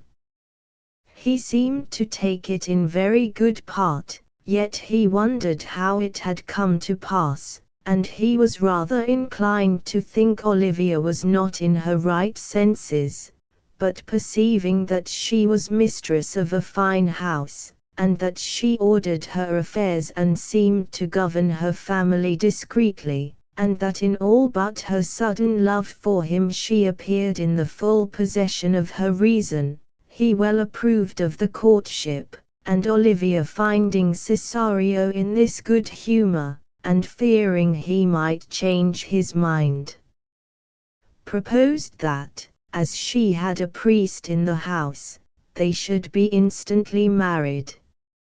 Sebastian assented to this proposal, and when the marriage ceremony was over, he left his lady for a short time, intending to go and tell his friend Antonio the good fortune that he had met with.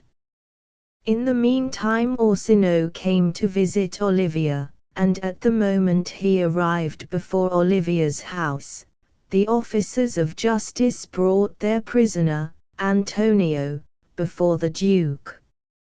Viola was with Orsino, her master, and when Antonio saw Viola, whom he still imagined to be Sebastian, he told the Duke in what manner he had rescued this youth from the perils of the sea, and after fully relating all the kindness he had really shown to Sebastian, he ended his complaint with saying, that for 3 months, both day and night, this ungrateful youth had been with him.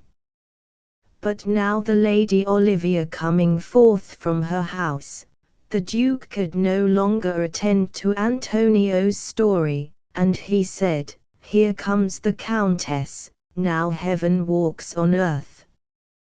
But for thee, fellow, thy words are madness. 3 months has this youth attended on me," and then he ordered Antonio to be taken aside. But Orsino's heavenly countess soon gave the Duke cause to accuse Cesario as much of ingratitude as Antonio had done, for all the words he could hear Olivia speak were words of kindness to Cesario, and when he found his page had obtained this high place in Olivia's favor, he threatened him with all the terrors of his just revenge, and as he was going to depart, he called Viola to follow him, saying, "Come, boy, with me. My thoughts are ripe for mischief. Though it seemed in his jealous rage he was going to doom Viola to instant death, yet her love made her no longer a coward, and she said she would most joyfully suffer death to give her master ease. But Olivia would not so lose her husband, and she cried, "Where goes my Cesario?" Viola replied, "After him I love more than my life." Olivia, however, prevented their departure by loudly proclaiming that Cesario was her husband, and sent for the priest, who declared that not 2 hours had passed since he had married the Lady Olivia to this young man. In vain Viola protested she was not married to Olivia. The evidence of that lady and the priest made Orsino believe that his page had robbed him of the treasure he prized above his life. But thinking that it was past recall, he was bidding farewell to his faithless mistress, and the young dissembler, her husband, as he called Viola, warning her never to come in his sight again, when, as it seemed to them, a miracle appeared. For another Cesario entered, and addressed Olivia as his wife. This new Cesario was Sebastian, the real husband of Olivia, and when their wonder had a little ceased at seeing 2 persons with the same face, the same voice, and the same habit, the brother and sister began to question each other. For Viola could scarce be persuaded that her brother was living, and Sebastian knew not how to account for the sister he supposed drowned being found in the habit of a young man. But Viola presently acknowledged that she was indeed Viola, and his sister, under that disguise. When all the errors were cleared up which the extreme likeness between this twin brother and sister had occasioned, they laughed at the Lady Olivia for the pleasant mistake she had made in falling in love with a woman, and Olivia showed no dislike to her exchange, when she found she had wedded the brother instead of the sister. The hopes of Orsino were forever at an end by this marriage of Olivia, and with his hopes, all his fruitless love seemed to vanish away, and all his thoughts were fixed on the event of his favorite, young Cesario, being changed into a fair lady. He viewed Viola with great attention, and he remembered how very handsome he had always thought Cesario was, and he concluded she would look very beautiful in a woman's attire, and then he remembered how often she had said she loved him, which at the time seemed only the dutiful expressions of a faithful page, but now he guessed that something more was meant, for many of her pretty sayings, which were like riddles to him, came now into his mind, and he no sooner remembered all these things than he resolved to make Viola his wife, and he said to her, he still could not help calling her Cesario and boy, you have said to me 1,000 times that you should never love a woman like to me, and for the faithful service you have done for me so much beneath your soft and tender breeding. And since you have called me master so long, you shall now be your master's mistress, and Orsino's true duchess. Olivia, perceiving Orsino was making over that heart, which she had so ungraciously rejected, to Viola, invited them to enter her house, and offered the assistance of the good priest, who had married her to Sebastian in the morning, to perform the same ceremony in the remaining part of the day for Orsino and Viola. Thus the twin brother and sister were both wedded on the same day. The storm and shipwreck, which had separated them, being the means of bringing to pass their high and mighty fortunes. Viola was the wife of Orsino, the Duke of Ilerria, and Sebastian the husband of the rich and noble Countess, the Lady Olivia. Chapter N. Peace. Timon of Athens. Timon, a lord of Athens, in the enjoyment of a princely fortune, affected a humor of liberality which knew no limits.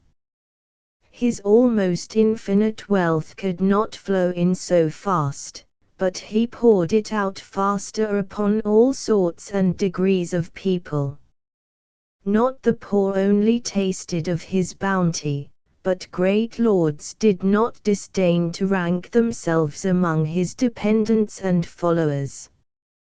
His table was resorted to by all the luxurious feasters, and his house was open to all comers and goers at Athens.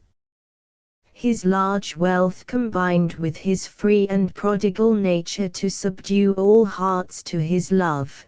Men of all minds and dispositions tendered their services to Lord Timon, from the glass-faced flatterer, whose face reflects as in a mirror the present humor of his patron, to the rough and unbending cynic, who affecting a contempt of men's persons, and an indifference to worldly things, yet could not stand out against the gracious manners and munificent soul of Lord Timon, but would come, against his nature, to partake of his royal entertainments, and return most rich in his own estimation if he had received a nod or a salutation from Timon.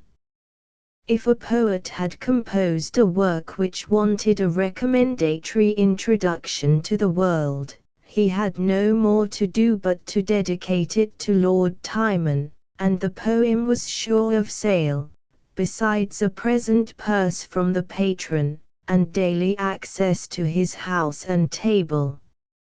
If a painter had a picture to dispose of, he had only to take it to Lord Timon, and pretend to consult his taste as to the merits of it. Nothing more was wanting to persuade the liberal-hearted lord to buy it. If a jeweller had a stone of price, or a mercer rich costly stuffs, which for their costliness lay upon his hands, Lord Timon's house was a ready mart always open, where they might get off their wares or their jewelry at any price, and the good-natured lord would thank them into the bargain, as if they had done him a piece of courtesy in letting him have the refusal of such precious commodities. So that by this means his house was thronged with superfluous purchases, of no use but to swell uneasy and ostentatious pomp, and his person was still more inconveniently beset with a crowd of these idle visitors, lying poets, painters, sharking tradesmen, lords, ladies, needy courtiers, and expectants, who continually filled his lobbies, raining their fulsome flatteries in whispers in his ears, sacrificing to him with adulation as to a god, making sacred the very stirrup by which he mounted his horse, and seeming as though they drank the free air but through his permission and bounty. Some of these daily dependents were young men of birth, who, their means not answering to their extravagance, had been put in prison by creditors, and redeemed thence by Lord Timon. These young prodigals thenceforward fastened upon his lordship, as if by common sympathy he were necessarily ended to all such spendthrifts and loose livers, who, not being able to follow him in his wealth, found it easier to copy him in prodigality and copious spending of what was their own. One of these flesh flies was Ventidius, for whose debts, unjustly contracted, Timon but lately had paid down the sum of 5 talents. But among this confluence, this great flood of visitors, none were more conspicuous than the makers of presents and givers of gifts. It was fortunate for these men if Timon took a fancy to a dog or a horse, or any piece of cheap furniture which was theirs.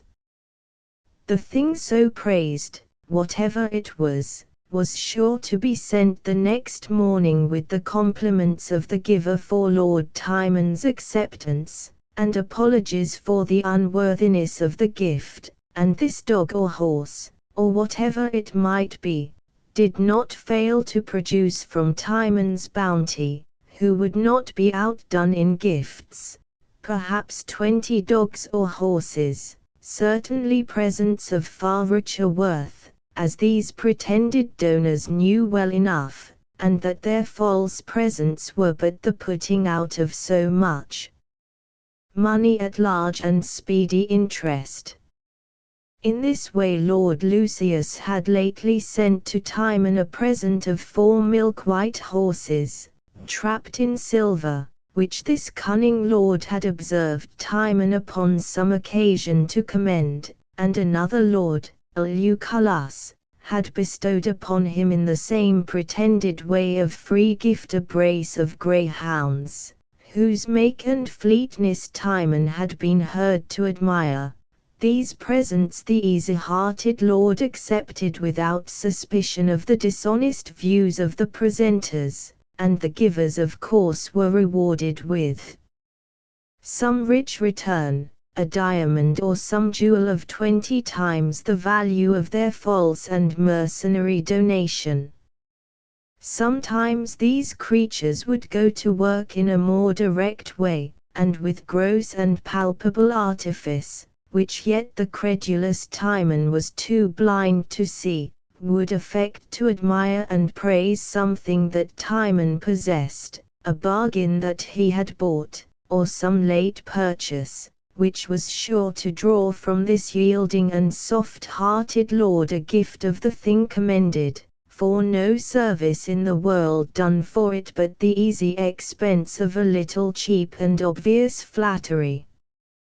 In this way Timon but the other day had given to one of these mean lords the bay courser which he himself rode upon, because his lordship had been pleased to say that it was a handsome beast and went well, and Timon knew that no man ever justly praised what he did not wish to possess.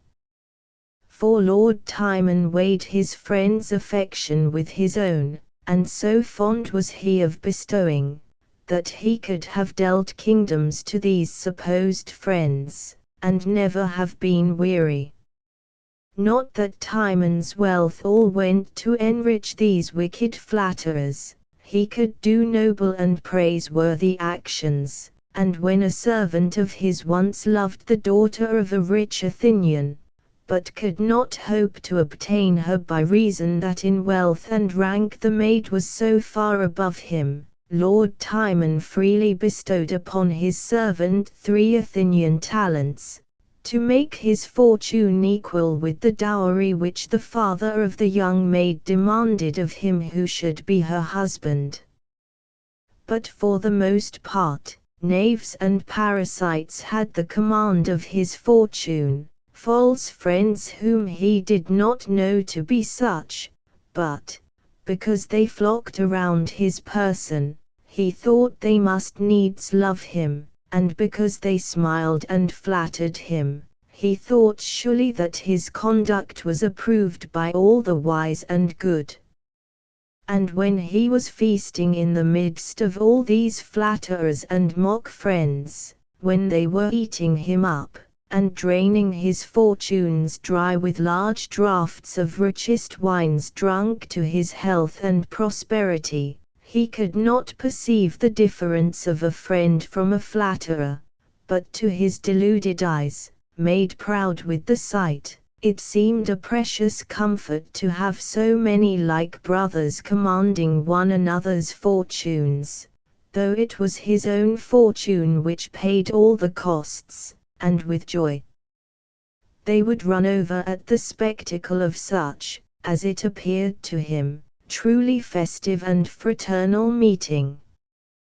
But while he thus outwent the very heart of kindness, and poured out his bounty, as if Plutus, the god of gold, had been but his steward, while thus he proceeded without care or stop, so senseless of expense that he would neither inquire how he could maintain it, nor cease his wild flow of riot, his riches, which were not infinite, must needs melt away before a prodigality which knew no limits.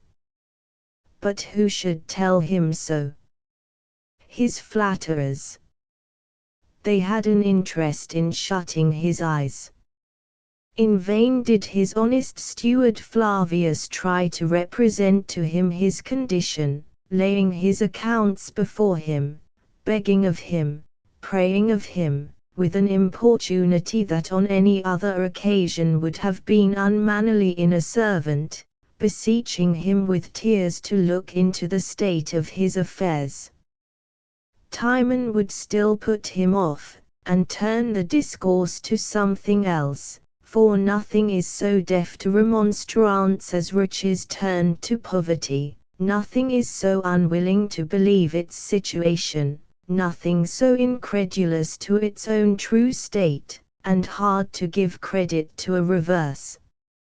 Often had this good steward, this honest creature, when all the rooms of Timon's great house have been choked up with riotous feeders at his master's cost, when the floors have wept with drunken spilling of wine, and every apartment has blazed with lights and resounded with music and feasting, often had he retired by himself to some solitary spot, and wept faster than the wine ran from the wasteful casks within, to see the mad bounty of his Lord, and to think, when the means were gone which brought him praises from all sorts of people, how quickly the breath would be gone of which the praise was made, praises won in feasting would be lost in fasting, and at one cloud of winter showers these flies would disappear.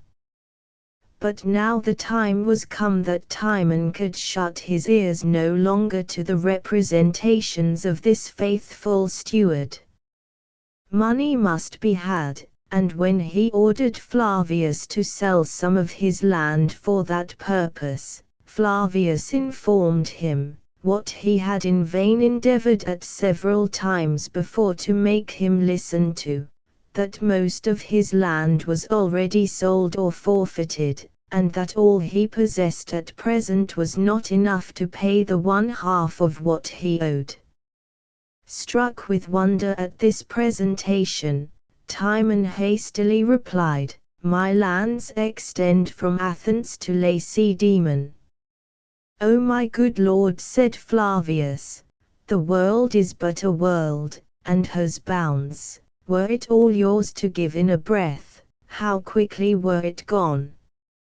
Timon consoled himself that no villainous bounty had yet come from him, that if he had given his wealth away unwisely, it had not been bestowed to feed his vices, but to cherish his friends, and he bade the kind-hearted steward, who was weeping, to take comfort in the assurance that his master could never lack means, while he had so many noble friends, and this infatuated lord persuaded himself that he had nothing to do but to send and borrow, to use every man's fortune, that had ever tasted his bounty, in this extremity, as freely as his own. Then with a cheerful look, as if confident of the trial, he severally dispatched messengers to Lord Lucius, to Lords Lucullus and Sempronius, men upon whom he had lavished his gifts in past times without measure or moderation, and to Ventidius, whom he had lately released out of prison by paying his debts, and who, by the death of his father, was now come into the possession of an ample fortune, and well enabled to requite Timon's courtesy, to request of Ventidius the return of those 5 talents which he had paid for him, and of each of those noble lords the loan of 50 talents, nothing doubting that their gratitude would supply his wants, if he needed it, to the amount of 500 times 50 talents. Lucullus was the first applied to. This mean lord had been dreaming overnight of a silver basin and cup, and when Timon's servant was announced, his sordid mind suggested to him that this was surely a making out of his dream, and that Timon had sent him such a present. But when he understood the truth of the matter, and that Timon wanted money, the quality of his faint and watery friendship showed itself, for with many protestations he vowed to the servant that he had long foreseen the ruin of his master's affairs, and many a time had he come to dinner to tell him of it, and had come again to supper to try to persuade him to spend less, but he would take no counsel nor warning by his coming, and true it was that he had been a constant attender, as he said, at Timon's feasts, as he had in greater things tasted his bounty, but that he ever came with that intent, or gave good counsel or reproof to Timon, was a base unworthy lie, which he suitably followed up with meanly offering the servant a bribe, to go home to his master and tell him that he had not found Lucullus at home. As little success had the messenger who was sent to Lord Lucius.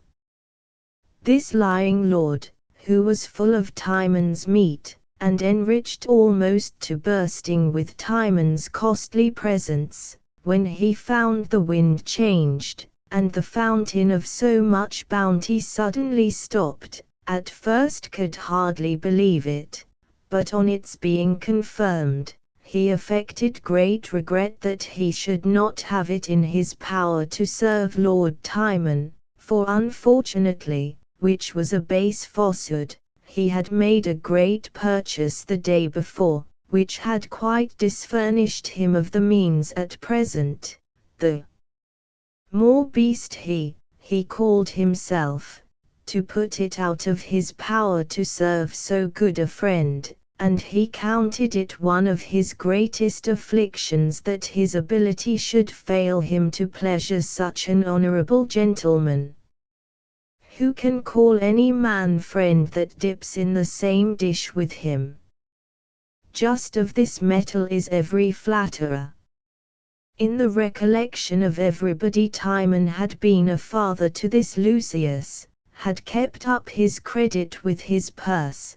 Timon's money had gone to pay the wages of his servants, to pay the hire of the laborers who had sweat to build the fine houses which Lucius's pride had made necessary to him. Yet, oh, the monster which man makes himself when he proves ungrateful!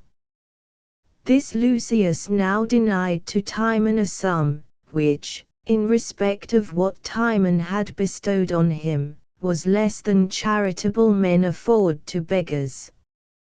Sempronius, and every one of these mercenary lords to whom Timon applied in their turn, returned the same evasive answer or direct denial. Even Ventidius, the redeemed and now rich Ventidius, refused to assist him with the loan of those 5 talents which Timon had not lent but generously given him in his distress.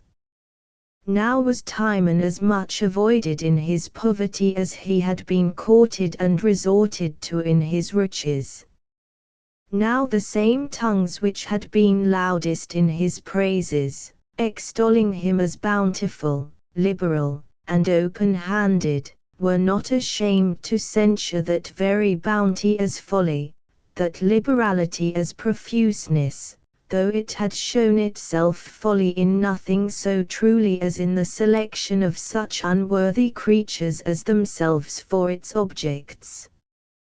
Now was Timon's princely mansion forsaken, and become a shunned and hated place, a place for men to pass by, not a place, as formerly, where every passenger must stop and taste of his wine and good cheer. Now, instead of being thronged with feasting and tumultuous guests, it was beset with impatient and clamorous creditors, usurers, extortioners, fierce and intolerable in their demands, pleading bonds, interest, mortgages, iron-hearted men that would take no denial nor putting off, that Timon's house was now his jail, which he could not pass, nor go in nor out for them, one demanding his due of 50 talents, another bringing in a bill of 5,000 crowns, which if he would tell out his blood by drops,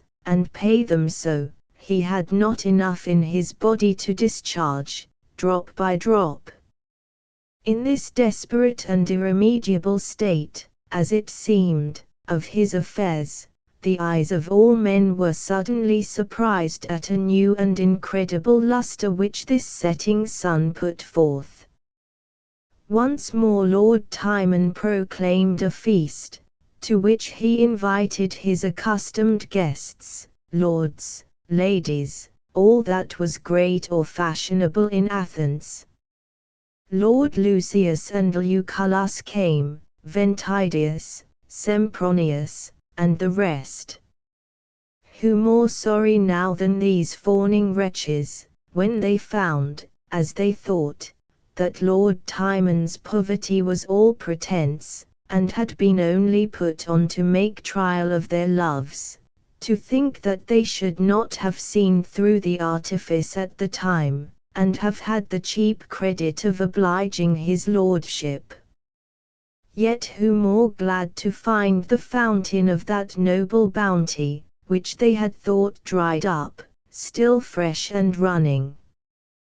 They came dissembling, protesting, expressing deepest sorrow and shame, that when his lordship sent to them, they should have been so unfortunate as to want the present means to oblige so honourable a friend. But Timon begged them not to give such trifles a thought, for he had altogether forgotten it. And these base fawning lords, though they had denied him money in his adversity, yet could not refuse their presence at this new blaze of his returning prosperity. For the swallow follows not summer more willingly than men of these dispositions follow the good fortunes of the great, nor more willingly leaves winter than these shrink from the first appearance of a reverse, such summer birds are men.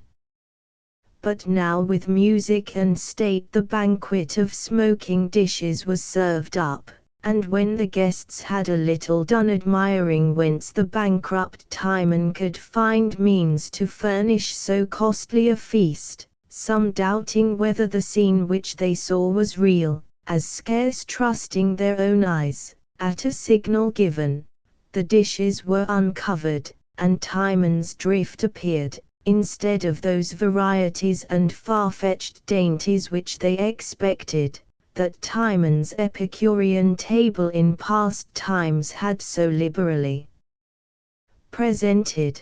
Now appeared under the covers of these dishes a preparation more suitable to Timon's poverty, nothing but a little smoke and lukewarm water, fit feast for this knot of mouth friends, whose professions were indeed smoke, and their hearts lukewarm and slippery as the water with which Timon welcomed his astonished guests, bidding them uncover, dogs, and lap, and before they could recover their surprise, sprinkling it in their faces, that they might have enough, and throwing dishes and all after them, who now ran huddling out, lords, ladies, with their caps snatched up in haste, a splendid confusion, Timon pursuing them, still calling them what they were, smooth smiling parasites, destroyers under the mask of courtesy, affable wolves, meek bears, fools of fortune, feast friends, time flies. They, crowding out to avoid him, left the house more willingly than they had entered it, some losing their gowns and caps, and some their jewels in the hurry, all glad to escape out of the presence of such a mad lord, and from the ridicule of his mock banquet. This was the last feast which ever Timon made, and in it he took farewell of Athens and the society of men, for, after that, he betook himself to the woods, turning his back upon the hated city and upon all mankind, wishing the walls of that detestable city might sink, and the houses fall upon their owners, wishing all plagues which infest humanity, war, outrage, poverty, diseases, might fasten upon its inhabitants, praying the just gods to confound all Athenians, both young and old, high and low. So wishing, he went to the woods, where he said he should find the unkindest beast much kinder than mankind. He stripped himself naked, that he might retain no fashion of a man, and dug a cave to live in, and lived solitary in the manner of a beast, eating the wild roots, and drinking water, flying from the face of his kind, and choosing rather to herd with wild beasts, as more harmless and friendly than man. What a change from Lord Timon the rich, Lord Timon the delight of mankind, to Timon the naked, Timon the man-hater. Where were his flatterers now?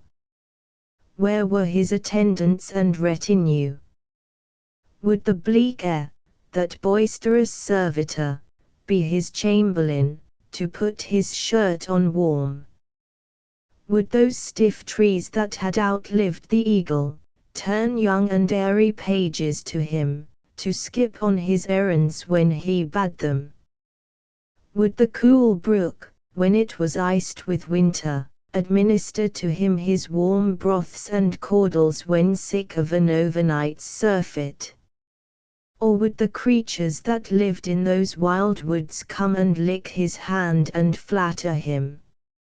Here on a day, when he was digging for roots, his poor sustenance, his spade struck against something heavy, which proved to be gold, a great heap which some miser had probably buried in a time of alarm, thinking to have come again, and taken it from its prison, but died before the opportunity had arrived, without making any man privy to the concealment, so it lay, doing neither good nor harm, in the bowels of the earth, its mother, as if it had never come from thence, till the accidental striking of Timon's spade against it once more brought it to light.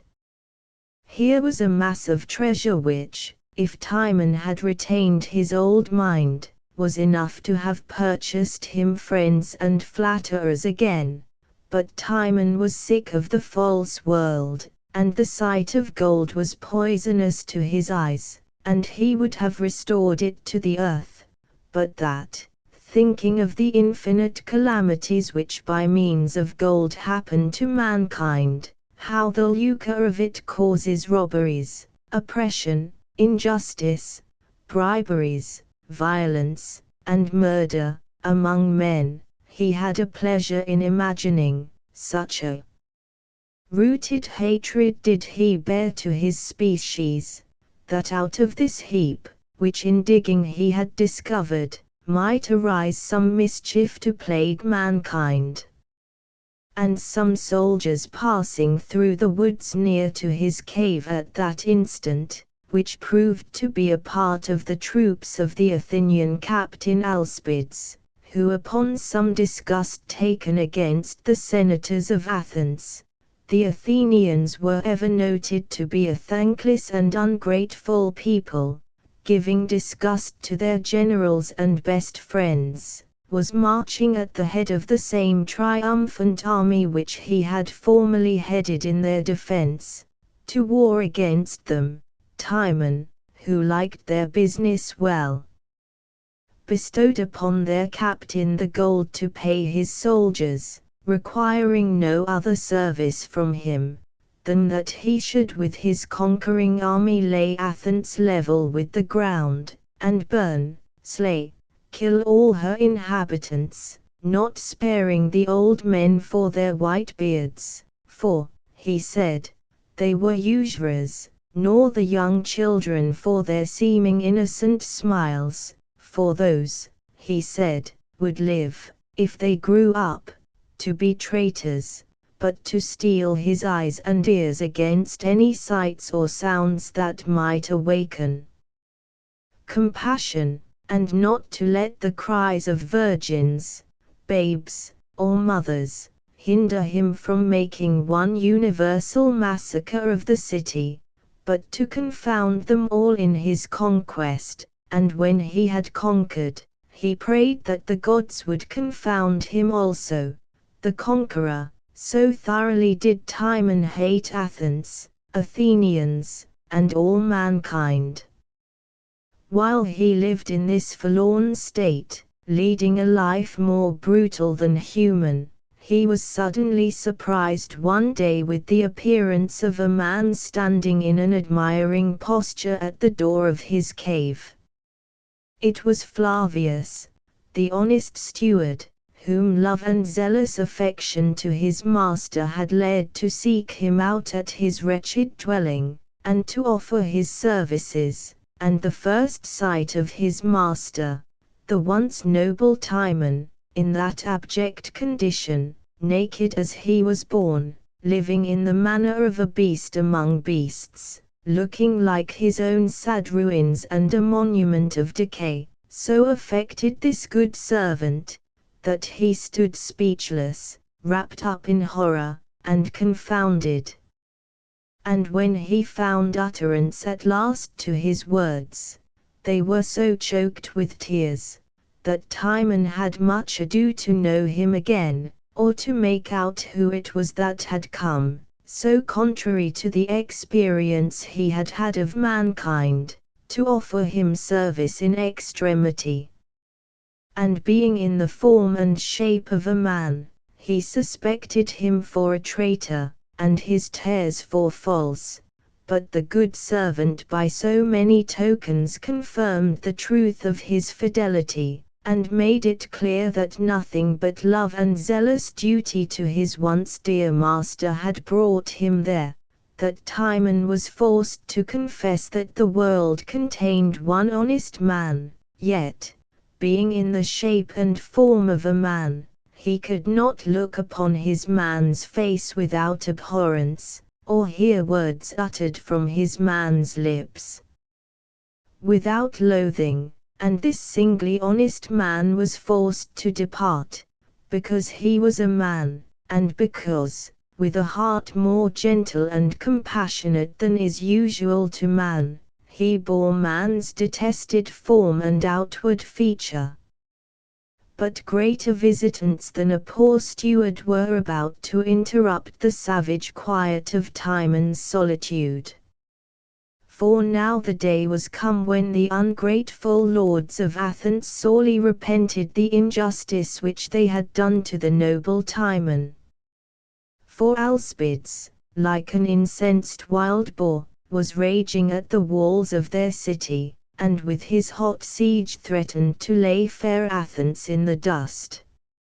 And now the memory of Lord Timon's former prowess and military conduct came fresh into their forgetful minds, for Timon had been their general in past times, and a valiant and expert soldier, who alone of all the Athenians was deemed able to cope with a besieging army such as then threatened them, or to drive back the furious approaches of Alcibiades. A deputation of the senators was chosen in this emergency to wait upon Timon. To him they come in their extremity, to whom, when he was in extremity, they had shown but small regard, as if they presumed upon his gratitude whom they had disobliged, and had derived a claim to his courtesy from their own most discourteous and unpiteous treatment. Now they earnestly beseech him, implore him with tears, to return and save that city, from which their ingratitude had so lately driven him. Now they offer him riches, power, dignities, satisfaction for past injuries, and public honors, and the public love, their persons, lives, and fortunes, to be at his disposal, if he will but come back and save them. But Timon the naked, Timon the man-hater, was no longer Lord Timon, the lord of bounty, the flower of valor, their defense in war, their ornament in peace. If Alcibiades killed his countrymen, Timon cared not. If he sacked fair Athens, and slew her old men and her infants, Timon would rejoice. So he told them, and that there was not a knife in the unruly camp which he did not prize above the reverendest throat in Athens. This was all the answer he vouchsafed to the weeping disappointed senators. Only at parting he bade them commend him to his countrymen, and tell them, that to ease them of their griefs and anxieties, and to prevent the consequences of fierce Alcibiades' wrath, there was yet a way left, which he would teach them, for he had yet so much affection left for his dear countrymen as to be willing to do them a kindness before his death. These words a little revived the senators, who hoped that his kindness for their city was returning. Then Timon told them that he had a tree, which grew near his cave, which he should shortly have occasion to cut down, and he invited all his friends in Athens, high or low, of what degree soever, who wished to shun affliction, to come and take a taste of his tree before he cut it down, meaning, that they might come and hang themselves on it, and escape affliction that way. And this was the last courtesy, of all his noble bounties, which Timon showed to mankind, and this the last sight of him which his countrymen had, for not many days after, a poor soldier, passing by the sea beach, which was at a little distance from the woods which Timon frequented, found a tomb on the verge of the sea, with an inscription upon it, purporting that it was the grave of Timon the man-hater, who while he lived, did hate all living men, and dying wished a plague might consume all. Caitiffs left. Whether he finished his life by violence, or whether mere distaste of life and the loathing he had for mankind brought Timon to his conclusion, was not clear, yet all men admired the fitness of his epitaph, and the consistency of his end, dying, as he had lived, a hater of mankind, and some there were who fancied a conceit in the very choice which he had made of the sea beach for his place of burial, where the vast sea might weep forever upon his grave, as in contempt of the transient and shallow tares of hypocritical and deceitful mankind. Chapter N. Peace. Romeo and Juliet. The two chief families in Verona were the rich Capulets and the Montagues. There had been an old quarrel between these families, which was grown to such a height, and so deadly was the enmity between them, that it extended to the remotest kindred, to the followers and retainers of both sides, insomuch that a servant of the house of Montague could not meet a servant of the house of Capulet, nor a Capulet encounter with a Montague by chance, but fierce words and sometimes bloodshed ensued, and frequent were the brawls from such accidental meetings, which disturbed the happy quiet of Verona's streets. Old Lord Capulet made a great supper, to which many fair ladies and many noble guests were invited. All the admired beauties of Verona were present, and all comers were made welcome if they were not of the house of Montague. At this feast of Capulets, Rosaline, beloved of Romeo, son to the old Lord Montague, was present, and though it was dangerous for a Montague to be seen in this assembly, yet Benvolio, a friend of Romeo, persuaded the young lord to go to this assembly in the disguise of a mask, that he might see his Rosaline, and seeing her, compare her with some choice beauties of Verona, who, he said, would make him think his swan a crow. Romeo had small faith in Benvolio's words, nevertheless, for the love of Rosaline, he was persuaded to go.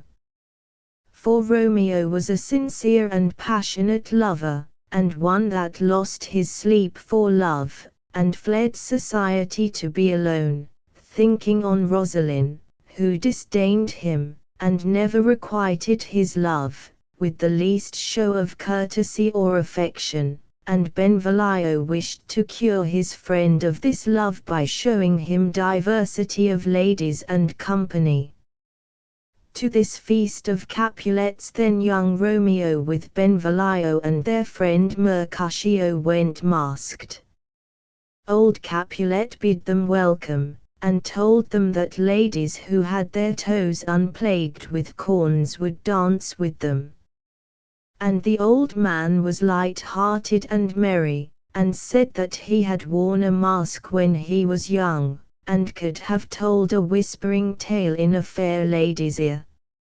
And they fell to dancing, and Romeo was suddenly struck with the exceeding beauty of a lady who danced there, who seemed to him to teach the torches to burn bright, and her beauty to show by night like a rich jewel worn by a blackamoor, beauty too rich for use, too dear for earth.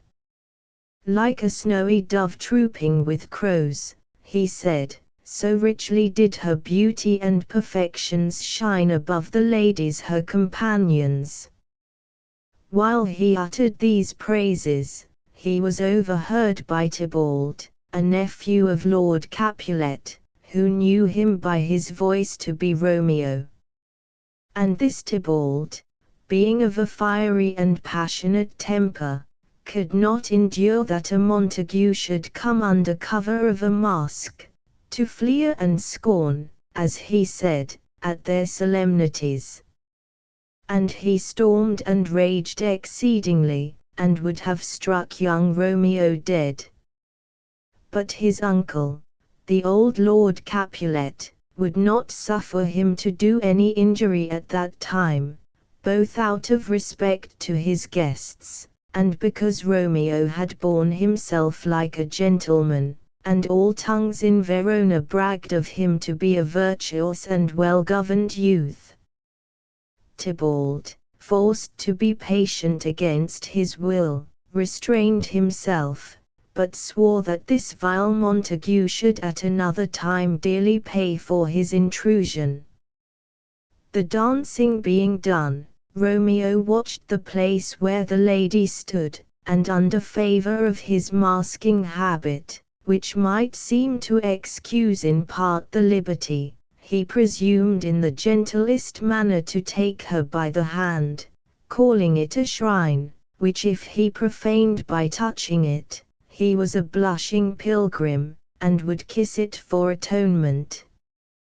"Good pilgrim," answered the lady, "your devotion shows by far too mannerly and too courtly. Saints have hands, which pilgrims may touch, but kiss not.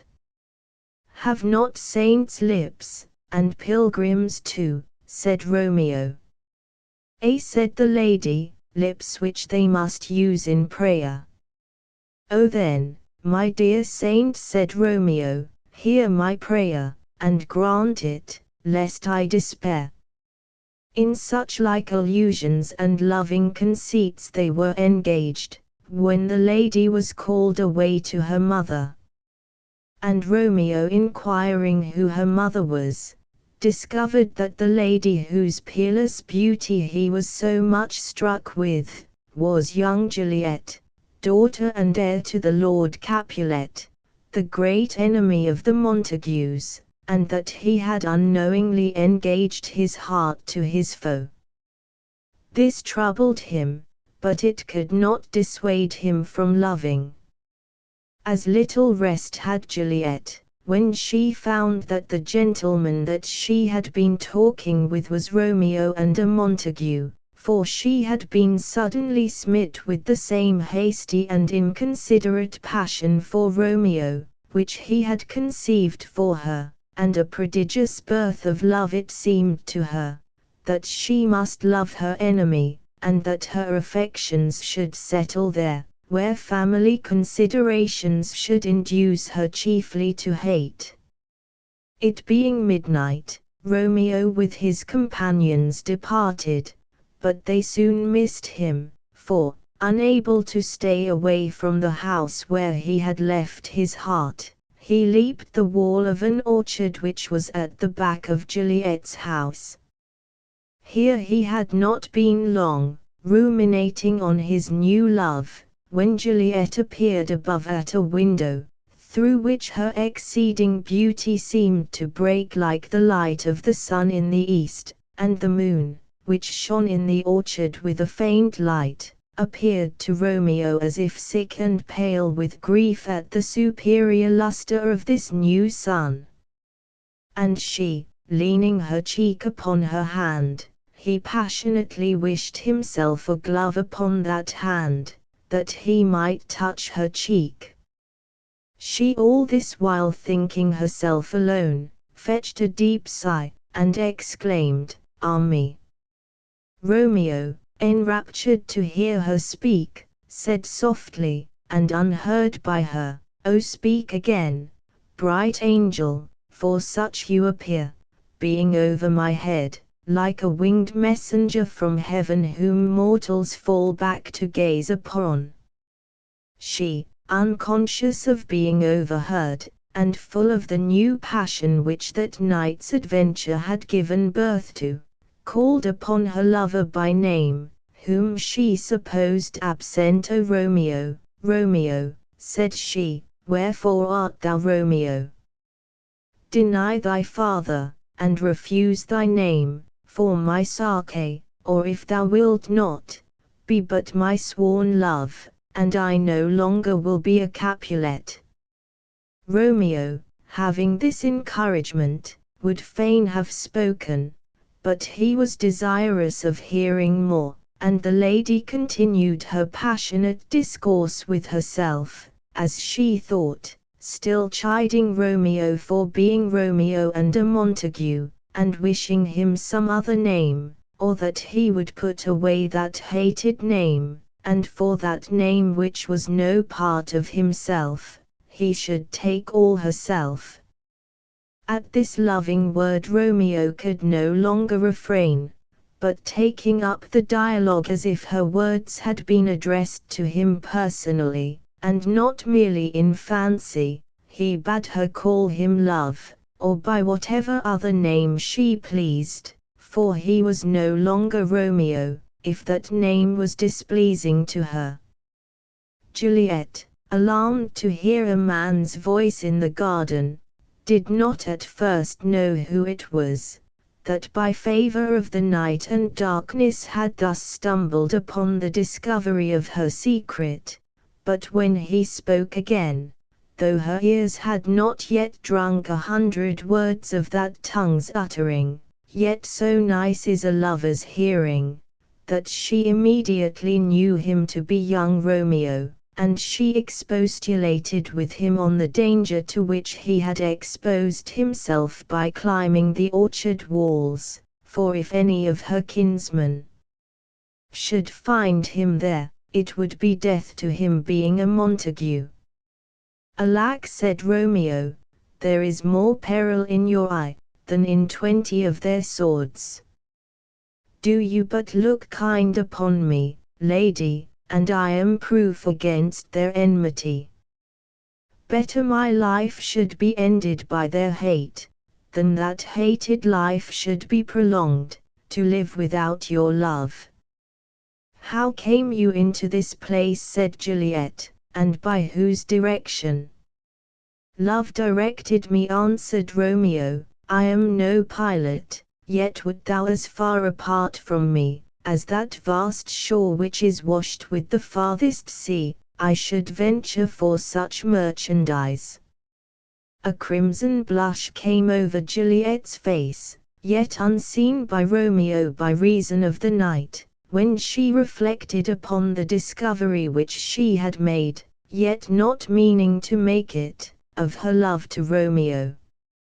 She would fain have recalled her words, but that was impossible. Fain would she have stood upon form, and have kept her lover at a distance, as the custom of discreet ladies is, to frown and be perverse, and give their suitors harsh denials at first, to stand off, and affect a coyness or indifference, where they most love, that their lovers may not think them too lightly or too easily won, for the difficulty of attainment increases the value of the object.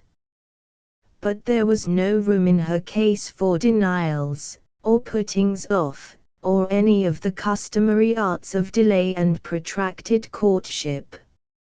Romeo had heard from her own tongue, when she did not dream that he was near her, a confession of her love.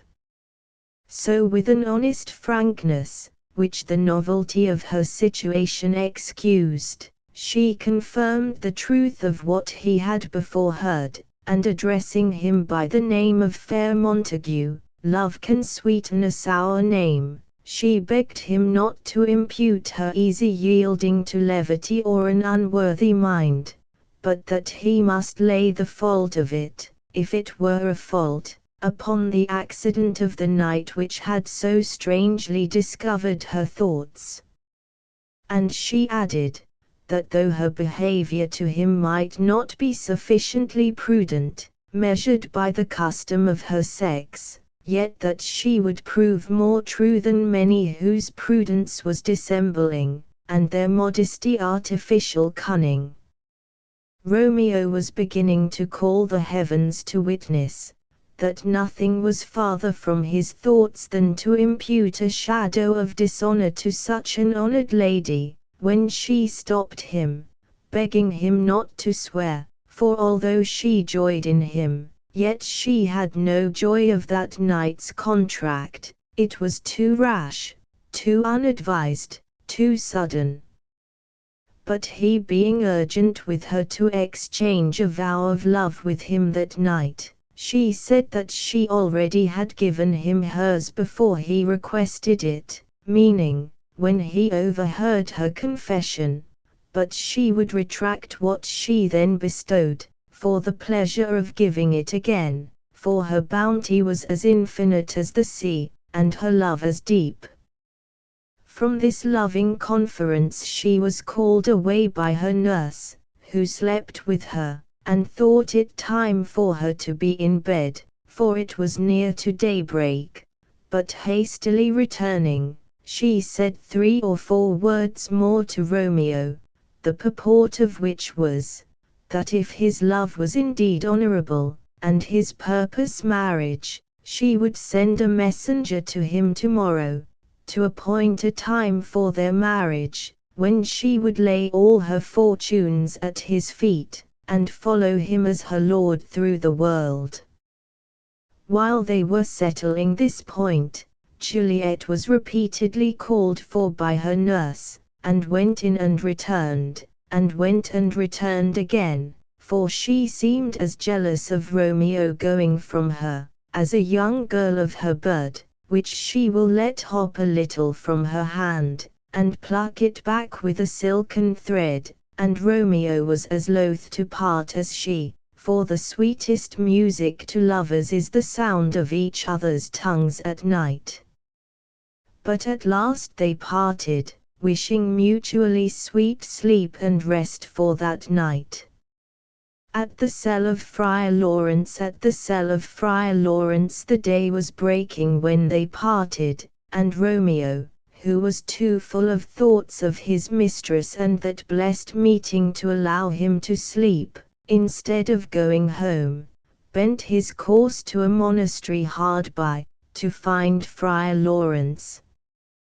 The good friar was already up at his devotions, but seeing young Romeo abroad so early, he conjectured rightly that he had not been abed that night, but that some distemper of youthful affection had kept him waking.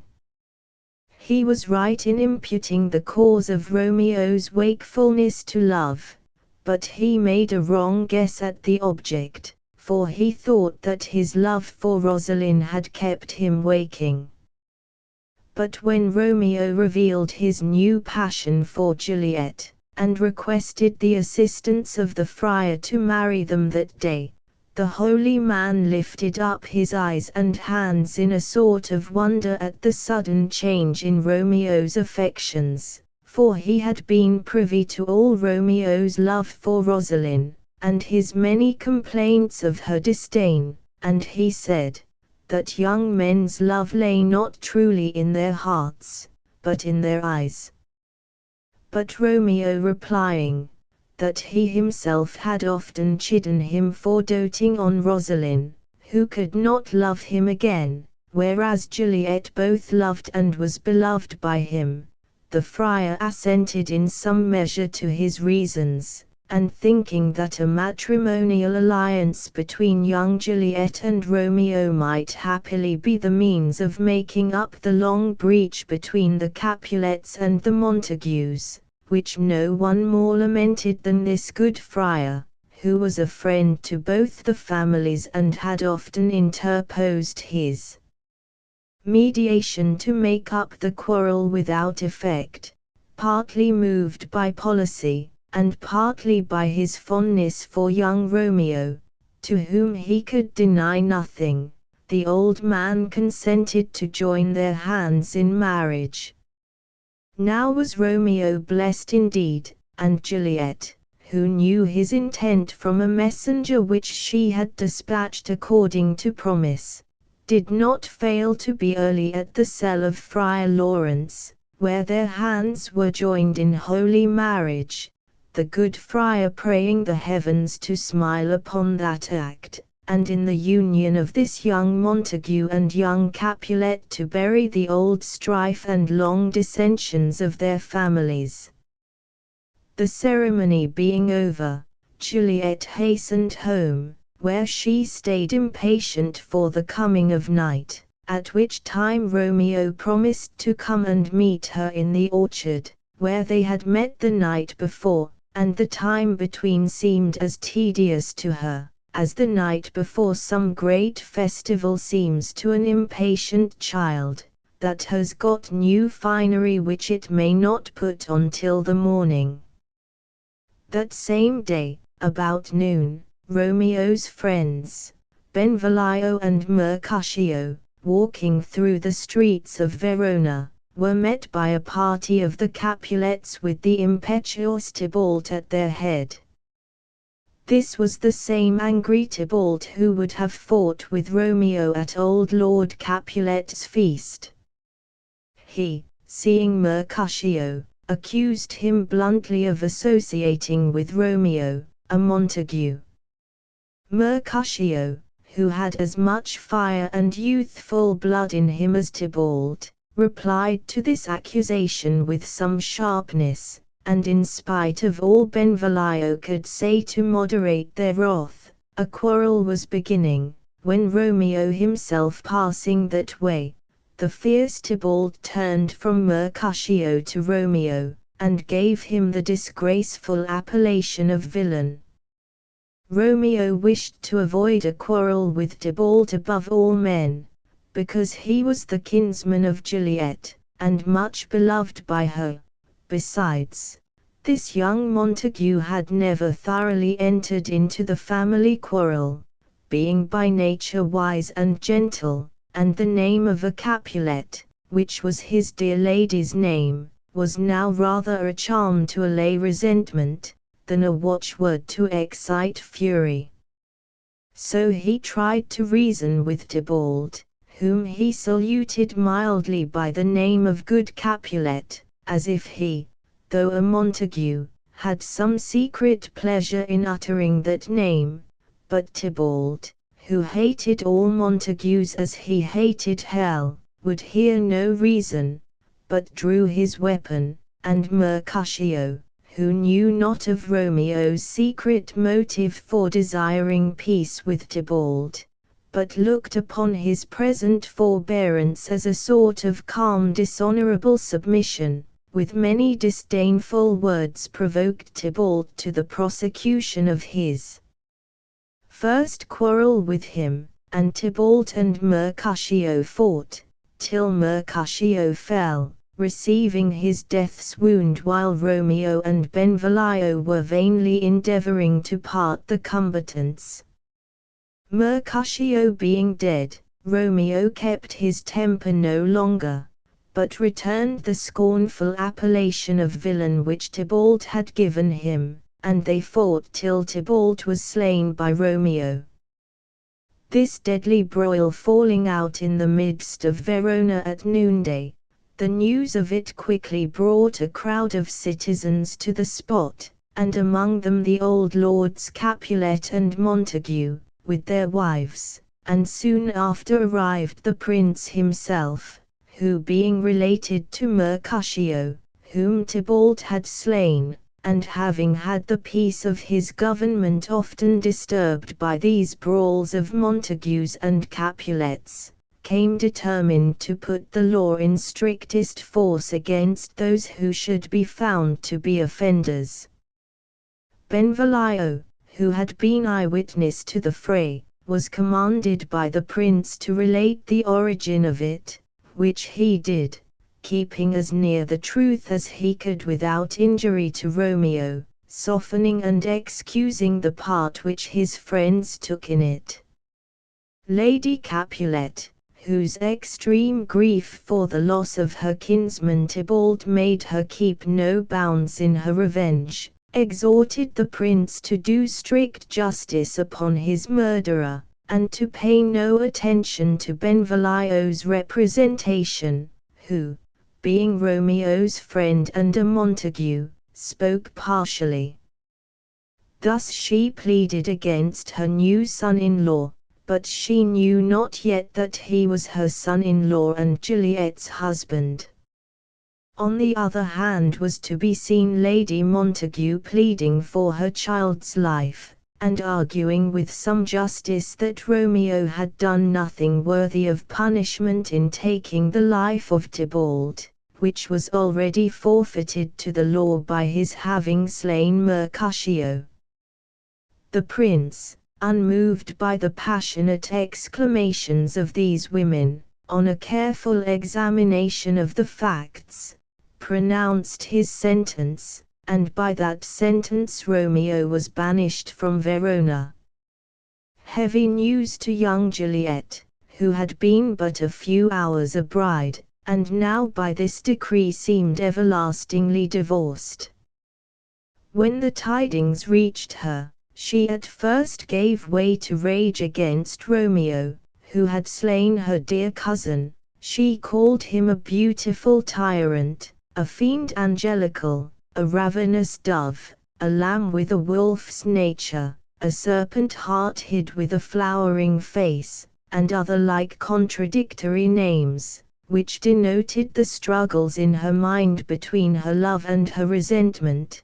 But in the end love got the mastery, and the tears which she shed for grief that Romeo had slain her cousin, turned to drops of joy that her husband lived whom Tybalt would have slain. Then came fresh tears, and they were altogether of grief for Romeo's banishment. That word was more terrible to her than the death of many Tybalds. Romeo, after the fray, had taken refuge in Friar Lawrence's cell, where he was first made acquainted with the prince's sentence, which seemed to him far more terrible than death.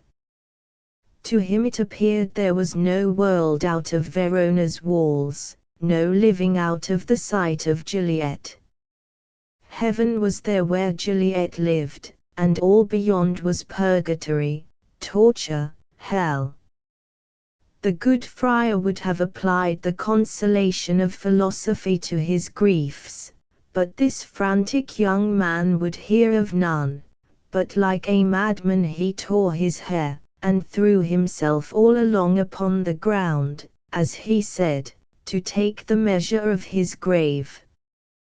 From this unseemly state he was roused by a message from his dear lady, which a little revived him, and then the friar took the advantage to expostulate with him on the unmanly weakness which he had shown. He had slain Tybalt, but would he also slay himself, slay his dear lady, who lived but in his life? The noble form of man, he said, was but a shape of wax, when it wanted the courage which should keep it firm. The law had been lenient to him, that instead of death, which he had incurred, had pronounced by the prince's mouth only banishment. He had slain Tybalt, but Tybalt would have slain him. There was a sort of happiness in that.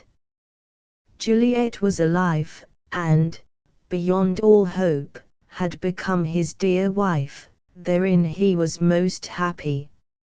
All these blessings, as the friar made them out to be, did Romeo put from him like a sullen misbehaved wench. And the friar bade him beware, for such as despaired, he said, died miserable. Then when Romeo was a little calmed, he counselled him that he should go that night and secretly take his leave of Juliet, and thence proceed straightways to Mantua, at which place he should sojourn, till the friar found fit occasion to publish his marriage, which might be a joyful means of reconciling their families, and then he did not doubt but the prince would be moved to pardon him, and he would return with 20 times more joy than he went forth with grief.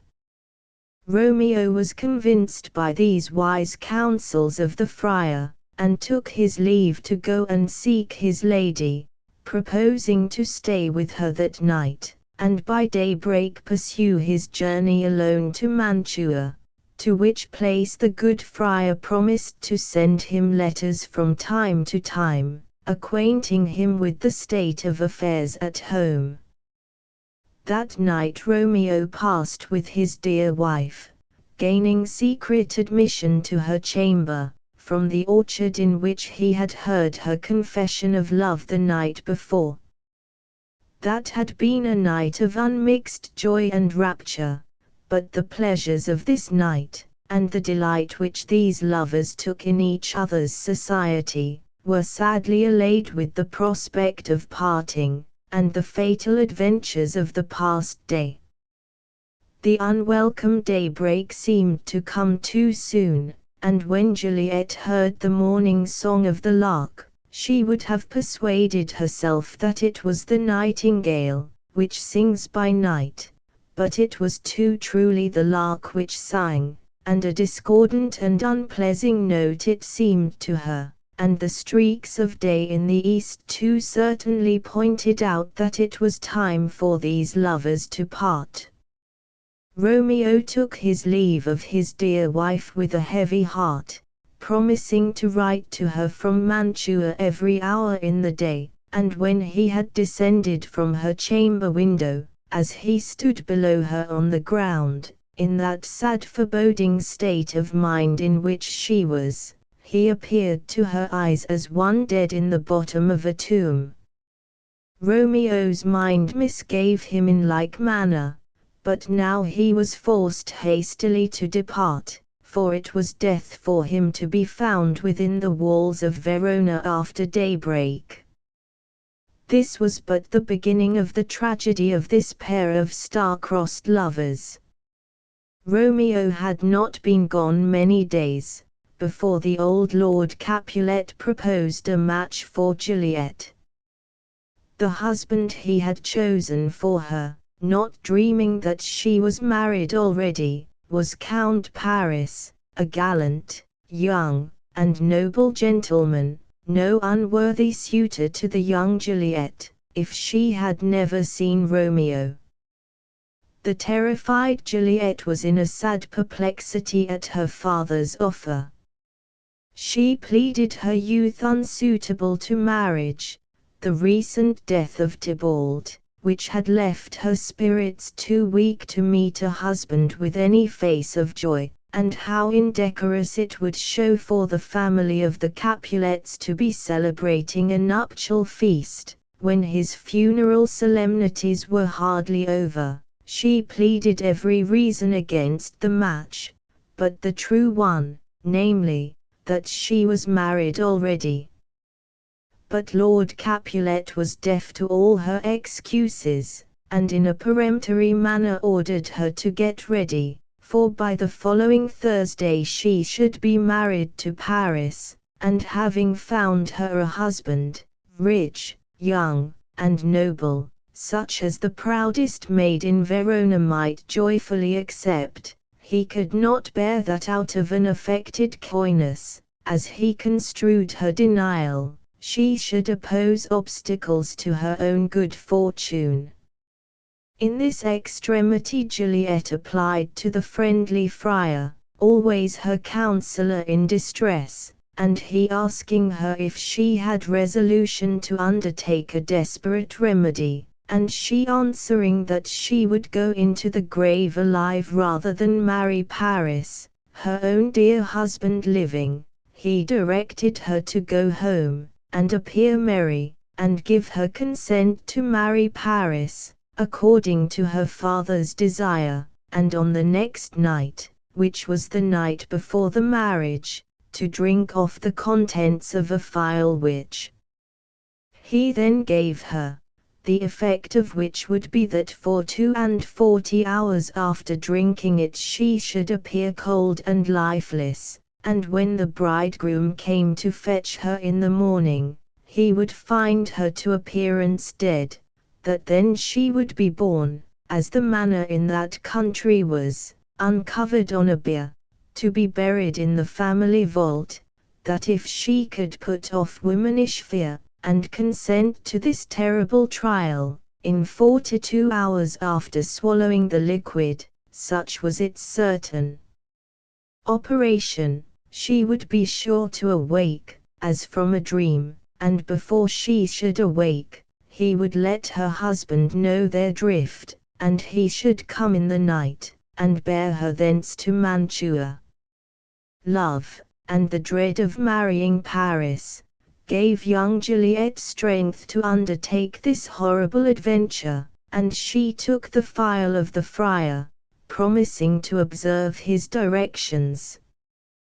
Going from the monastery, she met the young Count Paris, and modestly dissembling, promised to become his bride. This was joyful news to the Lord Capulet and his wife. It seemed to put youth into the old man, and Juliet, who had displeased him exceedingly, by her refusal of the Count, was his darling again, now she promised to be obedient. All things in the house were in a bustle against the approaching nuptials. No cost was spared to prepare such festival rejoicings as Verona had never before witnessed. On the Wednesday night Juliet drank off the potion.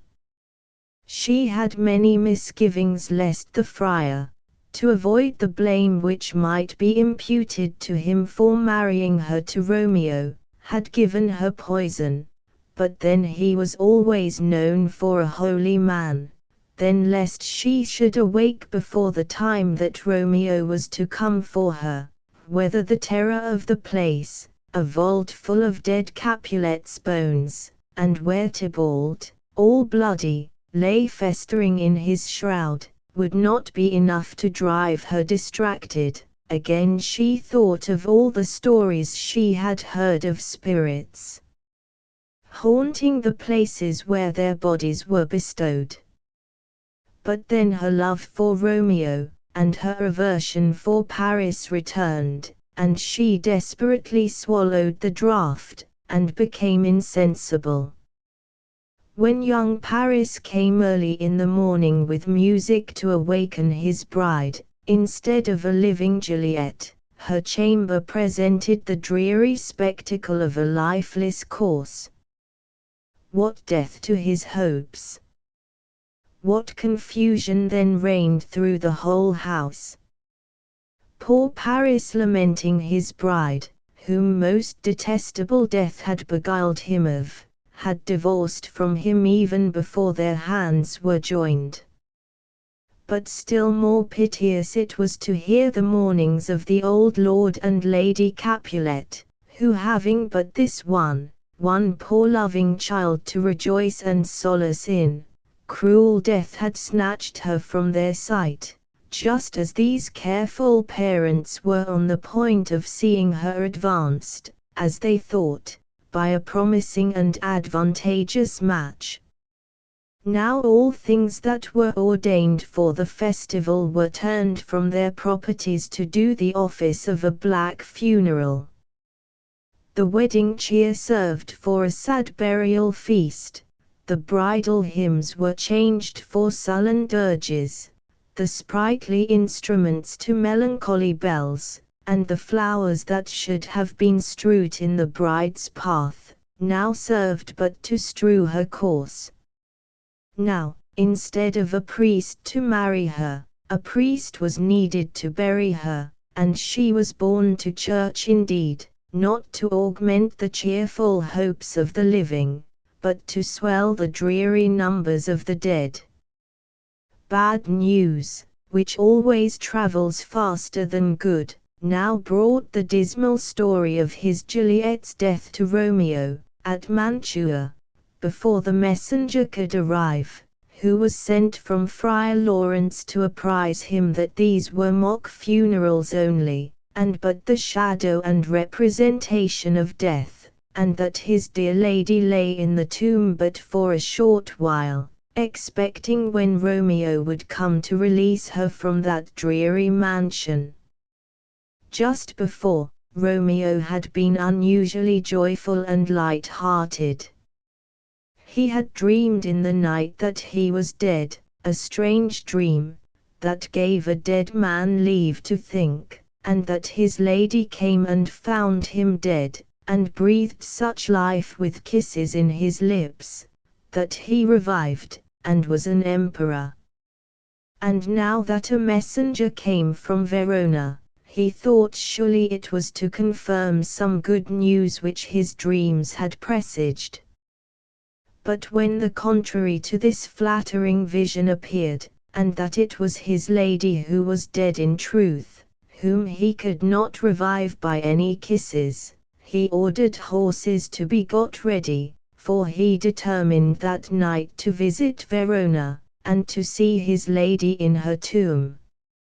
And as mischief is swift to enter into the thoughts of desperate men, he called to mind a poor apothecary, whose shop in Mantua he had lately passed, and from the beggarly appearance of the man, who seemed famished, and the wretched show in his show of empty boxes ranged on dirty shelves, and other tokens of extreme wretchedness, he had said at the time, perhaps having some misgivings that his own disastrous life might haply meet with a conclusion so desperate, if a man were to need poison, which by the law of Mantua it is death to sell, here lives a poor wretch who would sell it him. These words of his now came into his mind, and he sought out the apothecary, who after some pretended scruples, Romeo offering him gold, which his poverty could not resist, sold him a poison, which, if he swallowed, he told him, if he had the strength of 20 men, would quickly dispatch him. With this poison he set out for Verona, to have a sight of his dear lady in her tomb, meaning, when he had satisfied his sight, to swallow the poison, and be buried by her side. He reached Verona at midnight, and found the churchyard, in the midst of which was situated the ancient tomb of the Capulets. He had provided a light, and a spade, and wrenching iron, and was proceeding to break open the monument, when he was interrupted by a voice, which by the name of vile Montague, bade him desist from his unlawful business. It was the young Count Paris, who had come to the tomb of Juliet at that unseasonable time of night, to strew flowers and to weep over the grave of her that should have been his bride.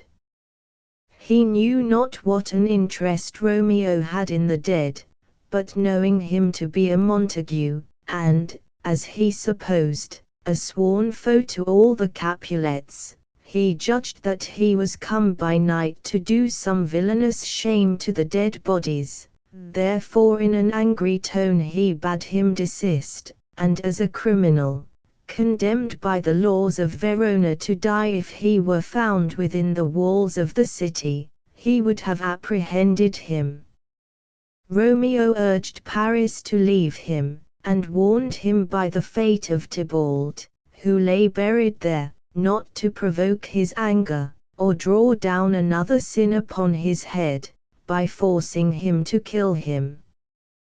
But the Count in scorn refused his warning, and laid hands on him as a felon, which Romeo resisting, they fought, and Paris fell.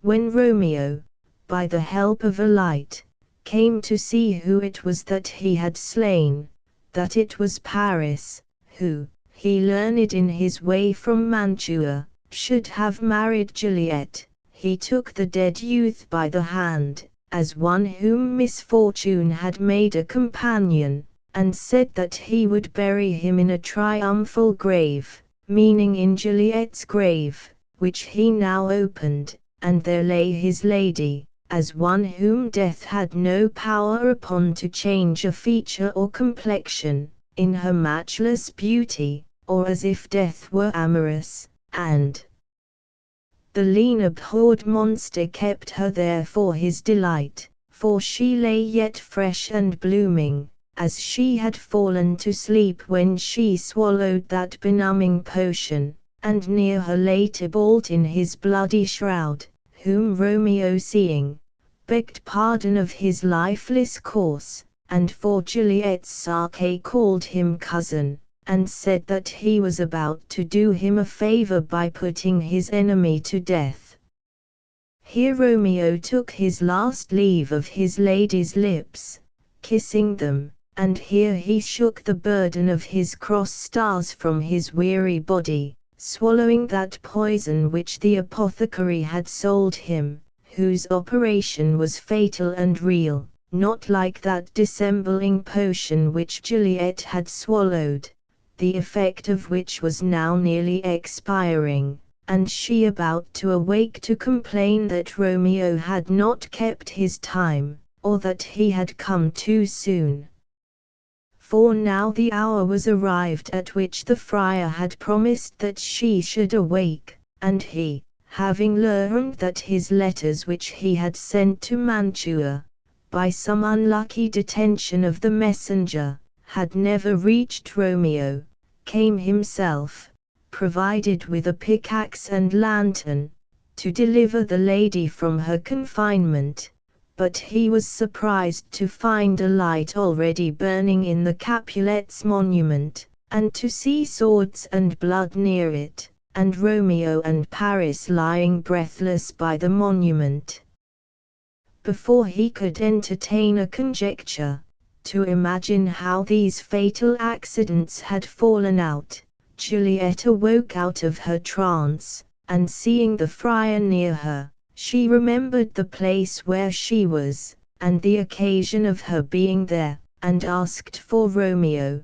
But the friar, hearing a noise, bade her come out of that place of death, and of unnatural sleep, for a greater power than they could contradict had thwarted their intents, and being frightened by the noise of people coming, he fled. But when Juliet saw the cup closed in her true love's hands, she guessed that poison had been the cause of his end, and she would have swallowed the dregs if any had been left, and she kissed his still warm lips to try if any poison yet did hang upon them. Then hearing a nearer noise of people coming, she quickly unsheathed a dagger which she wore, and stabbing herself, died by her true Romeo's side. The watch by this time had come up to the place.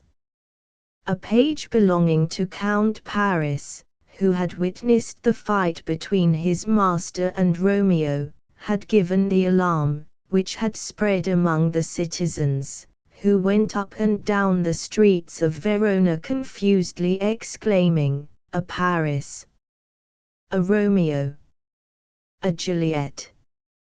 As the rumor had imperfectly reached them, till the uproar brought Lord Montague and Lord Capulet out of their beds, with the prince, to inquire into the causes of the disturbance.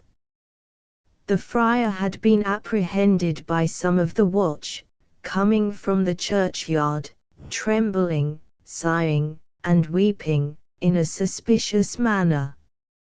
A great multitude being assembled at the Capulets' monument, the friar was demanded by the prince to deliver what he knew of these strange and disastrous accidents. And there, in the presence of the old lords Montague and Capulet, he faithfully related the story of their children's fatal love, the part he took in promoting their marriage, in the hope in that union to end the long quarrels between their families, how Romeo, their dead, was husband to Juliet, and Juliet, their dead, was Romeo's faithful wife, how before he could find a fit opportunity to divulge their marriage, another match was projected for Juliet, who, to avoid the crime of a second marriage, swallowed the sleeping draught, as he advised, and all thought her dead. How meantime he wrote to Romeo, to come and take her thence when the force of the potion should cease, and by what unfortunate miscarriage of the messenger the letters never reached Romeo. Further than this the friar could not follow the story, nor knew more than that coming himself, to deliver Juliet from that place of death, he found the Count Paris and Romeo slain. The remainder of the transactions was supplied by the narration of the page who had seen Paris and Romeo fight, and by the servant who came with Romeo from Verona, to whom this faithful lover had given letters to be delivered to his father in the event of his death, which made good the friar's words, confessing his marriage with Juliet, imploring the forgiveness of his parents, acknowledging the buying of the poison of the poor apothecary, and his intent in coming to the monument, to die, and lie with Juliet. All these circumstances agreed together to clear the friar from any hand he could be supposed to have in these complicated slaughters, further than as the unintended consequences of his own well-meant, yet too artificial and subtle contrivances. And the prince, turning to these old lords, Montague and Capulet, rebuked them for their brutal and irrational enmities, and showed them what a scourge heaven had laid upon such offences, that it had found means even through the love of their children to punish their unnatural hate. And these old rivals, no longer enemies, agreed to bury their long strife in their children's graves, and Lord Capulet requested Lord Montague to give him his hand, calling him by the name of brother, as if in acknowledgment of the union of their families, by the marriage of the young Capulet and Montague, and saying that Lord Montague's hand, in token of reconcilement, was all he demanded for his daughter's jointure, but Lord Montague said he would give him more, for he would raise her a statue of pure gold, that while Verona kept its name, no figure should be so esteemed for its richness and workmanship as that of the true and faithful Juliet. And Lord Capulet in return said that he would raise another statue to Romeo. So did these poor old lords, when it was too late, strive to outgo each other in mutual courtesies, while so deadly had been their rage and enmity in past times, that nothing but the fearful overthrow of their children, poor sacrifices to their quarrels and dissensions, could remove the rooted hates and jealousies of the noble families.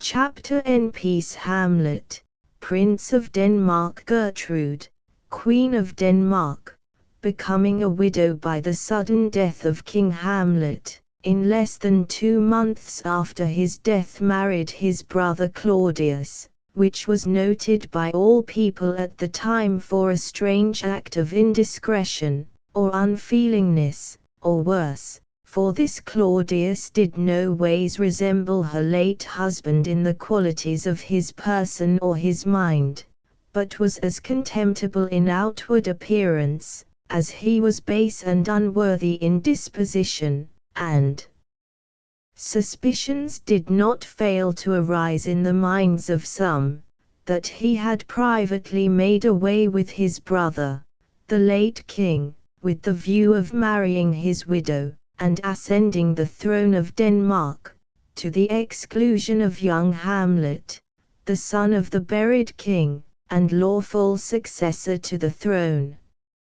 But upon no one did this unadvised action of the queen make such impression as upon this young prince, who loved and venerated the memory of his dead father almost to idolatry, and being of a nice sense of honor, and a most exquisite practicer of propriety himself, did sorely take to heart this unworthy conduct of his mother Gertrude, insomuch that, between grief for his father's death and shame for his mother's marriage, this young prince was overclouded with a deep melancholy, and lost all his mirth and all his good looks. All his customary pleasure in books forsook him, his princely exercises and sports, proper to his youth, were no longer acceptable, he grew weary of the world, which seemed to him an unweeded garden, where all the wholesome flowers were choked up, and nothing but weeds could thrive. Not that the prospect of exclusion from the throne, his lawful inheritance, weighed so much upon his spirits, though that to a young and high-minded prince was a bitter wound and a sore indignity, but what so galled him, and took away all his cheerful spirits, was, that his mother had shown herself so forgetful to his father's memory, and such a father, who had been to her so loving and so gentle a husband. And then she always appeared as loving and obedient a wife to him, and would hang upon him as if her affection grew to him, and now within 2 months, or as it seemed to young Hamlet, less than 2 months, she had married again, married his uncle, her dear husband's brother, in itself a highly improper and unlawful marriage, from the nearness of relationship, but made much more so by the indecent haste with which it was concluded, and the unkingly character of the man whom she had chosen to be the partner of her throne and bed. This it was, which more than the loss of 10 kingdoms, dashed the spirits and brought a cloud over the mind of this honorable young prince. In vain was all that his mother Gertrude or the king could do to contrive to divert him. He still appeared in court in a suit of deep black, as mourning for the king his father's death, which mode of dress he had never laid aside, not even in compliment to his mother upon the day she was married, nor could he be brought to join in any of the festivities or rejoicings of that, as appeared to him, disgraceful day. What mostly troubled him was an uncertainty about the manner of his father's death. It was given out by Claudius that a serpent had stung him, but young Hamlet had shrewd suspicions that Claudius himself was the serpent, in plain English, that he had murdered him for his crown, and that the serpent who stung his father did now sit on the throne. How far he was right in this conjecture, and what he ought to think of his mother, how far she was privy to this murder, and whether by her consent or knowledge, or without, it came to pass, were the doubts which continually harassed and distracted him. A rumor had reached the ear of young Hamlet, that an apparition, exactly resembling the dead king his father, had been seen by the soldiers upon watch, on the platform before the palace at midnight, for 2 or 3 nights successively. The figure came constantly clad in the same suit of armor, from head to foot, which the dead king was known to have worn, and they who saw it, Hamlet's bosom friend Horatio was one, agreed in their testimony as to the time and manner of its appearance, that it came just as the clock struck 12, that it looked pale, with a face more of sorrow than of anger, that its beard was grizzly, and the color a sable silvered, as they had seen it in his lifetime, that it made no answer when they spoke to it, yet once they thought it lifted up its head, and addressed itself to motion, as if it were about to speak, but in that moment the morning cock crew, and it shrunk in haste away, and vanished out of their sight. The young prince, strangely amazed at their relation, which was too consistent and agreeing with itself to disbelieve, concluded that it was his father's ghost which they had seen, and determined to take his watch with the soldiers that night, that he might have a chance of seeing it, for he reasoned with himself, that such an appearance did not come for nothing, but that the ghost had something to impart, and though it had been silent hitherto, yet it would speak to him. And he waited with impatience for the coming of night.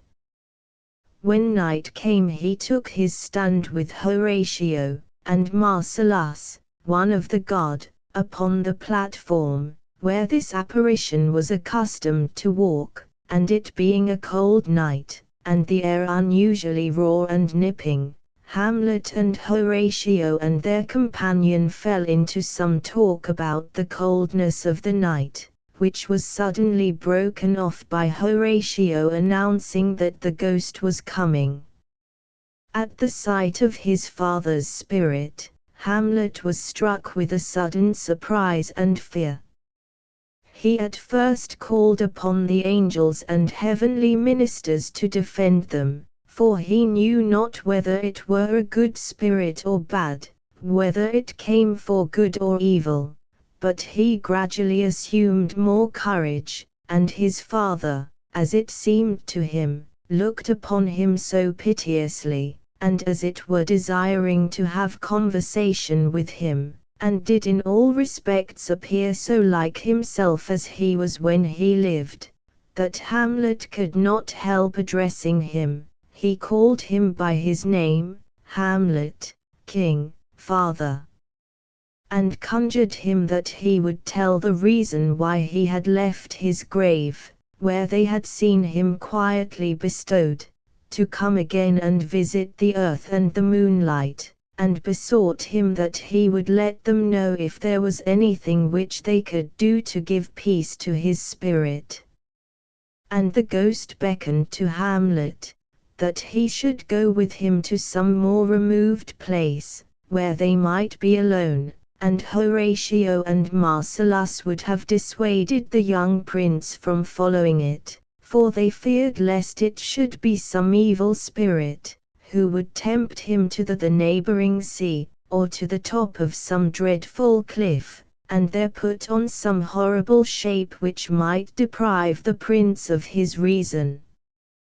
But their counsels and entreaties could not alter Hamlet's determination, who cared too little about life to fear the losing of it, and as to his soul, he said, what could the spirit do to that, being a thing immortal as itself?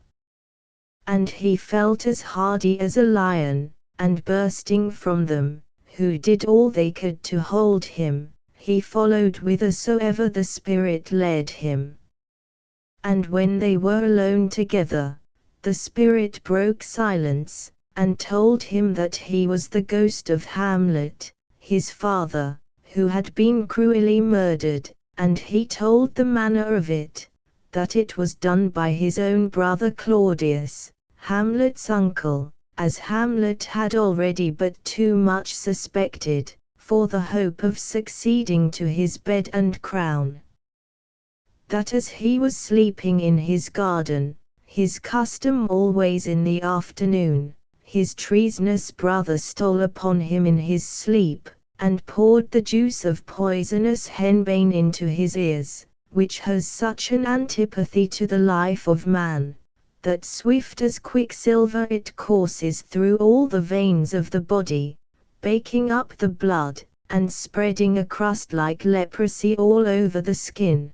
Thus sleeping, by a brother's hand he was cut off at once from his crown, his queen, and his life, and he adjured Hamlet, if he did ever his dear father love, that he would revenge his foul murder.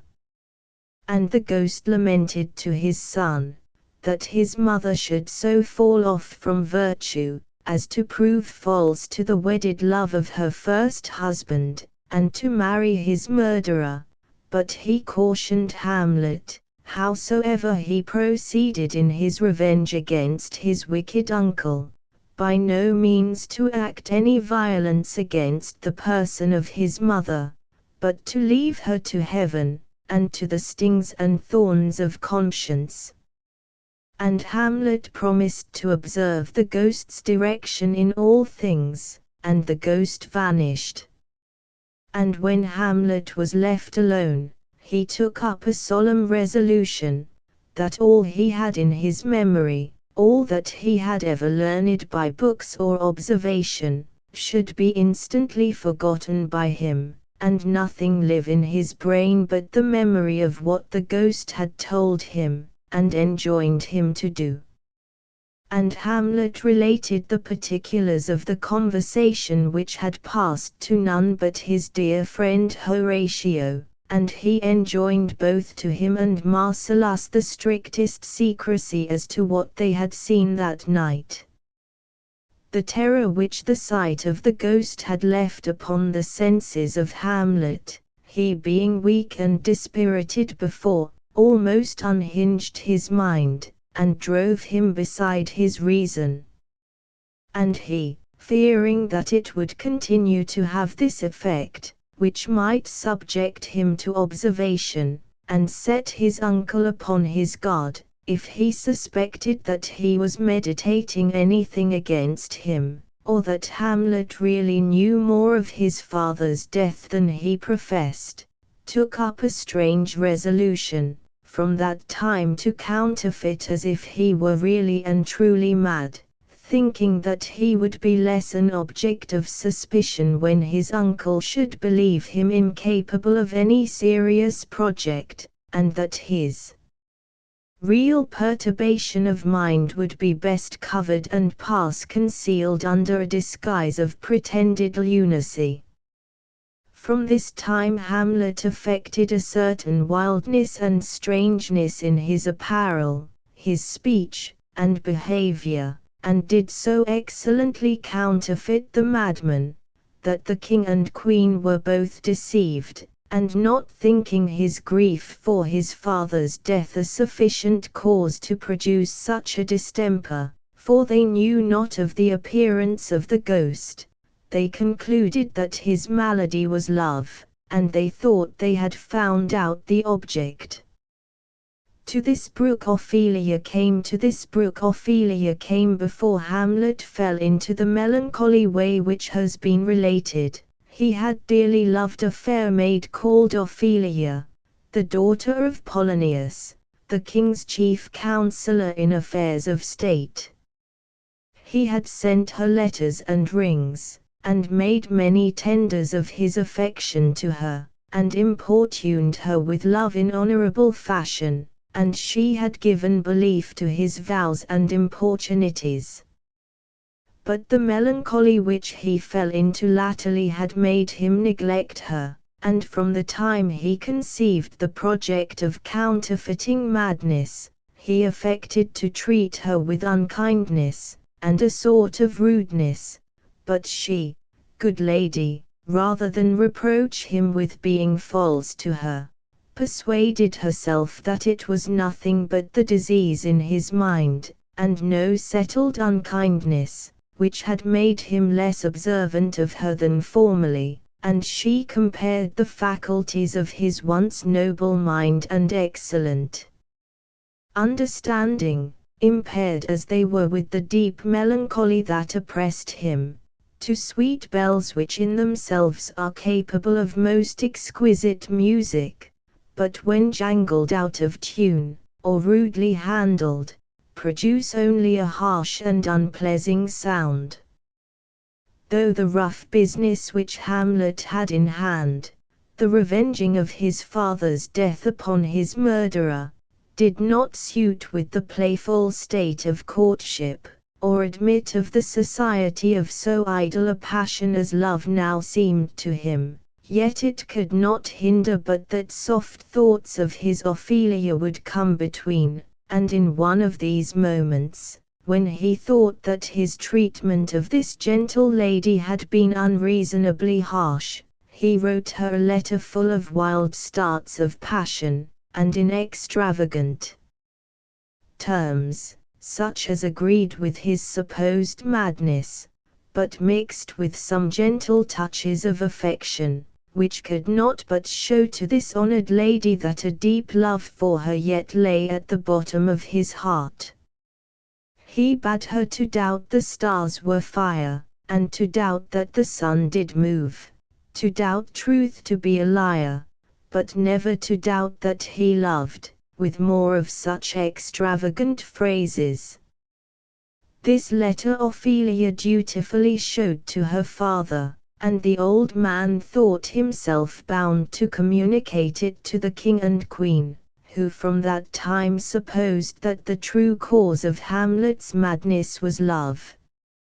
And the queen wished that the good beauties of Ophelia might be the happy cause of his wildness, for so she hoped that her virtues might happily restore him to his accustomed way again, to both their honors.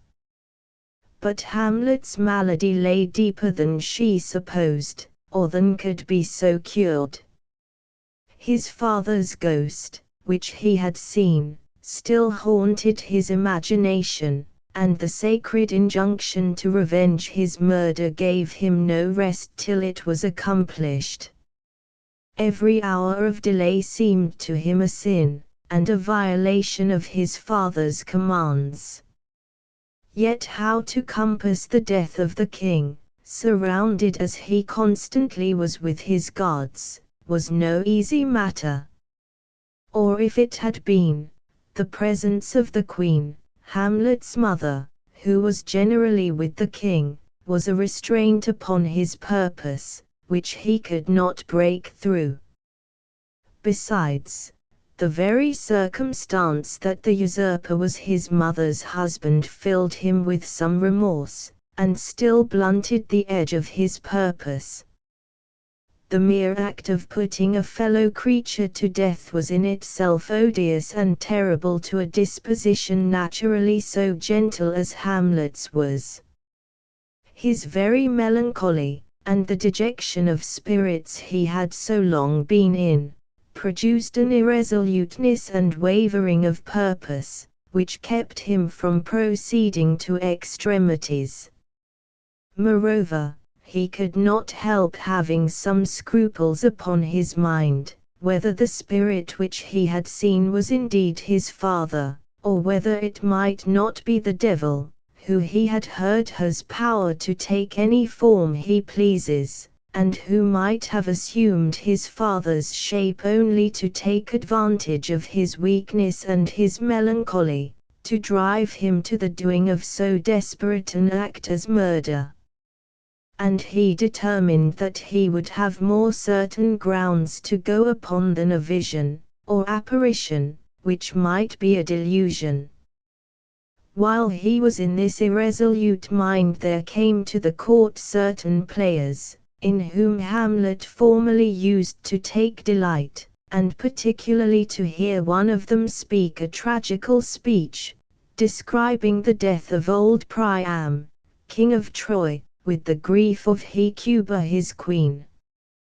Hamlet welcomed his old friends, the players, and remembering how that speech had formerly given him pleasure, requested the player to repeat it, which he did in so lively a manner, setting forth the cruel murder of the feeble old king, with the destruction of his people and city by fire, and the mad grief of the old queen, running barefoot up and down the palace, with a poor clout upon that head where a crown had been, and with nothing but a blanket upon her loins, snatched up in haste, where she had worn a royal robe, that not only it drew tears from all that stood by, who thought they saw the real scene, so lively was it represented, but even the player himself delivered it with a broken voice and real tears. This put Hamlet upon thinking, if that player could so work himself up to passion by a mere fictitious speech, to weep for one that he had never seen, for Hecuba, that had been dead so many 100 years, how dull was he, who having a real motive and cue for passion, a real king and a dear father murdered, was yet so little moved, that his revenge all this while had seemed to have slept in dull and muddy forgetfulness. And while he meditated on actors and acting, and the powerful effects which a good play, represented to the life, has upon the spectator, he remembered the instance of some murderer, who seeing a murder on the stage, was by the mere force of the scene and resemblance of circumstances so affected, that on the spot he confessed the crime which he had committed. And he determined that these players should play something like the murder of his father before his uncle, and he would watch narrowly what effect it might have upon him, and from his looks he would be able to gather with more certainty if he were the murderer or not. To this effect he ordered a play to be prepared, to the representation of which he invited the king and queen. The story of the play was of a murder done in Vienna upon a duke. The duke's name was Gonzago, his wife Baptista.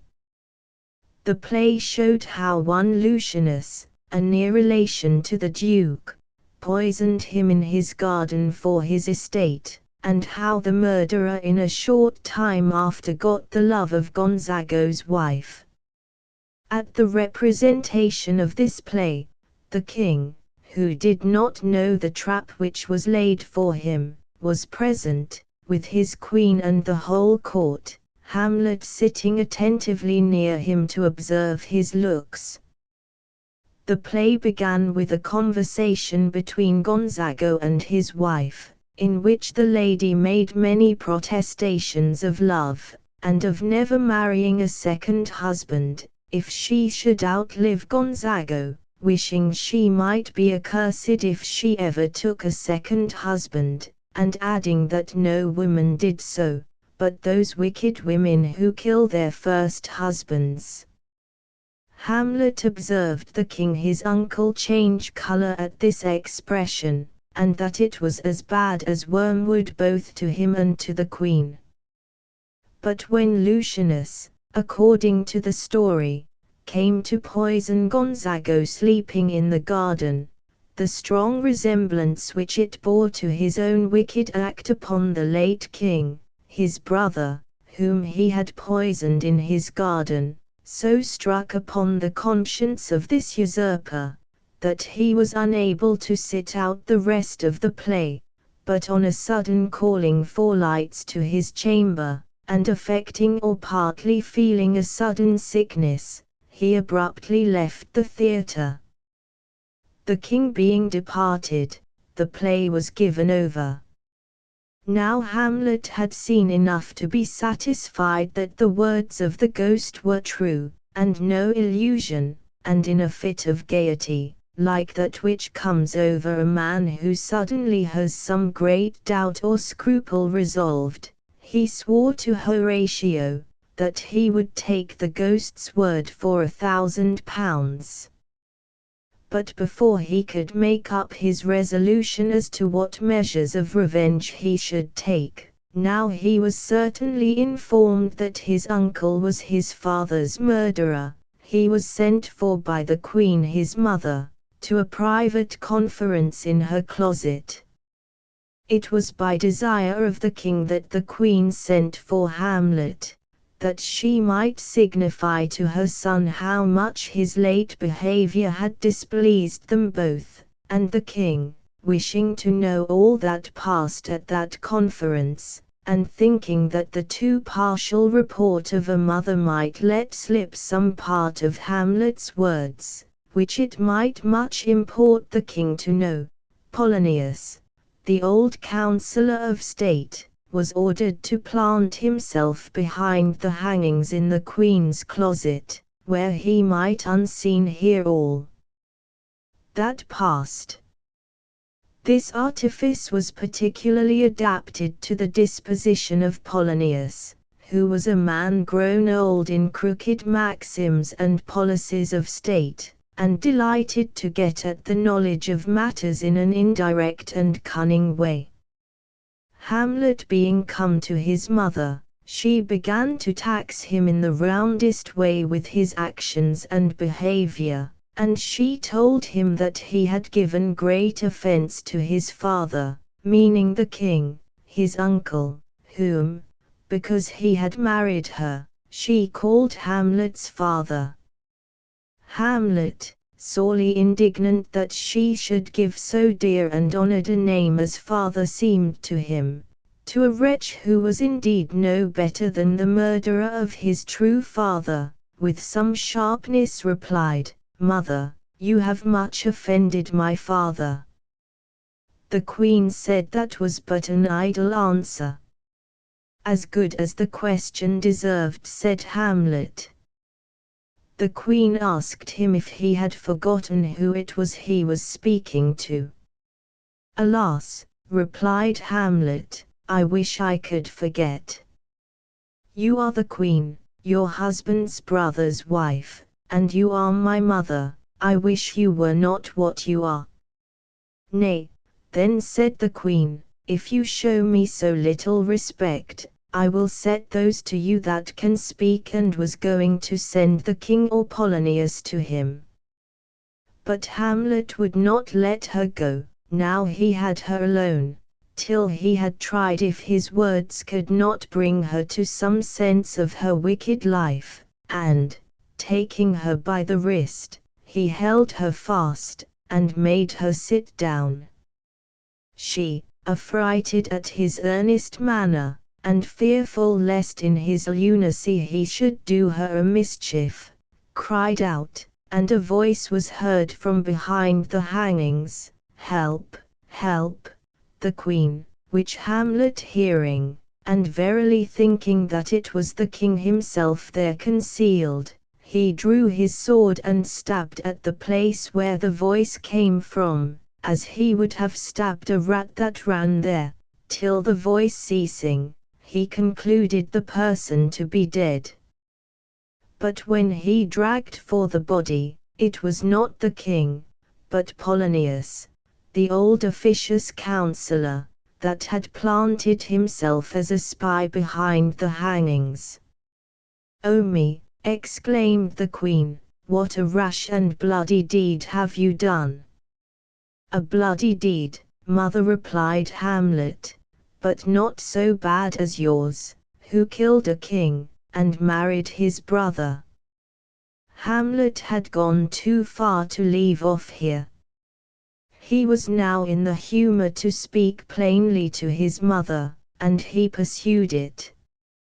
And though the faults of parents are to be tenderly treated by their children, yet in the case of great crimes the son may have leave to speak even to his own mother with some harshness, so as that harshness is meant for her good, and to turn her from her wicked ways, and not done for the purpose of upbraiding. And now this virtuous prince did in moving terms represent to the Queen the heinousness of her offense, in being so forgetful of the dead king, his father, as in so short a space of time to marry with his brother and reputed murderer, such an act as, after the vows which she had sworn to her first husband, was enough to make all vows of women suspected, and all virtue to be accounted hypocrisy, wedding contracts to be less than gamesters' oaths, and religion to be a mockery and a mere form of words. He said she had done such a deed, that the heavens blushed at it, and the earth was sick of her because of it. And he showed her two pictures, the one of the late king, her first husband, and the other of the present king, her second husband, and he bade her mark the difference, what a grace was on the brow of his father, how like a god he looked. The curls of Apollo, the forehead of Jupiter, the eye of Mars, and a posture like to Mercury newly alighted on some heaven-kissing hill. This man, he said, had been her husband. And then he showed her whom she had got in his stead, how like a blight or a mildew he looked, for so he had blasted his wholesome brother. And the Queen was sore ashamed that he should so turn her eyes inward upon her soul, which she now saw so black and deformed. And he asked her how she could continue to live with this man, and be a wife to him, who had murdered her first husband, and got the crown by as false means as a thief. And just as he spoke, the ghost of his father, such as he was in his lifetime, and such as he had lately seen it, entered the room, and Hamlet, in great terror, asked what it would have, and the ghost said that it came to remind him of the revenge he had promised, which Hamlet seemed to have forgot, and the ghost bade him speak to his mother, for the grief and terror she was in would else kill her. It then vanished, and was seen by none but Hamlet, neither could he by pointing to where it stood, or by any description, make his mother perceive it, who was terribly frightened all this while to hear him conversing, as it seemed to her, with nothing, and she imputed it to the disorder of his mind. But Hamlet begged her not to flatter her wicked soul in such a manner as to think that it was his madness, and not her own offences, which had brought his father's spirit again on the earth. And he bade her feel his pulse, how temperately it beat, not like a madman's. And he begged of her with tears, to confess herself to heaven for what was past, and for the future to avoid the company of the king, and be no more as a wife to him, and when she should show herself a mother to him, by respecting his father's memory, he would ask a blessing of her as a son. And she promising to observe his directions, the conference ended. And now Hamlet was at leisure to consider who it was that in his unfortunate rashness he had killed, and when he came to see that it was Polonius, the father of the lady Ophelia, whom he so dearly loved, he drew apart the dead body, and, his spirits being now a little quieter, he wept for what he had done. The unfortunate death of Polonius gave the king a pretence for sending Hamlet out of the kingdom. He would willingly have put him to death, fearing him as dangerous, but he dreaded the people, who loved Hamlet, and the queen, who, with all her faults, doted upon the prince, her son.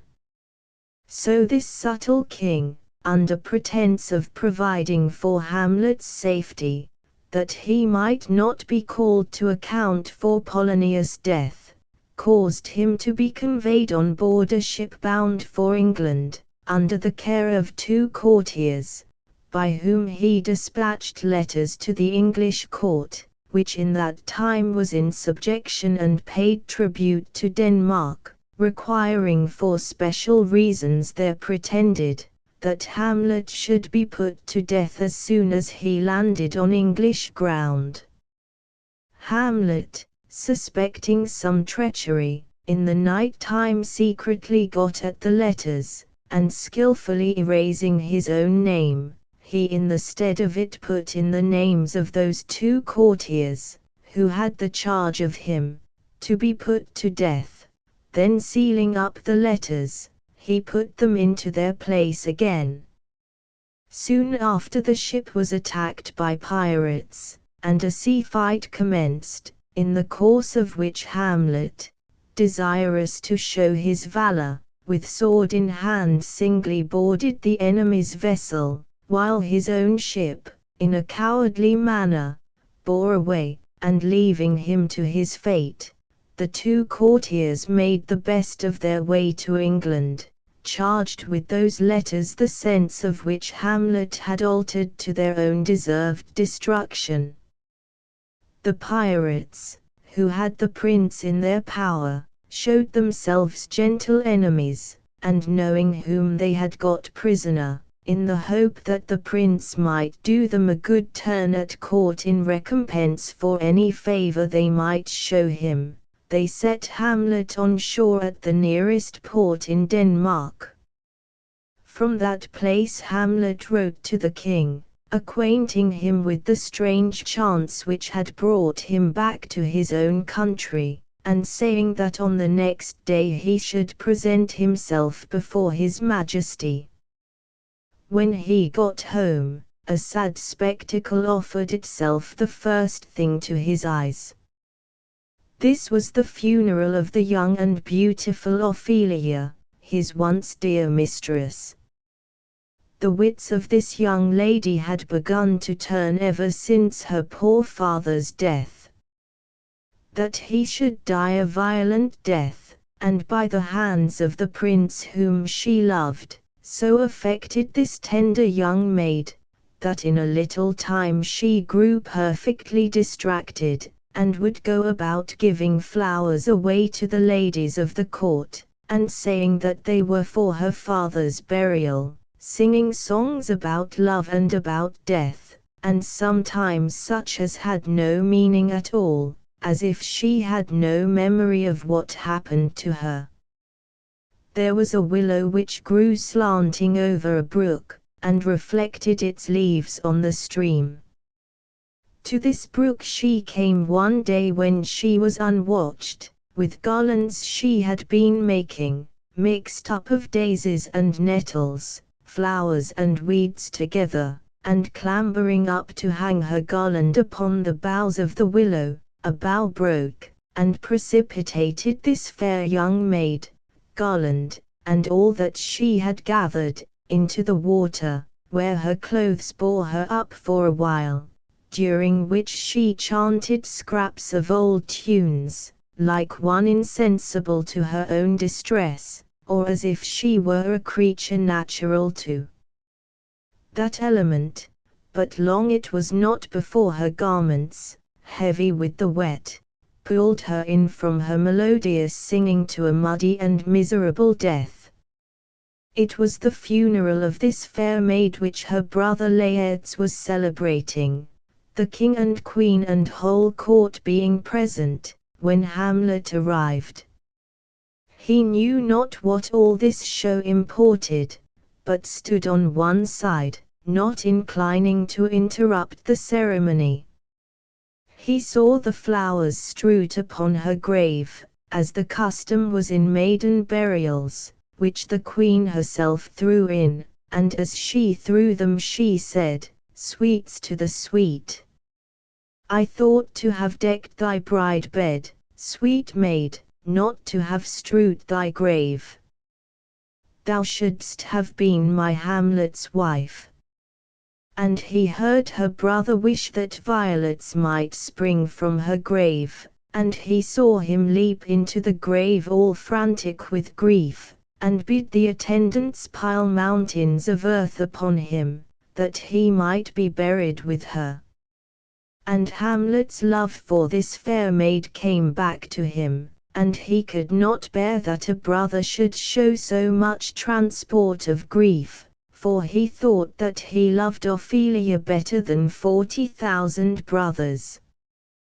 Then discovering himself, he leaped into the grave where Laertes was, all as frantic or more frantic than he, and Laertes, knowing him to be Hamlet, who had been the cause of his father's and his sister's death, grappled him by the throat as an enemy, till the attendants parted them, and Hamlet, after the funeral, excused his hasty act in throwing himself into the grave as if to brave Laertes, but he said he could not bear that any one should seem to outgo him in grief for the death of the fair Ophelia.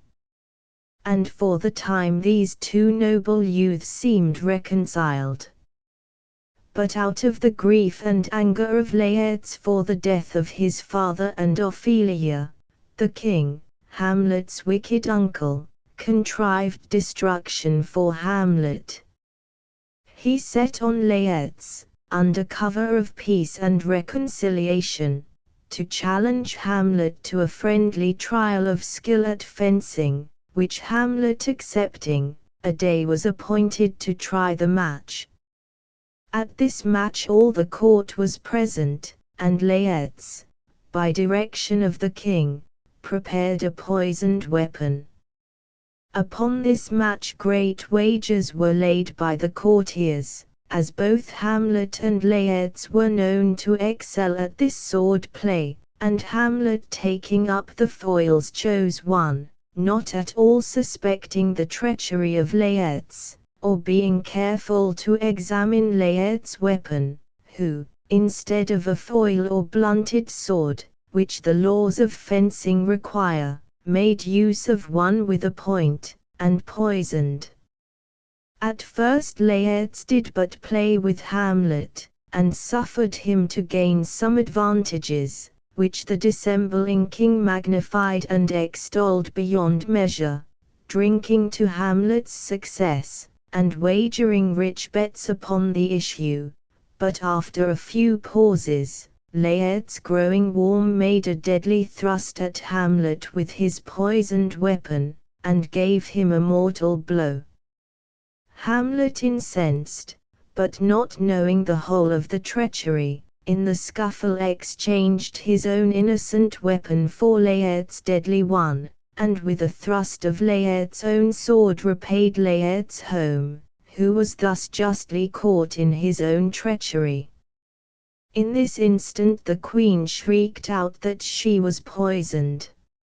She had inadvertently drunk out of a bowl which the king had prepared for Hamlet, in case, that being warm in fencing, he should call for drink. Into this the treacherous king had infused a deadly poison, to make sure of Hamlet, if Laertes had failed.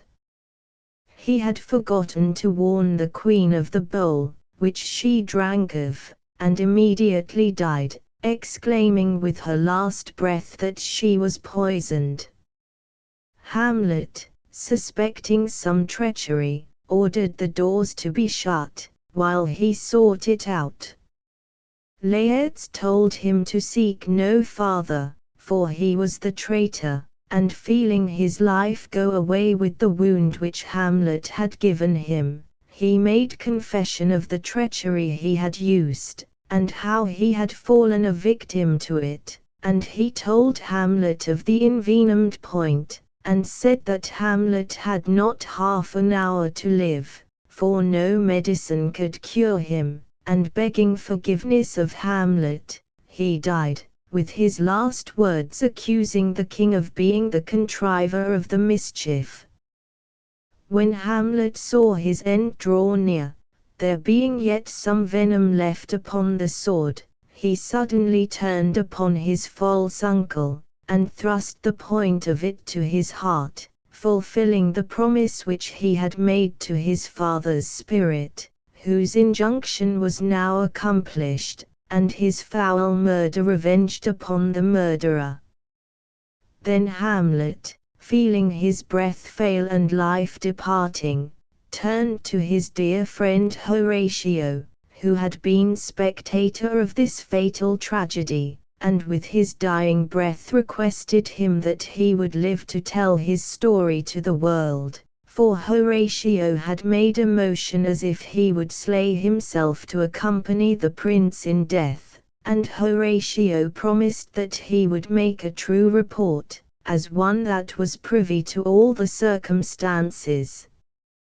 And, thus satisfied, the noble heart of Hamlet cracked, and Horatio and the bystanders with many tears commended the spirit of this sweet prince to the guardianship of angels.